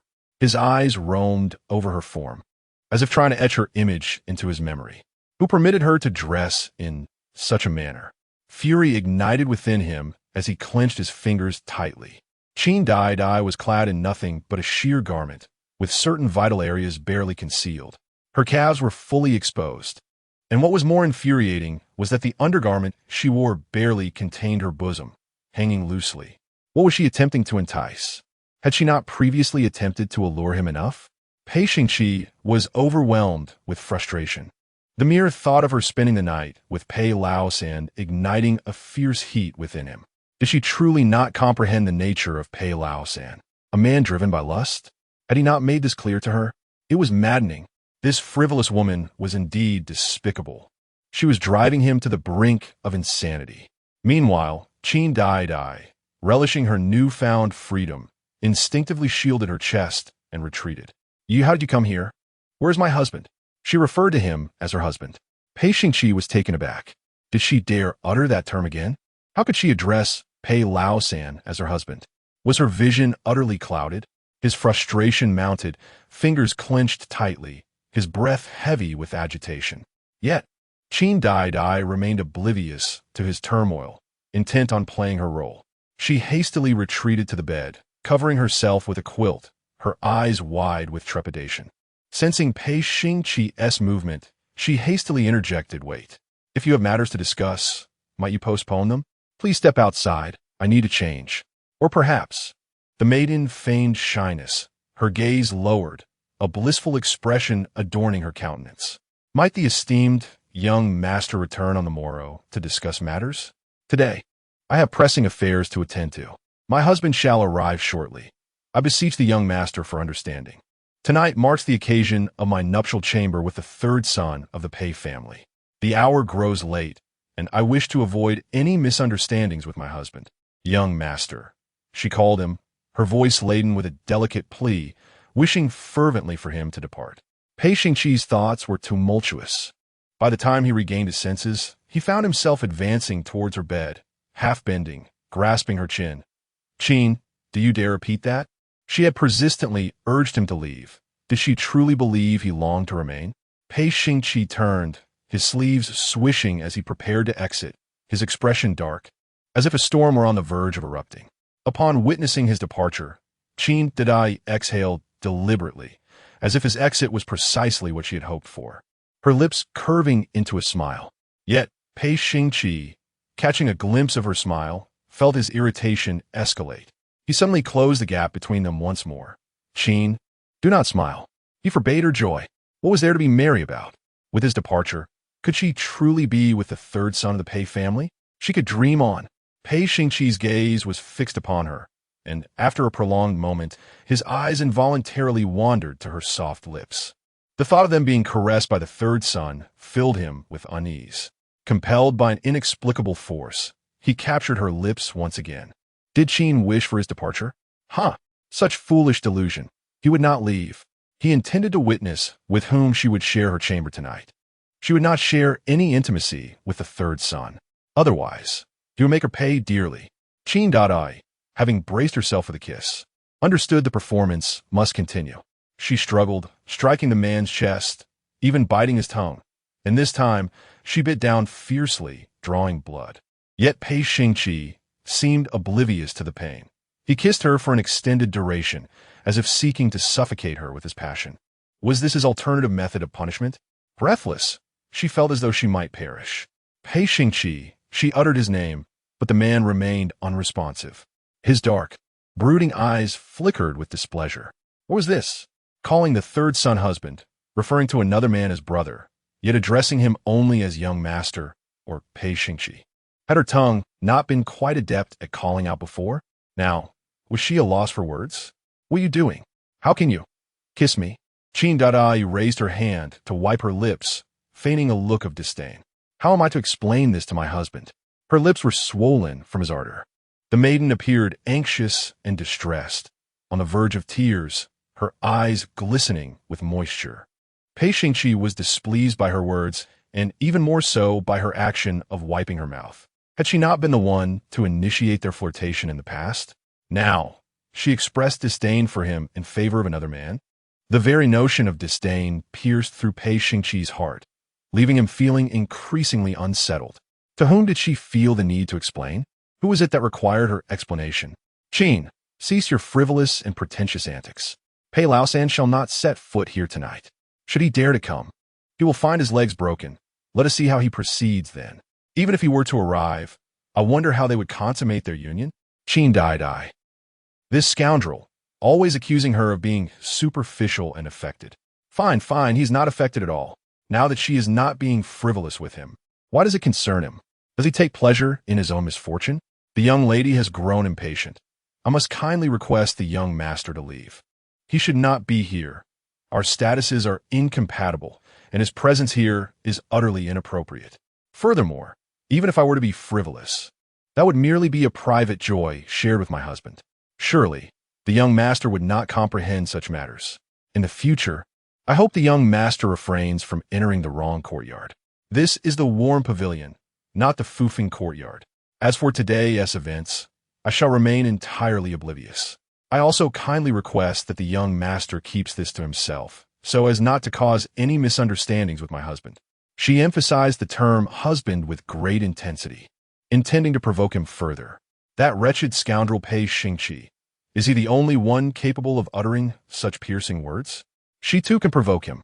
She too can sting. The man was once again dismissed, his fingers clenched tightly, his breath unsteady, a murderous glint flashing in his eyes. The sensation of losing control was far from pleasant. Husband? Husband? How utterly shameless of her. Young master, I implore you to depart swiftly. Seeing him linger, Qin Daidai could no longer restrain herself and urged him once more. She remained nestled under the covers, her small head the only part visible, her little face imbued with indignation. Pei Xingqi, exasperated, retorted with sarcasm. Qin, are you truly unable to endure the solitude of your chamber? Even if you seek to bear a legacy for your late husband, there is no need for such urgency. Yet, here she is, preparing for a night of consummation.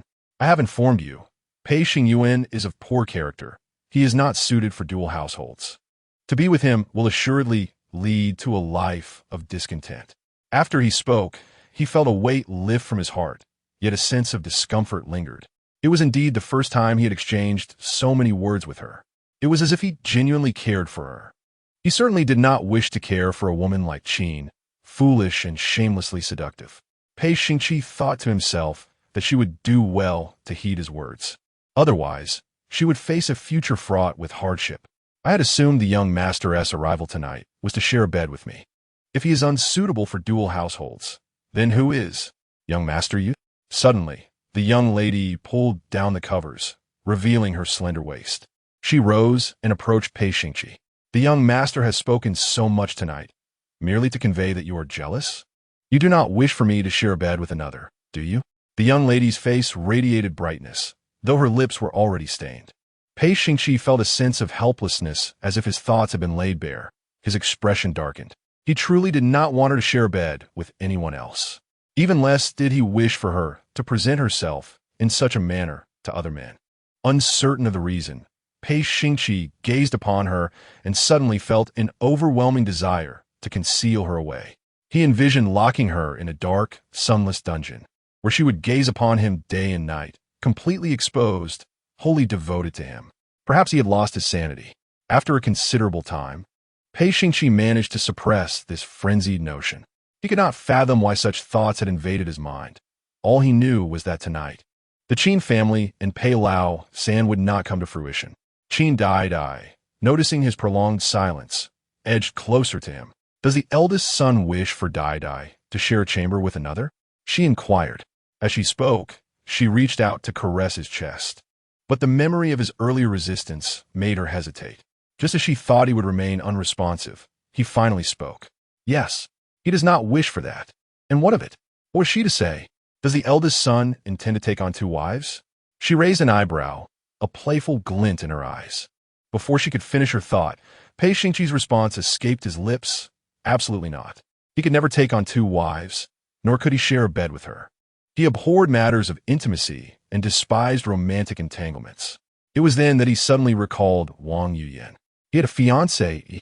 Images of a 6-year-old girl embracing him and whispering not to fear flashed through his mind. He had promised to marry Wang Yuyan and vowed never to take on 2 wives. Therefore, Qin could not tempt him. He would not be swayed by her allure. Yet, he could not help but remember his recent loss of control, having kissed Qin not just once. In that moment, his fingers clenched tightly. A question arose within him once more. What exactly was love? What feelings did he harbor for Qin? Was he truly envious? Pei Xingqi felt a headache brewing, his temples throbbing. After a while, he decided he could no longer remain in this place. It mattered little whether he stayed. As long as Pei Lao San dared to approach, the serpent would handle the matter. However, Qin Daidai would not allow him to leave. Are you leaving just like that, after having toyed with me? She implored, tugging at his sleeve. For a fleeting moment, he felt a wave of disgust and wished to withdraw his arm. Yet, upon meeting her slightly reddened eyes, he hesitated. What did she want from him, if not to leave? Given the events of the evening, the eldest son must take responsibility. You must take me as one of your wives and grant me a child, she insisted, drawing closer, her fingers tightening around his sleeve. Pei Xingqi only needed to lower his gaze to behold her alluring form, her soft curves and exquisite figure setting her apart among women.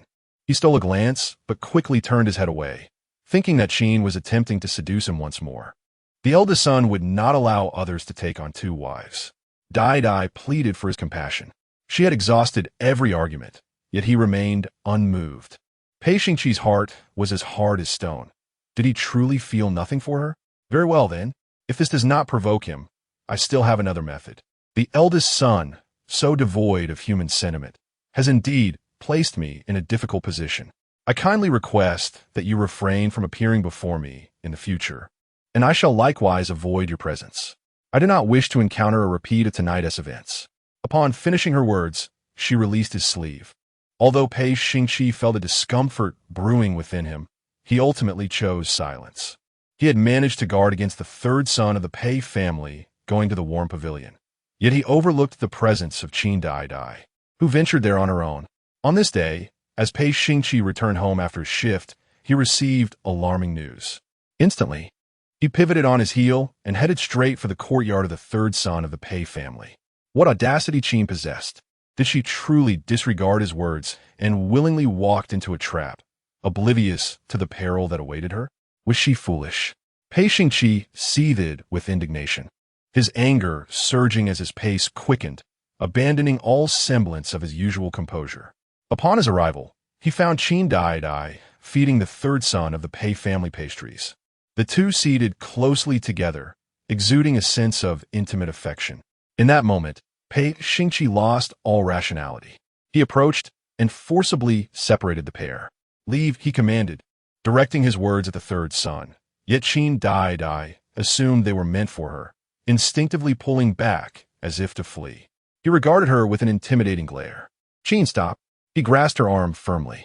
The third son, who had just reveled in the presence of a beautiful woman, felt his joy swiftly dissipate at this interruption, his expression darkening. However, he dared not confront Pei Xingqi directly and ultimately retreated in defeat. Soon, the room was left with only Pei Xingqi and Qin Daidai, the young woman's eyes already glistening with tears. For the first time, the man fervently contemplated that if Qin were to behave, he might even entertain the notion of accommodating both families. Author's note: I humbly seek small gifts and 5-star reviews. Male lead: Daidai can only present herself to me. Chapter 41. Qin Daidai. I present to you a child Pei Lao-san, being a bastard son without any official position. How could he ever compare to Pei Xingqi? Thus, even when insulted, he dared not utter a word in retort. Before departing, he cast a covetous glance at Qin Daidai, for she was indeed his wife. The beauty with her delicate bosom and soft waist could drown him in her embrace. Pei Xingqi, sensing the lingering gaze, felt a surge of displeasure wash over him, the atmosphere thickening with an icy chill. Do you wish to part with your eyes? His tone dripped with menace as his hand discreetly grazed the dagger concealed within his sleeve. Did Pei Xingqi truly wish for his demise? The Qin family was not something he could covet. Instinctively, Pei Xingqi shifted, enveloping Qin Daidai within the protective shield of his body. This time, Pei Xingqi genuinely refrained from looking further. He understood that another glance would indeed provoke Pei Xingqi to gouge out his eyes. Before long, Pei Xingqi exited, even going so far as to kindly close the door behind him. The room was left with only Qin Daidai and Pei Xingqi, their proximity rendering the ambience somewhat tranquil. After a prolonged silence, the sound of the young girl's sobs broke through the stillness. Before Pei Xingqi could fully comprehend the situation, she lifted her gaze to him, her eyes rimmed with red. What ails her? Why does she weep? Who has wronged her? Had Pei Xingqi tormented her? Otherwise, why would she be crying? A surge of murderous intent unfurled within Pei Xingqi. He should have eliminated Pei Xingqi earlier. A restless agitation flickered in his heart. He could not bear to see Qin Daidai in tears. Her sorrow irked him, though he could not yet fathom the cause. Does the eldest son truly despise me? The girl suddenly confronted him, inching closer. Pei Xingqi, caught off guard, retreated 2 steps. Noticing his movement, Qin Daidai's expression grew even more indignant. How splendid! What a wicked man Pei Xingqi is. Is the eldest son now satisfied? Has he exacted enough revenge upon me? Her words were deliberately provocative. Pei Xingqi's anger still simmered as he listened to her, his brows furrowing in confusion. What did she mean? What revenge? What satisfaction? He found himself bewildered by the implications of her words. Who sought to avenge her? Was it he who sought to retaliate? Absurd. If he were to exact vengeance upon someone, it would be to render them utterly miserable, to make them feel as though their flesh were being torn from their bones before their demise. That would be true revenge. The Qin family is foolish. To cast away her husband. What was the eldest son's intention? He had no desire to share his affection between 2 households. Yet now he was dismantling her union with her husband, and he claimed it was not a deliberate act of retribution against her. In the past, it was indeed my folly. My pursuit of you was a misstep, for which I apologize to the eldest son. I beseech you to forgive my past recklessness, and I implore you to refrain from such actions in the future. As she spoke, her eyes reddened further, and she turned to leave in search of Pei Lao-san. Witnessing this, Pei Xingqi felt his pent-up frustration surge once more. He would not permit her to seek out Pei Lao-san. Stop, he commanded. You shall not set foot beyond this door. Did she truly weep over Pei Lao-san's departure? Was she genuinely so desperate? In her quest to secure a legacy for her deceased husband, she has stooped so low as to entertain someone like Pei Lao-san. How could she possess such a lack of shame? To speak to him in such a manner for the sake of Pei Lao-san? Pei Xingqi's temper flared, and his mind involuntarily replayed the scene he had witnessed earlier. The young woman seated beside Pei Lao-san, feeding him. She had never deigned to sit on his lap and feed him. That vile Qin sure. As these thoughts coursed through his mind, his anger erupted uncontrollably. Pei Xingqi suddenly yanked her towards him, and Qin Daidai, unable to steady herself, tumbled into the vast expanse of his chest. The collision caused her nose to ache, leaving her feeling quite wronged. However, Qin Daidai did not succumb to despair. Upon regaining her composure, she continued with her charade. She pushed against him, yearning to escape his grasp, yet Pei Xingqi firmly secured his hold around her slender waist. Qin, do not move. Should she dare to shift again, he could not promise what might unfold. It would be prudent for her not to provoke him. In his frenzy, even he could not predict his own actions. Qin Daidai, undeterred by his warning, persisted in her struggle. "What are you doing, young master? Release me. This is most improper." Her exertion was so vigorous that her cheeks flushed a deep crimson. Witnessing her resistance, Pei Xingqi's previously restrained emotions detonated. "Qin, he called, his tone as hard as ice. For a fleeting moment, she halted, gazing at him with tear-stained eyes. After a lengthy pause, Pei Xingqi swallowed hard, turning his head away. "Qin Daidai, be compliant. I could indeed maintain 2 households. I can offer you a child." These words escaped him in a hushed, almost inaudible manner, barely discernible unless one listened intently. What did the young master say? She heard him, yet feigned ignorance. Pei Xingqi's gaze darkened further as he listened to her. His brow furrowed. Uttering those 2 sentences had drained him of all his strength, and repeating them was out of the question. If she had not heard, then so be it. However, she was forbidden from getting too close to Pei Lao-san, and she must not see him again.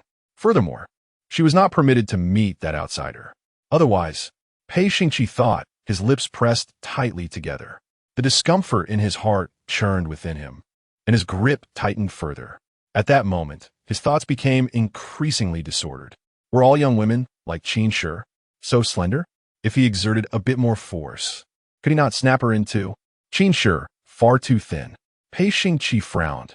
Did she not enjoy her meals? Young master? Qin Daidai, noticing his prolonged silence, ventured to speak again. Pei Xingqi remained mute, utterly uninterested in hearing that title from her lips. Who was her young master? She would do well not to make unwelcome familial connections. Yet, if Qin were to behave more obediently and temper her demeanor, he might consider allowing her to call him husband. Since the young master has no further business, I shall take my leave. Qin Daidai, not wishing to engage him any longer, felt a surge of anger. Pei Xingqi was a scoundrel with a most unpleasant attitude. Now that he was willing to entertain, maintaining 2 households, she had no desire for him. Who would want him, even if he desires her? She must endure a few more days to infuriate him, to exact her revenge. He had seized her throat countless times, yet she had never reciprocated even once. She is not a magnanimous person. Qin Daidai smacked the man's hand, signaling him to release her. However, Pei Xingqi defiantly tightened his grip, preventing him from touching her, while she seemed willing to allow Pei Lao-san to do so. Is the Qin family intent on driving him to madness? What does the eldest son truly intend? Qin Daidai found herself unable to leave, and this time her tears flowed incessantly. She was merely a widow, cherishing the memory of her deceased husband, yearning to leave a legacy for him. Why must it be so difficult? I have already declared that I would no longer entangle myself with you. Why then, do you persist in thwarting my endeavors? The wedding night from a few days prior was ruined by you, and now, after finally sharing a tender moment with my husband, you have disrupted it once more. Does the eldest son truly harbor such disdain for me? She broke down in tears, covering her face with a handkerchief.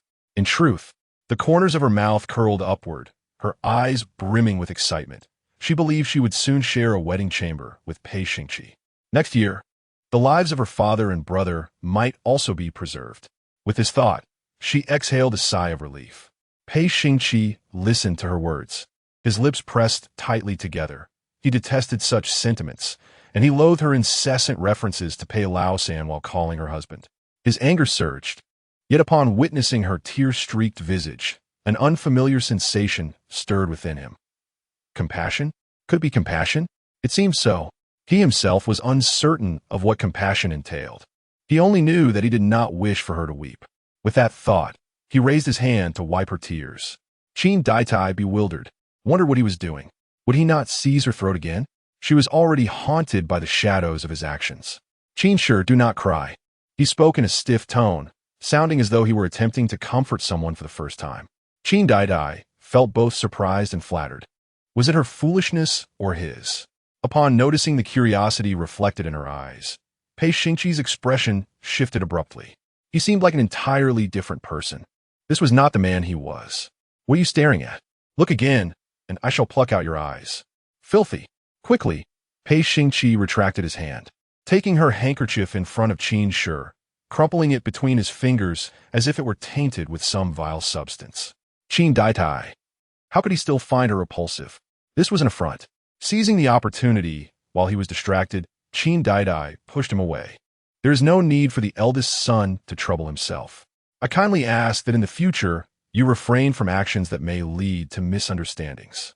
Otherwise, I might assume that the eldest son has developed feelings for me. A man tenderly wiping a woman's tears symbolizes intimacy and affection. After speaking, she fled. Her movements were swift and resolute. Pei Xingqi remained silent for a long time after hearing her last words. He loved her? How could he possibly love her? It was inconceivable. He could never love someone like Qin, who was frivolous and shameless. He would not fall for her. He had no need for such trivial and tiresome emotions. She believed he was eager to dry her tears. A mere fantasy. The very man who had just wiped her tears must have lost his mind. Despite her prolonged absence, Pei Xingqi remained unmoved. A feverish heat enveloped him, and his fingertips lightly brushed against the remnants of the softness and warmth that belonged solely to the delicate waist of the young girl, driving him to madness. In an instant, the flames of desire coursed through him, rendering him restless. After a considerable time, he finally stepped back into his courtyard, opting not for the study, but rather the inner chamber, where he sought solace in another bath. In recent days, he had lost count of how many times he had bathed. Outside, the ever-watchful she grew increasingly perplexed. Could it be that the master had truly developed feelings for the second young madam? What then? The master, lacking in matters of the heart, would surely suffer in such affairs. Yushi felt a twinge of concern, hesitating when he next encountered the ashes of the garments. Eventually, Pei Xingqi noticed his silence and prompted, "Speak." When had Yushi become so cryptic? Master, actually. Yushi wished to express that there was no need to incinerate the clothes each time. It was entirely natural for a man to experience desire. A common occurrence among men, some even indulging daily. A simple wash would suffice. There was no need for destruction. This phenomenon was not inherently negative. Yet, he dared not voice these thoughts. Ultimately, the master had the means. If he wished to burn, so be it. In the end, Pei Xingqi remained oblivious to Shi's unspoken words. Upon returning to her own courtyard, Qin Daidai immediately lay down upon her bed. Is the young lady well? The eldest son has not harmed her, has he? I am fine. Guyu, please fetch my conversation book. She desired to peruse the script. The thought of Pei Xingqi's earlier words brought a smile to her face. He truly seemed willing to accommodate both households. When would they consummate their union? With time still on her side, perhaps she should study a bit more. I wish to look at the spring palace illustrations. That is a worthy subject of study. Young lady, upon hearing the phrase spring palace illustrations, Guyu's face flushed instantly. Why can't the young lady be a bit more discreet?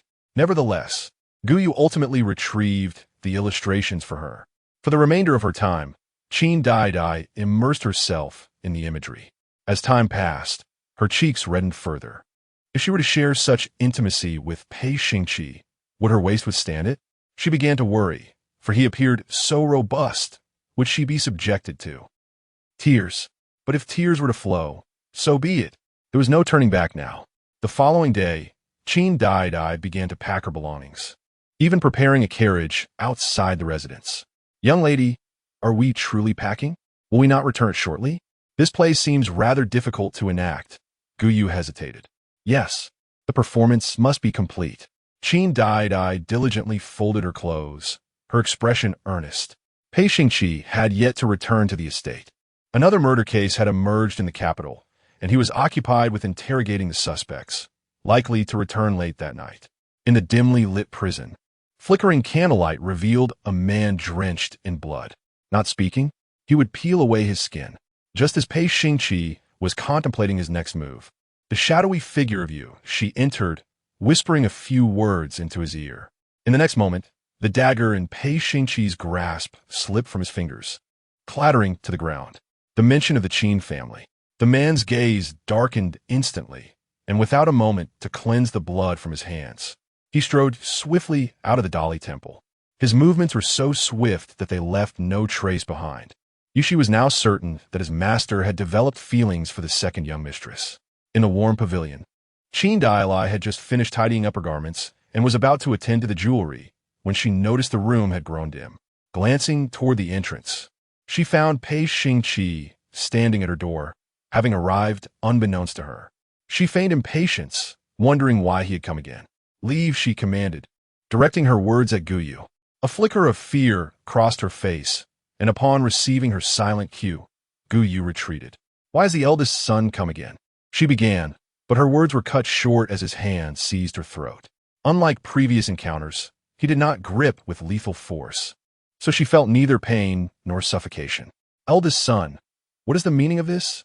She gazed at him, confusion evident in her expression. Pei Xingqi, however, coldly uttered 4 words, "Call me husband." Given their intertwined fates, he was indeed her husband. "Qin Daidai, I shall give you a child." His implication was clear. He was willing to embrace both families and share a marital bed with her. She could not leave, nor could she marry another man. She was his in life, and in death, she would remain his ghost. Author's note: is it not captivating? I humbly seek your kind reviews and free little gifts. A wedding night is approaching, and her late husband is set to return. Chapter 42, What If Tonight we consummate our marriage? What do you say? Qin Daidai feigned shock, but in truth, her heart was already bursting with joy. Had she misheard? Pei Xingqi actually wished for her to call him husband? Was he truly willing to take on 2 families? Moreover, was he prepared to grant her a child? Pei Xingqi, aware that she had overheard him, tightened his grip. "Qin, having entered the Pei family, you cannot leave. Do you understand?" he asked her, each word cold and unyielding. Qin Daidai nodded, but after doing so, she shook her head. The ancestors were fond of Daidai. She would be permitted to leave. Thus, she could depart from the Pei household. Upon hearing this, Pei Xingqi stepped closer. In northern Qi, it is customary to take on 2 families. If a brother dies, the husband may marry his brother's widow. "Qin, whether you desire it or not, you cannot leave." He had never wavered in his decisions. If he intended to take on 2 families, she could not remain unscathed.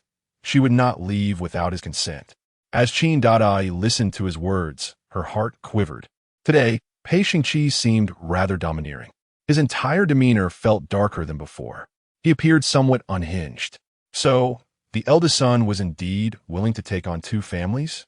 She lifted her gaze, a slight smile gracing her lips. Silence enveloped the room once more, and just as Qin Daidai thought no one would respond to her inquiry, the man's Adam's apple bobbed, and a soft echem escaped his lips. The sound was neither loud nor soft, just enough for her to hear. Qin Daidai felt a pang of surprise. She anticipated he would actually reply. After responding, Pei Xingqi's gaze locked onto her once more. "Qin, you can only be my secondary wife." He expressed his disdain for anyone else touching her before he had cast her aside. Otherwise, a fleeting glimmer of killing intent flashed in Pei Xingqi's eyes. If a wild man approached, he would kill him, and if a pair came, he would slay them both. Who would dare to approach Qin? After this thought, his mind cleared a bit, and this time he exhibited a trace of patience, waiting for her reaction. Qin should be quite pleased, for after all, her aim had been achieved. She could finally become his secondary wife. Yet, to Pei Xingqi's astonishment, Qin refused him. "What did you say?" For the first time, disbelief flickered in his eyes. He struggled to comprehend. This shameless woman, how could she refuse? She no longer wished to be his secondary wife. Previously, she had pursued him. Now, he was granting her wish, yet she was unwilling? Pei Xingqi nearly ground his teeth to dust, his gaze icy as a blade. "Qin, say that again." He challenged her to dare to speak. Qin Daidai paused for a moment, and, after a long while, she met his gaze before continuing, "I do not wish to." This statement, of course, was a falsehood. She deliberately chose to speak contrary to her feelings. She simply did not want to acquiesce to him at this moment, especially since he was still gripping her throat. How could he behave in such a manner? Though their relationship lacked romantic affection, they were on the brink of marriage. Should he not treat her with a bit more tenderness? To avoid suffering during their wedding night, she resolved to provoke him now, compelling him to relent, so that he would be more inclined to heed her words later. She wished to spare herself the misery akin to that of the women depicted in spring paintings. More importantly, she aimed to leverage this situation to secure a promise from Pei Xingqi to protect her husband's elder brother. Once he acquiesced, they could consummate their marriage at any time. Listening to her insistence on reluctance, Pei Xingqi could no longer contain himself. His tone grew increasingly frigid. Silence. You are unwilling? Who gave you the audacity to refuse? Was it not you who flirted with me at every turn? Now, you think a mere declaration of unwillingness will suffice? Not a chance. With that, Pei Xingqi suddenly embraced her, and Qin Daidai found herself momentarily taken aback, her body feeling suspended. Was this man truly capable of lifting her effortlessly with just one hand? It was utterly terrifying. Put me down, she exclaimed, her heels barely touching the ground, causing her discomfort. Qin, do not presume that I have any desire to take in two wives. My consent is merely a reflection of your pitiable state. Remember this. If you are unwilling, then so am I. I already have a fiancé, and in less than 6 months, she will enter the household. You must respect and honor her. Should you bear children after the union, they will be raised under her care. Pei Xingqi spoke these words in a fit of anger, his expression darkening further, all due to her defiance. He was not eager to be with a woman like Qin. After finishing his speech, he turned to leave, clearly wishing to distance himself from the situation. However, before departing, he did not forget to issue a warning. Do not think of stepping outside this place. As a married woman, you must not be fickle. Furthermore, do not draw too close to other men. Otherwise, do not blame me for dealing with those scoundrels on your behalf. His threats only served to infuriate Qin Daidai further. If he was unwilling, why even consider taking in another wife? And what was this nonsense about raising her children under Wang Yuyan's name? Qin Daidai had a torrent of insults ready to unleash, but her anger rendered her speechless. Watching the man's retreating figure, she clutched her chest, gasping for breath. He infuriated her. Pei Xingqi was indeed a wicked man. She could hardly contain her desire to bite him in retaliation. To her astonishment, he soon returned. What could he possibly want now? Upon his return, Pei Xingqi stood silently before the young woman, leaving her to wonder about his intentions. Was he about to strangle her? Instinctively, Qin Daidai took a step back in fear. Yet, before long, she found herself in his embrace once more. Then, she heard him speak. I will send someone to fetch your belongings shortly. Ensure that the items you frequently use are prepared. After stating this, he attempted to leave again. But Qin Daidai, perplexed, grasped his arm. What do you mean? Why are you sending someone to move things? What belongings? Why do you still call me madam? The transformation of her attitude seems rather abrupt. She still finds comfort in being addressed as Qin. Unbeknownst to anyone, a faint blush crept upon Pei Xingqi's ears, a change in his emotions that he himself failed to recognize. At this moment, he felt a blend of happiness and anxiety, yet he had grown accustomed to feigning indifference, thereby remaining oblivious to his subtle shifts in demeanor. Another factor contributing to his distraction was the sensation of Qin's grip on his arm. Initially, he instinctively attempted to extricate himself, but soon he paused. Qin was now his secondary wife, and if she wished to hold his arm, so be it. Pei Xingqi endeavored to disregard the faint discomfort stirring within him, soon diverting his thoughts elsewhere, his lips pressed tightly together. How could Qin's hands be so diminutive, soft and delicate? Surely, such hands could barely wield a dagger. Outside, the night deepened, and Pei Xingqi's breath quickened slightly. A fleeting image of the spring paintings he had perused at the bookstore flashed through his mind, the depictions rather indecent. The utility of a woman's hands was striking. His thoughts involuntarily wandered to Qin Daidai. If hands could serve a purpose, could her petite ones truly grasp? Sensing his thoughts veering towards an irreversible path, Pei Xingqi felt a surge of irritation. In the past, such notions had never crossed his mind. It was all Qin's doing. How dare she look at such paintings? Utterly distasteful, infuriating. I have expressed my reluctance. Qin Daidai's deliberate opposition was intended to provoke him, just because he was willing to take 2 wives. Did she think she had to accept it? Not a chance. Pei Xingqi's anger flared once more. Unwilling? Amidst the thunder and lightning, Qin Daidai found herself lying on the bed. Qin, do you not desire to consummate your marriage? He could oblige her. She had initiated the flirtation. Thus, she must bear the consequences. Until he grew weary of her, she was obliged to comply. Qin, that wild man harbors no disdain for your status as a second wife. What if tonight we consummate our union? You would then be a third wife. As a man, he understood men best. What man would willingly accept that the woman he cherished had shared her bed with multiple suitors? Pei Xingqi leaned closer, his fingers deftly unfastening the buttons of her garment, revealing the delicate, fair skin at her neckline. She instinctively shivered slightly. If consummation were to occur now, would it be acceptable? Qin Daidai pondered that if he desired her at this moment, she would certainly not refuse. Yet, the man remained still. Pei Xingqi merely furrowed his brows at her, his expression cold, a fleeting glimmer of desire in his eyes. Qin, why do you hesitate once more? He had assumed she would be elated. Was it possible that her previous declarations of affection were insincere? Reluctance was simply reluctance. No excuses. She pressed her lips together, saying nothing. Pei Xingqi. She aimed to infuriate him. After a prolonged silence, Qin Daidai spoke again. Earlier, it was the eldest son who instructed me to avoid entanglements with you. I have complied. Now, it is he who pursues me. The man realized the implications of her words in an instant. Is this the reason for her reluctance? Can the eldest son take his leave? Once again, she urged him to depart, her tone utterly frigid. Pei Xingqi. Very well, very well.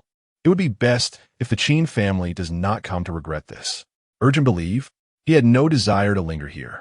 After contemplating, Pei Xingqi flicked his sleeves and exited the warm pavilion. Yet, as he stepped out, a pang of regret struck him. What if the Qin family truly departed on the morrow? What if she chose to ignore him henceforth? Pei Xingqi halted, yearning to return, but his legs seemed unresponsive. Thus, he found himself lingering at a short distance from the warm pavilion, his gaze fixed upon it for an extended period. When Yushi arrived, he beheld this scene. He initially intended to report an important matter, but Pei Xingqi posed a question first. What is the reason behind a woman who once clung to you now, withdrawing her affections? He began to ponder this inquiry. Upon hearing it, Yushi immediately comprehended who the woman in question was. However, how could he know the answer?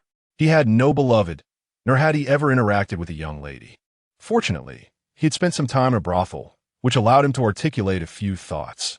Master, women are often capricious, if they once pursued and now retreat. It must be due to a heart deeply wounded. It would be prudent for the man to display some vulnerability at this juncture. Yushi spoke with conviction. Yet Pei Xingqi remained perplexed. Show vulnerability? How might he do so? Apologize to Qin? Absolutely not. His concubine, it was her choice to engage or not. Today, he had merely succumbed to a momentary madness, uttering nonsensical words. His subordinate had heard that women often engage in petty quarrels. A little coaxing would suffice. Upon uttering this, Yushi himself felt a sense of disquiet. Would he truly suggest his master coax the second young mistress? Was this not absurd? Would his master even know how to comfort her? The probability of that was even less than a ghost sighting. Just the thought of that cold-hearted master trying to appease a young lady sent chills down his spine. After listening to Yuxi's words, Pei Xingqi's expression grew even colder. Coax Qin? A mere fantasy. He could never do that. Yet, was Qin merely sulking with him? Did that imply she still held feelings for him? Contemplating this, a ripple stirred within Pei Xingqi's heart. His mood shifting from gloom to brightness, significantly improved. Indeed, Qin must be employing a strategy of feigned indifference. He would not fall for it. Qin's tactics were indeed masterful. How cunning. A sarcastic smile graced Pei Xingqi's lips as he turned and departed into the shadows. He would never succumb to Qin's machinations. She would not manipulate him. If one wished to discern whether Qin was truly playing such a game, it was simple. Time would reveal the truth. Pei Xingqi resolved that after this, he would not set foot in that place again. He had already afforded Qin an opportunity. It was her own failure to seize it.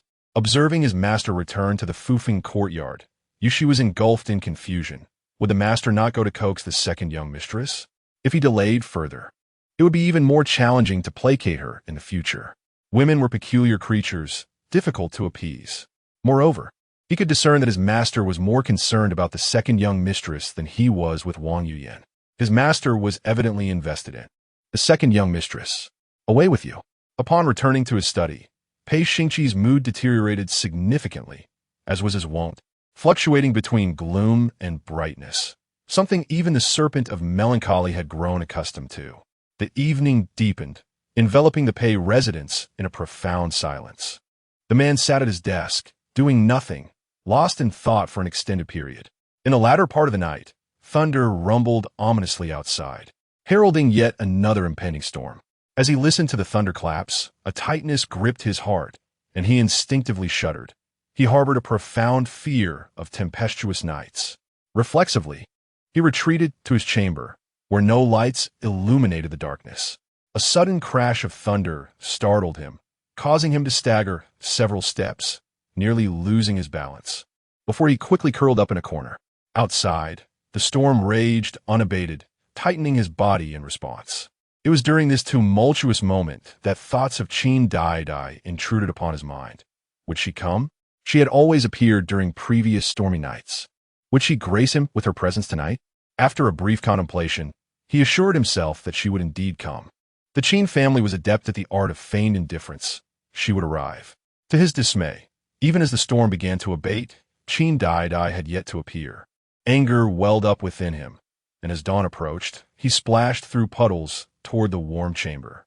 Meanwhile, Qin Daidai, who had been soundly asleep, suddenly felt a constricting sensation. Upon opening her eyes, she found Pei Xingqi kissing her. In the next moment, he began to loosen her garments.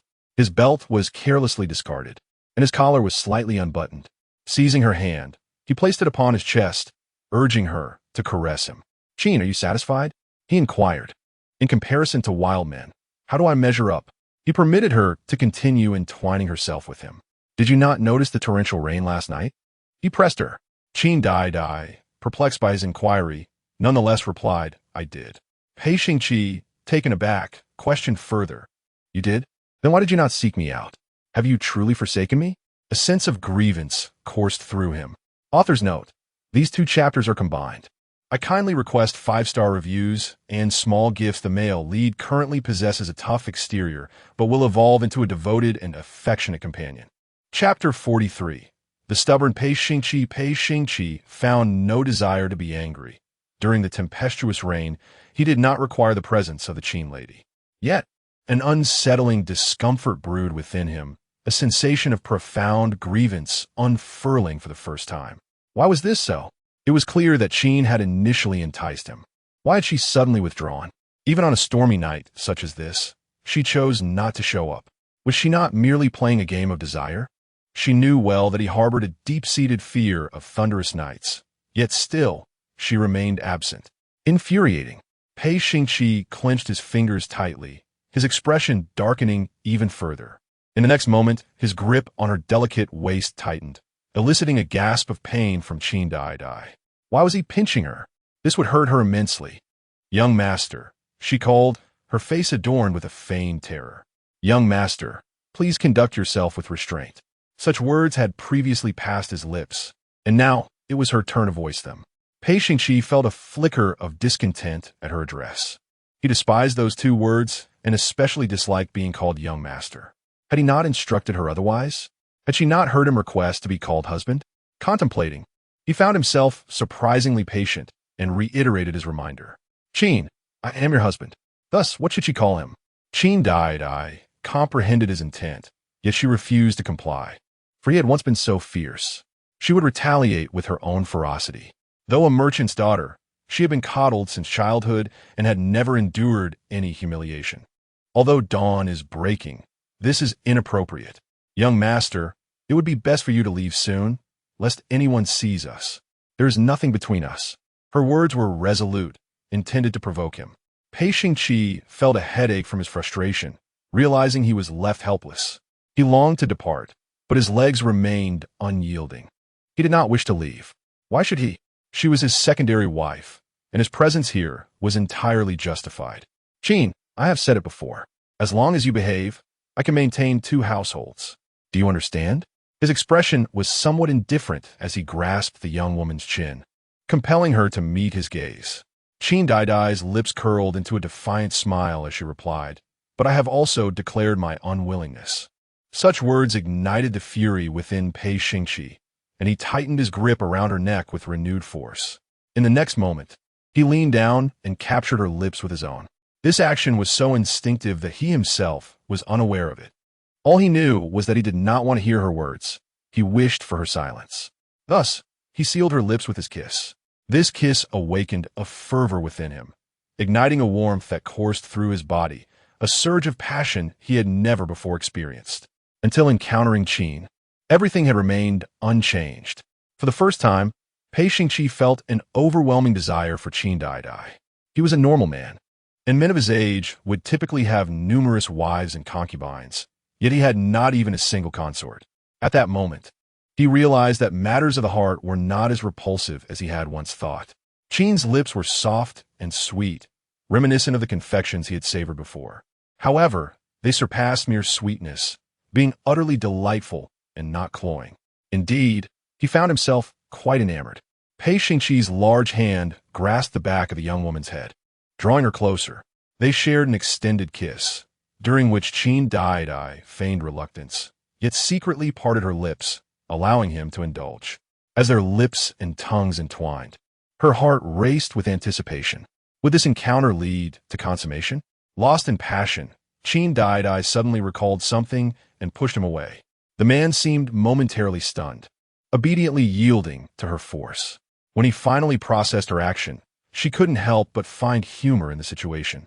Did she really perceive a hint of grievance in Pei Xingqi's eyes? Could he, too, feel wronged? Pei Xingqi's mood soured, his fingertips tightening into fists. Qin. She had actually pushed him away. Why? He was perplexed. Had she not desired this? Now, was she suddenly averse to it?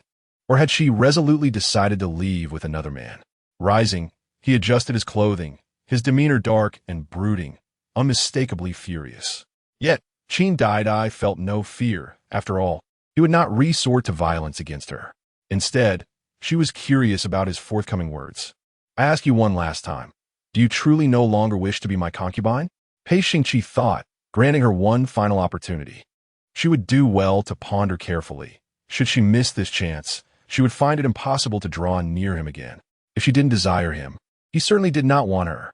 A woman like Qin was base, fickle, and shameless, devoid of any redeeming qualities, unworthy of his efforts. Observing his increasingly frosty countenance, Qin Daidai felt a chill in her heart.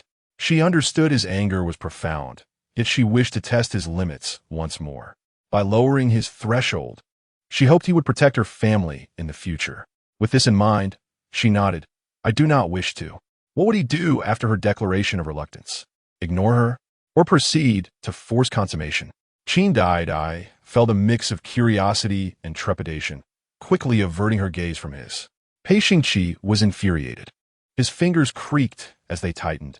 Did she truly refuse to even glance at him? Who did she wish to see instead? That wretched outsider, Pei Laosan? Her vision was truly clouded. Pei Xingqi, exasperated and without recourse, ultimately let pride guide him as he turned away. Qin was not worth his consideration. If she did not wish to, then her future plight was no concern of his. Out of sight, out of mind, he departed with remarkable decisiveness. As Qin Daidai watched him leave in haste, panic began to swell within her. Had she truly pushed him away for good? This was disastrous. Furrowing her brow, she observed his silhouette vanish and hesitated, contemplating whether to pursue him and confess her regret. But she, too, possessed pride. She wouldn't demean herself by chasing after him. Perhaps it was best to wait a few days until her monthly cycle was over and she could consider consummation again. Qin Daidai's monthly cycle had yet to arrive, but it was merely a matter of days. This was precisely why she had just pushed Pei Xingqi away. Before and during her menstruation, she dared not recklessly exert herself. Each time her period came, The pain in her abdomen was so excruciating that she feared it might tear her apart. She could not afford to take risks. Thus, she resolved to wait for approximately 10 more days. After that, she would entice Pei Xingqi into the bridal chamber. Meanwhile, after leaving the warm pavilion, Pei Xingqi returned to his own quarters. He felt the need to cleanse himself, as though he were sullied. On this day, the ever-watchful Yushi once again discovered that his master had burned his own garments. Moreover, he sensed a chilling shift within himself, feeling colder and more distant than before. As if he were a stranger to all, Yushi became increasingly cautious, wary of provoking any ill fortune. Soon enough, Pei Xingqi departed the estate to attend to his duties. Qin Daidai's menstrual cycle was typically punctual. She knew it would arrive within days. To her dismay, the following morning, before she had fully awakened, she was roused by an unbearable pain in her abdomen. "It hurts so much, Guyu. My stomach aches terribly," Qin Daidai cried, tears streaming down her face. "Do not fret, my lady. I am already preparing a soothing broth. Once you drink it, the pain will subside," Guyu reassured her. She handed Qin Daidai a hot water bottle to alleviate the discomfort. Alas, my lady's constitution remains frail. Such agony accompanies her monthly cycle. With the warmth of the hot water bottle pressed against her abdomen, Qin Daidai felt a modicum of relief, though her complexion remained pallid. The pain was so intense that, at its peak, she wished for her own demise. The trials of womanhood were indeed burdensome. Meanwhile, Pei Xingqi continued to deliberate over cases, faced with yet another minister, stripped of his title for embezzlement. The man held a dagger, relishing in the act of carving flesh, torturing his victims piece by piece. When Yushi arrived with urgent news concerning the second young mistress, Pei Xingqi was in the midst of this gruesome task, fascinated by the slow trickle of blood. "Master," Yushi interjected, "I have urgent matters regarding the second young mistress that require your immediate attention." "Speak," Pei Xingqi replied dismissively, his focus still on the blade, his eyes glinting with malice. Yushi hesitated, signaling his master, and eventually led him to a secluded area to speak freely. The second young mistress, she, however. Pei Xingqi interrupted him sharply. "Silence. What concern is it of mine regarding the Qin family? Are my subordinates only capable of relaying such trivial matters?" Yushi was perplexed. Had he misstepped?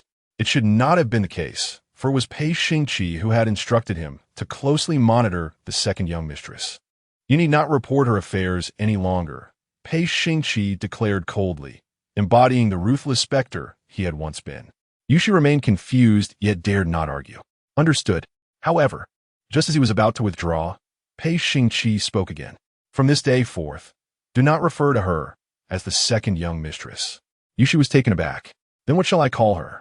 Besides second young mistress, what other title is appropriate? Refer to her simply as my lady. As for whose lady she is, it remains to be contemplated. In any case, the Qin family will certainly not be the wife of Pei Xingce. He would never permit it." In an instant, Yushi comprehended that his master was at odds with the second young mistress once again. It appeared that his master had truly succumbed. The subordinate took his leave, feeling that there was nothing more for him to do here, and turned to depart. Pei Xingce called out to him, "What is it?" He was about to inquire further, "Lady, what has happened to her?" Yushi pondered for a moment and then replied earnestly, reporting to the master. "The second young mistress, she is unwell. It seems quite severe. The girl named Guyu has even summoned a doctor." Before Yushi could finish his words, he saw his master leaving. Where was he headed? He hurriedly followed, only to discover that his master had entered a carriage. Was he returning to the residence? What purpose did he have in going back? Later, Yushi understood.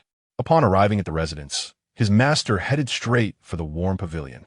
What else could he do but attend to the second young mistress? When Pei Xingce arrived, Guyu was already by the bed. "Eldest young master," she exclaimed, hastily bowing. "Leave," Pei Xingce commanded, not even sparing her a glance, his gaze firmly fixed upon the young lady lying on the bed. What was wrong with her? Why did she look so pale? Guyu felt a twinge of worry, yet ultimately obeyed and withdrew. The young lady on the bed was in a deep slumber, her eyes tightly closed, her complexion ashen. Pei Xingce could not fathom what had befallen her. Just yesterday, she had been so lively, even knowing how to infuriate him. Why was she ill today? A thread of anxiety and concern twisted within him. He instinctively grasped her hand, his other hand's fingertips brushing against her cheek. Unaccountably, he called out softly, Daidai. His voice was low and melodious, akin to the gentle murmur of a flowing stream. It was uncertain whether the girl awoke at his call or simply stirred at that moment, but her eyes fluttered open.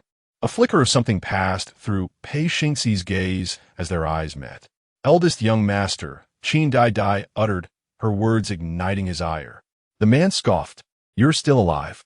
The Qin family was remarkably resilient. Despite her pallor, she yet drew breath. His words were laced with barbs. And Qin Daidai immediately furrowed her brow, bewildered by his erratic behavior. Why had he come? Are you here to express concern for me? She boldly inquired, struck by a sudden thought. This question seemed to strike a nerve with Pei Xingce, and he felt a disquieting shift within himself. Qin, you speak nonsense. Utterly ridiculous. Who will be concerned for her? Even if I were here, it would merely be to witness what fate befalls such a wretched woman. Is she truly alive?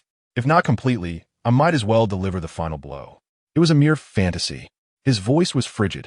What business do I have here? She pressed. Pei Xingce found himself at a loss for words.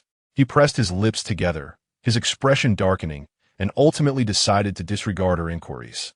What was his purpose for being here? What concern was it of hers? He would come and go as he pleased. The man flicked his sleeve, preparing to leave. But at the threshold, his steps faltered once more. Qin, suppress all that lies within your heart. I do not wish to serve two households. Were it not for the sake of our ancestors, you would have no hope. With that, he departed, yet his heart remained unsettled. Outside the door, the shadowy serpent listened intently, a subtle twitch at the corner of his mouth. Throughout his life, how many times had the master heeded the words of the ancestors? When a master is unwilling, no one can change that. Does the master truly fear no regrets? The shadowy serpent had once resided in a brothel to fulfill a task, and had read many tales. Such a master, in the end, often finds themselves regretting their choices. Qin Daidai felt a sharp pain in her abdomen and chose not to confront him for the moment. Upon returning to the Fufeng courtyard, Pei Xingqi furrowed his brow, pondering for a long while before finally inquiring, what ailment afflicts her? Her face indeed appeared pale, not resembling a mere cold. Master, I have consulted the physician, who stated it is abdominal pain.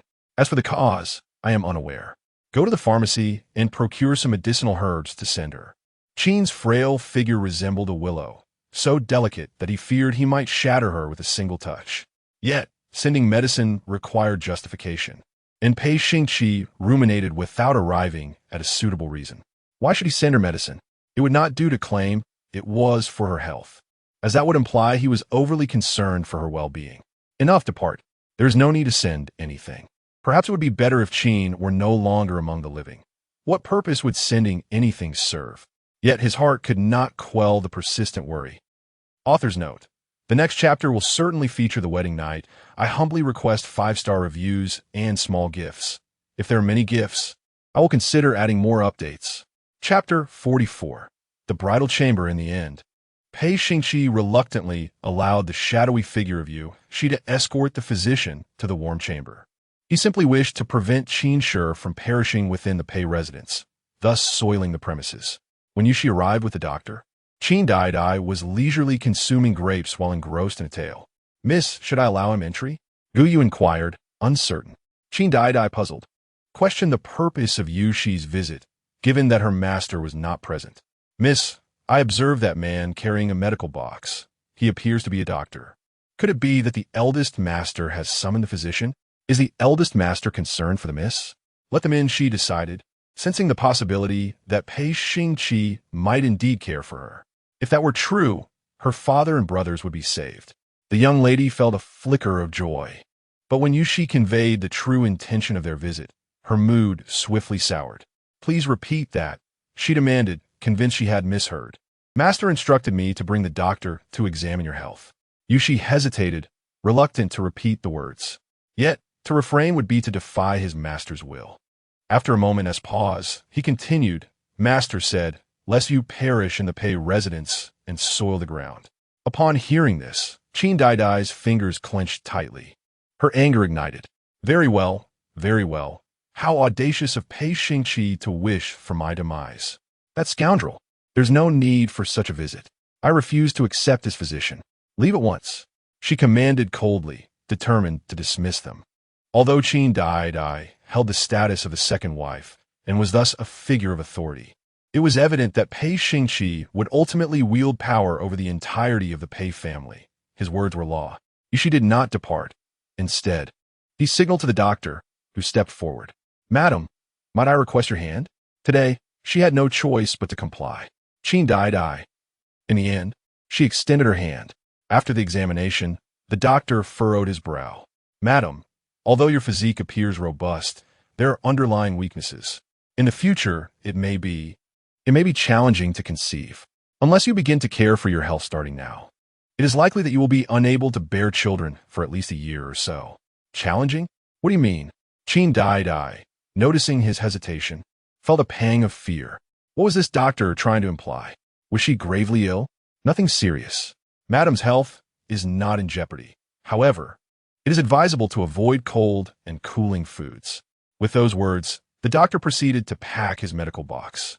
Observing this, Yushi took his leave, feeling relieved that his task was finally complete. Once they departed, Guyu approached. Miss, I can't shake the feeling that the doctor had ulterior motives. Could it be that there is something amiss with your health? I do not know. Perhaps I should ask my brother to seek a renowned physician to examine my condition. When it comes to matters of life and death, she dared not be careless in the slightest. I shall send word to the master, Guyu agreed. As Qin Daidai resumed her enjoyment of grapes while perusing her storybook. On the other side, Pei Xingqi had been lost in thought. Ever since she took the physician to the warm chamber.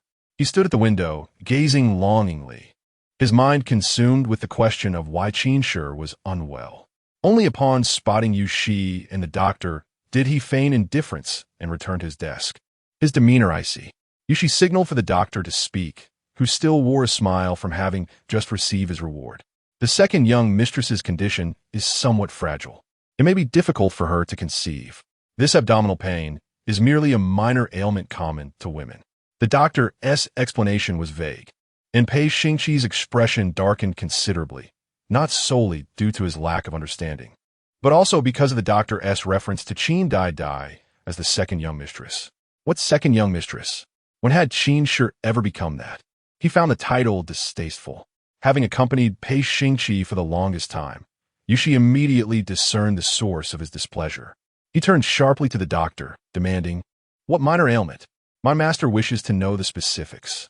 The doctor, taken aback by Pei Xingqi's fierce gaze, recalled that the woman he had just treated was the new wife of the second son of the Pei family. Why was the eldest son so concerned about the second young mistress? The doctor felt he had stumbled upon a secret he should not have known. She merely has her monthly cycle, he stammered. During this time, if a woman is well, she appears no different from usual.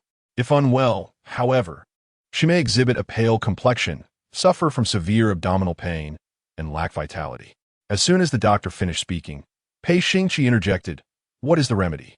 The image of Qin Daidai's pale face flashed through his mind, stirring a sense of compassion within him. Was it compassion? He was uncertain, but he felt a disquieting sensation in his heart. Soon, the doctor scribbled a few prescriptions. Following this regimen will alleviate the pain in time. This formula is to restore her health. Once her condition improves, she may have a chance at bearing children. However, everyone in the capital knew that the second son of the Pei family had died on the battlefield, and the second young mistress was wed to a memorial tablet. What good would it do for her to regain her health? How could she conceive? Surely, she could not engage in anything that defied reason with a memorial tablet. Having finished his explanation, Yushi promptly escorted the doctor away. In a matter of moments, Pei Xingqi was left alone in the study, lost in contemplation. Was Qin truly so frail? Was it so unlikely for her to bear children? If she wished to leave a legacy for her deceased husband, what could she possibly do? Pei Xingqi suddenly found solace in the notion that her chance of bearing children was slim. He had never been fond of children. Nonetheless, she needed to restore her health. He immediately ordered the addition of medicinal herbs to Qin Daidai's daily meals, transforming them into nourishing dishes. After issuing his command, his expression remained cold. He thought to himself that he did not care for Qin. He simply did not want her to die here, leaving a mess behind. With this thought, the man's fingers clenched tightly, his breath uneven. Qin did not want him, and he had no desire for her either. On the 7th day of Qin Daidai's cycle, it finally ceased. 3 days later, she felt refreshed, free from pain, and her strength had returned.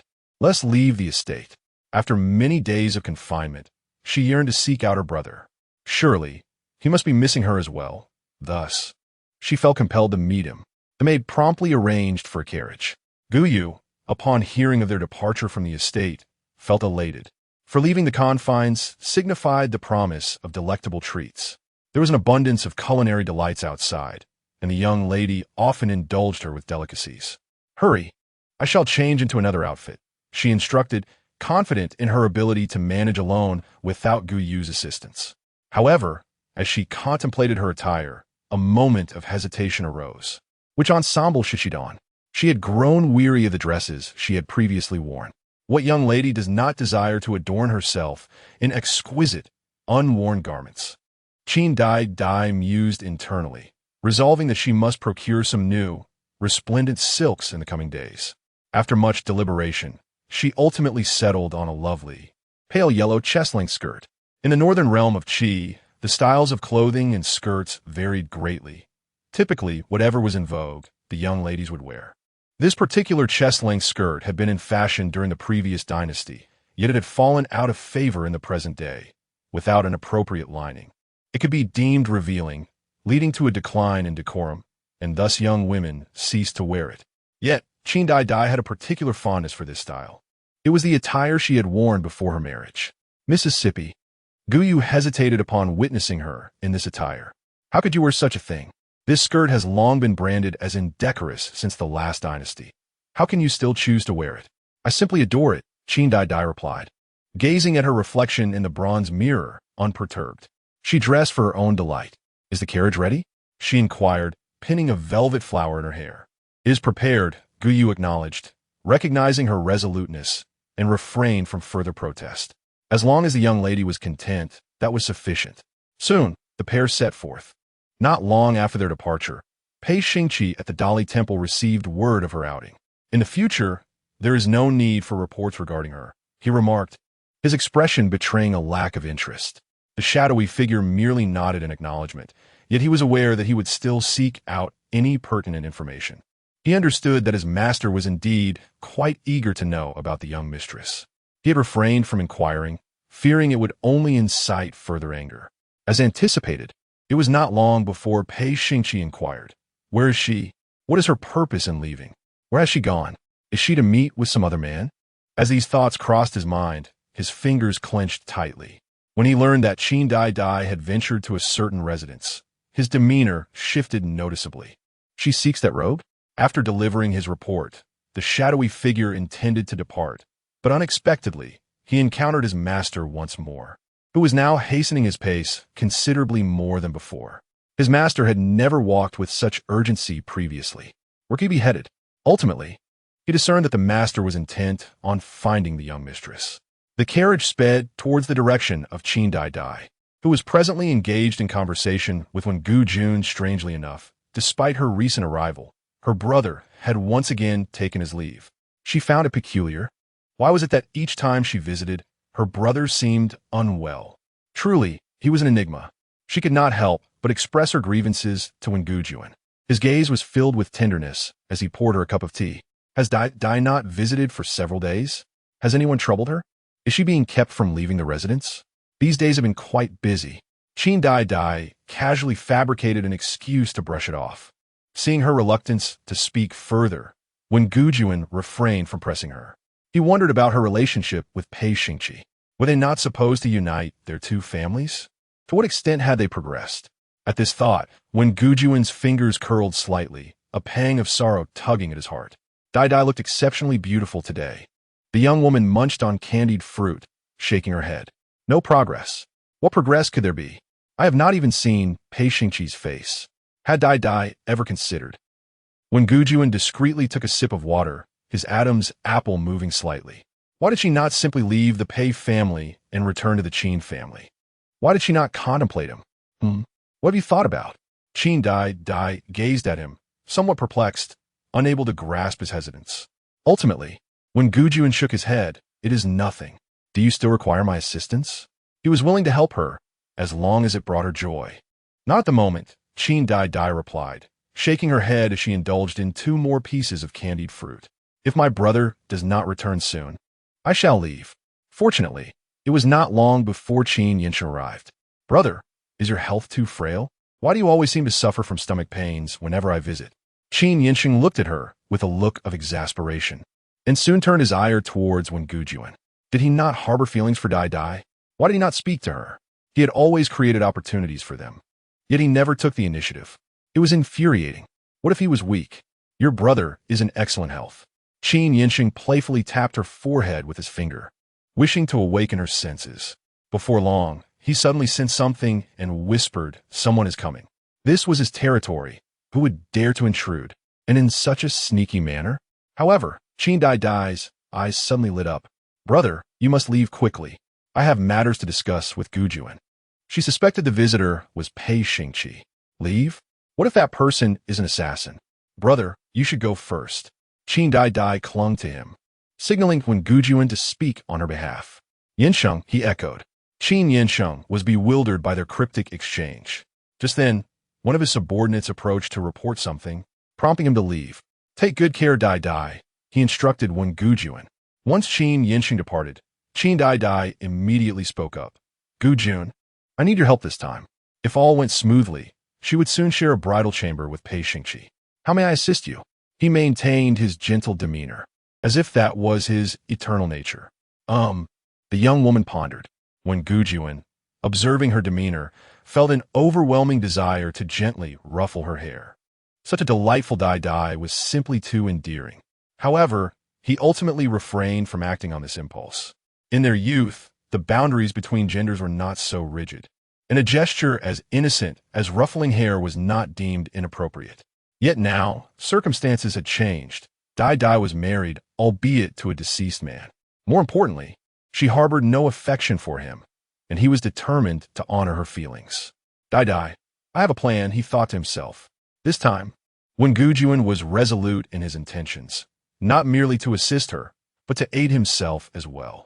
In a short while, he emerged from the house, bearing a kite. In her childhood, she had adored flying kites, and he had long prepared this one. Now, it was finally time to put it to use. He deliberately placed the kite atop a tree and then crouched down. His intention was to carry her to retrieve it, but to his surprise, Qin Daidai misinterpreted his gesture and straddled his shoulders. At that moment, Pei Xingqi arrived. Upon seeing Qin Daidai clad in her chest-high dress, he was consumed by a surge of irritation. How could she be so brazen, bending over and preparing to mount the neck of a stranger? This was utterly unacceptable. Acting on impulse, Pei Xingqi seized her and swiftly pulled her to his side, whisking her away into the carriage before she could even comprehend what was happening. Inside the carriage, a torrent of fervent kisses enveloped her. Her dress was pulled aside, and instinctively, she attempted to cover her chest, only for Pei Xingqi to grasp her hand firmly. "Qin, do you truly lack all sense of propriety? Meeting with a man in such attire, lacking any decorum, preparing to straddle a stranger's neck. Was she truly so formidable?" His mind was clouded with jealousy and rage. Pei Xingqi was consumed by a singular thought. He would make Qin cry. She was to be solely his. His fingers tightened around her slender waist, and he whispered, "Qin, straddle my neck." What was so appealing about that wild man? "I am stronger, far more capable. Wouldn't it be better to sit upon my shoulders?" Author's note: I thought I would need to add more chapters, but upon checking, very few people are viewing the ads or sending small gifts. Feeling aggrieved, Chapter 45, tonight. Come to my room in a moment of confusion. Qin Daidai struggled to comprehend Pei Xingqi's intentions. What did he mean? To ride? Him? To mount upon his neck? She could hardly fathom that someone like Pei Xingqi would utter such words, causing her heart to tremble. Was he mad, or had she descended into madness herself? As she sensed the man drawing nearer, his dark expression filled her with unease. Reluctantly, She raised her hand to press against his chest, attempting to halt his advance. Qin, was she afraid of him? She felt no fear of the outside man. Yet here she was, intimidated by him. How absurd. Pei Xingqi's anger surged, his fingers tightening until his knuckles turned white and his lips pressed into a thin line. Qin Daidai's eyes brimmed with panic as she met his gaze for a fleeting moment before quickly averting her face. Observing her reaction, he compelled her to look back at him. His hands, significantly larger than hers, gripped her chin, revealing just how petite her face was in comparison. Instinctively, he eased his grip, fearing he might crush her. Qin, truly delicate, afraid to look at me? He inquired, each word laced with menace.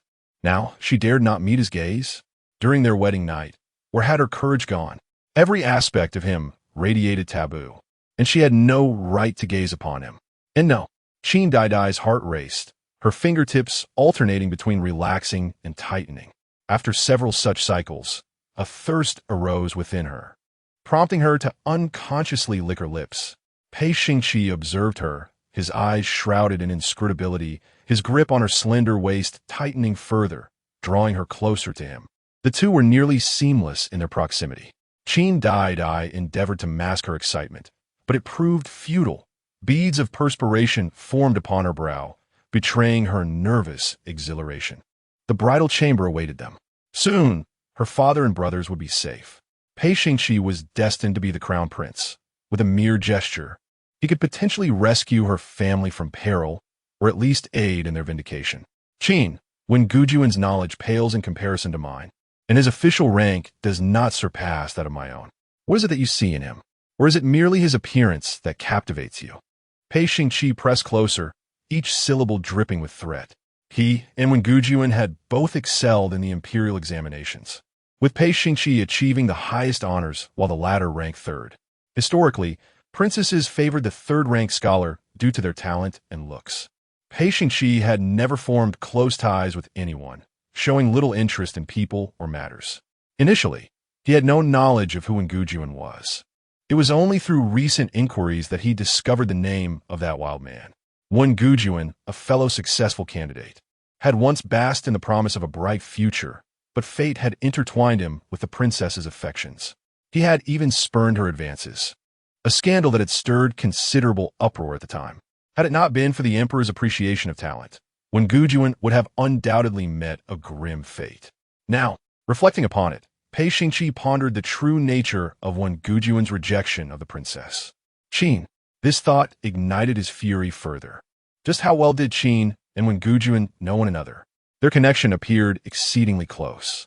Jealousy surged within Pei Xingqi as his fingers caressed Qin Daidai's delicate face. Qin family, he declared, you are now a member of the Pei household. With my younger brother gone, everything that belonged to him, including you, is now mine. Remember this. Do not entertain any ambiguous relations with other men. Even if Qin Daidai harbors feelings for Wen Gujuan, so what? The objects of his affection, including people, belong solely to him. Should he refuse to release you, who would dare to leave? Pei Xingqi resembled a venomous serpent, slithering closer with his forked tongue flicking out. Before Qin Daidai could fully grasp the situation, the man suddenly seized her head, forcing it against the carriage wall. He advanced upon her, and with a subtle motion of his fingers, her lips parted. Their mouths intertwined, and Qin Daidai was compelled to tilt her head back, instinctively grasping his collar. Young master, she began, but he silenced her with a decisive kiss. The duration of this kiss was indeterminate. The horse trotted steadily without a hint of disturbance. Yet Qin Daidai felt dizzy. How could he kiss so proficiently? Thoughts of his fiancé, Wang Yuyin, invaded her mind. A man as composed as Pei Xingqi could lose control in such a manner. What about his betrothed? Did he kiss her in the same way? Was that the reason for his remarkable technique? Having never kissed anyone in 2 lifetimes, Qin Daidai found herself unable to judge the quality of the kiss. Surely, Pei Xingqi's prowess could be deemed exceptional? As she lingered in a haze of confusion and desire, Pei Xingqi released her. After a lengthy silence, he stated with a grave expression, "Tonight, come to my room." Merely 6 words, and with that, he descended from the carriage, not sparing her a glance. His gaze fixed on the ground before him. Only Pei Xingqi understood the turmoil within. With Qin Daidai disheveled in his embrace, his heart raced uncontrollably. Should he glance down, he would see what should not be seen. His robes billowed as he walked swiftly, leaving Qin Daidai no opportunity to utter a word. She could only watch him retreat. Why was he in such a hurry? Did he fear her rejection? Confusion clouded her thoughts, and she questioned whether she had misperceived the flush upon his ears. What was the purpose of going to his room? For a wedding night? The young woman felt a twinge of annoyance. Why had he not clarified his intentions before departing? As the carriage came to an unexpected halt, Qin Daidai remained oblivious to the world around her. Just then, Guyu stealthily entered the carriage from outside. Upon seeing her mistress in such a disheveled state, her face flushed crimson with embarrassment. In addition, a wave of concern washed over her. How had her mistress ended up like this? Had the young master mistreated her? Such behavior was utterly unacceptable. Flustered, Guyu hurried to assist her in fixing her attire and hair. No wonder the young master had looked so serious earlier. This was the reason. What had transpired between them? Guyu, please help me with my clothes, Qin Daidai implored, realizing she could not manage alone. Guyu's timely arrival was a blessing. That wretched Pei Xingqi. He had kissed her and left her to tidy up alone. Filled with indignation, Qin Daidai took a quarter of an hour to compose herself. Miss, shall we descend? The carriage had long arrived at the gate of the Pei residence, and lingering any longer might attract unwanted attention. Qin Daidai nodded, while Guyu cautiously assisted her. To their surprise, outside the carriage stood Pei Xingqi, quietly poised, with his back turned towards her. Guyu dismounted first, and just as she was about to help her mistress down, the lurking Yushi pulled her aside. This little girl, how utterly clueless. Can't she see her master is conversing with the second young mistress? Unexpectedly, Pei Xingqi turned at the sound, taking a few steps closer, and extended his hand towards Qin Daidai in the carriage. He remained silent, merely gazing at her. Qin Daidai's heart raced once more. What could have prompted Pei Xingqi to act so? Was he truly offering her his assistance? Author's note. Scroll down for the next chapter. Chapter 46. Accomplishment. Dai. Call me husband. The young girl remained silent, her actions stagnant, prompting Pei Xingqi to furrow his brow in concern. What? Has she grown disdainful even of his hand? Does she yearn for Wengujuan's assistance? This ungrateful woman. Just as Pei Xingqi was about to retract his hand with a cold expression, the girl unexpectedly extended her own, and soon their fingers intertwined, tips brushing lightly against one another. Thank you, she said politely once she descended. Pei Xingqi let out a cold snort and withdrew his hand, as if the act of supporting her had not been his desire. Qin Daidai's hand was cast aside, leaving her with an expression of complex emotions. However, she bore no anger. She understood that Pei Xingqi harbored no affection for her. Their union was perhaps merely a manifestation of male desire. It mattered not, for she too would not harbor feelings for him. In due course, when the time was right, she would part ways with him. As for Miss Wang Yuyan, Qin Daidai had no intention of vying for her husband, yet she felt a twinge of guilt towards her. Tomorrow, she would instruct her brother to pay closer attention to the whereabouts of the spirit herbs. If they could procure the herbs, perhaps Miss Wang would be spared from death. In her previous life, Miss Wang had passed away prematurely, and she and Pei Xingqi had not been wed.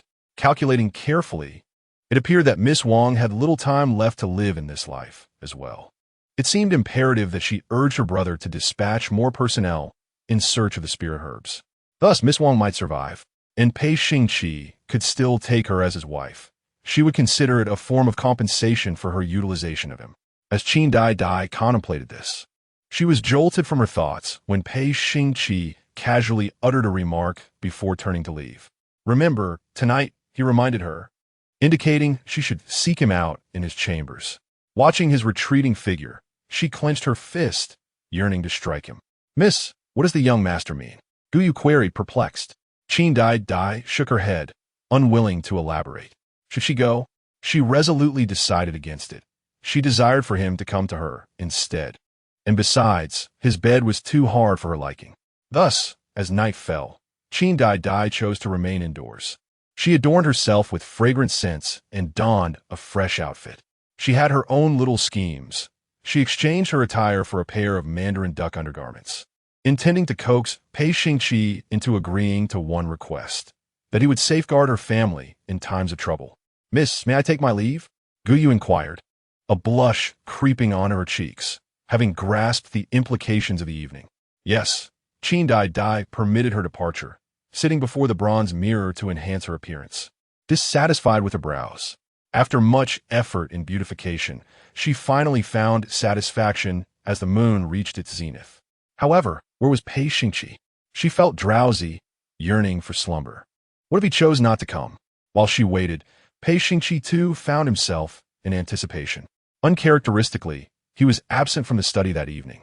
As twilight descended, he lit incense and bathed, standing by the window, gazing out into the courtyard, unable to engage in any activity. "Go out and check," he instructed Xi once more. This marked the 30th time Xi had ventured out, making his way back and forth to the Fufeng courtyard. "Master, the lady may currently be bathing. The young lady is indeed like this, and moreover, she spent a considerable amount of time bathing." Upon hearing this, Xi was promptly ordered to leave by Pei Xingqi, who claimed that this official was waiting for her. He was certainly not awaiting the Qin family. However, as the hour drew near, Pei Xingqi became increasingly restless. "Qin." He called for her, yet she did not come. Very well indeed. Pei Xingqi rose and departed from the room. The night was shrouded in darkness. Xi, having dozed off, observed his master heading toward the second young lady's courtyard. How contradictory, for he had claimed he was not waiting for her. Pei Xingqi, skilled in martial arts, stealthily entered the warm chamber. At that moment, Qin Daidai was already asleep. He entered the room, skillfully making his way to the bedside. In the darkness, he gazed at the serene countenance of the sleeping girl, his fingertips clenched tightly. How delightful it was! He had waited for her an entire night while she peacefully slumbered, seemingly disregarding his words entirely. Whose words, then, did she truly hold dear? Pei Xingqi, in a fit of anger, bent slightly to grasp the girl's chin, and in the next moment, his lips met hers with urgency. Qin Daidai, however, had long been awake but chose to feign sleep. In fact, she even called out Brother Gujun. It sounded like a mere murmur, further inciting Pei Xingqi's fury. Even in her dreams, she was with another man. What was she doing with that wild man in her dreams? Brother Gujun, how smooth that rolled off her tongue. Pei Xingqi's dark eyes glimmered with danger as his fingers moved, causing the neckline of Qin Daidai's garment to loosen. This time, she had no choice but to awaken. Eldest young master, she feigned a gasp, reaching for the quilt to cover herself. Yet, Pei Xingqi denied her that opportunity, biting her forcefully. "Qin, you would do well not to speak." He had no desire to hear her utter that so-called title. Their bodies drew closer, and his kisses trailed down her neck to her collarbone, eliciting shivers from the young girl. Finally, he bit down on her shoulder. The pain caused her to cry out. This was a punishment for not coming to seek him out. Next, he took her hand and placed it at his waist. "Help me change." Surely, she would comply? Qin Daidai feigned panic, shaking her head. Pei Xingqi remained silent, his dark eyes filled with rage. "Qin, do you not wish for me to take both wives? Tonight, I shall fulfill your wish." He unfastened his belt and removed his outer garment, quickly exposing his chest. In the darkness, she could not see clearly, yet Pei Xingqi grasped her hand and pressed it against his heart. Before she could react, her ankle was seized, and in the next moment, she felt a chill envelop her. Her clothing had been, "In the future, fulfill your duties as a concubine. The first task is to serve me." He pulled her toward himself, and the bed curtains descended without her notice. Qin Daidai was truly alarmed now, realizing that Pei Xingqi was kissing her ear. He seemed quite fond of kissing her ear. She felt a profound discomfort throughout her body, yearning to struggle. Yet it was futile. Her legs were firmly restrained. Pei Xingqi, lacking much experience, relied solely on instinct. In the darkness, his kiss descended, and Qin Daidai found herself ill at ease, wishing to kick him away. "Qin, why did you not come to find me tonight?" His voice was somewhat hoarse, tinged with desire, and he appeared to possess a newfound intensity. Qin Daidai remained silent, and Pei Xingqi chose not to speak further. However, as the night wore on, the young girl began to weep. "I was wrong. I should not have avoided the Feng Yuan. Had she known he could be so ruthless, she would have sought him out in his courtyard. Wrong? The man's voice was low, his fingertips pressing into her waist. I truly realized my mistake. She admitted her error, genuinely remorseful. Your Grace. Upon hearing her utter the title he despised, Pei Xingqi immediately sealed her lips. Qin, what should you call me? If she would not call him husband, whom else could she address as such? Pei Xingqi's expression was one of jealousy. He wished to confine her entirely. Pei Lang, I was wrong. She continued to concede her fault, yearning for slumber. Wrong? He noted her utter oblivion to her missteps. This title still did not satisfy him. Qin, I shall grant you one more chance. What should you call me? After some contemplation, she obediently offered a new address. Pei Gij, Pei Xingqi. She aimed to infuriate him. She could have simply stated so. His dissatisfaction meant she would not find comfort. With that thought, he bit her shoulder once more. Pei Gij? She tried again. This time, Pei Xingqi remained silent, but his actions grew increasingly fierce. From afar, the cicada's cries could not drown out the girl's weeping. Pei Xingqi, you scoundrel. Get away. She began to curse recklessly. Had he not promised her rest? Had he changed his mind? Should she scold him? Should she strike him? At this moment, it was already dawn. The sun was about to rise. Did he not intend to attend court? Did he wish to drive her to despair? Why not just say so outright? Wouldn't it be quicker to strangle her? How infuriating! Qin Daidai's voice had grown hoarse from crying, her sobs escaping her. Pei Xingqi's eyes were filled with unfulfilled desire. Listening to her prolonged lament, ripples of emotion stirred within him, and he embraced her. Yet the young girl was unafraid of him now, pushing him away resolutely. To her surprise, Pei Xingqi attempted to console her. Daidai, wait a little longer. Just 15 more minutes, and I shall let you sleep. Having never been soothed by him before, Qin Daidai foolishly believed him. Really? Just 15 minutes until I can sleep?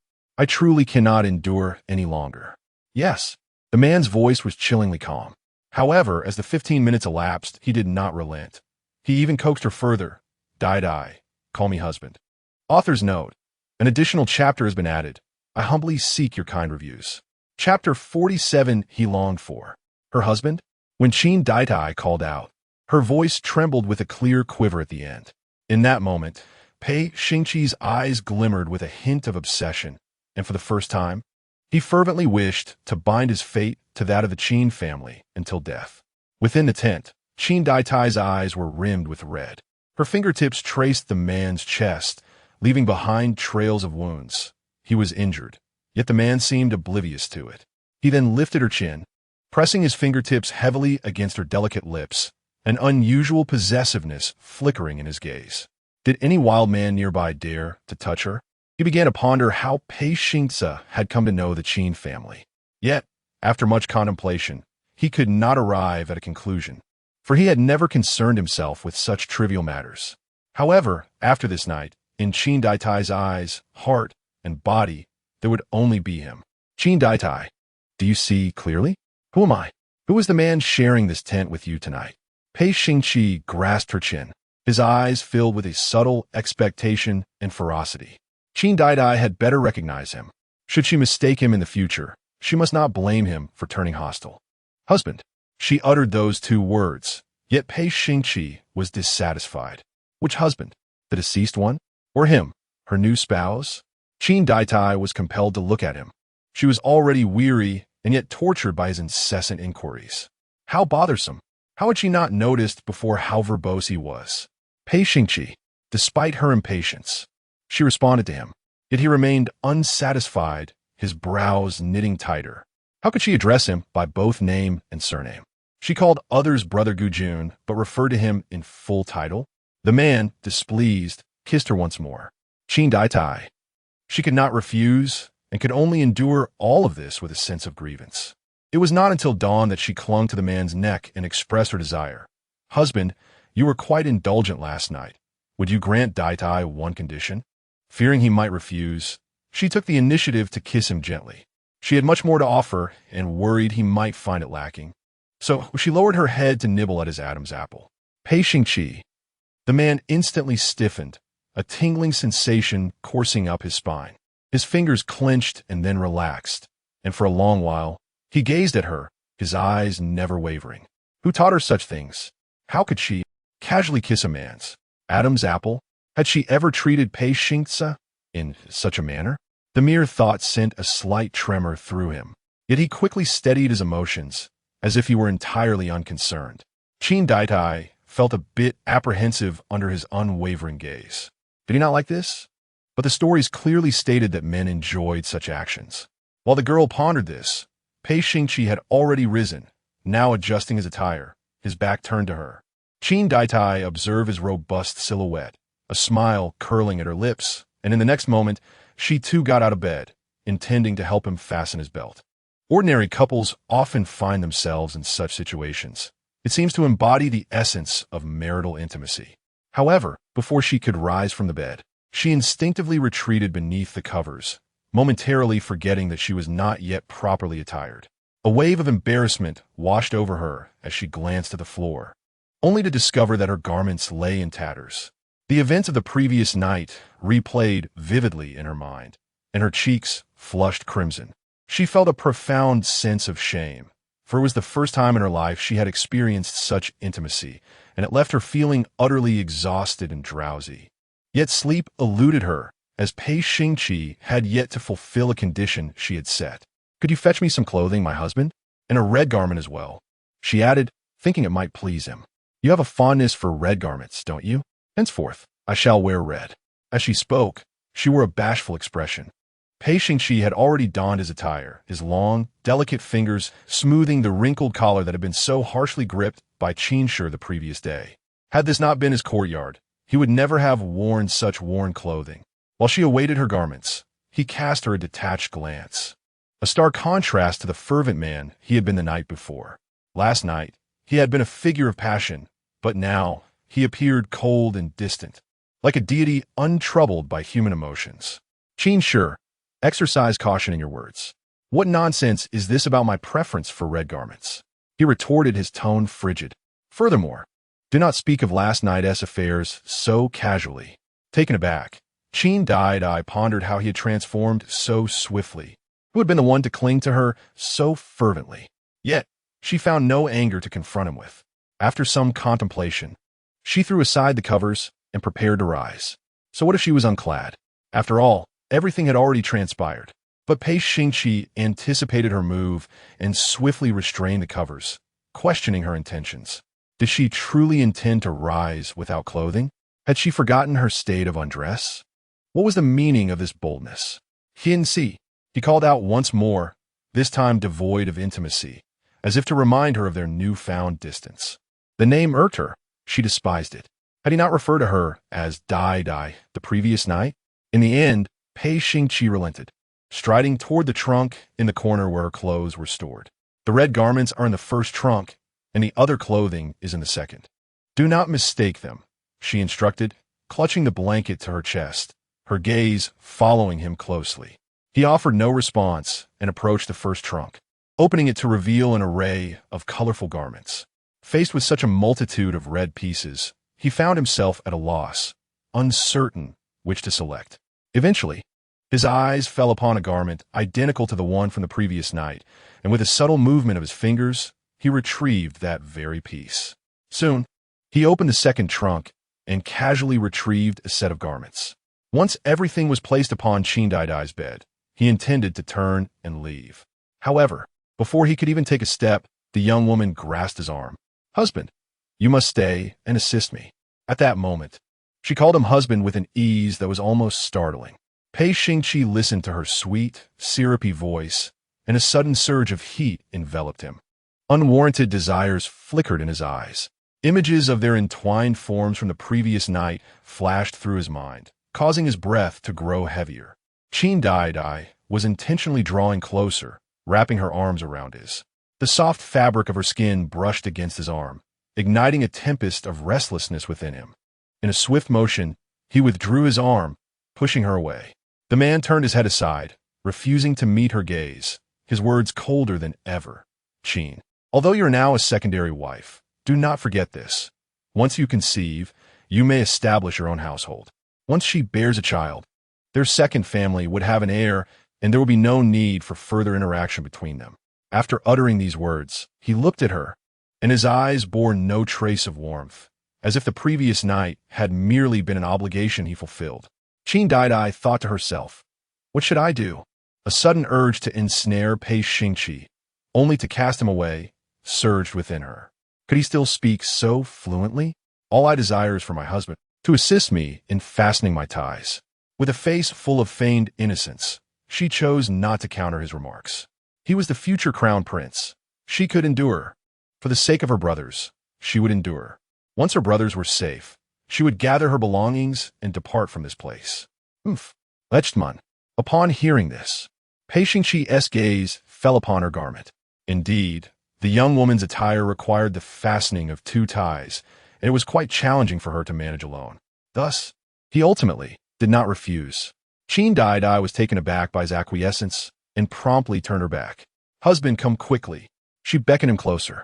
After a moment of silence, he stepped forward, bending slightly to secure the tie around her neck, followed by the one at her waist. "All done."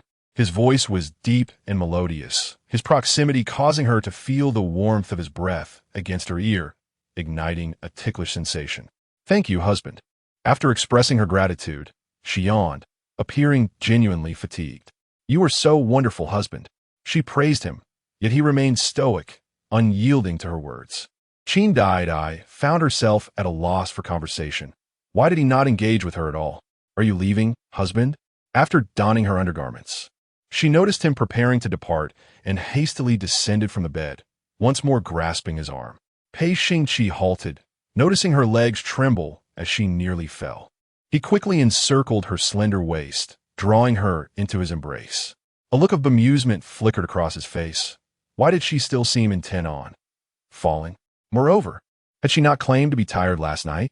Now that he had released her, why was she still awake? Did she truly find it so difficult to part with him? As these thoughts coursed through his mind, Pei Xingqi's throat tightened, pondering that he would indeed return. "Qin, why are you so clingy?" All of this was the fault of her husband. She stumbled as she walked, unable to maintain her balance. Qin Daidai never anticipated that her legs would weaken, her cheeks flushed. "My husband must compensate me," she hastily asserted, voicing her grievance. "What do you desire?"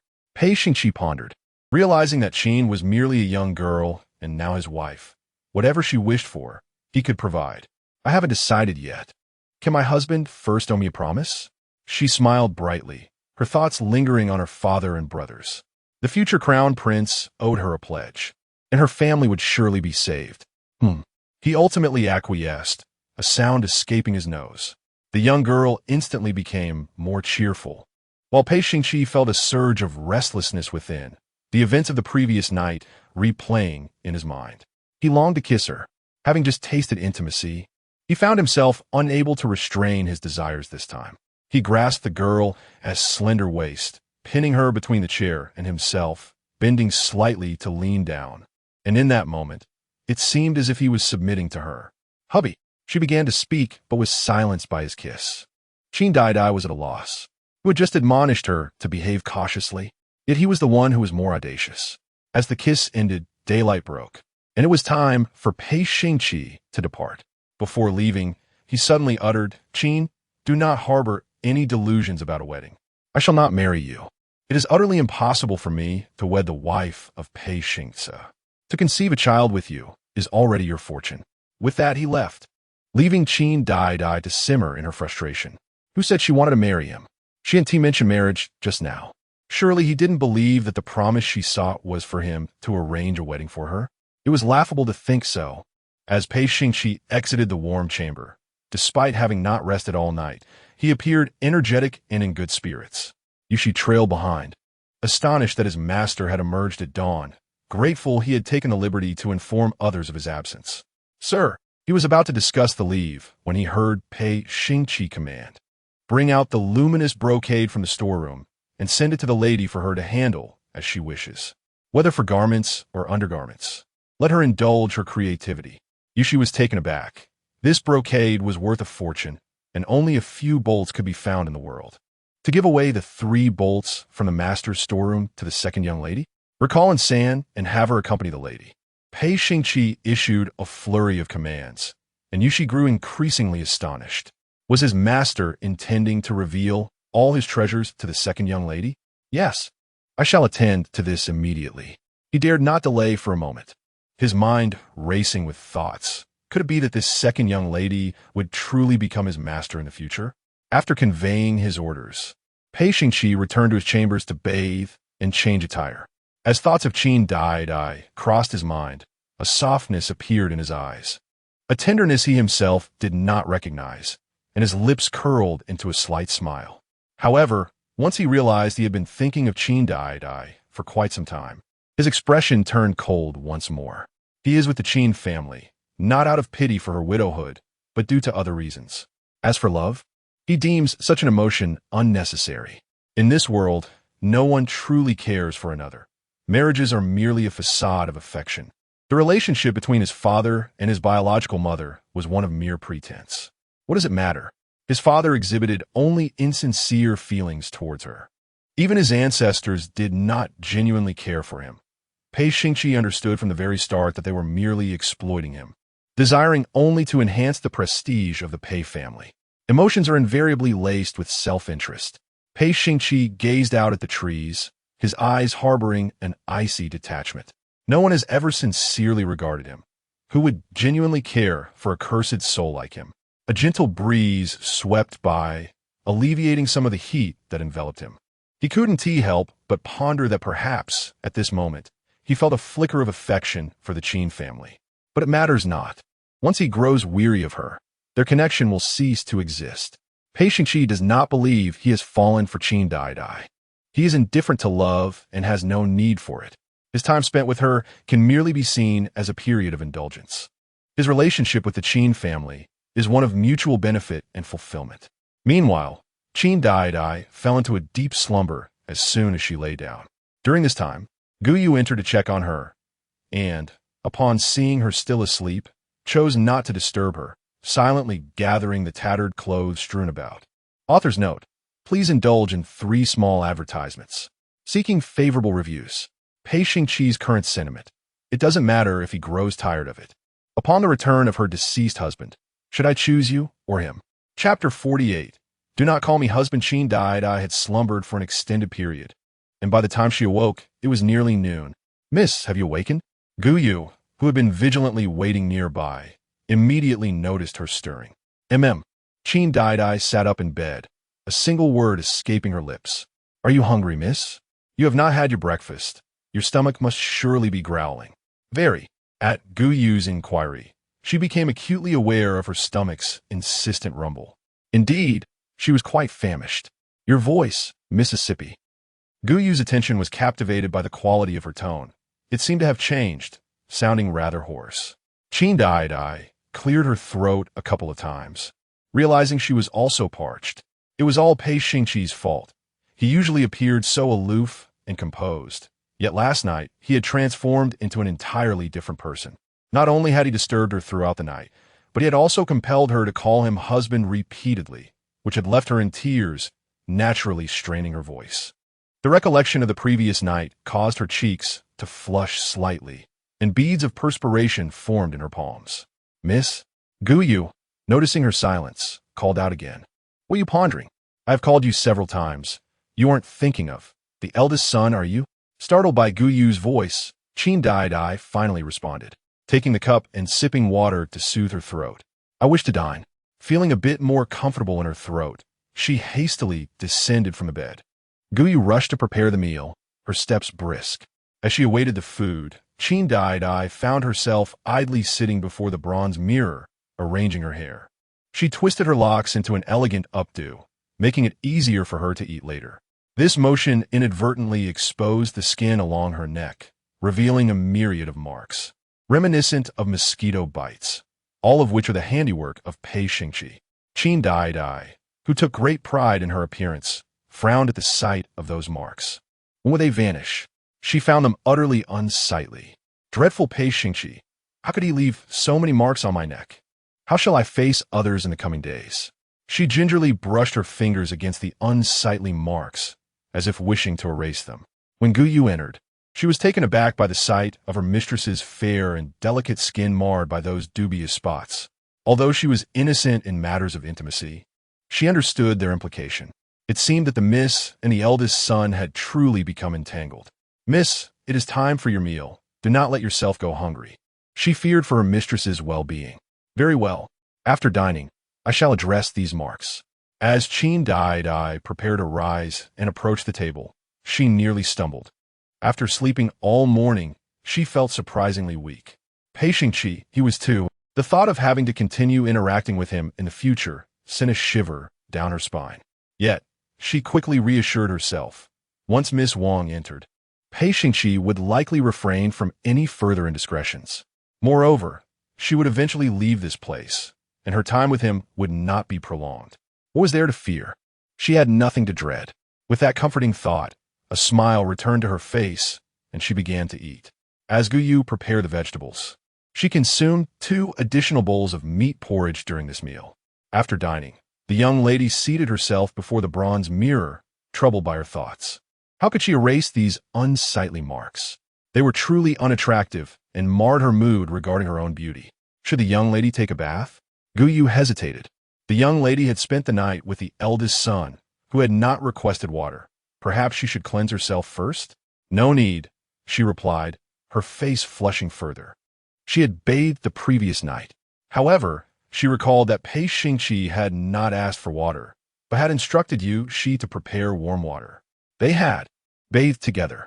The thought ignited a flicker of anger within her. The images of their shared bath flashed in her mind, utterly distasteful. While Qin Daidai was fuming, Guyu remained perplexed. Had the young lady indeed bathed? "You may leave," Qin Daidai thought, longing for more sleep, feeling both weary and fatigued. Guyu nodded and was about to withdraw when her peripheral vision caught sight of a figure entering the doorway, prompting her to alert Qin Daidai. "Miss, the eldest son has arrived. Shouldn't he be on duty at the Dali Temple?" "Young master," Guyu greeted him, but Pei Xingqi remained silent, his brow furrowed. Yushi quickly noted her master's discontent and interjected, "You should address him as Gong Yi." Upon hearing this, Pei Xingqi's calm demeanor shifted, casting a glance at Yushi, revealing a hint of displeasure that even he was unaware of, though his previously tense brow relaxed. "Get out," he commanded. "If you dare to speak nonsense again, you shall receive 30 strokes as punishment." Yushi, undeterred, felt elated instead. His master was not angry and had refrained from punishing him. This indicated that his previous remark was indeed appropriate. "Your servant, take your leave." Guyu promptly exited, leaving only Pei Xingqi and Qin Daidai in the room. "My husband." Upon seeing Pei Xingqi, Qin Daidai's face brightened with a smile as she moved to link her arm with his, yet the man subtly evaded her touch. "Did you come here for something important?" she inquired, feigning nonchalance as she drew closer. However, Pei Xingqi interrupted her with a request for a different form of address. "Qin, between us, we are not like ordinary couples. There is no need to call me husband." His gaze was fixed on her eyes, yet his attention was captivated by her rosy lips, which had been so thoroughly kissed the previous night. Each utterance of husband from her lips ignited an intense heat within him. He had to admit that Qin was capable of driving him to madness in their intimate moments. He could hardly bear her calling him husband. Qin Daidai nearly lost her composure at that moment. Who had compelled her to call him husband the night before? Only to deny her now? He was so aloof. Infuriating. Who would willingly utter such a term? If not husband, then what should she call him? He better not expect her to call him husband in the future. She cursed him to one day kneel before her, begging her to call him husband. The young lady's words remained unuttered as her lips were silenced once more. What manner of man was Pei Xingqi, who sought to maintain a distance, yet could not resist kissing her? Was he unwell? Pei Xingqi pondered, permitting her to call him anything, save for young master. He did not acknowledge her as Pei Xingce's wife. Beyond this, she could address him as she pleased. His voice was hushed, his eyes swirling with tumultuous desire. "And Pei Langjun?" Qin Daidai inquired, her eyes sparkling with mischief as she gazed upon him. "Indeed," Pei Xingqi replied, his throat tightening slightly. "What brings Langjun here to seek Daidai? Nothing of consequence. If you have no business, kindly depart. I wish to rest, and it would be best if you did not disturb me." she retorted, her patience waning. Upon noticing her inquiry, Pei Xingqi recalled the purpose of his visit, his ears flushing with embarrassment. Daidai, oblivious to his turmoil, stifled a yawn, truly fatigued. "Come here," he commanded, approaching the bedside and sitting down without hesitation. Daidai was taken aback by his audacity. How could he be so at ease? What secret matter did he possess? Ultimately, she approached him, her expression rife with curiosity. "What business do you have?" "Undress," he uttered, a single word escaping his lips. "Undress? What do you mean?" Daidai was confounded. Then, she observed him retrieving a bottle of ointment from his sleeve. What was this? Who did he intend to apply it to? "Qin, remove your clothing." Seeing her remain motionless, his brow furrowed in concern. Did she not comprehend his intent? Why, although they had shared intimacy, the thought of undressing before him in broad daylight was daunting. "Why must I undress?" "You do not mean..." His words trailed off, leaving her to decipher the meaning. Had she not sustained an injury? The physician had advised that applying the medicine would hasten her recovery. The embarrassment of Pei Xingqi was palpable as he uttered such words, his fingers clenched tightly. Finally, Daidai grasped his intention. He wished to apply the ointment. But where? Surely he did not mean. Heat surged through her, rendering her flustered. "And no, it is unnecessary. I can manage on my own." Pei Xingqi's frown deepened at her refusal. She believed she could manage? Did she truly not require his assistance? Yet, if she preferred not to involve him, he too would rather not touch her. Having come to this conclusion, he set the ointment down and stood, declaring, "Qin, I have agreed to the union of our two families. Henceforth, on the 4th, 8th, and 10th days of each month, I shall reside here. Provided you comply, I shall ensure you bear a child to establish your own household." With that, he departed, feeling content with the current state of their relationship. Daidai watched his retreating figure, her fingers gesturing a silent reprimand. That insufferable man had spent 12 days with her over the past month. Once her family was secure and untroubled, she would leave the Pei residence, free from vexation. After Pei Xingqi exited the warm chamber, it was not long before she arrived with news. "Master, Miss Wang has come. Do you wish to see her?" Although Wang Yuyan is the fiancé of the master, he still dares not take the liberty to allow anyone into the Fufeng courtyard. As he contemplated Wang Yuyan, Pei Xingqi's eyes revealed no trace of emotion. He slightly moved his fingertips, brushing against his collar, and in the next moment he could not help but raise his hand to touch his neck, where a faint bite mark, left by Qin Daidai, lingered. At this thought, a surge of heat coursed through him. Akui, Wang Yuyan, adorned in simple white garments, entered the study, her eyes shimmering with a glimmer of light. Listening to her voice, Pei Xingqi's thoughts drifted back to Qin Daidai, whose voice was soft, sweet, and melodious. "Have I disturbed you, Achi?" She clasped her hands over her abdomen, her eyes brightening as she maintained a distance of approximately 3 meters from him, fully aware that Pei Xingqi harbored a strong aversion to women. "What is it?" Pei Xingqi replied bluntly, his tone remaining icy. Just as Wang Yuyan was about to speak, she noticed a peculiar mark on his neck. "What is that?" "Akui. Is there no mosquito repellent in the room?" She clenched her fingers, already aware of the mark's nature, yet she feigned composure. Who was it who had left a trace on Pei Xingqi's neck? Which woman had the audacity to entice him? Pei Xingqi was a man of immense restraint. Previously, even when she feigned a desire to touch his hand, he would evade her. Yet now, an ambiguous mark had appeared on his neck. Who could it be? Wang Yuyan could not help but think of Qin Daidai. Was it her? After all, within the entire Pei residence, she was the only widow, and prior to this, the matriarch had even urged Pei Xingqi to take on 2 families. In the future, call me temple minister. The name Achi is best avoided. Simply addressing me by my official title will suffice. Wang Yuyan's complexion paled, her fingers tightening even further as she realized something had shifted between her and Pei Xingqi. While he had always treated her coolly, he had never before been so calculated with his address. The mark on his neck seemed as if it had been left by a woman. Had he engaged in such an act with another? The possibility sent a wave of distress across Wang Yuyan's face. Yet, she could not afford to be angry or confrontational. Her engagement to Pei Xingqi had always felt like an elevation beyond her station. Otherwise, how could a mere illegitimate daughter like her become his fiancé? Moreover, Pei Xingqi had initially agreed to the engagement solely to rescue her from peril. Before their betrothal, he had stated, "I can engage with you to help you escape the Wang family. However, I am devoid of romantic sentiments. Should you marry me, you may find yourself alone in an empty house. If you still wish for this, then 3 days hence, the formality shall remain unchanged, and I shall proceed with the proposal. If you wish to depart later, simply request a divorce."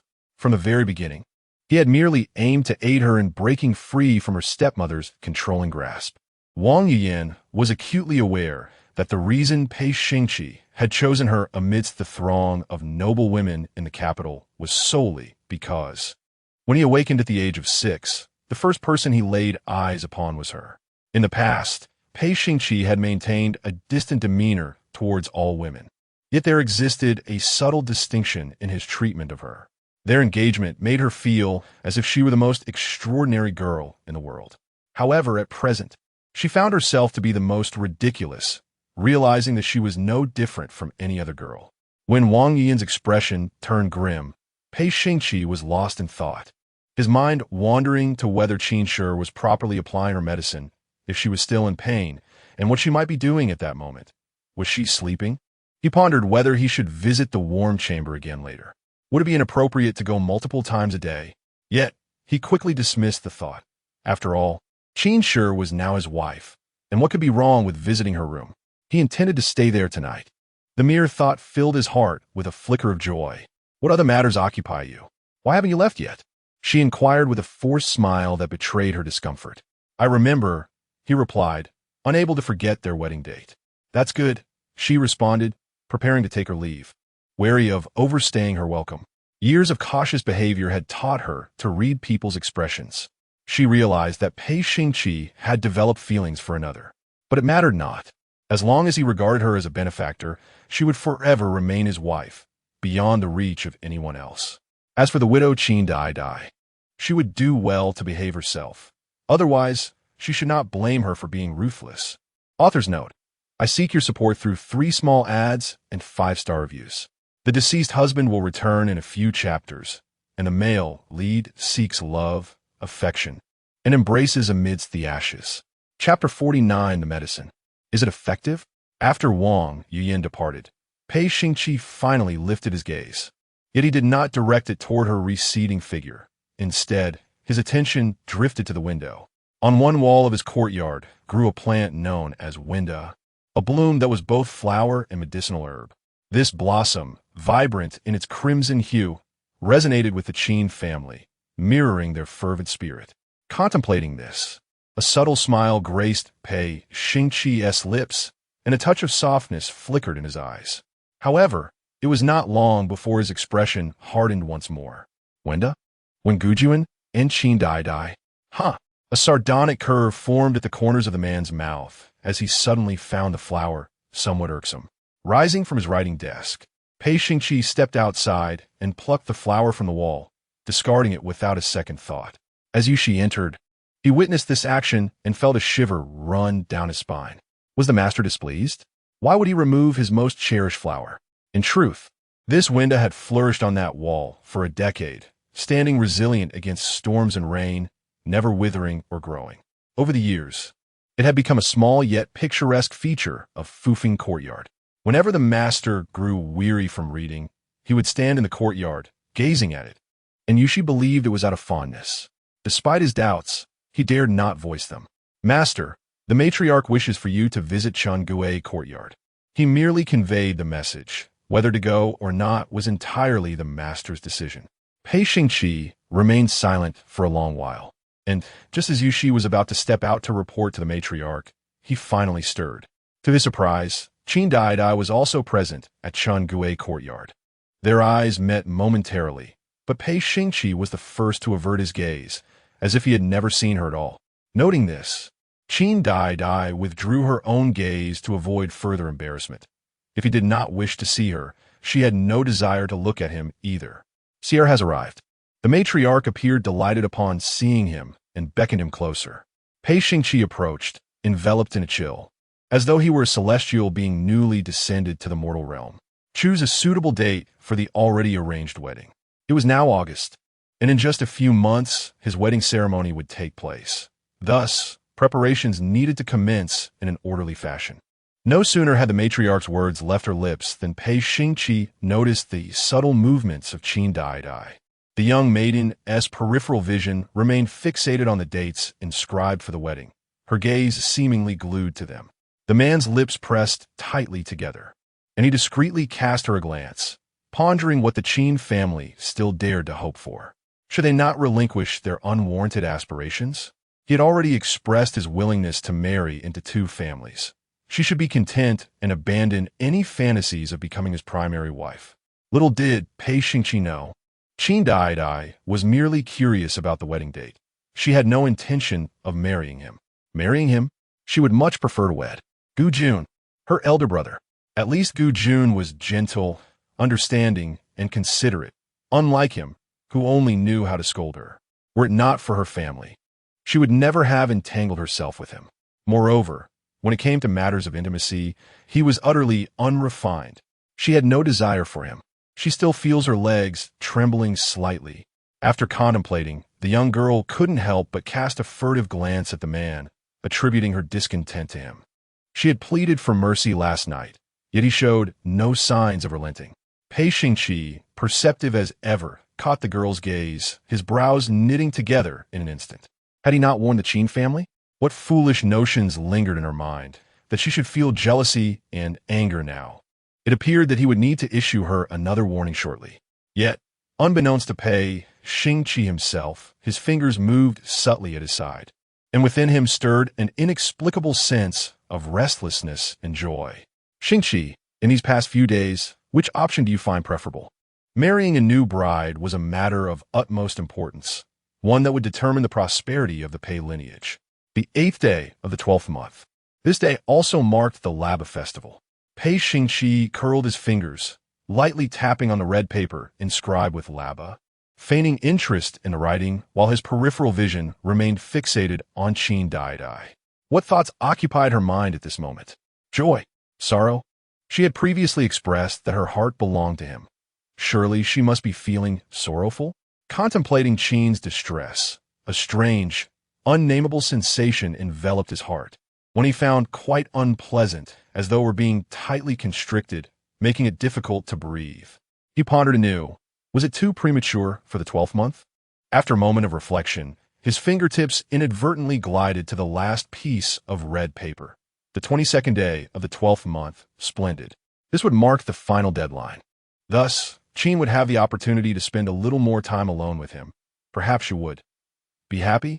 Pei Xingqi turned his gaze directly towards the young girl, only to find her beaming brightly, engaged in conversation with the matriarch. When their eyes met, her smile radiated even more brilliantly. Congratulations, young master. In this manner, he had 2 or 3 months to prepare the betrothal gifts. Qin Daidai was still preoccupied with thoughts of when she might find the spirit herb. If it remained elusive, Miss Wang's life would be in jeopardy. She feared becoming a widow, leaving Pei Xingqi a widower. Listening to her words, a surge of anger unexpectedly welled up within Pei Xingqi. Qin, what was she calling him now? Had he not expressly forbidden her from using that title? Did she truly disregard his words? Or had she merely been humoring him before? Was she genuinely happy about his impending marriage? Or was her joy but a fade, a pretense of strength? Pei Xingqi clenched his fingers, his expression icy, contemplating that she better be speaking the truth. In the future, as she watched him marry another, she ought not to act foolishly and weep. Once the wedding date was settled, the matriarch offered a few more words of advice, and Pei Xingqi took his leave. Throughout the encounter, he exchanged scarcely half a dozen words with Qin Daidai, as if they were mere strangers. However, the matriarch sensed something amiss. Did that child, Xingqi, just come out of your room this morning? Have they become intimate? Yes, Qin Daidai replied, having come today to report this matter. Good, good. May you bear a healthy, plump child in the future. Then, the second branch will have heirs. The matriarch's face glowed with delight. her eyes glistening with unshed tears as she thought of Xingce. How could her beloved legitimate grandson have departed before her? She, with her white hair, bids farewell to the youthful with raven locks. Is this not a matter of life and death? Observing her distress, Qin Daidai hastily offered words of comfort, assuring her that the ancestors would assist with the future children of her grandson. The matriarch must not let her heartache affect her health. As she soothed the elder, gently patting her back, the matriarch clasped her hand in return. It is a blessing for that child, Xingqi, to have you as his wife, the elder remarked, her eyes brimming with satisfaction. Qin Daidai lowered her gaze, falling silent, and when the moment felt right, she rose to take her leave. Once outside Changui courtyard, she felt a wave of relief wash over her. However, after only a few steps, she was struck by a sudden ache in her waist and legs, prompting her to bend down and massage herself. Miss, are you still feeling sore? If not, I could prepare some mugwort leaves for you to ease your body when we return, Guyu suggested. At her words, Qin Daidai froze, bewildered by the presence of Pei Xingqi. Why was he still here? Wasn't he supposed to be on duty? She had searched for him earlier, but found him elusive. Yet now he appeared without her looking for him. What a troublesome man. Was he truly waiting for her? Qin, he called, standing still. After a moment's contemplation, she approached him. What do you need, my lord? If there is nothing, I wish to return. Nightfall was approaching, and she had to prepare for her bath and dinner. Pei Xingqi frowned at her formal address. Now, she remembered to call him my lord. Was it not permissible for him to call her if there was nothing amiss?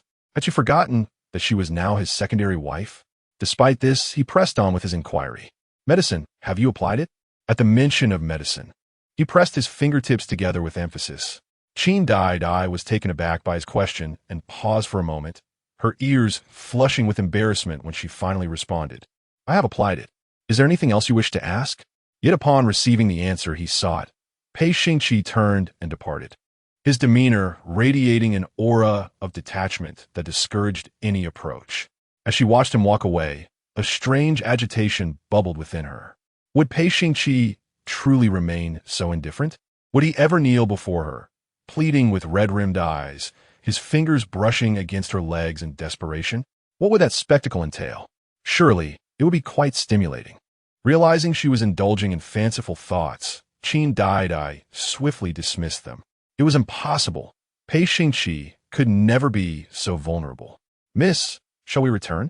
Guyu prompted, and Qin Daidai nodded in agreement. Indeed, they promptly made their way back, and once inside, Guyu inquired, do you think the eldest son will visit tonight? Should I prepare meals for both of you? No, Qin Daidai replied. He has stated he will only come on the 4th, 8th, or 10th days. Today is the 9th of August, so he will not be coming. A timeline was preferable. It allowed her to prepare. More importantly, she truly did not wish to share a bed with Pei Xingqi at this moment. Yes, Guyu affirmed, hastily setting about the preparations. As the meals for the miss required meticulous attention, a task that would take the better part of an hour. As the meal was prepared, the sun had already set. The young lady dined alone. Guyu retreated, and Qin Daidai sat at the table, just about to pick up her chopsticks when she caught a glimpse of a figure at the door. Pei Xingqi, why has he returned again? Qin Daidai could only momentarily set down her chopsticks and look up at him. The man silently took a seat beside her, and she was even more astonished. After finishing his meal, he seemed to assume the role of the head of the household, taking up a bowl to eat without a word. The empty bowl was originally meant for her soup. Does he have nothing to eat in his own courtyard? The Qin family adhered to the principle of silence during meals. Pei Xingqi frowned, reprimanding her. Qin Daidai thought to herself, what a relic so rigid. Yet, he was indeed a relic, being several years her senior. Guyu quietly entered to bring chopsticks and soon departed. This meal was far from enjoyable for Qin Daidai. She found even the food unappetizing. In an effort to vent her frustration, she couldn't help but steal glances at him, glaring with her eyes. Pei Xingqi was well aware of her feelings, but chose not to engage with her. However, he misinterpreted her intentions, believing that the Qin family truly cherished him, even to the extent of gazing at him while eating. Her gaze became increasingly fervent, and Pei Xingqi thought, very well, he would remain tonight to fulfill her desires. Although he could not grant her the status of a legitimate wife, she was still his secondary spouse. Before Wang Yiyan entered the picture, Qin Shi was his only wife. If she were to behave more obediently and not be so fickle, there was a possibility for the future, although he couldn't quite articulate what that future entailed. After the meal, Qin Daidai mused that he ought to leave, yet when she returned from her stroll in the courtyard, he was still there, examining a scroll. Where had he acquired that scroll? Qin Daidai, momentarily perplexed, quickly remembered something and rushed forward to reclaim it. How dare he casually inspect someone else's belongings? That insufferable man. Qin Shi, what are you so anxious about? Pei Xingqi raised the scroll high with a swift motion, placing it out of her reach.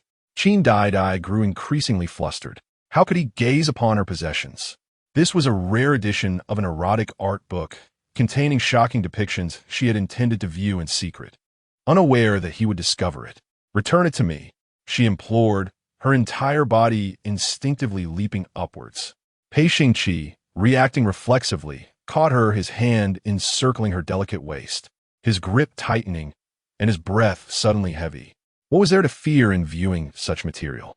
Qin Shi, do not act recklessly.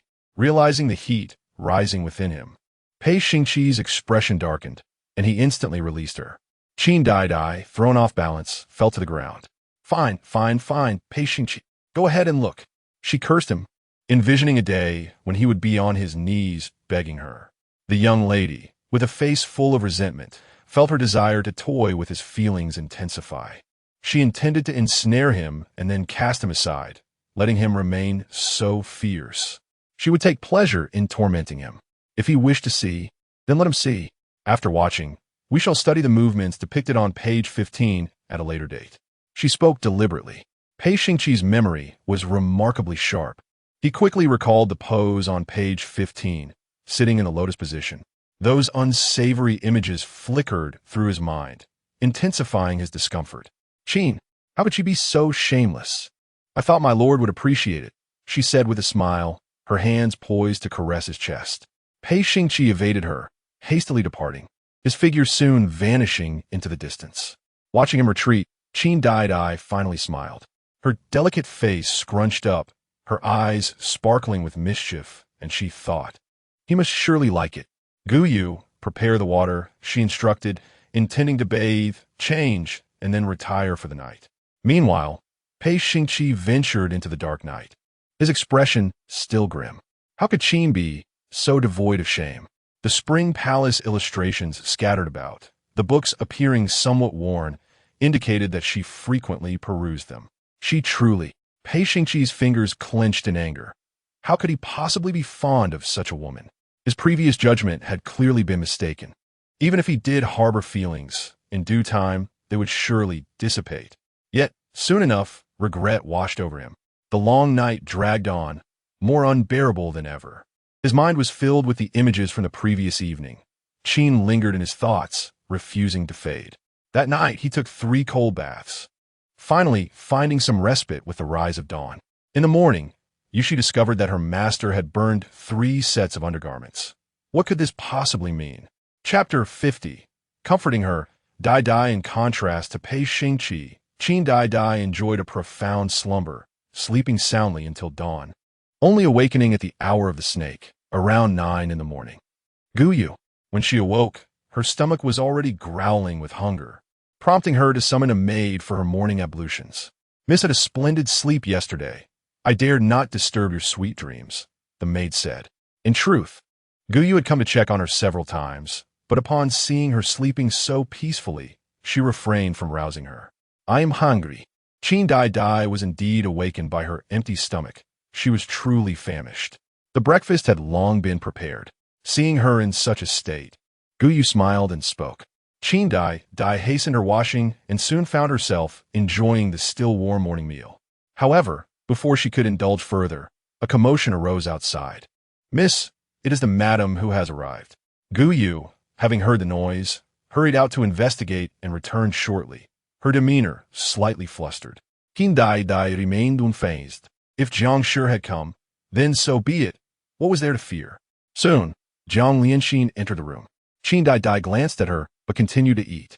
Jiang Lianxin had never experienced such treatment before. Anger surged within her, her fingertips clenching tightly. How could her daughter-in-law be so dismissive? If not for her son Sir's affections, would she have even entered this household? Her child, even if a princess, was more than enough. Just as Jiang Lianxin was about to erupt, she noticed that Qin Shi had not risen to pay her respects. However, the matron beside her spoke first. "Greetings, young madam." Jiang Lianxin immediately turned to her matron, locking eyes. Indeed, a moment's restraint could preserve a grander plan. With this thought, a smile adorned Jiang Lianxin's face. Daidai. She approached the table, seated herself beside the young lady, and took hold of her hand. "My dear child, why are you dining so late? If you let your stomach go hungry, would it not be a needless suffering?" Jiang Shi feigned concern, as if they had always been intimately close. Qin Daidai withdrew her hand. "Mother-in-law, what brings you here today? One does not visit the Three Treasures Hall without purpose." Jiang Shi's eyes darkened slightly upon the withdrawal, yet she continued to suppress her frustration. This wretched Qin Shi, shamelessly enticing Pei Xingqi. Yes, the practice of polyandry was prevalent in Beiki, yet such behavior was still looked down upon. A virtuous woman should serve but one husband and, upon his death, remain faithful until her own demise. That is true loyalty. Yet this despicable Qin Shi had dared to stray, emboldened by her ancestral backing, and had indeed engaged in an illicit affair with the main household. Jiang Shi's heart ached for her son, whose remains had scarcely grown cold before his wife sought to bear children with another man, under the pretense of preserving his lineage. Her son did not require such an heir. Even if needed, his mother could manage it herself. What need had Qin Shi in this matter? If Qin Shi truly loved Sir, she should have taken her own life that very night, within the bridal chamber she shared with Sir, proving her love. In that case, they could have consummated their union in the afterlife. Alas, disappointment flickered in Jiang Shi's eyes. On the day Qin Shi married Sir, she had poisoned the sweet soup meant for her. Yet, ironically, it was not Qin Shi who consumed that fateful bowl. It is indeed her failure as a mother that has left her son in a state of desolation. Subsequently, she wished to take action, yet the opportunity eluded her. However, this time, she vowed not to let her slip away. Jiang's heart brimmed with resentment. She would not permit such a lowly woman to be the widow of Pei Xingce. Qin was unworthy. "I have heard whispers of your relationship with that child, Xingqi." Jiang feigned hesitation, her eyes filled with a facade of concern. Qin Daidai understood her insinuation, a smile playing at the corners of her mouth. Her growing intimacy with Pei Xingqi was evident, as he frequently visited her warm chambers. Even the most discerning individuals could discern the nature of their relationship. "Do not worry, mother," Daidai assured. "I shall certainly ensure a legacy for my husband." She spoke deliberately. Having lived anew, Qin Daidai had come to grasp many truths. Jiang's previous treatment of her was merely a mask of insincerity. She would not genuinely wish for her to bear children with another man for Pei Xingce's sake. Thus, she was determined to pierce Jiang's heart. It was no surprise that she keenly noticed the discontent in Jiang's eyes. "Daidai, have you truly become involved with Xingqi?" Jiang, fearing that Daidai might not comprehend her meaning, reiterated her question. Beneath the table, Jiang Lianxin clenched her fists. It could not be allowed. If this were true, Qin would be dishonoring Xingce. Such a woman, who betrayed her son, must not live to bear a bastard. Qin must perish. She would not allow such a woman to tarnish her son's name. "Yes, mother," Qin Daidai replied, having just finished her meal, wiping her mouth with a handkerchief, her smile radiant. At that moment, Jiang could hardly contain herself. It was indeed true, and she had only just learned of it today. Jiang's eyes widened with fury. Even if Qin were to die, she would ensure that her name was expunged from the Pei family genealogy. She was unworthy even to be a concubine to Xingce. "Are you not happy, mother? Do you not wish for your son to have heirs?" Qin Daidai grasped Jiang's hand tightly, her eyes feigning sorrow, as if the mere mention of Pei Xingce caused her great distress, appearing to be deeply enamored with him. "Happy? How can I not be happy? It is merely a matter of your own suffering." Jiang's eyes glistened with unshed tears, as though she truly felt for her. "Do not worry, once I give birth, we shall lead our lives in peace, just the two of us. My husband will have descendants." Jiang had once declared that she would cherish her like a daughter. Qin intentionally spoke in this manner to stab at her heart. As Jiang departed, her legs felt weak, the anger rendering her almost immobile. Just wait. Qin will surely die. Once she is gone, her dowry shall be mine. My lady, please do not cry. Guyu, noticing her mistress's tears, hurried to console her.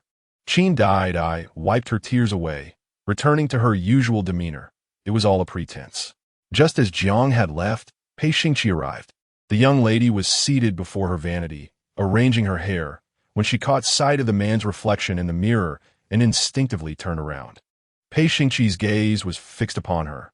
When she turned to face him, all his attention rested upon her eyes. Why are her eyes slightly red? Has she been crying? What could be the reason? In a fleeting moment, a sense of unease washed over the man as he furrowed his brow, pondering these three questions. He had only just arrived. Surely, he had not been the cause of her tears. Has the Lord returned from court? Qin Daidai took the initiative to greet him. Pei Xingqi stood behind her for a long while before finally responding with a noncommittal sound. Noting his silence, Qin Daidai chose not to speak further, focusing intently on arranging her hair. She had been too hungry earlier to attend to her appearance, her attire disheveled. The young woman initially intended to ignore him, but his towering presence loomed too heavily behind her. Is there something you need, my lord? If not, could you perhaps refrain from standing so closely? The pressure is quite overwhelming. To her surprise, Pei Xingqi took her hair comb from her hand. What was he intending to do? She never expected him to comb her hair. My lord, she was genuinely astonished. Do not move, he instructed, gently untangling the knots at the ends of her hair. His hands, typically rough from wielding a sword, were now delicately handling a strand of her hair. Qin Daidai, fearful that he might inadvertently tug at her scalp, felt a rush of anxiety. Yet, unexpectedly, he was quite gentle and did not cause her any pain. Had he ever styled another girl's hair before? Perhaps Miss Wang? If Pei Xingqi were to remain this tender, it might not be so bad after all. Alas, it was not to be. As he set down the comb, his thin lips uttered two words, so foolish.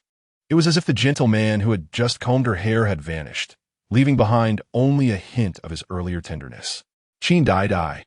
In an instant, she withdrew her hair from his grasp, thinking him foolish, indeed, as well as his entire family. As long as her lord was clever, that was enough. Lowering her gaze, she continued to arrange her hairpins. Pei Xingqi rolled his fingertips together, still lingering with the softness of her hair. Why were you crying? He inquired softly. Who has offended you? What concern is it of the lord's? I did not cry, Qin Daidai rebutted firmly. Pei Xingqi tightened his lips further. He disdained her withholding of the truth. Her eyes were clearly red. How could she deny having cried? Qin, do not forget that you are my secondary wife. If you have suffered any grievances, you may come to me. Who would upset her? Nobody, Qin Daidai replied, having merely pretended to cry. She wished to say little. Upon hearing this, Pei Xingqi's brow furrowed even deeper. Humph. He lightly mocked her. Very well then, Qin, try not to trouble me unnecessarily. Do not presume that I will indulge you, coddle you, or support you. Qin Daidai. She could hardly suppress her desire to dismiss him. Today was neither the 4th, 8th, nor 10th day. What brought the Lord here? If there is nothing else, be gone. Pei Xingqi. He recalled his own words, his gaze dimming slightly as he realized she had misinterpreted his intent. Nonetheless, did she truly not wish for his presence? What was on her mind? Had she not previously expressed feelings for him?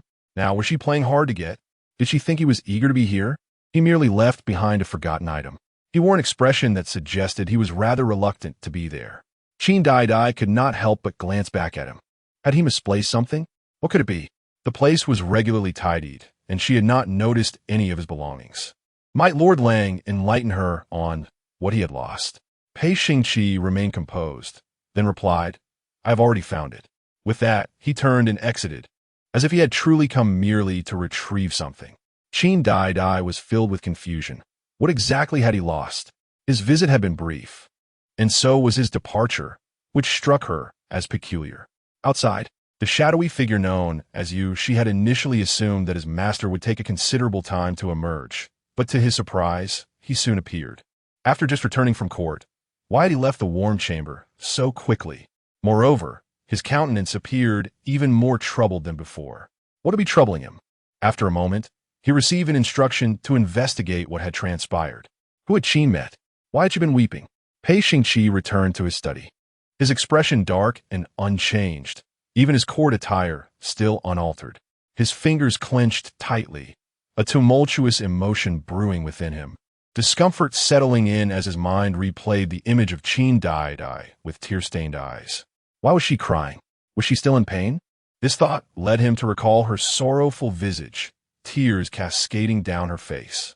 Hearing her cry only intensified his unease. Why was she weeping? If not from pain, who in a household would dare to mistreat her? After a brief interval, Yushi returned. Master, it is the madam. She visited the warm chamber. Upon hearing this, Pei Xingqi's fingers instinctively tightened. So, Qin wept due to the actions of Jiang Lianxin? Had Jiang wronged her? Historically, the relationship between mothers-in-law and daughters-in-law has rarely been harmonious. Jiang was undoubtedly the source of her distress. Before he could fully process this revelation, he found himself en route to Lianxin courtyard. It had been quite some time since he had last encountered Jiang. Despite residing in the same household, their chances of crossing paths were minimal, particularly since Jiang had never dared to face him directly. However, before he reached Lianxin courtyard, Yushi hurried back with the latest news. Master, the madam and the young madam. He detailed the exchange between Qin Daidai and Jiang. Pei Xingqi felt a surge of agitation and anger rising within him. What had Qin said? Although he had harbored similar thoughts, hearing that Qin Daidai had considered the same only served to infuriate him further. She intended to sever ties with him upon the child's birth? How audacious! Even if she bore a child, as long as he had not cast her aside, she was bound to him. Otherwise, Pei Xingqi's fingers clenched tightly as he gazed at the nearby Lianxin courtyard, yet he refrained from approaching. So, Qin wept for her wretched, deceased husband. How foolish of him to assume someone had wronged her. Frustration boiled within him, and he turned away, his aura darkening, akin to ominous clouds gathering, heralding an impending storm. On this day, the man was decidedly unhappy. Qin Daidai, oblivious to the discontent of others, simply indulged in her meals, read her tales, and slept when weary. As the evening meal approached once more, another day was drawing to a close. After a bath, she intended to curl up in bed with a spring-themed illustration. However, unexpectedly, Pei Xingqi arrived. She was unaware of his entrance until she found him standing at the foot of her bed. Startled, she gasped instinctively, only to have her lips captured by his in the next breath. She lay back upon the bed, struggling with hands and feet. Yet the man offered no opportunity for resistance. He seized her hands, pinning them behind her head. Having rested for 2 days, was she ready for tonight? Qin Daidai felt a heat rising within her as he kissed her neck, not merely kissing, but also nibbling and biting. She hoped he would leave no marks. Pei! She instinctively protested. Yet, Pei Xingqi had already joined her on the bed, deftly parting her clothing with a flick of his fingers. A chill washed over her, causing her to shiver slightly. The man captured her lips once more, the flickering candlelight casting their entwined shadows upon the walls. Unable to contain herself, Qin Daidai reminded him, today does not fall on the 4th, 8th, or 10th. Had he forgotten his own words? Upon hearing her, Pei Xingqi showed no immediate reaction. After a lengthy pause, he raised his gaze slightly and asked, Why did you cry today? Were you thinking of your late husband? His eyes brimmed with a menacing intensity. If she longed for her deceased spouse, he would fulfill that desire. A wild impulse surged within him, a desire to dominate her thoughts to the point where only he remained in her mind, erasing all thoughts of her late husband. Qin Daidai remained silent, struggling against his hold. The night was shrouded in darkness, and somehow, the candlelight extinguished. In that moment of confusion, she heard a whisper, Daidai, be good. Chapter 51. The letter from the deceased husband returned Daidai, my dear. As Pei Xingqi sensed the delicate, fragile hands of the young girl pressed against his chest, the madness in his eyes intensified, brimming with a fervent desire. Tonight, he yearned for Qin Daidai more than ever. Never before had he felt such an uncontrollable urge. He could not fathom the reason, yet the heat surging within him was undeniably real. His mind was consumed by visions of the girl, her laughter, her pitiful expressions. In a state of emotional turmoil, he called out, "Die, die, die, die." Qin Daidai, momentarily stunned by the heat radiating from his body, felt a rush of confusion upon hearing the ambiguous address. Was he truly calling her now? Had he lost his sanity? What was he doing? Hadn't they agreed that he would only stay on the 4th, 8th, and 10th days of the month? Today was not one of those days. What was he here for? Was he merely toying with her? "My lord." She opened her mouth to inquire, but before she could utter a word, Pei Xingqi spoke again. "Qin, although today is not the 4th, 8th, or 10th, you have been anticipating my arrival. As a widow, you long for a child. If you behave, I could visit a few additional days in a month. Before the appointed time of his marriage, if you—" The man suddenly paused, his brow furrowing, his fingertips curling slightly.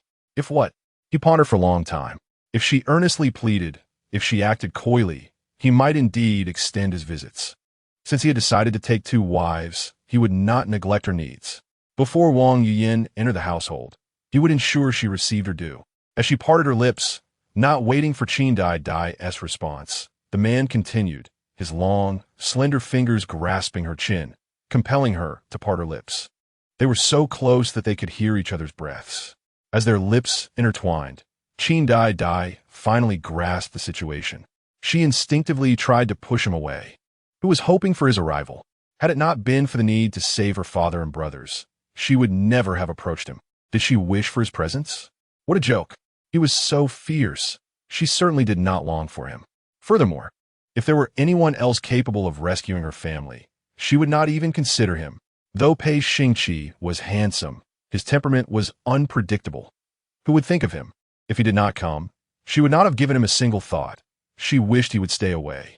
"Qin, call me." Strangely, at this moment, he yearned to hear her sweetly address him as her husband. Hadn't she been quite capable of doing so before? Tonight, he wanted to hear it several times. He harbored an even more fervent desire to see Qin Daidai shed tears solely for him. Was she truly crying for her deceased husband today? For that wretched Pei Xingce? The mere thought of her tears for Pei Xingce filled his heart with agitation. What was there to mourn? Death was final. Why did she cling to the memory of that late husband? "My lord?" To appease him, she found herself not rejecting his request, calling him my lord without hesitation. However, the man appeared displeased. His expression darkened, and the grip of his fingers tightening around her slender waist became increasingly forceful. Unable to help herself, she instinctively shrank back, desiring to retreat a step. Why does he look as if he wants to kill her? Wrong. He uttered 2 words, his tone unfriendly at this moment. He did not wish to hear the term "my lord" at all. Does she not know what to call him?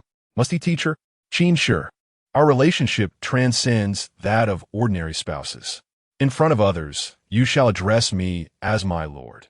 Yet, in the confines of our bed, you must call me husband, my lord." His fingers twitched slightly, and in an instant he grasped her ankle. The next moment, he pulled her forcefully towards himself. Has she remembered? From now on, she must not refer to her deceased husband as my lord, until their relationship is entirely resolved and until he grows weary of her. Her lips must refrain from addressing any other man, not even her late husband. Qin Daidai gazed at him, her eyes filled with helplessness. Why was he so difficult to please? Listen to his words. He had just claimed she could not call him my lord, and now he changed his mind? Is whatever he says to be taken as law? What if she refuses to call him that? Pei Xingqi remained silent, merely drawing closer to her. In the next moment, Qin Daidai realized she had swapped positions with him. She was astonished, her breath slightly unsteady. She stared in disbelief at the man beneath her. How had he become her bed? She was actually sprawled on top of him. "Qin, sure. Did you not say you wanted to try the movements depicted on page 15 of the fire avoidance diagram? Let us begin. Tonight, he would allow her to indulge her whims. She was not permitted to refuse, nor to retreat even a single step. Qin Daidai. She had merely spoken in jest. Did he take her seriously? Just as she attempted to withdraw, he seized her hand and pulled her into his embrace. In the later hours of the night, the serpent, having retreated 5 zhang away, stuffed cotton into his ears again, distancing himself further, fearful of hearing something he should not, lest his master become angry. Within the bed curtains, Qin Daidai, tears staining her cheeks, had crimson lips, embraced by the robust man. "Get out of my room. I want to sleep." "Leave." At this moment, Qin Daidai was exceedingly irritable. Had she ever endured such indignities? He had clearly stated that if she called him my lord 20 times, he would release her. Yet, having already called him over 30 times, he still would not let her go. What kind of man was he? So fickle, so deceitful. He was no gentleman, just a petty man, a scoundrel. What must she do to gain her freedom? Pei Xingqi listened to her insults, his lips pressed tight.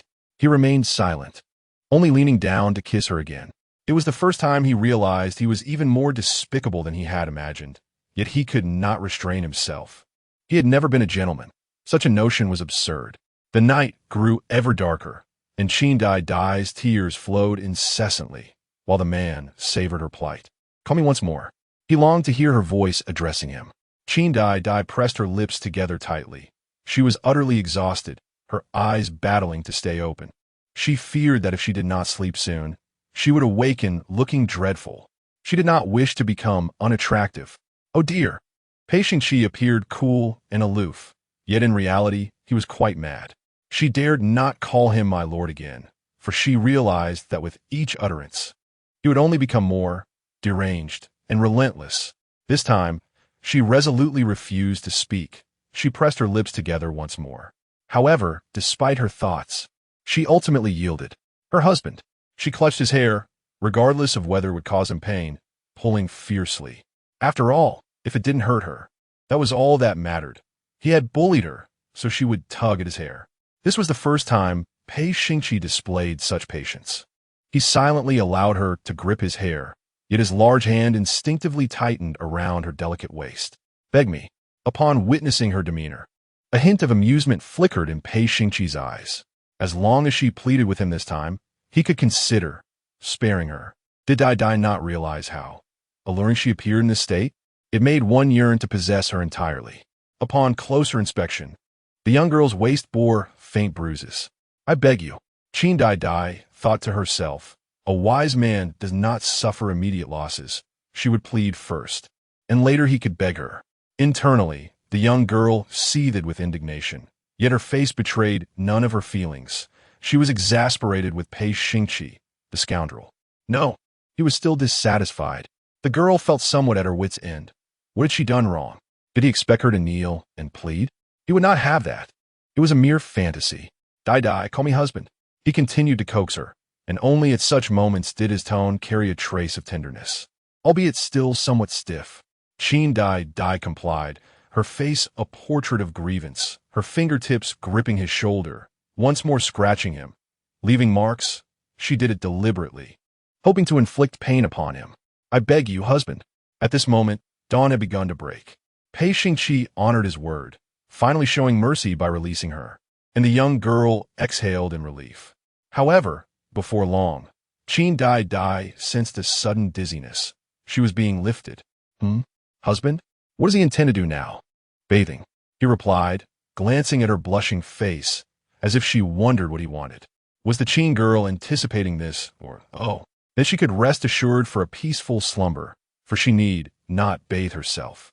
Qin Daidai dozed off until the afternoon, and before rising, she habitually tossed and turned in bed. Yet, before she could complete her roles, she abruptly touched something, startling her into withdrawing her hand. The next moment, she opened her eyes to see him beside her. Why was Pei Xingqi still here? Was she blind? How could she awaken to find him still present? Hadn't he always left at dawn? Perhaps her touch had roused him, as he began to show signs of waking, his eyelashes fluttering. Qin Daidai promptly closed her eyes, feigning sleep, her heart racing. However, she waited and waited, yet he still showed no signs of awakening. Could it be that he remained asleep? Contemplating, she cautiously opened her eyes again. Soon, her gaze met Pei Xingqi's, and in that instant, she felt her toes curl in embarrassment. Not only had she been caught peeking, but it was utterly humiliating. The atmosphere was thick with awkwardness, and Qin Daidai managed to smile, yet the man averted his gaze, rising to adjust his clothing. Qin Daidai observed him fastening his belt, and an unsettling thought crossed her mind. Why, after their intimate encounters, was his attire merely wrinkled while hers lay in tatters? Was it intentional on his part? "Qin," Do you find me appealing? The man suddenly interjected, breaking her reverie. Startled, she nodded and then shook her head, hoping he would not misconstrue her reaction as desire for his physique. Pei Xingqi noted her conflicting gestures, and a fleeting expression crossed his eyes. So, was she indeed captivated? If so, he might be inclined to stay the night once more. "Isn't your duty today?" Qin Daidai casually inquired. After adjusting his belt, Pei Xingqi replied, "Today is a day of rest." The young lady found it peculiar. It was not the 10th day of the month, so why was there a day off? However, curiosity aside, she chose not to press further, her gaze fixed intently on him, contemplating if it was time to depart. Observing her unwavering stare, Pei Xingqi furrowed his brow. Did she still desire more? Previously, she had not exhibited such eagerness in bed. Could it be that she was employing a strategy of feigned restraint? With this thought, he clenched his fingers, disliking the notion of being maneuvered or schemed against. "Qin, after your meal, come to Fufeng courtyard." With that, he exited. Puzzled, Qin Daidai wondered what purpose he had in summoning her to Fufeng courtyard. Nonetheless, she resolved to comply. Once Pei Xingqi departed, Guyu entered to assist her. "Miss, how is it that your garments?" She reddened, noting the torn pieces. "This young master is rather too hasty and reckless. It is always the same. Burn them all. Each time I see these garments, I feel distressed." "As you wish," Guyu nodded, hurriedly leaving to incinerate the clothes. Qin Daidai instructed another maid to help her dress. Soon, after finishing her meal and adorning herself, she declared, "Let us go." She remained curious about Pei Xingqi's intentions for summoning her. What scheme was he concocting? Her entrance into Fufeng courtyard was surprisingly smooth, with no one to obstruct her. Upon reaching the study, she was taken aback to find Pei Xingqi clad in a different outfit. Today, he wore a deep purple brocade robe, exuding a spirited youthful charm. Qin Daidai found herself mesmerized, momentarily halting her steps. He was undeniably handsome, perhaps the most striking young man in the entire capital. Pei Xingqi, noticing her gaze, immediately furrowed his brow. "Come here." He thought it wise to temper her fervor, lest she continue to fantasize about him during the day. It was utterly unthinkable for him to engage in such indiscretions in broad daylight. Qin Daidai, anticipating something pleasant, hurried over, only to receive a cold stare and a scripture thrust at her. "Copy this." 10 times. A breeze swept through, stirring a tempest of frustration within the young lady. "What did you say? Have me transcribe a scripture? Why? Did you not hear me?" Pei Xingqi cast her a glance, his eyes devoid of emotion, contrasting sharply with the reckless demeanor he had displayed the previous night. Now, he presented himself as a paragon of propriety. "Why should I transcribe this? Today is not a day of reverence." Without a compelling reason, she would undoubtedly refuse to comply. No, even if he provided a justification, she would still be disinclined to acquiesce. Why should she heed his commands? Copy it 10 times? Would she sacrifice her hands for this? Did he not realize the thickness of this scripture? Transcribe, transcribe, transcribe. Why does he not undertake the task himself? He tormented her in bed, and now, even after rising, he continues to do so. His behavior is utterly outrageous. Meanwhile, Jiang Lianxin held a letter that the maid had retrieved from the post station. Initially, she perused it with indifference, but upon finishing the letter, her fingers trembled uncontrollably. The letter from Sir, he is still alive. Sir. Jiang Lianxin clutched the letter, tears streaming down her face, her eyes reddened. She could scarcely believe that her sewer had sent a letter back. Was this a dream? How could it feel so real? "Please pinch me." Jiang, still somewhat incredulous, quickly extended her hand for someone to pinch her, and soon she felt the sting. It was indeed not a dream. What a wonderful revelation. "Madam, should we inform the young mistress? This is indeed a momentous occasion." Author's note: it is indeed a joyous event. Haha, I kindly request 5-star reviews and complimentary gifts. Chapter 52. How could she leave? "Madam, should we inform the young mistress?" The attendant beside her wore a joyful expression, her lips curving into a smile. "Wonderful news. The second young master is safe. The second household still has support, and the lady has her own backing. For the masters to be well, the servants could also thrive." "No, Jiang Lianxin suddenly raised her head, a glint of malice flashing in her eyes. Her son was still alive. What business did that little vixen Qin have in this matter? That calamity, Qin, only brought misfortune upon her son because of her infatuation with Sir. When Su'er departed from this world, Qin was not even deemed worthy to be her daughter-in-law.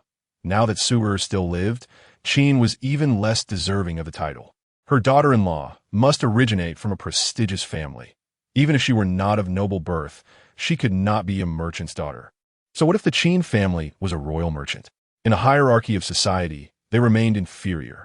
Jiang Lianxin had never held any regard for Qin Daidai. She possessed mere beauty and a beguiling demeanor, ensnaring her son's heart, and yet he wished to marry her. This news must not be allowed to spread.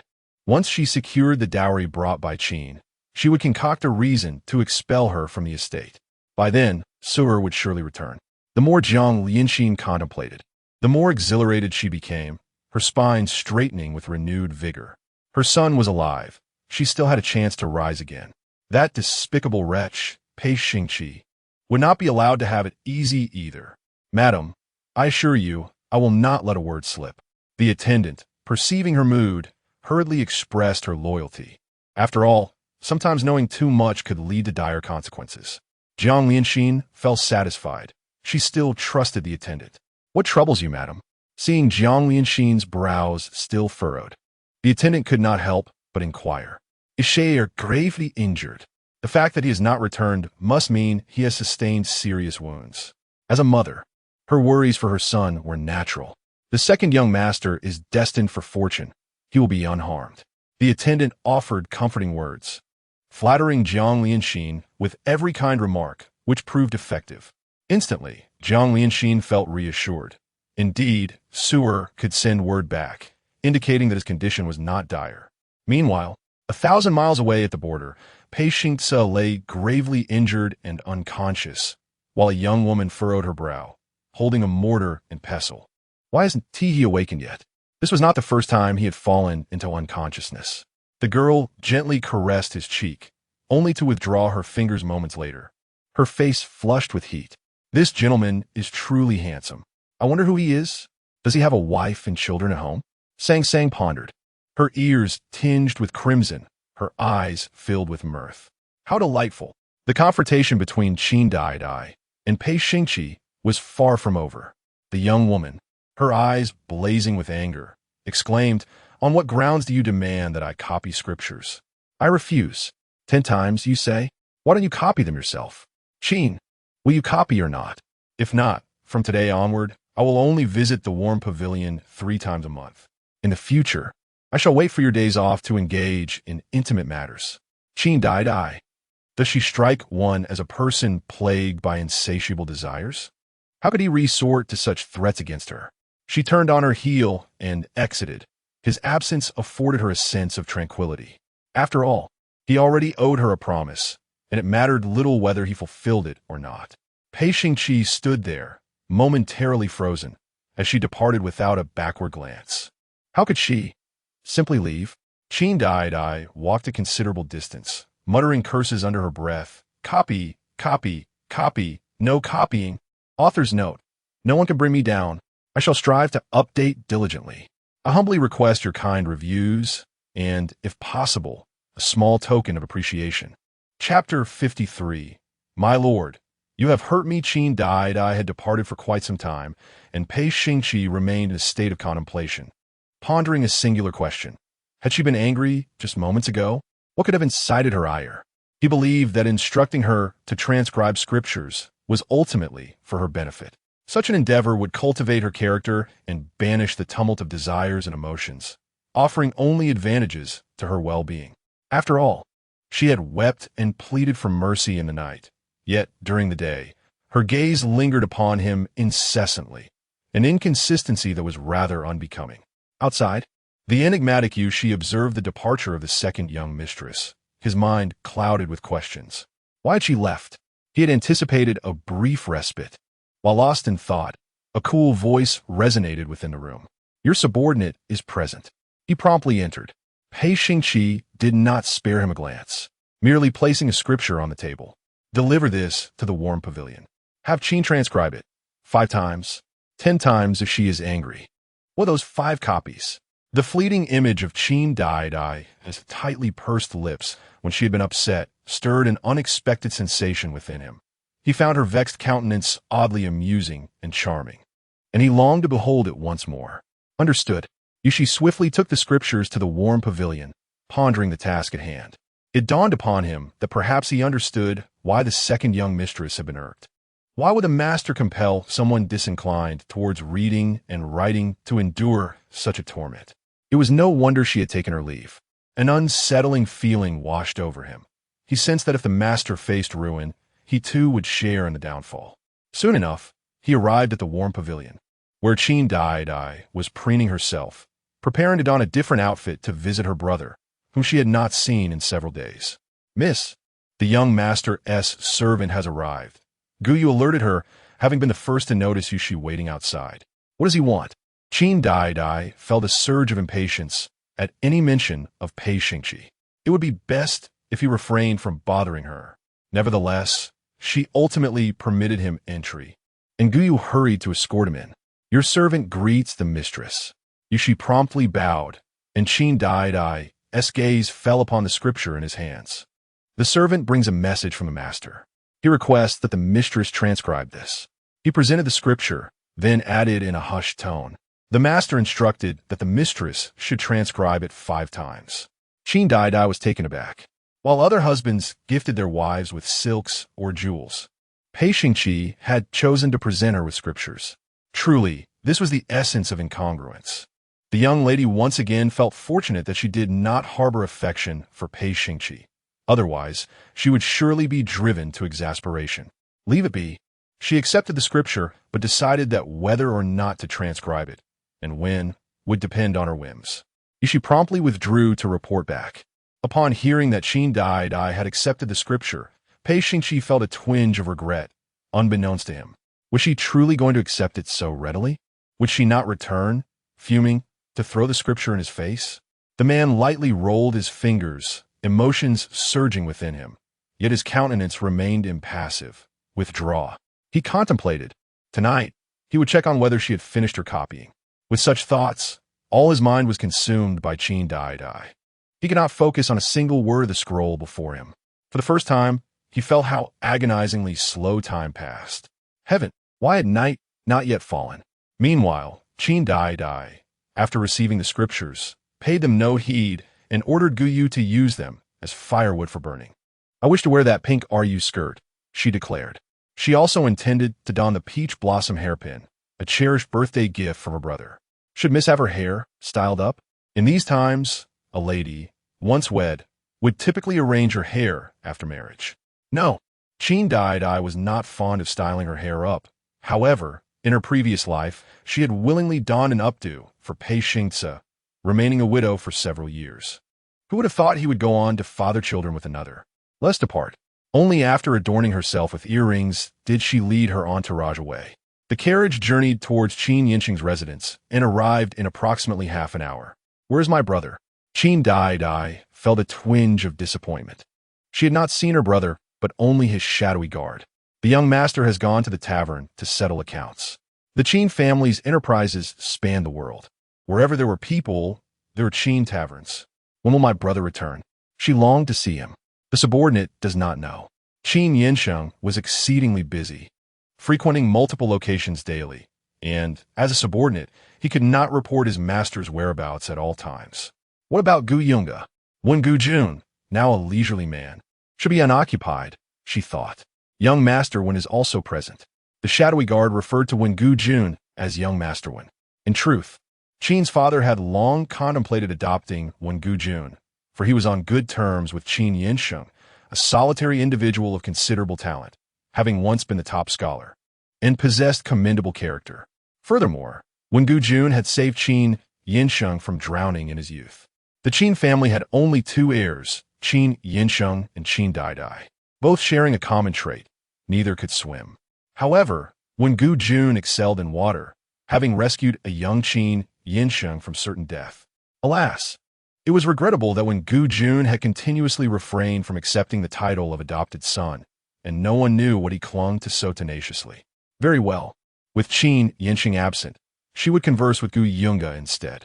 After all, she had no desire to remain in the Pei residence today. Daidai has arrived? At that moment, when Gu Jun was seated in the courtyard, sipping tea, with a chessboard beside him. Upon hearing footsteps, he did not need to turn around. He was all too familiar with Daidai's tread. Brother Gu Yunga. Qin Daidai dismissed Gu Yu to rest and approached alone. What are you doing, Brother Gu Yunga? She spotted the peach blossom wine on his table, her eyes instantly sparkling. Daidai must not drink. Her tolerance was exceedingly poor, and a single sip would render her drowsy. Let's drink tea instead. Accompany me for a game of chess. Wen Gujun tucked away the peach blossom wine and then offered her a cup of tea. Qin Daidai pouted momentarily, but ultimately relented, fully aware of her own capacity for alcohol. Nevertheless, she cherished the game of chess. Previously, she had never bested Wen Gujun, but this time, she was determined to triumph over him. Brother Gujun, please do not go easy on me, she declared, intent on defeating him honorably. Very well, the man replied with a smile, a fleeting glimmer of affection in his eyes. Daidai remained as innocent and delightful as ever, which pleased him, indicating that she had not endured any hardships in the Pei household. However, the first round concluded swiftly, and Qin Daidai found herself the loser. No, let's play again. She insisted, resolved to win the second round. As fate would have it, they continued their match until dusk, with her losing and winning in equal measure. Naturally, her victories were less than honorable, as when Gu Juan had allowed her to win.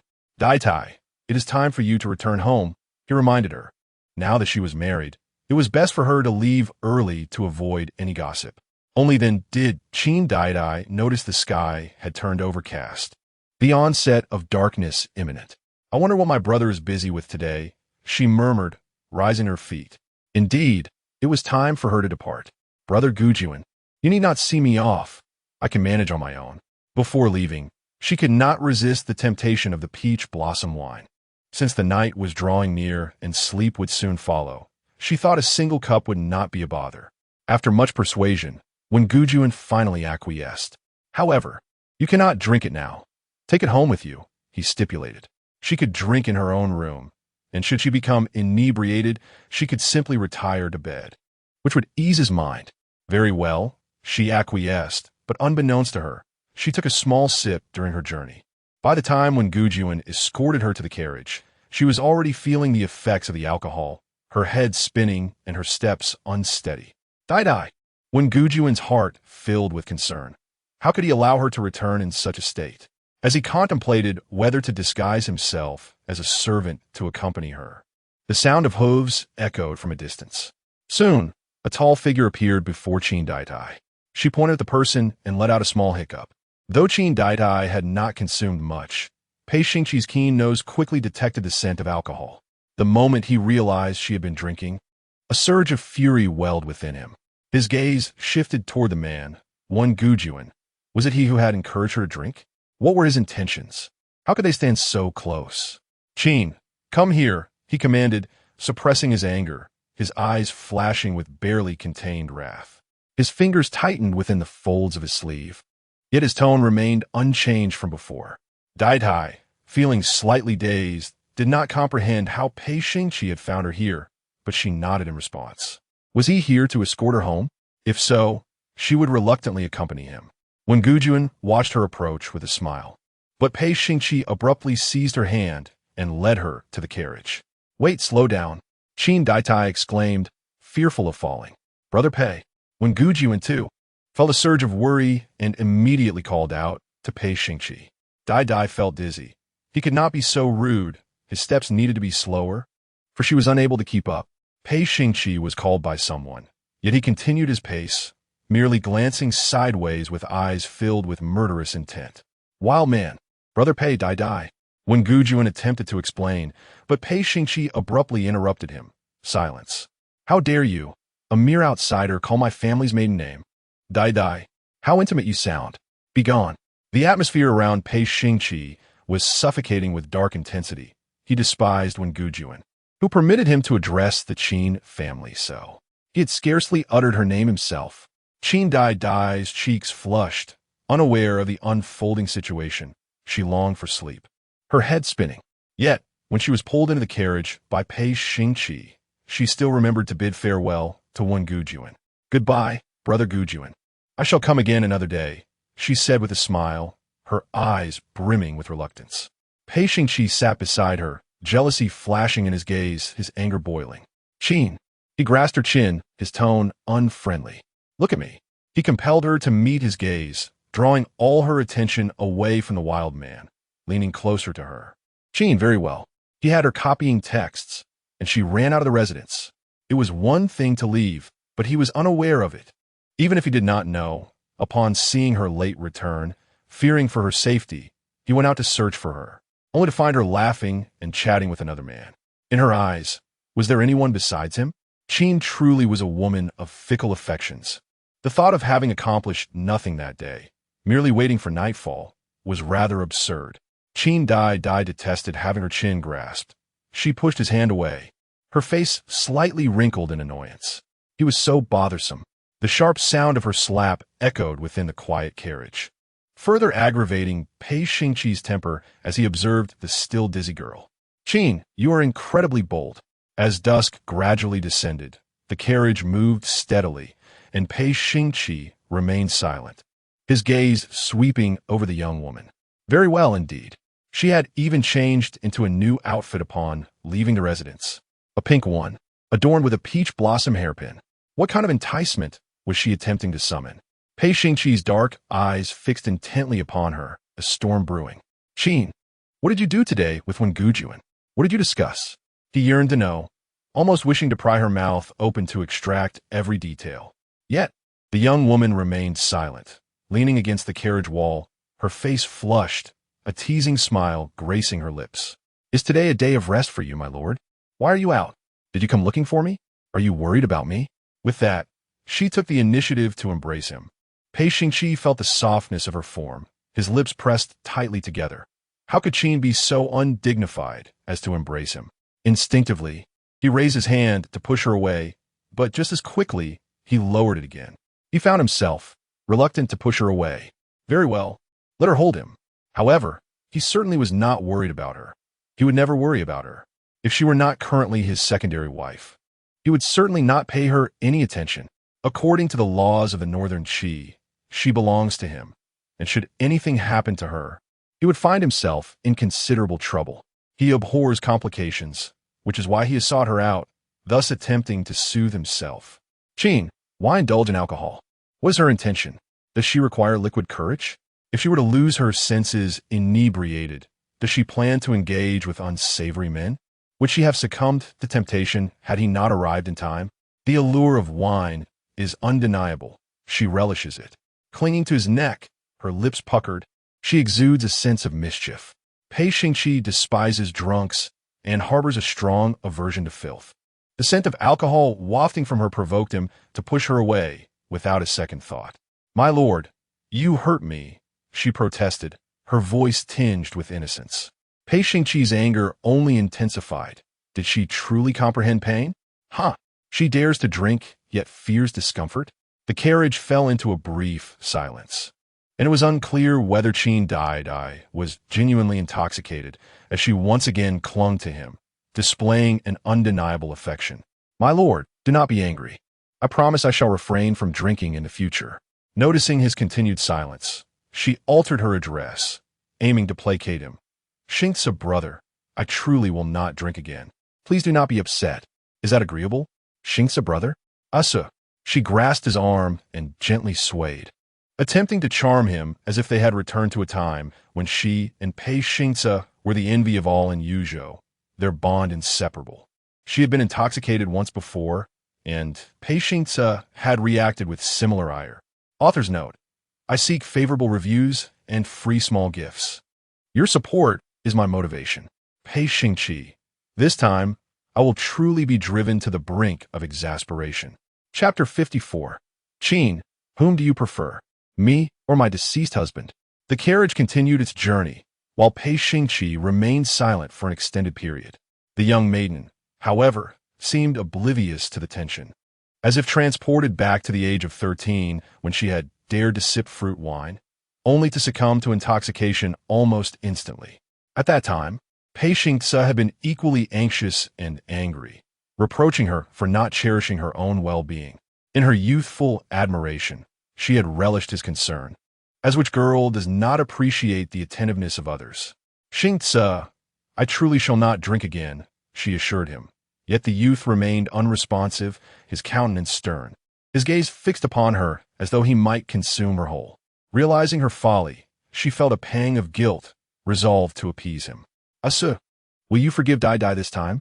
In their moments of intimacy, she would call him Solang, while he affectionately referred to her as Daidai, or even with tender diminutives like Jiao Jiao. Seeing that he continued to ignore her, she instinctively embraced him. Solang, I truly recognize my mistake. Her tone bore a hint of coaxing. Pei Xingqi was seething, his knuckles turning white from tension, fury radiating from his eyes as if he might incinerate her with his glare. Just as Qin Daidai was about to soothe him further, a firm grip encircled her slender waist. Qin, do you see clearly? Who was this official truly? Was he not her Xingce brother? In her confusion, she had mistaken him for Pei Xingce. Had her vision truly failed her, her mind muddled to such an extent? Feeling a sudden pang at her waist, she instinctively struggled. Yet before long, her lips were captured, and she could only emit soft whimpers. In a fleeting moment of clarity, she recognized the man before her was not Pei Xingce. As memories returned, she recollected her rebirth and the impossibility of a future with Pei Xingce. Pei Xingqi, in his wrath, relentlessly pressed his lips against hers, his fingers entangled in her hair, forbidding her even the slightest movement. How dare you, cursed Qin! You mistook me for that wretched Pei Xingce. A tumult of emotions surged within him. Did she truly harbor feelings for him? Were her previous words mere deception? Had she been manipulating him under the pretense of honoring her deceased husband? For reasons unknown, a sudden suspicion flickered through Pei Xingqi's mind. This Qin had been deceiving him all along, yet he possessed no proof. Qin, you possess an audacity beyond measure. To clandestinely meet with another man, and to mistake me for your late husband. Your crimes multiply. After what felt like an eternity, he finally released her. Yet his dark gaze grew increasingly unsettling. Qin Daidai's attention was inadvertently drawn to the sheen upon his lips, and, as she pressed her own together, the connection between them severed. Darling, shall I wipe your lips? She produced a handkerchief, intent on tending to him. Pei Xingqi, incensed by her evasion of his inquiry, found his anger escalating. Did she harbor guilt? Qin, his voice lowered ominously, imbued with an impending sense of storm. In the confined space of the carriage, the maiden recoiled slightly. Her father's displeasure had often manifested in such a countenance. How could it be that the man beside her now bore the same expression? It was indeed terrifying. My lord, longing for a deceased husband is a common sentiment. Her complexion still bore a faint blush, and upon finishing her words, she instinctively grasped his sleeve. Is it possible that my lord cares? She feigned inquiry, her fingertips brushing against the exposed skin of the man. Would this soothe him? Qin, let go. This is utterly outrageous. It was already outrageous to mistake him for her late husband, yet she was also embracing him. Had she often behaved thus with Pei Xingce in the past? The mere thought ignited a wave of discomfort within him. He yearned to drag Pei Xingce forth and exact vengeance upon his lifeless form. Qin, you are simply insufferable. Does he truly care for her? Huh. Qin, since you so ardently miss your late husband, I shall grant your wish. Shall I kill you, allowing you to reunite with him in the underworld? His fingers caressed her neck, his tone laced with menace. Does she genuinely desire death? With such thoughts of Pei Xingce, why bother being a concubine? Would it not be better to die for love? Qin Daidai. But Daidai still wishes to leave a legacy for her late husband. She cannot die just yet. Qin Daidai danced upon the minefield of his emotions deliberately, for reasons unknown. Seeing his sullen face stirred a thrill within her. Upon hearing her words, Pei Xingqi's desire to end her life intensified. Qin Daidai, truly devoted and affectionate. Pei Xingqi's expression darkened further. He longed to end her life at that moment, yet the sight of the young girl, her cheeks flushed and eyes heavy with sleep, rendered his hand immobile. In the end, He merely issued a cold warning. Once you bear a child, it would be best if you no longer appeared before me. In the future, he wished to avoid her altogether. A woman such as Qin, fickle and capricious, could never earn his affection. A child born from her would surely inherit her undesirable traits. Pei Xingqi resumed his seated position, as if the man who had just lost control and kissed her was not himself. However, the carriage was small, and their proximity remained undeniable. Qin Daidai had no time to ponder his words. She simply nodded. She was utterly exhausted and dizzy, grateful that he finally spared her. She needed to rest. Upon seeing her nod, his expression darkened further. Indeed, she must have been deceiving him all along, feigning affection for the sake of her late husband. This thought caused his chest to heave more violently. Very well, as she wishes, once she becomes pregnant, he shall have nothing to do with her. She could no longer entangle him. He would marry Wang Yuyan, providing her with stability and shielding her from the Wang family's persecution. To him, matters of love were utterly inconsequential. Thus, the hardness of his heart intensified. Beside him, Qin Daidai leaned against the carriage wall and fell asleep.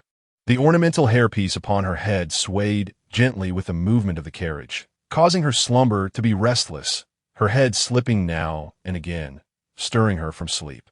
Pei Xingce gazed coldly, doing nothing to intervene.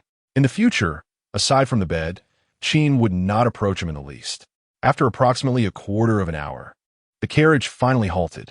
Qin Daidai remained asleep, while Pei Xingqi had already disembarked, indifferent to her state of consciousness. However, after taking a few steps, he ultimately turned back. In the midst of the groom's astonishment, he commanded, "Return the carriage to the stable, and do not awaken her. Let the Qin lady sleep tonight. If she awakens, it shall be her good fortune. If not, she will slumber until dawn." Who asked her to secretly meet with a man, and to drink with him as well? One wonders what indecent acts she might have engaged in with him before he arrived. Were there embraces? Perhaps even a kiss? Now that she is his concubine, she belongs to him. He despises women of tainted virtue. Until he grows weary of her, no one else shall lay a finger upon her. Yes, young master.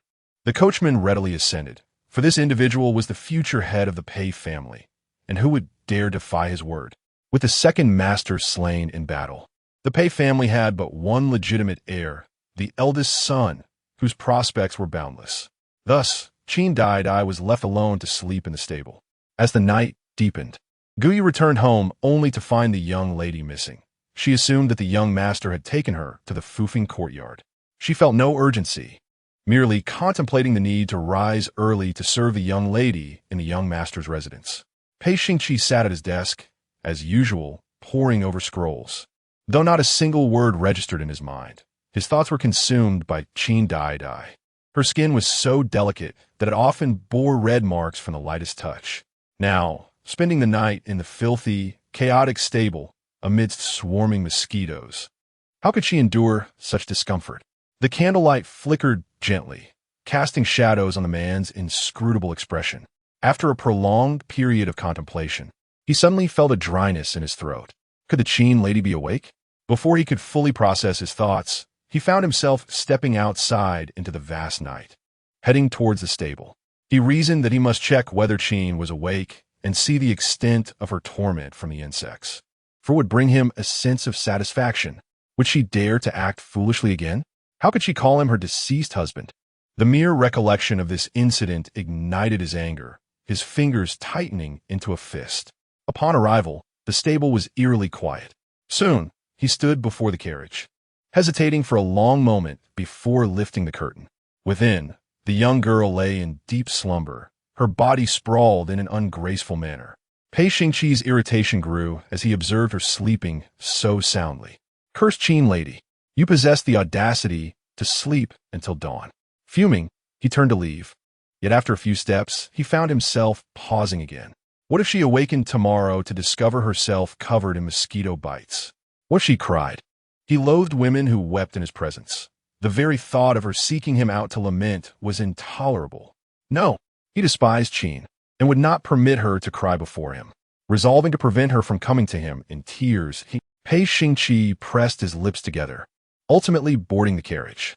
He lifted her into his arms, contemplating the routes, to Fufeng Courtyard and the warm pavilion repeatedly, and in the end, he brought her back to Fufeng Courtyard. In a state of astonishment, he carried her into the room. Qin Daidai slept soundly, utterly oblivious. With a stern expression, Pei Xingqi placed her on the bed and immediately withdrew, not even covering her with a blanket. The Qin lady did not deserve to be wrapped in his bedding. Observing the familiar visage of the young girl, a fleeting annoyance crossed Pei Xingqi's eyes. He promptly retreated to the bathing chamber, as the flames of his frustration ignited once more. When he emerged from the bath, the young girl had just awakened, still in a daze. She had been roused by hunger, having indulged in fruit wine in the evening before succumbing to slumber, neglecting her dinner. She felt starved. Pei Xingqi, unless absolutely necessary, never lit the lamps in the room. Thus, it was shrouded in darkness, and the girl could see nothing. She only sensed a lingering discomfort in her head. A dull ache. "Guyu," she called out, yearning for something to eat. To her surprise, mere moments after her call, footsteps echoed in the room, and she assumed Guyu had entered. "Guyu, I am hungry," she lamented, her voice tinged with grievance, her stomach growling incessantly. Pei Xingqi, having just stepped out of the back room, paused at the sound of her voice. She had awakened? Well, it was best she returned to her own quarters. He had no desire to remain in the warm hall. "Guyu? My head also aches," she continued, the effects of the wine still clouding her senses. "Guyu, please come massage my temples." Hearing her mention her headache, he found himself drawn to her, and with an almost supernatural impulse, his pale fingers pressed against her forehead. When he finally registered what he was doing, his expression darkened. What was he doing, pressing her forehead? Had he lost his mind? "Qin, now that you are awake, return to your own room." He dismissed her outright. Today, she would not linger here. His abode was reserved solely for his legitimate wife to enter and rest. Qin Daidai, upon hearing the familiar voice, realized Pei Xingqi was beside her. The darkness had obscured her vision. "My lord, have we dismounted the carriage?" she exclaimed, her tone filled with surprise. How had she alighted from the carriage? Had Pei Xingqi carried her back? No, this did not appear to be her room. The bed was too hard. It lacked the softness she was accustomed to. "Qin, behave with decorum. Do not grasp his hand so freely. Do not wrap your arms around him. Thank you, my lord, for escorting me back. Daidai is very happy." As she spoke, she leaned closer to him, causing his breath to quicken. The anger he had just suppressed surged forth once more. Unable to endure it any longer, he reached out and grasped her waist. "Qin, you are doing this on purpose." She had deliberately provoked him. Qin Daidai was bewildered. What had she done deliberately? Yet Pei Xingqi did not afford her the opportunity to speak. In the darkness, he restrained the young girl, drawing her onto the bed, and captured her lips with his own. "Qin, if you wish to stay, simply say so. There is no need for such subterfuge." His words left Qin Daidai perplexed. What schemes had she employed? Had she truly done anything at all? Pei Xingqi's form loomed over her, his fingers pinning her hand beside her head. Anger flickered in his eyes. Damn that Qin, how dare she touch him? Had she treated others in such a manner? Images of the carriage ride flashed in his mind, where she had murmured the name of her deceased husband, repeatedly invoking Pei Xingce. "Qin, have you sobered up this time? Can you see clearly now? Do you know who I am?" If she dared to misname him, he would ensure she faced consequences. Qin Daidai, uncertain of his intentions, complied with his inquiry, "My lord." She addressed him, yet Pei Xingqi remained dissatisfied. "What have I told you?" Had she truly forgotten? Husband? They are not an ordinary couple. After rising from their rest, she cannot address him as her husband. Yet now, they find themselves together on the bed. In Pei Xingqi's eyes, there flickers a hint of satisfaction, though discontent lingers still. "Qin," he beckons. He desires to kiss her, now that she has awakened. They might indulge in diversions to pass the time. Qin Daidai obediently parts her lips, allowing him to press his kiss upon her. In the throes of passion, she hears the man utter, "Qin, once you conceive, you may leave." She can go wherever she pleases. After all, she already carries a child to honor her deceased husband. He wishes never to see her again. Upon hearing this, Qin Daidai muses, is there such good fortune? On the bed, he may be fervent and demanding, yet off the bed, he remains composed and aloof. He would never lose his sanity over love, especially since Qin is hardly a fitting match. The young woman emitted a few soft sounds, as if to consent. Yet, upon hearing her agreement, Pei Xingqi felt another pang of discomfort. Did she not wish to remain by his side? Had she not claimed to hold him in her heart? Qin, between Pei Xingce and me, whom do you favor more? He could no longer restrain his comparisons, and a thread of anxiety wove through his heart. Qin Daidai. How is she to respond? Should she declare her indifference towards both? Author's note. Do readers wish for the deceased husband to be reborn or not? Seeking your opinions, Chapter 55, Daily Provocations. My lord bites again upon noticing the young lady's prolonged silence. Pei Xingqi's expression darkened considerably. Was it truly so difficult for her to speak? Did she still hold her deceased husband in higher regard than him? The departed are gone, and now her husband is her sole support. Naturally, Daidai prefers her lord. Qin Daidai pondered, why not soothe him a little? Men are often domineering in bed. Yet once they rise, they adopt an air of aloofness. She had grown accustomed to this. Listening to her words, Pei Xingqi fixed his gaze upon her, uncertain of how much sincerity lay within her speech. Yet he could not deny a slight easing of tension within his heart. Qin, do not forget, you are still my concubine. As long as you are mine, you are not permitted to speak of other men. Do you understand? His fingers grasped her chin, compelling her to meet his gaze. Noticing the flush upon her cheeks, his ire intensified. From now on, you are forbidden from drinking, unless it is with me. Is that clear? He demanded a response. The young lady, perhaps irritated, swatted his hand away. Yet moments later, she timidly replied, understood. Her compliance pleased him, and Pei Xingqi's lips relaxed slightly, though the fire in his eyes burned more fiercely. Qin, lie still. He forbade her from moving, his fingers pinning her in place. Before he lowered himself upon her, he resumed kissing her, and naturally, their ensuing actions unfolded. Qin Daidai felt that everything associated with Pei Xingqi was fervent. His sweat was scorching, each droplet falling upon the hollow of her collarbone, sending shivers throughout her body. Though she was not upon a sailboat, nor in a carriage, she felt an unsettling sway. Her head spun. Pei Xingqi was relentless, kissing her cheeks, seemingly enamored with every inch of her, lingering with his lips everywhere. My lord, I am tired. It had been quite a while. Might she be allowed to rest? Tears unwittingly streamed down Qin Daidai's face. In 2 lifetimes, she had never found a night so excruciating. Even during her solitary vigils, she had not felt such sorrow. Yet, who could have imagined that her mere voice could render Pei Xingqi insatiable? Initially, the man had intended to let her be, but now he once again embraced her. Pei Xingqi had previously despised the matters of intimacy, considering them distasteful. Yet after experiencing them with Qin Daidai, he found no revulsion. Rather, he craved it, the nights becoming fleeting for him. Qin, do you not wish for children?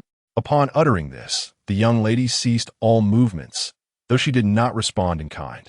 In the darkness, the man stood tall and robust, a striking contrast to Qin Daidai, a delicate southern maiden, whose slender frame seemed dwarfed by his muscular arm, which was as thick as her thigh. Pei Xingqi. As dawn's light began to creep in, the young lady murmured softly, her fingers gripping the bedding tightly, a warmth spreading across her body, reaching her neck and ears. The man let out a rare, low chuckle, his eyes reflecting both desire and a hint of tenderness. Qin Daidai, feeling disinclined to engage in conversation, wrapped herself in a blanket, concealing herself entirely from Pei Xingqi, that scoundrel. Pei Xingqi observed her actions, a deeper amusement glimmering in his eyes. He refrained from commenting, merely reaching for her wrap. Noticing this, Qin Daidai's anger flared. How infuriatingly prideful. The fabric of her wrap was of the finest quality, quite expensive, and yet he dared to use it to wipe his mouth. However, in her moment of fury, she found herself too intimidated to voice her displeasure. Pei Xingqi, of course, noticed the gaze upon him, yet he remained silent, turning his back to dress. Once attired, he finally spoke, advising her to rest well. It was the first time he had risen from bed without a quarrel, even going so far as to remind her to take care of herself. Qin Daidai was taken aback. After he departed, she couldn't help but glance at the sun, pondering from which direction it had risen today. Yet, the girl dismissed such trivial thoughts. After a long night, she certainly needed to rest. Qin Daidai turned over, intending to sleep for a while longer, but soon she heard footsteps approaching. Could it be that Pei Xingqi had returned? What would he possibly want? She wished to ignore him, but the fragrance belonging to a woman wafted into the room. Guyu.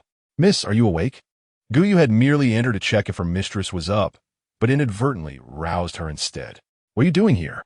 Qin Daidai exclaimed in surprise, realizing Guyu must have figured out her whereabouts after she had not returned home all night. It was likely that a servant from the eldest young master had informed the maid. Yushi had summoned her to wait and attend to the young lady, as otherwise a mere maid would not dare intrude upon the eldest young master's residence. Qin Daidai had initially intended to sleep a bit longer, but upon seeing Guyu, she decided to return to her own quarters. It was far too uncomfortable to rest here. Just as she was preparing for her morning routine, Pei Xingqi arrived, accompanied by the little servant named Yushi, who had come to deliver her clothing. Since you are awake, dress yourself and leave promptly. Pei Xingqi placed the garments down and departed, his demeanor as cold as ever, dismissing her yet again. Upon hearing his words, Qin Daidai's face scrunched in irritation. Did he think she wanted to remain in this place? She had no such desire. She had no idea who had brought her here in the first place. Miss, this clothing is exquisite, Guyu exclaimed with delight after Pei Xingqi's departure. The fabric appeared splendid, soft, and comfortable. Qin Daidai, hearing Guyu's lavish praise, rose to inspect it herself. To her astonishment, she discovered a red wrap among the garments. He had even prepared this. The memory of Pei Xingqi using it to wipe his mouth flooded her mind, causing her to feel an overwhelming heat. I shall take a bath first. The bathing area had already been prepared, and Pei Xingqi's bathing pool was peculiar. With the press of a stone button, the water could shift from hot to cold, and vice versa with another press. How wonderful it would be if that pool were solely hers. She could bathe whenever she pleased. When the young lady finished her bath and dressed, she was taken aback. The attire fitted her perfectly. How did the young master know her measurements? Guyu was equally astonished, and then Qin Daidai recalled something, hastening to leave. Could it be that Pei Xingqi measured her body every night? Unbeknownst to Qin Daidai, Pei Xingqi had been watching her depart from the Fufeng courtyard, his dark eyes still brimming with desire. For the first time, he realized how intoxicating intimacy could be. Master, we have made some progress regarding the corruption case in Yongzhou. I have discovered, Yushi reported. But Pei Xingqi did not absorb a single word. Repeat that. The man snapped back to reality, brow furrowed, feeling the weight of the case more burdensome than ever. Master, should we travel to Yongzhou?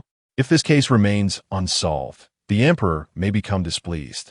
Pei Xingqi understood the urgency. In the past, he would have departed the capital swiftly, but now he felt a sense of weariness and reluctance to leave. He could not help but ponder what would happen to Qinshi if he were to go. She, being so delicate, would surely weep in longing for him. Moreover, if he left, she would be left alone in her empty chamber, which she would undoubtedly detest. However, shortly after, Pei Xingqi thought again that Qinshi often pleaded for mercy at night, yet during the day, she wore an insatiable expression when looking at him. Perhaps it would be beneficial to neglect her for a while. He should make her aware that daytime indulgence was contrary to propriety. With that thought, Pei Xingqi resolved to pack his belongings and set off the next day, ensuring that Qinshi remained unaware. He feared she might insist on accompanying him. He understood her far too well. Furthermore, he and Qinshi should not meet every day. A period of separation might be advantageous. Nonetheless, that very evening, the man found himself drawn to the warm chamber again. Qin Daidai was struck like a bolt from the blue. What could he possibly want now? It was neither the 4th, 8th, nor 10th day. Noticing her dazed expression, Pei Xingqi assumed she was overwhelmed with joy and feigned indifference. Qinshi, do not overthink. If you conceive soon, we could put an end to this sooner. As the year-end approached, so did his wedding date. Qin Daidai was taken aback. No, she was so exhausted last night, and now. Husband, wait. She wished to refuse, but the man did not afford her the opportunity. In the latter half of the night, the young lady wept quietly, while the man whispered softly in her ear, as if compelled by some unseen force. He inquired, "Would you like to go to Yongzhou?" As a mere woman of the inner quarters, she had no chance to go anywhere, but if she accompanied him, she could venture out. Although Qin was indeed a handful, she pleaded with him. He was not averse to taking her along. Qin Daidai choked back her tears, her eyes brightening at the mention of Yongzhou. Her eyelashes fluttered, and her fingertips clutched his arm. "Husband, are we really going to Yongzhou?" Observing her reaction, Pei Xingqi felt a lump in his throat, realizing she would likely insist on accompanying him. If she begged and acted coyly, he would permit her to join. Yet to his surprise, the young lady resolutely declined. "Husband, may you have a safe journey. I shall not go. My brother and Gu Jun are in the capital. What purpose would I serve in Yongzhou? If it were to Yuzhou, I might consider it, for my family is there." The man's expression darkened in an instant, and he suddenly became fierce. "Why do you bite again?" she cried out, feeling extremely wronged. Had she spoken out of turn? "Humph." Pei Xingqi said nothing. This time, the night was still dark, yet he donned his clothes and departed. Qin Daidai felt little remorse. Rather, she was elated, positively thrilled, as she could finally rest. As Pei Xingqi walked halfway, noticing no one to stop him, his anger escalated. Very well, very well. A sudden intuition struck him. Could it be that the Qin family was intent on following him from afar? Infuriating. Upon returning to his courtyard, the desolation of the abode struck him. Not even the delicate fragrance of soft jade was present, and he found himself quite unaccustomed to it.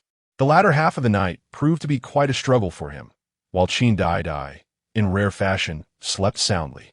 The following morning, Pei Xingqi prepared to set off for Yongzhou. Just before leaving, he inexplicably found himself back at the warm pavilion, where Qin Daidai still slumbered. "Young master, the young lady has yet to awaken," Guyu remarked, wishing to spare Qin Daidai any disturbances, though she knew she could do little to prevent it. Descending quietly, Pei Xingqi entered directly, striding to the bedside, his gaze fixated on the young girl.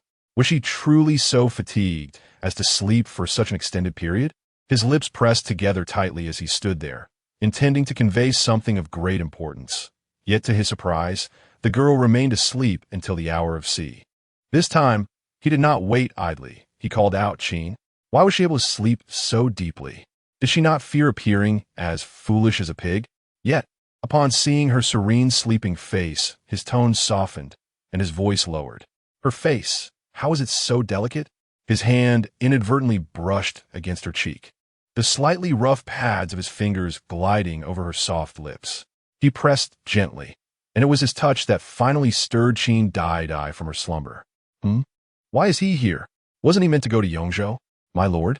Confusion washed over her, leaving her utterly perplexed. Pei Xingqi had not anticipated her sudden awakening. A fleeting embarrassment crossed his features. This was the first time he had experienced such an emotion, and it was quite uncomfortable. A cough escaped him, and after a moment, he continued, "Qin, I have come today to warn you. During my absence, it is best for you to remain proper. You may leave the house, but do not engage with any outside men. Do you understand? If I learn that you have clandestinely met with another man, I shall not spare you. I will cast you out of the Pei residence, and our ties will be irrevocably severed." Qin Daidai. "So, he came here just to say this? Do not worry, my lord." She acquiesced, presenting herself in a manner that was quite obedient. Upon seeing this, Pei Xingqi ceased to speak further and, with a flick of his sleeve, departed. This departure would last over half a month. Yongzhou was neither far nor close to the capital.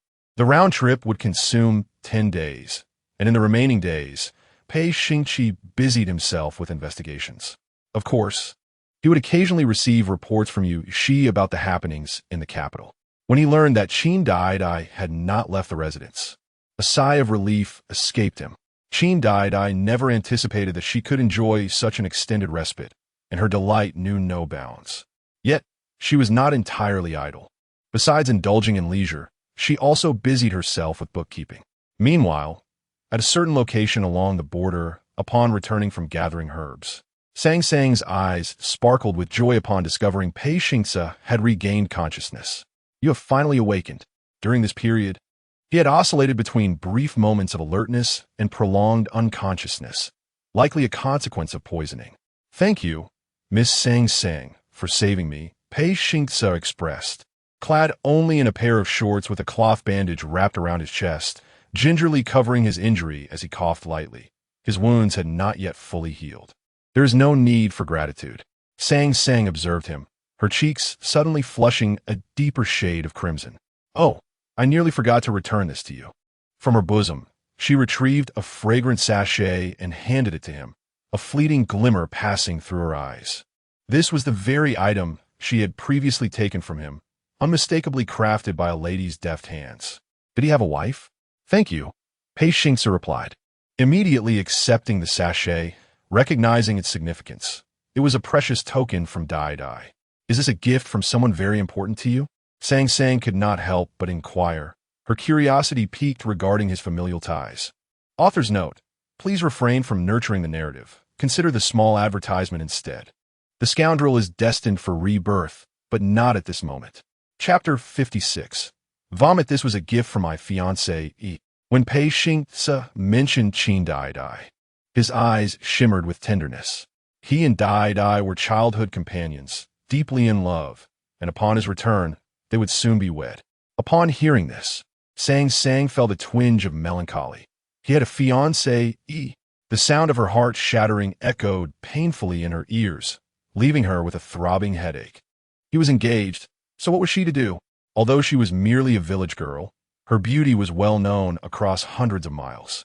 Did he not harbor even a trace of affection for her? Certainly, she would not settle for being a concubine. In wealthy households, one might have many concubines, but only one official wife, perhaps a secondary wife as well. Yet, to be a secondary wife. Sang contemplated this, yet she remained unwilling. Wasn't a secondary wife merely a concubine? She would still have to bow to the official wife, serve her tea, and what difference was there from being a servant? Troubled, Sang thought how Pei Xingce was the most handsome man she had ever encountered. If she were to be critical, she might end up with someone far less desirable. All women must marry, and at 18, she could not afford to delay much longer. She needed to make plans for herself soon. Did the gentleman truly love her? She feigned curiosity, seeking information that might benefit her. Indeed, Pei Xingce's lips curled slightly. Daidai was not only innocent and charming, but also kind-hearted and beautiful. What man could resist such a lure? Sang's heart sank further, her smile fading. She caught sight of the incense pouch in Pei Xingce's hand and suddenly felt an urge to discard it. However, she quickly rallied her spirits. After all, he was to stay with her for a considerable time, and perhaps love would blossom in due course. Sang held confidence in her appearance. Surely, she was more attractive than the gentleman's fiancé. As September began, Pei Xingce returned to his estate. After refreshing himself and changing into a clean outfit, he appeared somewhat rejuvenated. Yushi waited until he had finished before entering to report. However, after a lengthy discourse, the man showed little reaction. What could he be pondering? Or perhaps, whom was he contemplating? After a considerable pause, Pei Xingce suddenly spoke. Since returning to the estate, has anyone visited the Fufeng courtyard? His inquiry seemed significant.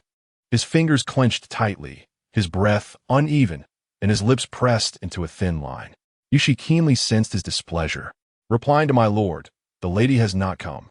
He answered, and as soon as he finished, he realized he had misspoken. The master had not explicitly stated his inquiry, yet he had answered directly, and now he feared the master would be angered. As expected, Pei Xingce shot him a glance with his dark eyes. Who said I was inquiring about her?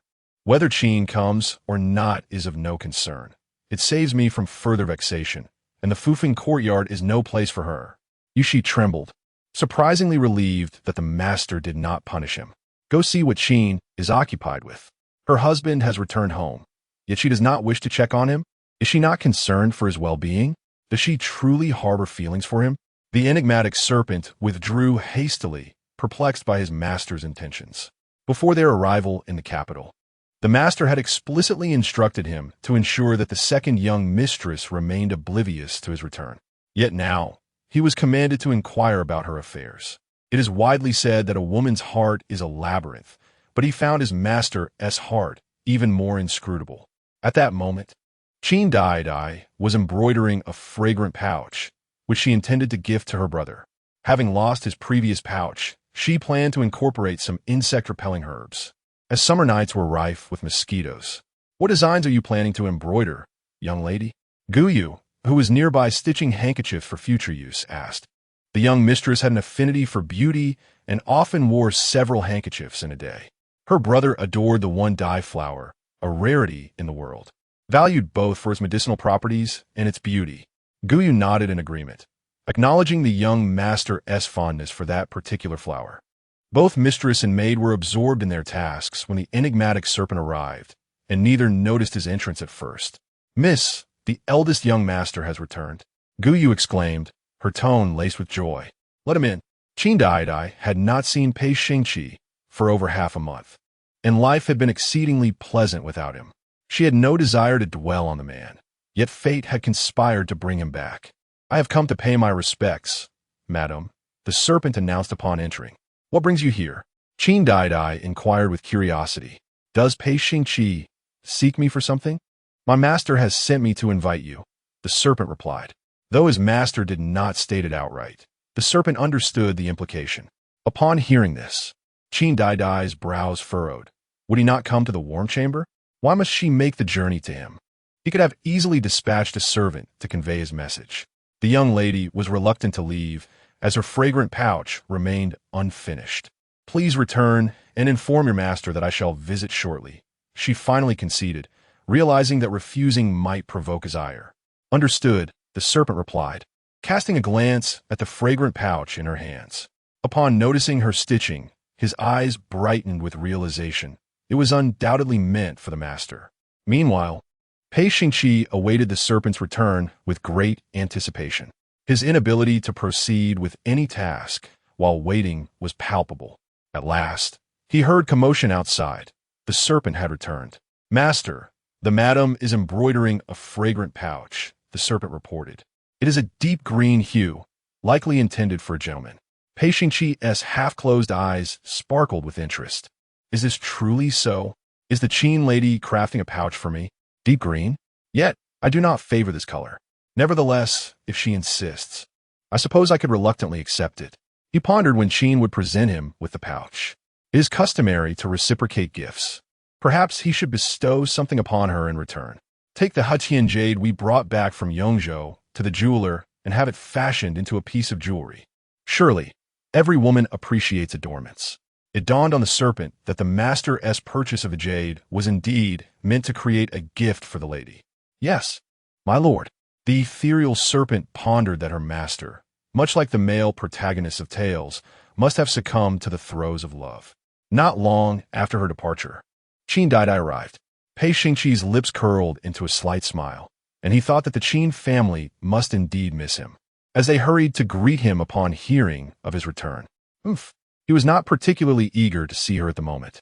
However, before he could instruct anyone to stop her, the young woman had already entered. "Young master," she greeted, her beauty more resplendent than he remembered, her voice more melodious and captivating. Pei Xingqi stood with his back to her, fingers slightly curled, gazing out the window. What could her purpose for visiting be? Was she here to present him with a sachet? Or perhaps, after such a long separation, she yearned for him, wishing to embrace or kiss him. The thought furrowed his brow. It was broad daylight, and the Qin family should not expect such liberties. As for the sachet, she might as well abandon the idea. He had no desire for it. What man would wear such an item? He was not a maiden. "Young master, why have you called for me?" The young woman frowned slightly, impatience creeping into her voice. If there was nothing to discuss, she would take her leave. Pei Xingqi, taken aback by her words, furrowed his brow as well. What did she mean? Had he summoned her? Who had summoned her? It seemed she had come up with such an excuse merely to deliver a sachet. "Was your journey smooth, young master?" Qin Daidai, noticing his silence, stepped forward, inquiring about his affairs. He responded calmly, feeling a slight itch in his fingertips, contemplating that the Qin family indeed cared for him. "Do you have any other matters?" Qin, after having treated her coldly for over half a month, he decided to let her present the sachet. He would simply put it away. He would not wear it. To his surprise, she shook her head. No other matters. If the young master has nothing else, I shall take my leave. Please take care of yourself. Her eyes sparkled as she prepared to depart, and Pei Xingqi found himself momentarily stunned. Was she truly without business? Had she not come to deliver the sachet? A sudden thought crossed his mind, and he spoke. I know now. This evening, I shall share a bed with you. Beyond the sachet, had she not come for the purpose of bearing a child? After neglecting her for half a month, she must surely be yearning for him. He relented. She had been rather obedient during this time. What? The young woman protested, her face filled with resistance. What do you mean, young master? You wish to torment me so soon after your return? Pei Xingqi noticed her astonishment, her expression oddly joyful. Was she truly that delighted? Young master, Qin Daidai did not wish to share a bed with him that night, and scrambled for a way to refuse. Young master, I have my monthly visitor. It is not convenient for me tonight. Upon hearing this, Pei Xingqi glanced at her, taken aback by the coincidence. Was she in pain? Did she not experience discomfort during this time? What today? A flicker of unacknowledged concern arose within him, and he instinctively moved closer to her, only to halt abruptly as he realized his actions. It does not hurt, Qin Daidai replied, shaking her head, surprised that he showed any concern for her. You should return and rest. Since her monthly cycle had begun, there was no need for her to remain standing. Pei Xingqi urged her to leave, and Qin Daidai had no desire to linger. She nodded and departed at once.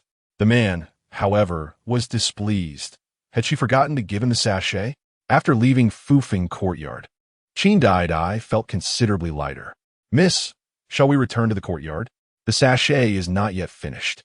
The young lady nodded, soon regaining her cheerfulness. No matter if Pei Xingqi returned, she would not have to endure suffering for the next few days. She had not lied. Her monthly cycle had indeed come. Yet, she was unprepared for Pei Xingqi's return that very evening. Her small face scrunched in confusion. What was his purpose for coming? Qin, sure, it is time to rest. The man glanced at her before lying down fully clothed. He occupied the outer side of the bed, while she lay on the inner side. Lang Yun? She did not comprehend his intent. If they were not to engage in intimacy, why was he here to sleep? The man replied with a slight movement of his throat. Will you be staying here? She wore her undergarments, her hair cascading down her back. Her fair face full of bewilderment. What could he possibly want? Qin, sure, be silent. Do not speak. She was too chatty. Did he need a reason to come? She was his secondary wife. He could come as he pleased, dictated by his whims. Moreover, wasn't she the one who longed for him? Pei Xingqi closed his eyes, choosing not to elaborate further. Qin Daidai, left with her dissatisfaction, shot him a furtive glare. After a while, she slowly made her way to the bed. The man was robust and long-limbed. When he lay down, he occupied most of the bed, making it quite exhausting for her to climb in without fear of stepping on him. As anticipated, what one fears often comes to pass. She inadvertently stepped on him, losing her balance and landing heavily against his chest. Pei Xingqi instinctively embraced her. His gaze bore a frigid intensity, an indescribable emotion swirling within. Qin Daidai felt the grip on her waist tighten painfully. Behave. Was she still yearning for him? Even with her cycle? She had previously begged for mercy, yet now seemed unsatisfied. Husband. She wished to voice that it was his fault. Had he not lain down first, she would not have fallen. Yet the man misconstrued her meaning. As Pei Xingqi felt the heat pooling within him, he sighed unconsciously. Enough, let us satisfy you. Kiss me. This time, since she desired it, she took the initiative. Pei Xingqi held her waist, preventing her from moving erratically, and thus she found herself atop him while he reclined on the bed. Husband? Qin Daidai was at a loss for how the situation had developed to this point, feeling both hesitant and trapped. Pei Xingqi did not afford her much opportunity for contemplation. Soon, passion ignited. Husband, I truly have my cycle. Noticing his fingers inching toward her collar, she intercepted him. Technically, it had not fully arrived, but it was imminent. He understood and instead grasped her hand. Half the night passed, and Qin Daidai's tears had dried. Perhaps it would have been better if he had not returned. Daidai. in moments of indulgence. He would gently kiss her cheek and call her name. Daidai, Daidai, be good. Madam. He lingered with a hint of unfulfilled desire in his gaze, which grew more intense as he soon became entwined with her once more. My lady, he called her, introducing yet another title. Qin Daidai pondered after a trip to Yongzhou. Has Pei Xingqe's tongue become so sweet? Has he begun to call me my lady? Yet, why does it feel so eerie? How frightening. Daidai, who am I? He would occasionally inquire, testing her awareness. Husband, she replied. At this moment, he yearned only to hear his name. Pei Xingqi. The final syllable lingered, eliciting a laugh from the man. Good. That night, Qin Daidai discovered for the first time how he could charm someone. The night was filled with commotion. The following morning, when Pei Xingqi awoke, Qin Daidai was still in slumber. He was about to dress and depart, but his gaze fell upon the embroidered basket, causing him to pause. Inside, he indeed found an aromatic sachet. He casually picked it up, noticing the design was of the warm daisies. Suddenly, he felt an intense aversion towards the sachet, deeming it exceedingly unattractive. Yet, inexplicably before leaving, he tucked the sachet into his embrace, reasoning that since it was meant for him, taking it would spare her from troubling him later. Guyu observed him as he walked away, remaining outside the door, wondering when the young lady would awaken. As the sun began to rise, Qin Daidai finally stirred, and when Guyu entered, she found her bent over the bedside, retching. Author's note: is it becoming increasingly unappealing? It feels as though there are fewer people around. Chapter 57. Are you a child, my lady? Guyu, witnessing her agitation, was filled with excitement. Could it be? Is she expecting? I shall fetch the physician immediately. Overcome with enthusiasm, she was about to rush out, but Qin Daidai swiftly halted her. There is no need. She cannot possibly be with child. Recently, she had been feeling an unsettling heaviness in her abdomen, making the notion of pregnancy seem implausible. My lady, it will be prudent to have the doctor check for a safe pulse, Guyu urged. What if you truly are with child?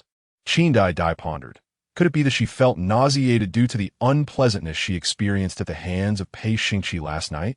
Such matters, however, were not something she could confide to Guyu. Very well. Do as you wish. A safe pulse check will suffice. Instantly, Guyu's spirits lifted, and she hurried out. Qin Daidai rose from her bed to freshen up, watching Guyu's retreating figure with a smile. If she were not with child, how disappointed would that little maid be? Unbeknownst to her, as soon as Guyu departed, another figure slipped away from her courtyard, hastening towards the Fufeng courtyard. At that moment, Pei Xingqi had just returned from court when he received the news that Ensan awaited him in the study. What is it, Ensan?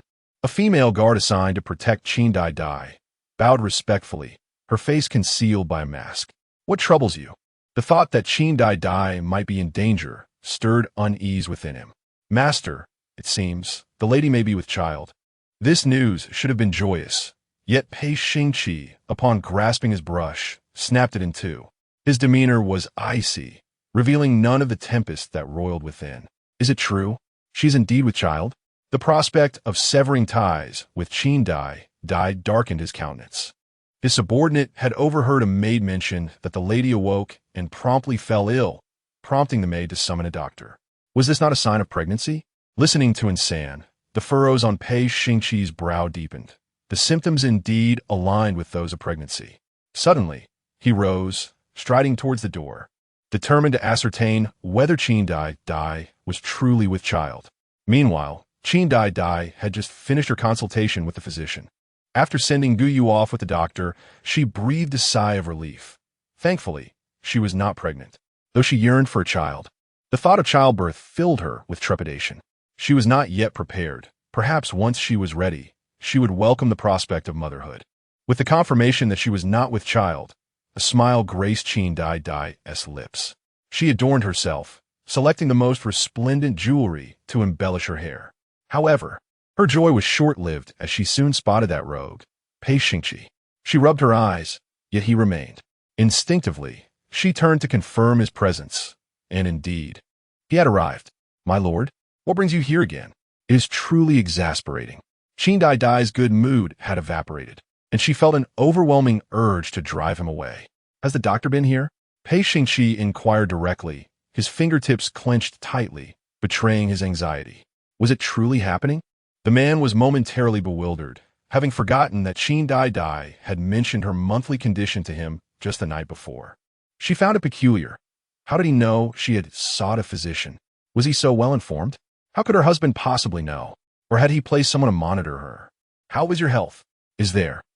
Pei Xingqi struggled to articulate his thoughts, grappling with the reality of potentially becoming a father. His emotions were tumultuous. He held his breath, awaiting her response. Husband, please answer me first. How did you know I sought the doctor? In her haste, she inadvertently addressed him as husband. But fortunately, Pei Xingqi did not take offense. An agent, Dark 3, was summoned due to her evident curiosity. She is now yours. From now on, Dark 3 is at your service. She need not heed my commands. No, why would he so casually assign someone to her? She had no knowledge of whether Dark 3 was trustworthy or not. What if she divulged all her secrets to Pei Xingqi? Why? Pei Xingqi's brow furrowed in confusion. Did she truly reject his offer? My lord requires assistance. I have no need for yours. No one was to infiltrate her domain without her consent. Pei Xingqi's expression turned even colder upon hearing her refusal. It was clear she did not want his help, yet she offered numerous excuses, as if he were eager to bestow someone upon her. If you do not want it, then so be it. Love is not a matter of choice. Qin, what did the doctor say? Is there a child in your womb? He steered the conversation back, his heart racing faster than ever before. Do not presume that I'm delighted by this. His voice grew somber. If you are indeed with child, I would prefer you to be forthcoming. It would save us both from future complications. He averted his gaze, unwilling to look at her. Listening to his words, Qin Daidai, in a moment of impulsive deceit, declared I am. She was eager to see whether he would take this seriously. Really? The man was momentarily unhinged. By the time he regained his composure, he had grasped her arms tightly, leaning closer. Fake. Qin Daidai, unable to maintain the ruse any longer, quickly confessed the truth. Qin, how dare you deceive me? Pei Xingqi was taken aback by her audacity. Did she not fear his wrath? I did not deceive you. Did I not just tell you? I'm not pregnant. She smiled at him, her lips curving and her eyes shimmering with light. The anger that had been boiling within him dissipated inexplicably at the sight of her. Well, that is a relief. Are you blaming me? Suddenly, he remarked, his brow furrowing again. Qin Daidai was taken aback. What did he mean? Well, had she ever blamed him? He mustn't unjustly accuse her. Qin, once you are well, I shall support you. He was determined to do everything in his power to ensure she conceived. With that, he turned and left, leaving Qin Daidai staring after him in exasperation, bewildered by his inexplicable behavior. When had she ever blamed him? How could he so casually place the blame on her? Are you not leaving yet? She glanced at Dark 3, the shadow guard clad in black attire. Though her figure was not adorned with the curves typical of a young woman, Qin Daidai could discern that this shadow guard was indeed a girl. I shall not leave. I am to be your servant henceforth, my lord. Please do not send me away. She knelt, pleading with Qin Daidai. The young lady remained silent for a moment, neither shying away nor dismissing her, but instead spoke. Then tell me the secrets regarding my lord. Speak, and I shall allow you to stay. After all, had it not been said that this shadow guard was to be her subordinate? It was only prudent to test her loyalty. Dark 3 barely hesitated and spoke directly, my lord. He has stolen a lady's pouch. The word stolen was employed with exquisite precision. She had been by the lady's side for several days and knew well that the pouch was intended as a gift for her brother.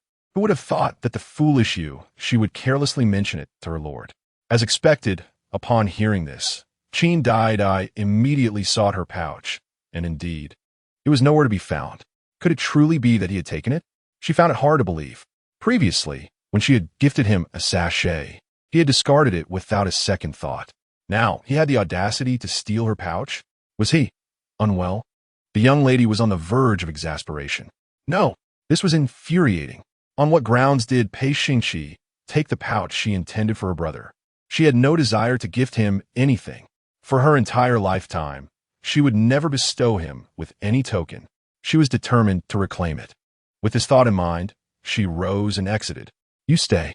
As for Dark 3, she would allow her to remain for the time being, to consider future plans later. Pei Xingqi had not anticipated that Qin Daidai harbored such thoughts about him. He had scarcely departed when she pursued him to his study. Did she truly wish to be in his company? But he had to attend the Dali temple shortly. How could he accompany her? Qin, do not be foolish. He feared she might feign innocence, and thus preemptively stifled her. Qin Daidai, does he know what I am about to say? My lord took my pouch, why? She reached out her hand, demanding it back. She would not gift it to him. Upon hearing her mention the pouch, Pei Xingqi felt as if a fire ignited within his chest. That pouch was right there. Had she not given it to him? Did she intend to make such a claim to elicit a gift from him in return? Behold, her hand was already extended. Yushi, forget it. The set of jewelry should be ready by now. Take this. Yushi swiftly handed her a brocade box, which felt quite heavy. She was somewhat taken aback. What would be inside? Should she open it? Pei Xingqi was eager to discover whether she would. Like it? Very well. With a gift before her. She suddenly forgot about the pouch, her excitement bubbling over as she opened it, only to be utterly astonished the next moment. This headpiece was exquisite. Had he truly given this to her, with the plum blossoms adorned with Hitian jade?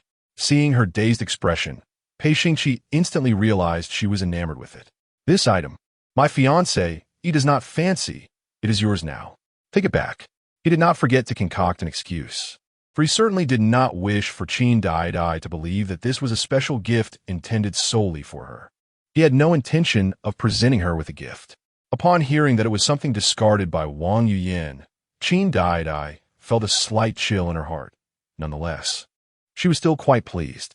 After all, who would pass up an opportunity? Thank you, my lord. As long as you appreciate the sachet, that is enough for me. She dismissed any concerns. How much could that sachet possibly be worth? The set of adornments was worth at least several thousand taels. Upon hearing this, Pei Xingqi's eyes glimmered with realization. As expected, that sachet was indeed meant for him. However, he did not care for the pattern of the warm magnolia. Did she not know this? She ought to remember not to embroider warm magnolias in the future. If she wished to embroider, it should be white magnolias instead. He even issued a request, which left Qin Daidai feeling somewhat displeased. Yet she ultimately refrained from retorting. Rest assured, she would never gift him another sachet in this lifetime, unless he returned the very first one she had given him. Otherwise, my lord, I shall take my leave now. Having gained a bargain, she was eager to return and try on this set of adornments, and she needed to craft 2 new outfits to match. Indeed, he did not hinder her. Seeing her so joyous, he could easily surmise her intentions. Women are fond of beauty, and with that thought, he could not help but call out, Yushi, your subordinate is here. Does my lord have any urgent matters to discuss? Yushi, curious, waited for a while until he heard his master speak. Bring forth the remaining Hitian jade from my private treasury and fashion some jewelry and jade pendants. Also, send the red coral tree from the storeroom to my lady. These should surely be to her liking. As he uttered these words, Pei Xingqi was unaware of the tenderness that filled his gaze. Understood, Yushi immediately said about his orders. Once Pei Xingqi realized what he had done, his expression turned cold once more. Yet, he quickly composed himself. After all, those items were of no use gathering dust in the storeroom. It was better to bestow them upon the Qin family, thereby sparing himself from her incessant queries. Indeed, that was the way. Those items would find purpose and not go to waste. But why not send them directly to Wang Yuyan? He had not even contemplated this question. Meanwhile, at a certain point along the border, Pei Xingce found himself being pursued. The Turks had discovered him, intent on capturing him. No, he could not be caught. If he were, how would he survive? He still needed to return to see Daidai. Should anything happen to him, she would be heartbroken. Ace, be careful. Sang remained by his side, refusing to leave despite his insistence. Throughout this arduous journey, she had aided him, and for the past half-month, sleep had eluded her. Sang, you must find a safe place to hide. With nowhere to take refuge, Pei Xingce had no choice but to confront the danger head-on. Yet his injuries had yet to heal completely. A desperate struggle would surely lead to demise. In the end, it was Sang who saved him. Could it be that she had mastered the slingshot? Moreover, she wielded it with remarkable skill. Ace, are you all right? The assassins had been struck in their vital points. incapacitated for the moment. Pei Xingce moved in to finish them off. None could be spared. They all deserved death. It was at this moment that one of the previously wounded individuals suddenly regained consciousness, a warning that Sang could have provided. Yet, she remained silent, stepping in front of him as the blade slashed towards her chest. "Asu!" she instinctively cried out. Pei Xingce swiftly ended the attacker's life, and then embraced her. Sang. He gazed at her blood-stained chest, panic washing over him. "What should I do?" "I'm fine. You must leave," she insisted, tears streaming down her face. "I have no family, but you do. Parents and a fiancé. You should go first. I can manage here alone. I cannot be a burden to you." As she spoke, her eyes reddened. Pei Xingce remained silent, choosing instead to lift her in his arms and carry her away. Sang leaned into his embrace, a smile curling at the corners of her lips, unseen by him. She had succeeded. After years of wandering, when he returned, they could have several children together. A fiancé? What did that matter? As long as they were not married, she was not his wife. Finally finding a place to rest, Sang murmured in pain. And Pei Xingce understood that she had been injured while saving him. "How can I help you?" he asked, noticing her severe wound. "Asu, could you help me with the medicine?" she pleaded, gripping his sleeve with a feeble expression. Initially, he intended to refuse, but who else would save her? They were deep in the mountains. Who could come to their aid? All right, he thought. If Daidai knew, she would not blame me. His mother had said that Daidai had married his spirit. Her love for him was profound, and she would surely not hold him accountable. Chapter 58. Do you intend to bring back your deceased husband? Pei Xingce's fingers twitched slightly, as vivid images flickered through his mind. Throughout their journey, Sang had been unwaveringly by his side, not only tending to his wounds but also providing him with comprehensive care. The immense kindness she had shown him was something he could never repay in this lifetime. "You have yet to unfasten this button," Sang reminded him, emphasizing the necessity of unbuttoning every clasp to apply the medicine. Pei Xingce fell silent for a moment before resolutely undoing all the buttons, revealing the pink garment of the young woman before him. Sang feigned shyness and turned her head aside. "Asu, am I quite a bother?" Her eyes were still red, her fingers clutching the man's sleeve. A surge of tenderness welled up in Pei Xingce's heart. She had been injured because of him, yet she still questioned whether she was a burden. How could Sang be so extraordinarily kind? Truly, she was a naive girl. "No, you are not a bother." "Asu, it hurts." Tears welled in Sang's eyes as she buried her face in his embrace. Pei Xingce froze, inexplicably feeling his heart race faster. Sang, I will apply the medicine now." He gently pushed her away. She did not refuse, but turned her back, revealing an expanse of her fair skin. Pei Xingce was taken aback by her sudden action and hastily averted his gaze. Out of the corner of his eye, he noticed Sang loosening the knot around her neck before she turned back to him. "Asu, it's ready." The fabric of her garment had slipped partially, exposing her delicate chest, and Pei Xingce's breath quickened at the sight. The knife wound was situated precisely at her heart, and, as he applied the medicine with his fingertips, he leaned in closer. "It may hurt. If it hurts, just bear with it." After uttering these words, he applied the medicine directly. Sang indeed felt pain, gripping the man's hand tightly as her tears flowed more freely. Pei Xingce's heart sank further into guilt. If it weren't for him, she would not have to endure such suffering. They should have parted ways long ago, yet she had chosen to stay, and he had not forcibly sent her away. This was his fault. After a quarter of an hour, he finally finished applying the medicine, and the bleeding ceased. Pei Xingce allowed himself a sigh of relief, rising abruptly from his seat, feeling an overwhelming heat enveloping him, his fingertips still holding the softness that belonged solely to Sang's chest. His mind was consumed by the images he had just witnessed. How could a simple farmer's daughter be so fair? Sang covered her chest, her clothing still not properly arranged. "Asu, please help me. I lack the strength." She continued to feign innocence. Reluctantly, Pei Xingce stepped forward. They were alone here, and if he did not assist her, who would? However, before he could help her don her clothes, Sang suddenly embraced him. "Asu, Will you take responsibility for me? Her form had been fully revealed to him. Should he not be held accountable? To be honest, Su, I have long since planted my affections for you. When I saved you, I had my own selfish motives. I have fallen for you, my dear Solang.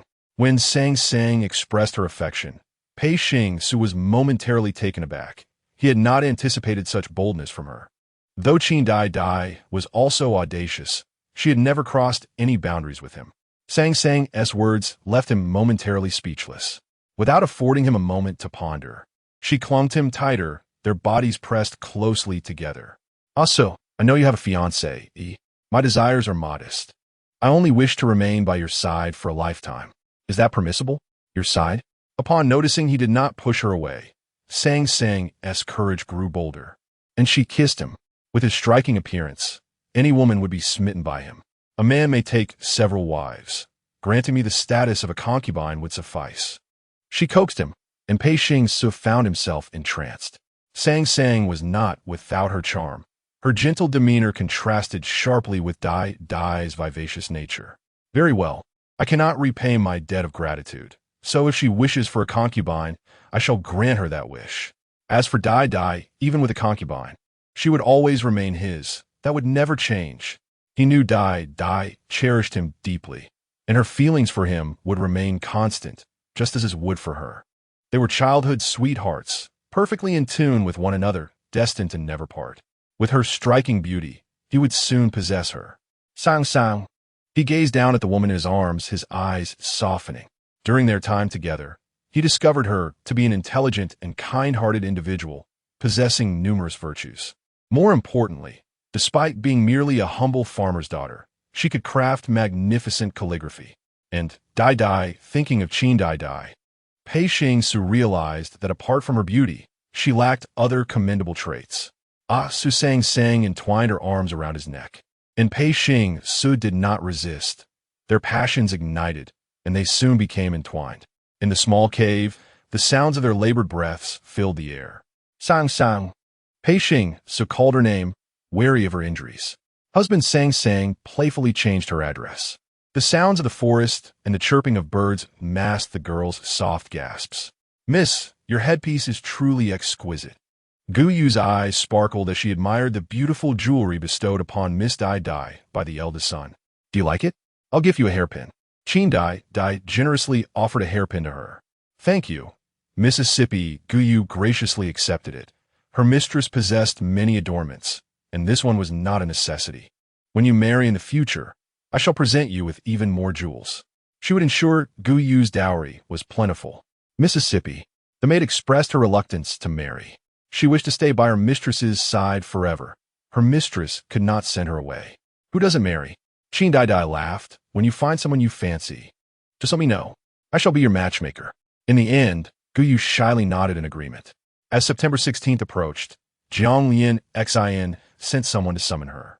What business does my mother-in-law have with her daughter-in-law? She has not yet severed ties with her, maintaining a fa for appearances sake. Today, mother summoned you for a trivial matter.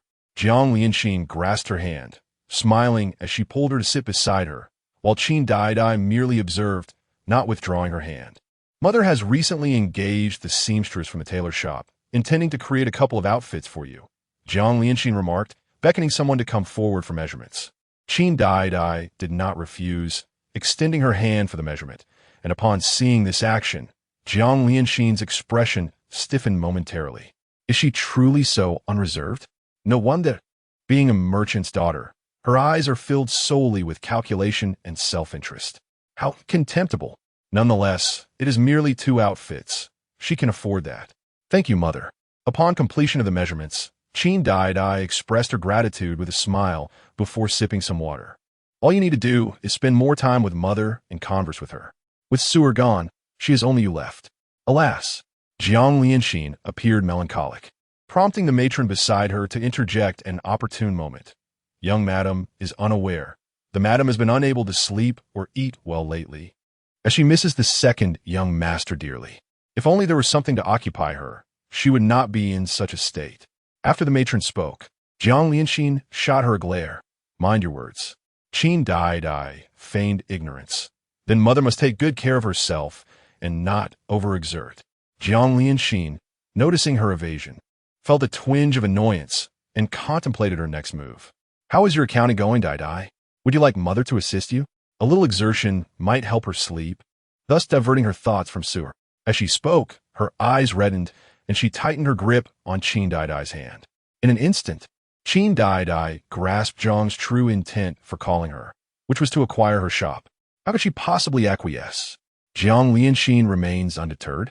The second young madam is dutiful. The madam often speaks highly of you. The matron blurted out again. Silence. As she uttered those words, Qin Daidai couldn't help but think of Pei Xingqi, realizing she had inadvertently absorbed his essence.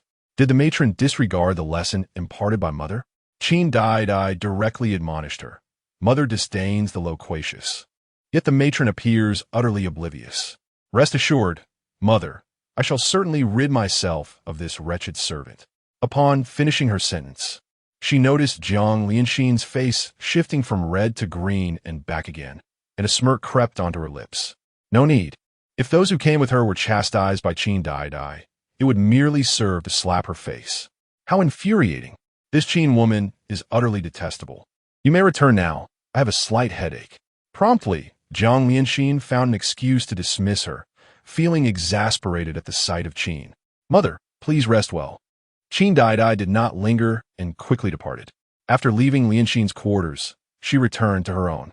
With little to occupy her day, she resorted to perusing novels until dusk approached, at which point she set aside her book to prepare for dinner and a bath. Once she had attended to her evening rituals and lay down, the night had deepened. From that moment on, she merely needed to await the arrival of one person. As Guyu extinguished several candles, she veiled the last one with a thin gauze, for it was time for her to depart. The young master was due to arrive. Indeed, he came every evening without fail.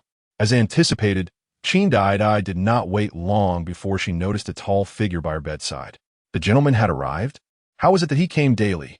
The young lady felt a flicker of impatience, but ultimately refrained from voicing her thoughts. Qin, come here. Assist me with my clothing, he commanded, standing with arms outstretched, awaiting her service. No, she felt too lethargic to leave her bed. Why?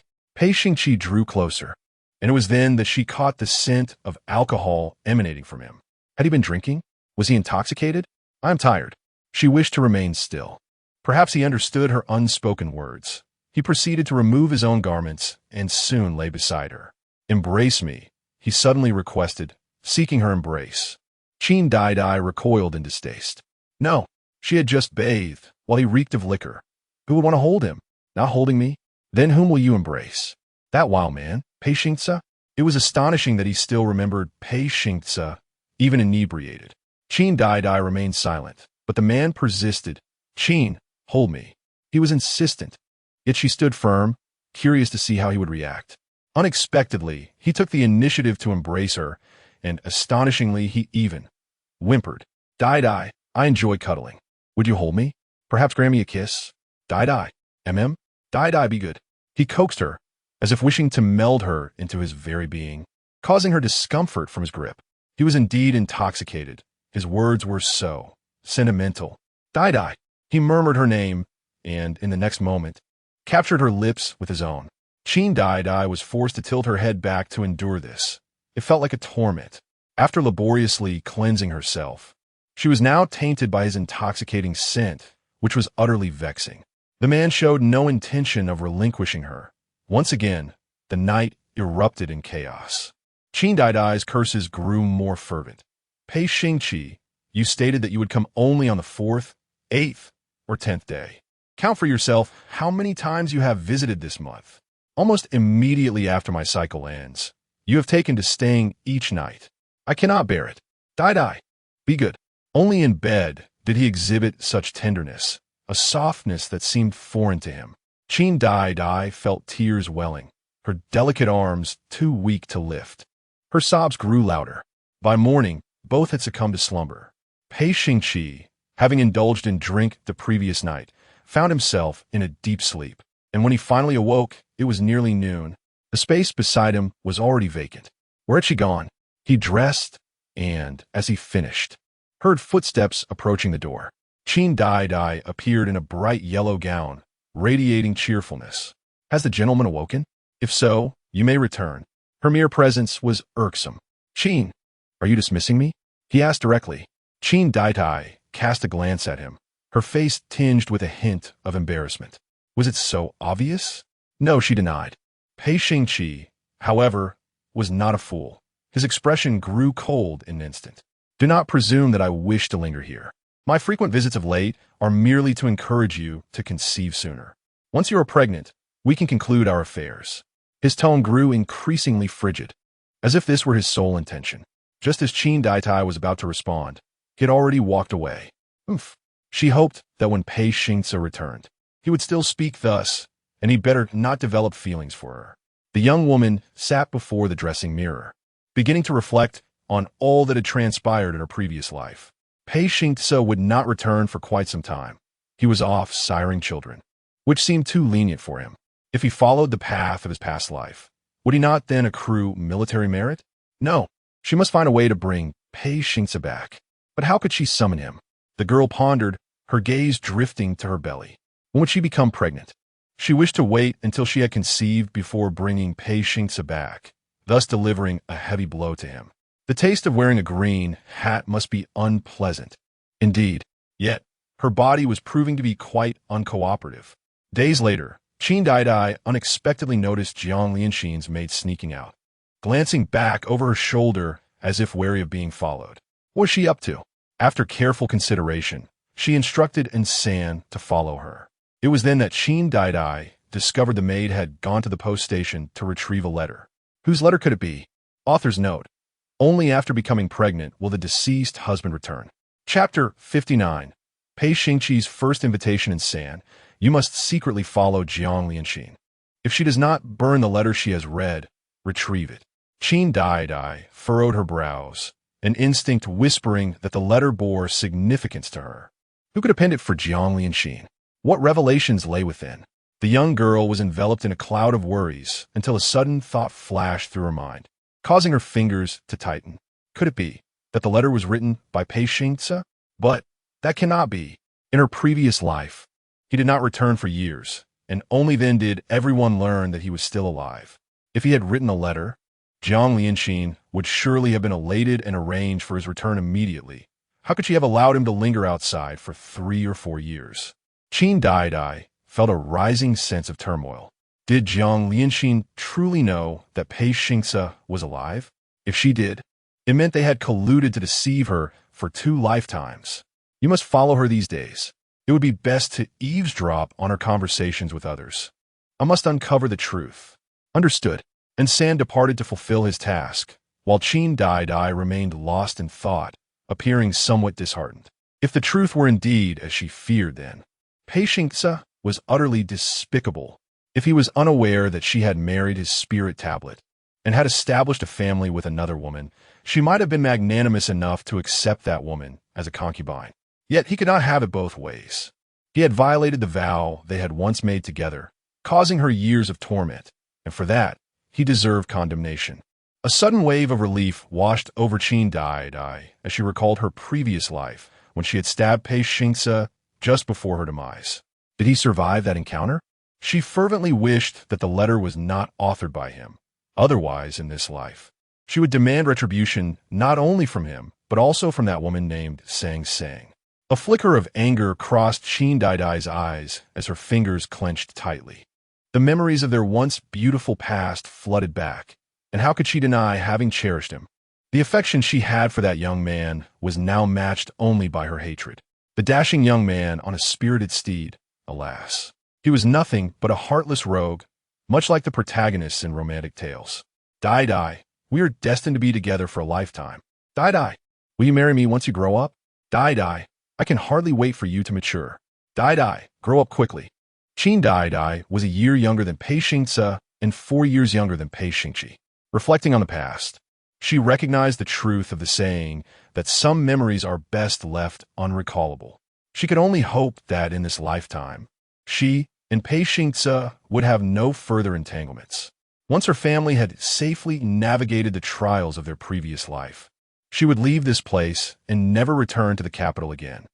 Sang felt a pang in her chest, letting out a soft whimper that stirred the man beside her from his slumber. What is it? Sang.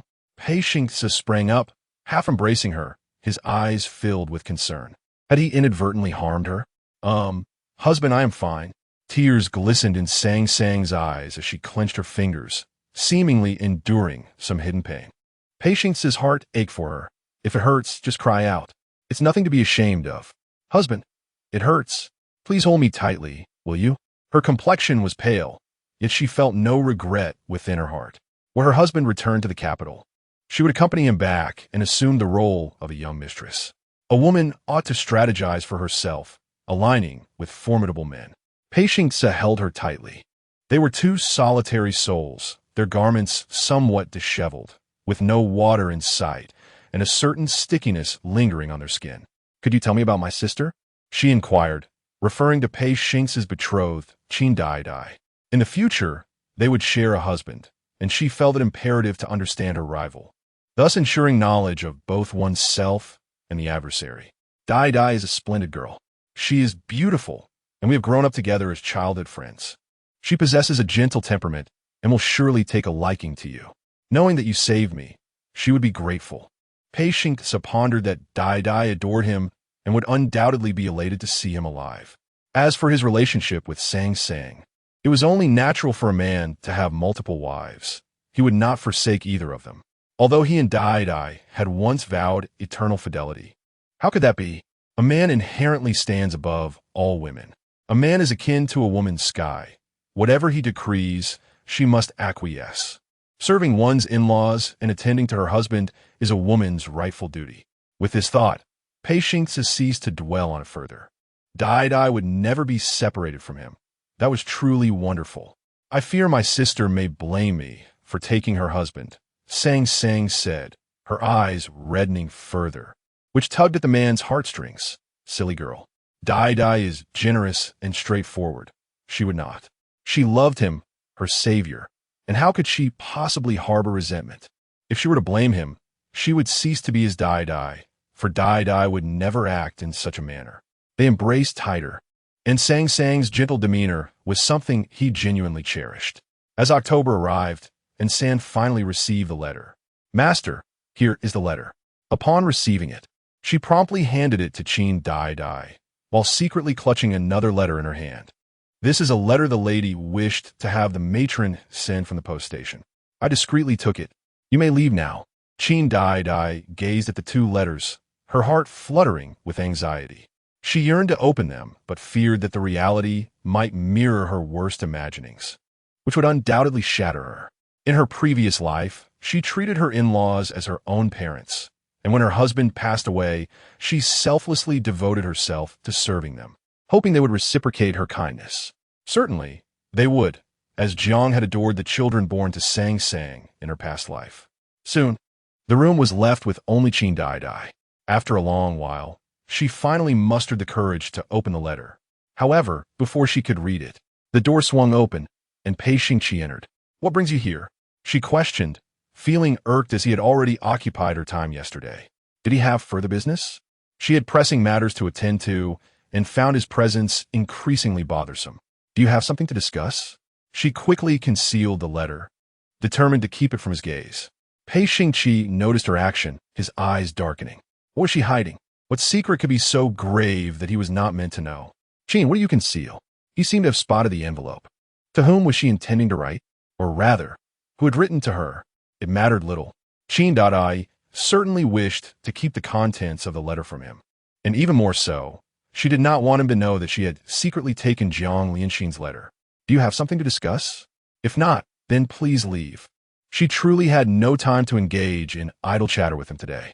Pei Xingqi, noticing her inquiry, found all his thoughts consumed by the words he meant to convey. He hesitated for a long moment before finally clearing his throat and speaking.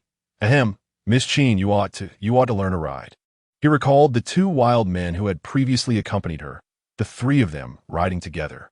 Given Qin's eagerness to learn, he thought it would be a fitting opportunity to teach her, hoping she would refrain from seeking instruction from those wild men in the future. Chapter 60. Pei Xingqi's first acknowledgement of mistake. Do not weep. Outside, the enigmatic serpent awaited, her face etched with incredulity. How could the master be unconcerned? Clearly, matters were overwhelming, and yet another intricate case had surfaced in the capital. Yet the master remained unperturbed. Qin, how much longer must you deliberate? Pei Xingqi's tone grew increasingly rigid as he noted her prolonged silence. Was she truly learning to ride alongside others? Was it so burdensome to learn with him? Did she genuinely believe he desired to instruct her? Qin, you are merely dreaming. His fingers tightened, a tempest of anger swelling within him. He turned to leave, but paused at the threshold. Qin, come here. Regardless of her response, he was resolute in his intent to teach her. Qin Daidai observed the ire brewing within him and hastily approached. Yes, my lord. Perhaps it was wise to learn. The ability to flee swiftly would be advantageous. For riding a horse was undoubtedly preferable to being confined in a carriage. My lord, shall we depart? She seized his hand discreetly, her sleeve concealing the gesture. Are you not busy today? To deflect his impending inquiries about her earlier concealment, she incessantly interrupted his thoughts, masking her intentions. Pei Xingqi felt her small hand clasp his, an unaccustomed emotion flickering within him. Instinctively, he attempted to withdraw, yet the girl was even bolder, interlocking their fingers. Qin, such behavior is unbecoming. He cautioned her, but as her fingers began to retreat, he tightened his grip. My lord? Hearing her voice, he pressed his lips together, conceding this once. In the future, do not act recklessly. With that, he grasped her hand more firmly, their bodies drawing nearer. Qin Daidai, however, did not resist, allowing him to lead her into the carriage. My lord, you may release my hand now. Pei Xingqi's tall frame rendered the carriage considerably more confined upon his entry. They sat facing each other, a semblance of distance remaining, yet he did not relinquish her hand, prompting her reminder. Qin, do not overreach. They had already clasped hands. What more could she desire? What further intentions did she harbor after he released her? Qin Daidai felt both exasperated and resigned. Had he misinterpreted her actions? Oh, well, it be. She was preoccupied with 2 letters and had no intention of prolonging their exchange. After a brief interval, they finally arrived at the equestrian grounds. I shall select a horse. Having become familiar, she knew the first step was to choose a steed, and she yearned for the same horse as before. No need. He possessed a horse, a fine steed. As Pei Xingqi spoke, the enigmatic serpent led forth a magnificent horse. My lord, this was his steed, a powerful creature with an entirely jet-black coat, its mane gleaming like fresh snow. Mount it. He guided Qin Daidai to the stirrup, urging her to ascend, yet she hesitated, daunted by the horse's height compared to the last. The fear of falling and marring her visage loomed large in her mind. Pei Xingqi, losing patience, lifted her effortlessly. Amidst her startled exclamations, he settled himself behind her. Do not fear. This was the first time he had comforted her, his arm gently brushing against her body as he grasped the reins. If you wish to ride, you must not be afraid, he urged, directing his gaze forward. He began to spur the horse onward, and though Qin Daidai longed to concentrate on the path ahead, she found herself utterly distracted by his proximity. His body was too rigid, too close to hers. Moreover, was that a dagger concealed at his waist? How could it press against her lower back? Under such circumstances, how could she possibly learn to ride? Their bodies gradually began to warm, and Pei Xingqi had not anticipated this outcome. His breathing grew heavier. Do not move, he cautioned. If you fall, do not come crying to me. I will not comfort you. Qin sure. Why was she still fidgeting? How could he be so heartless? It was clearly his fault for making her uncomfortable, yet he forbade her to move. She felt truly aggrieved. Had it not been for his dagger poking her persistently, she would not be in such a predicament. Pei Xingqi, observing her defiance, found the situation both infuriating and amusing. When had he ever caused her discomfort? Did she not wish to learn riding with him? Did she prefer to learn from some wild man instead? Qin sure was indeed a shameless woman. The thought ignited his anger, and he dismounted, declaring that their lesson would end there for today. Master, please help me down, she exclaimed. Why had he dismounted without assisting her? She felt frightened and unsteady atop the horse. He would not carry her down. She could forget about that.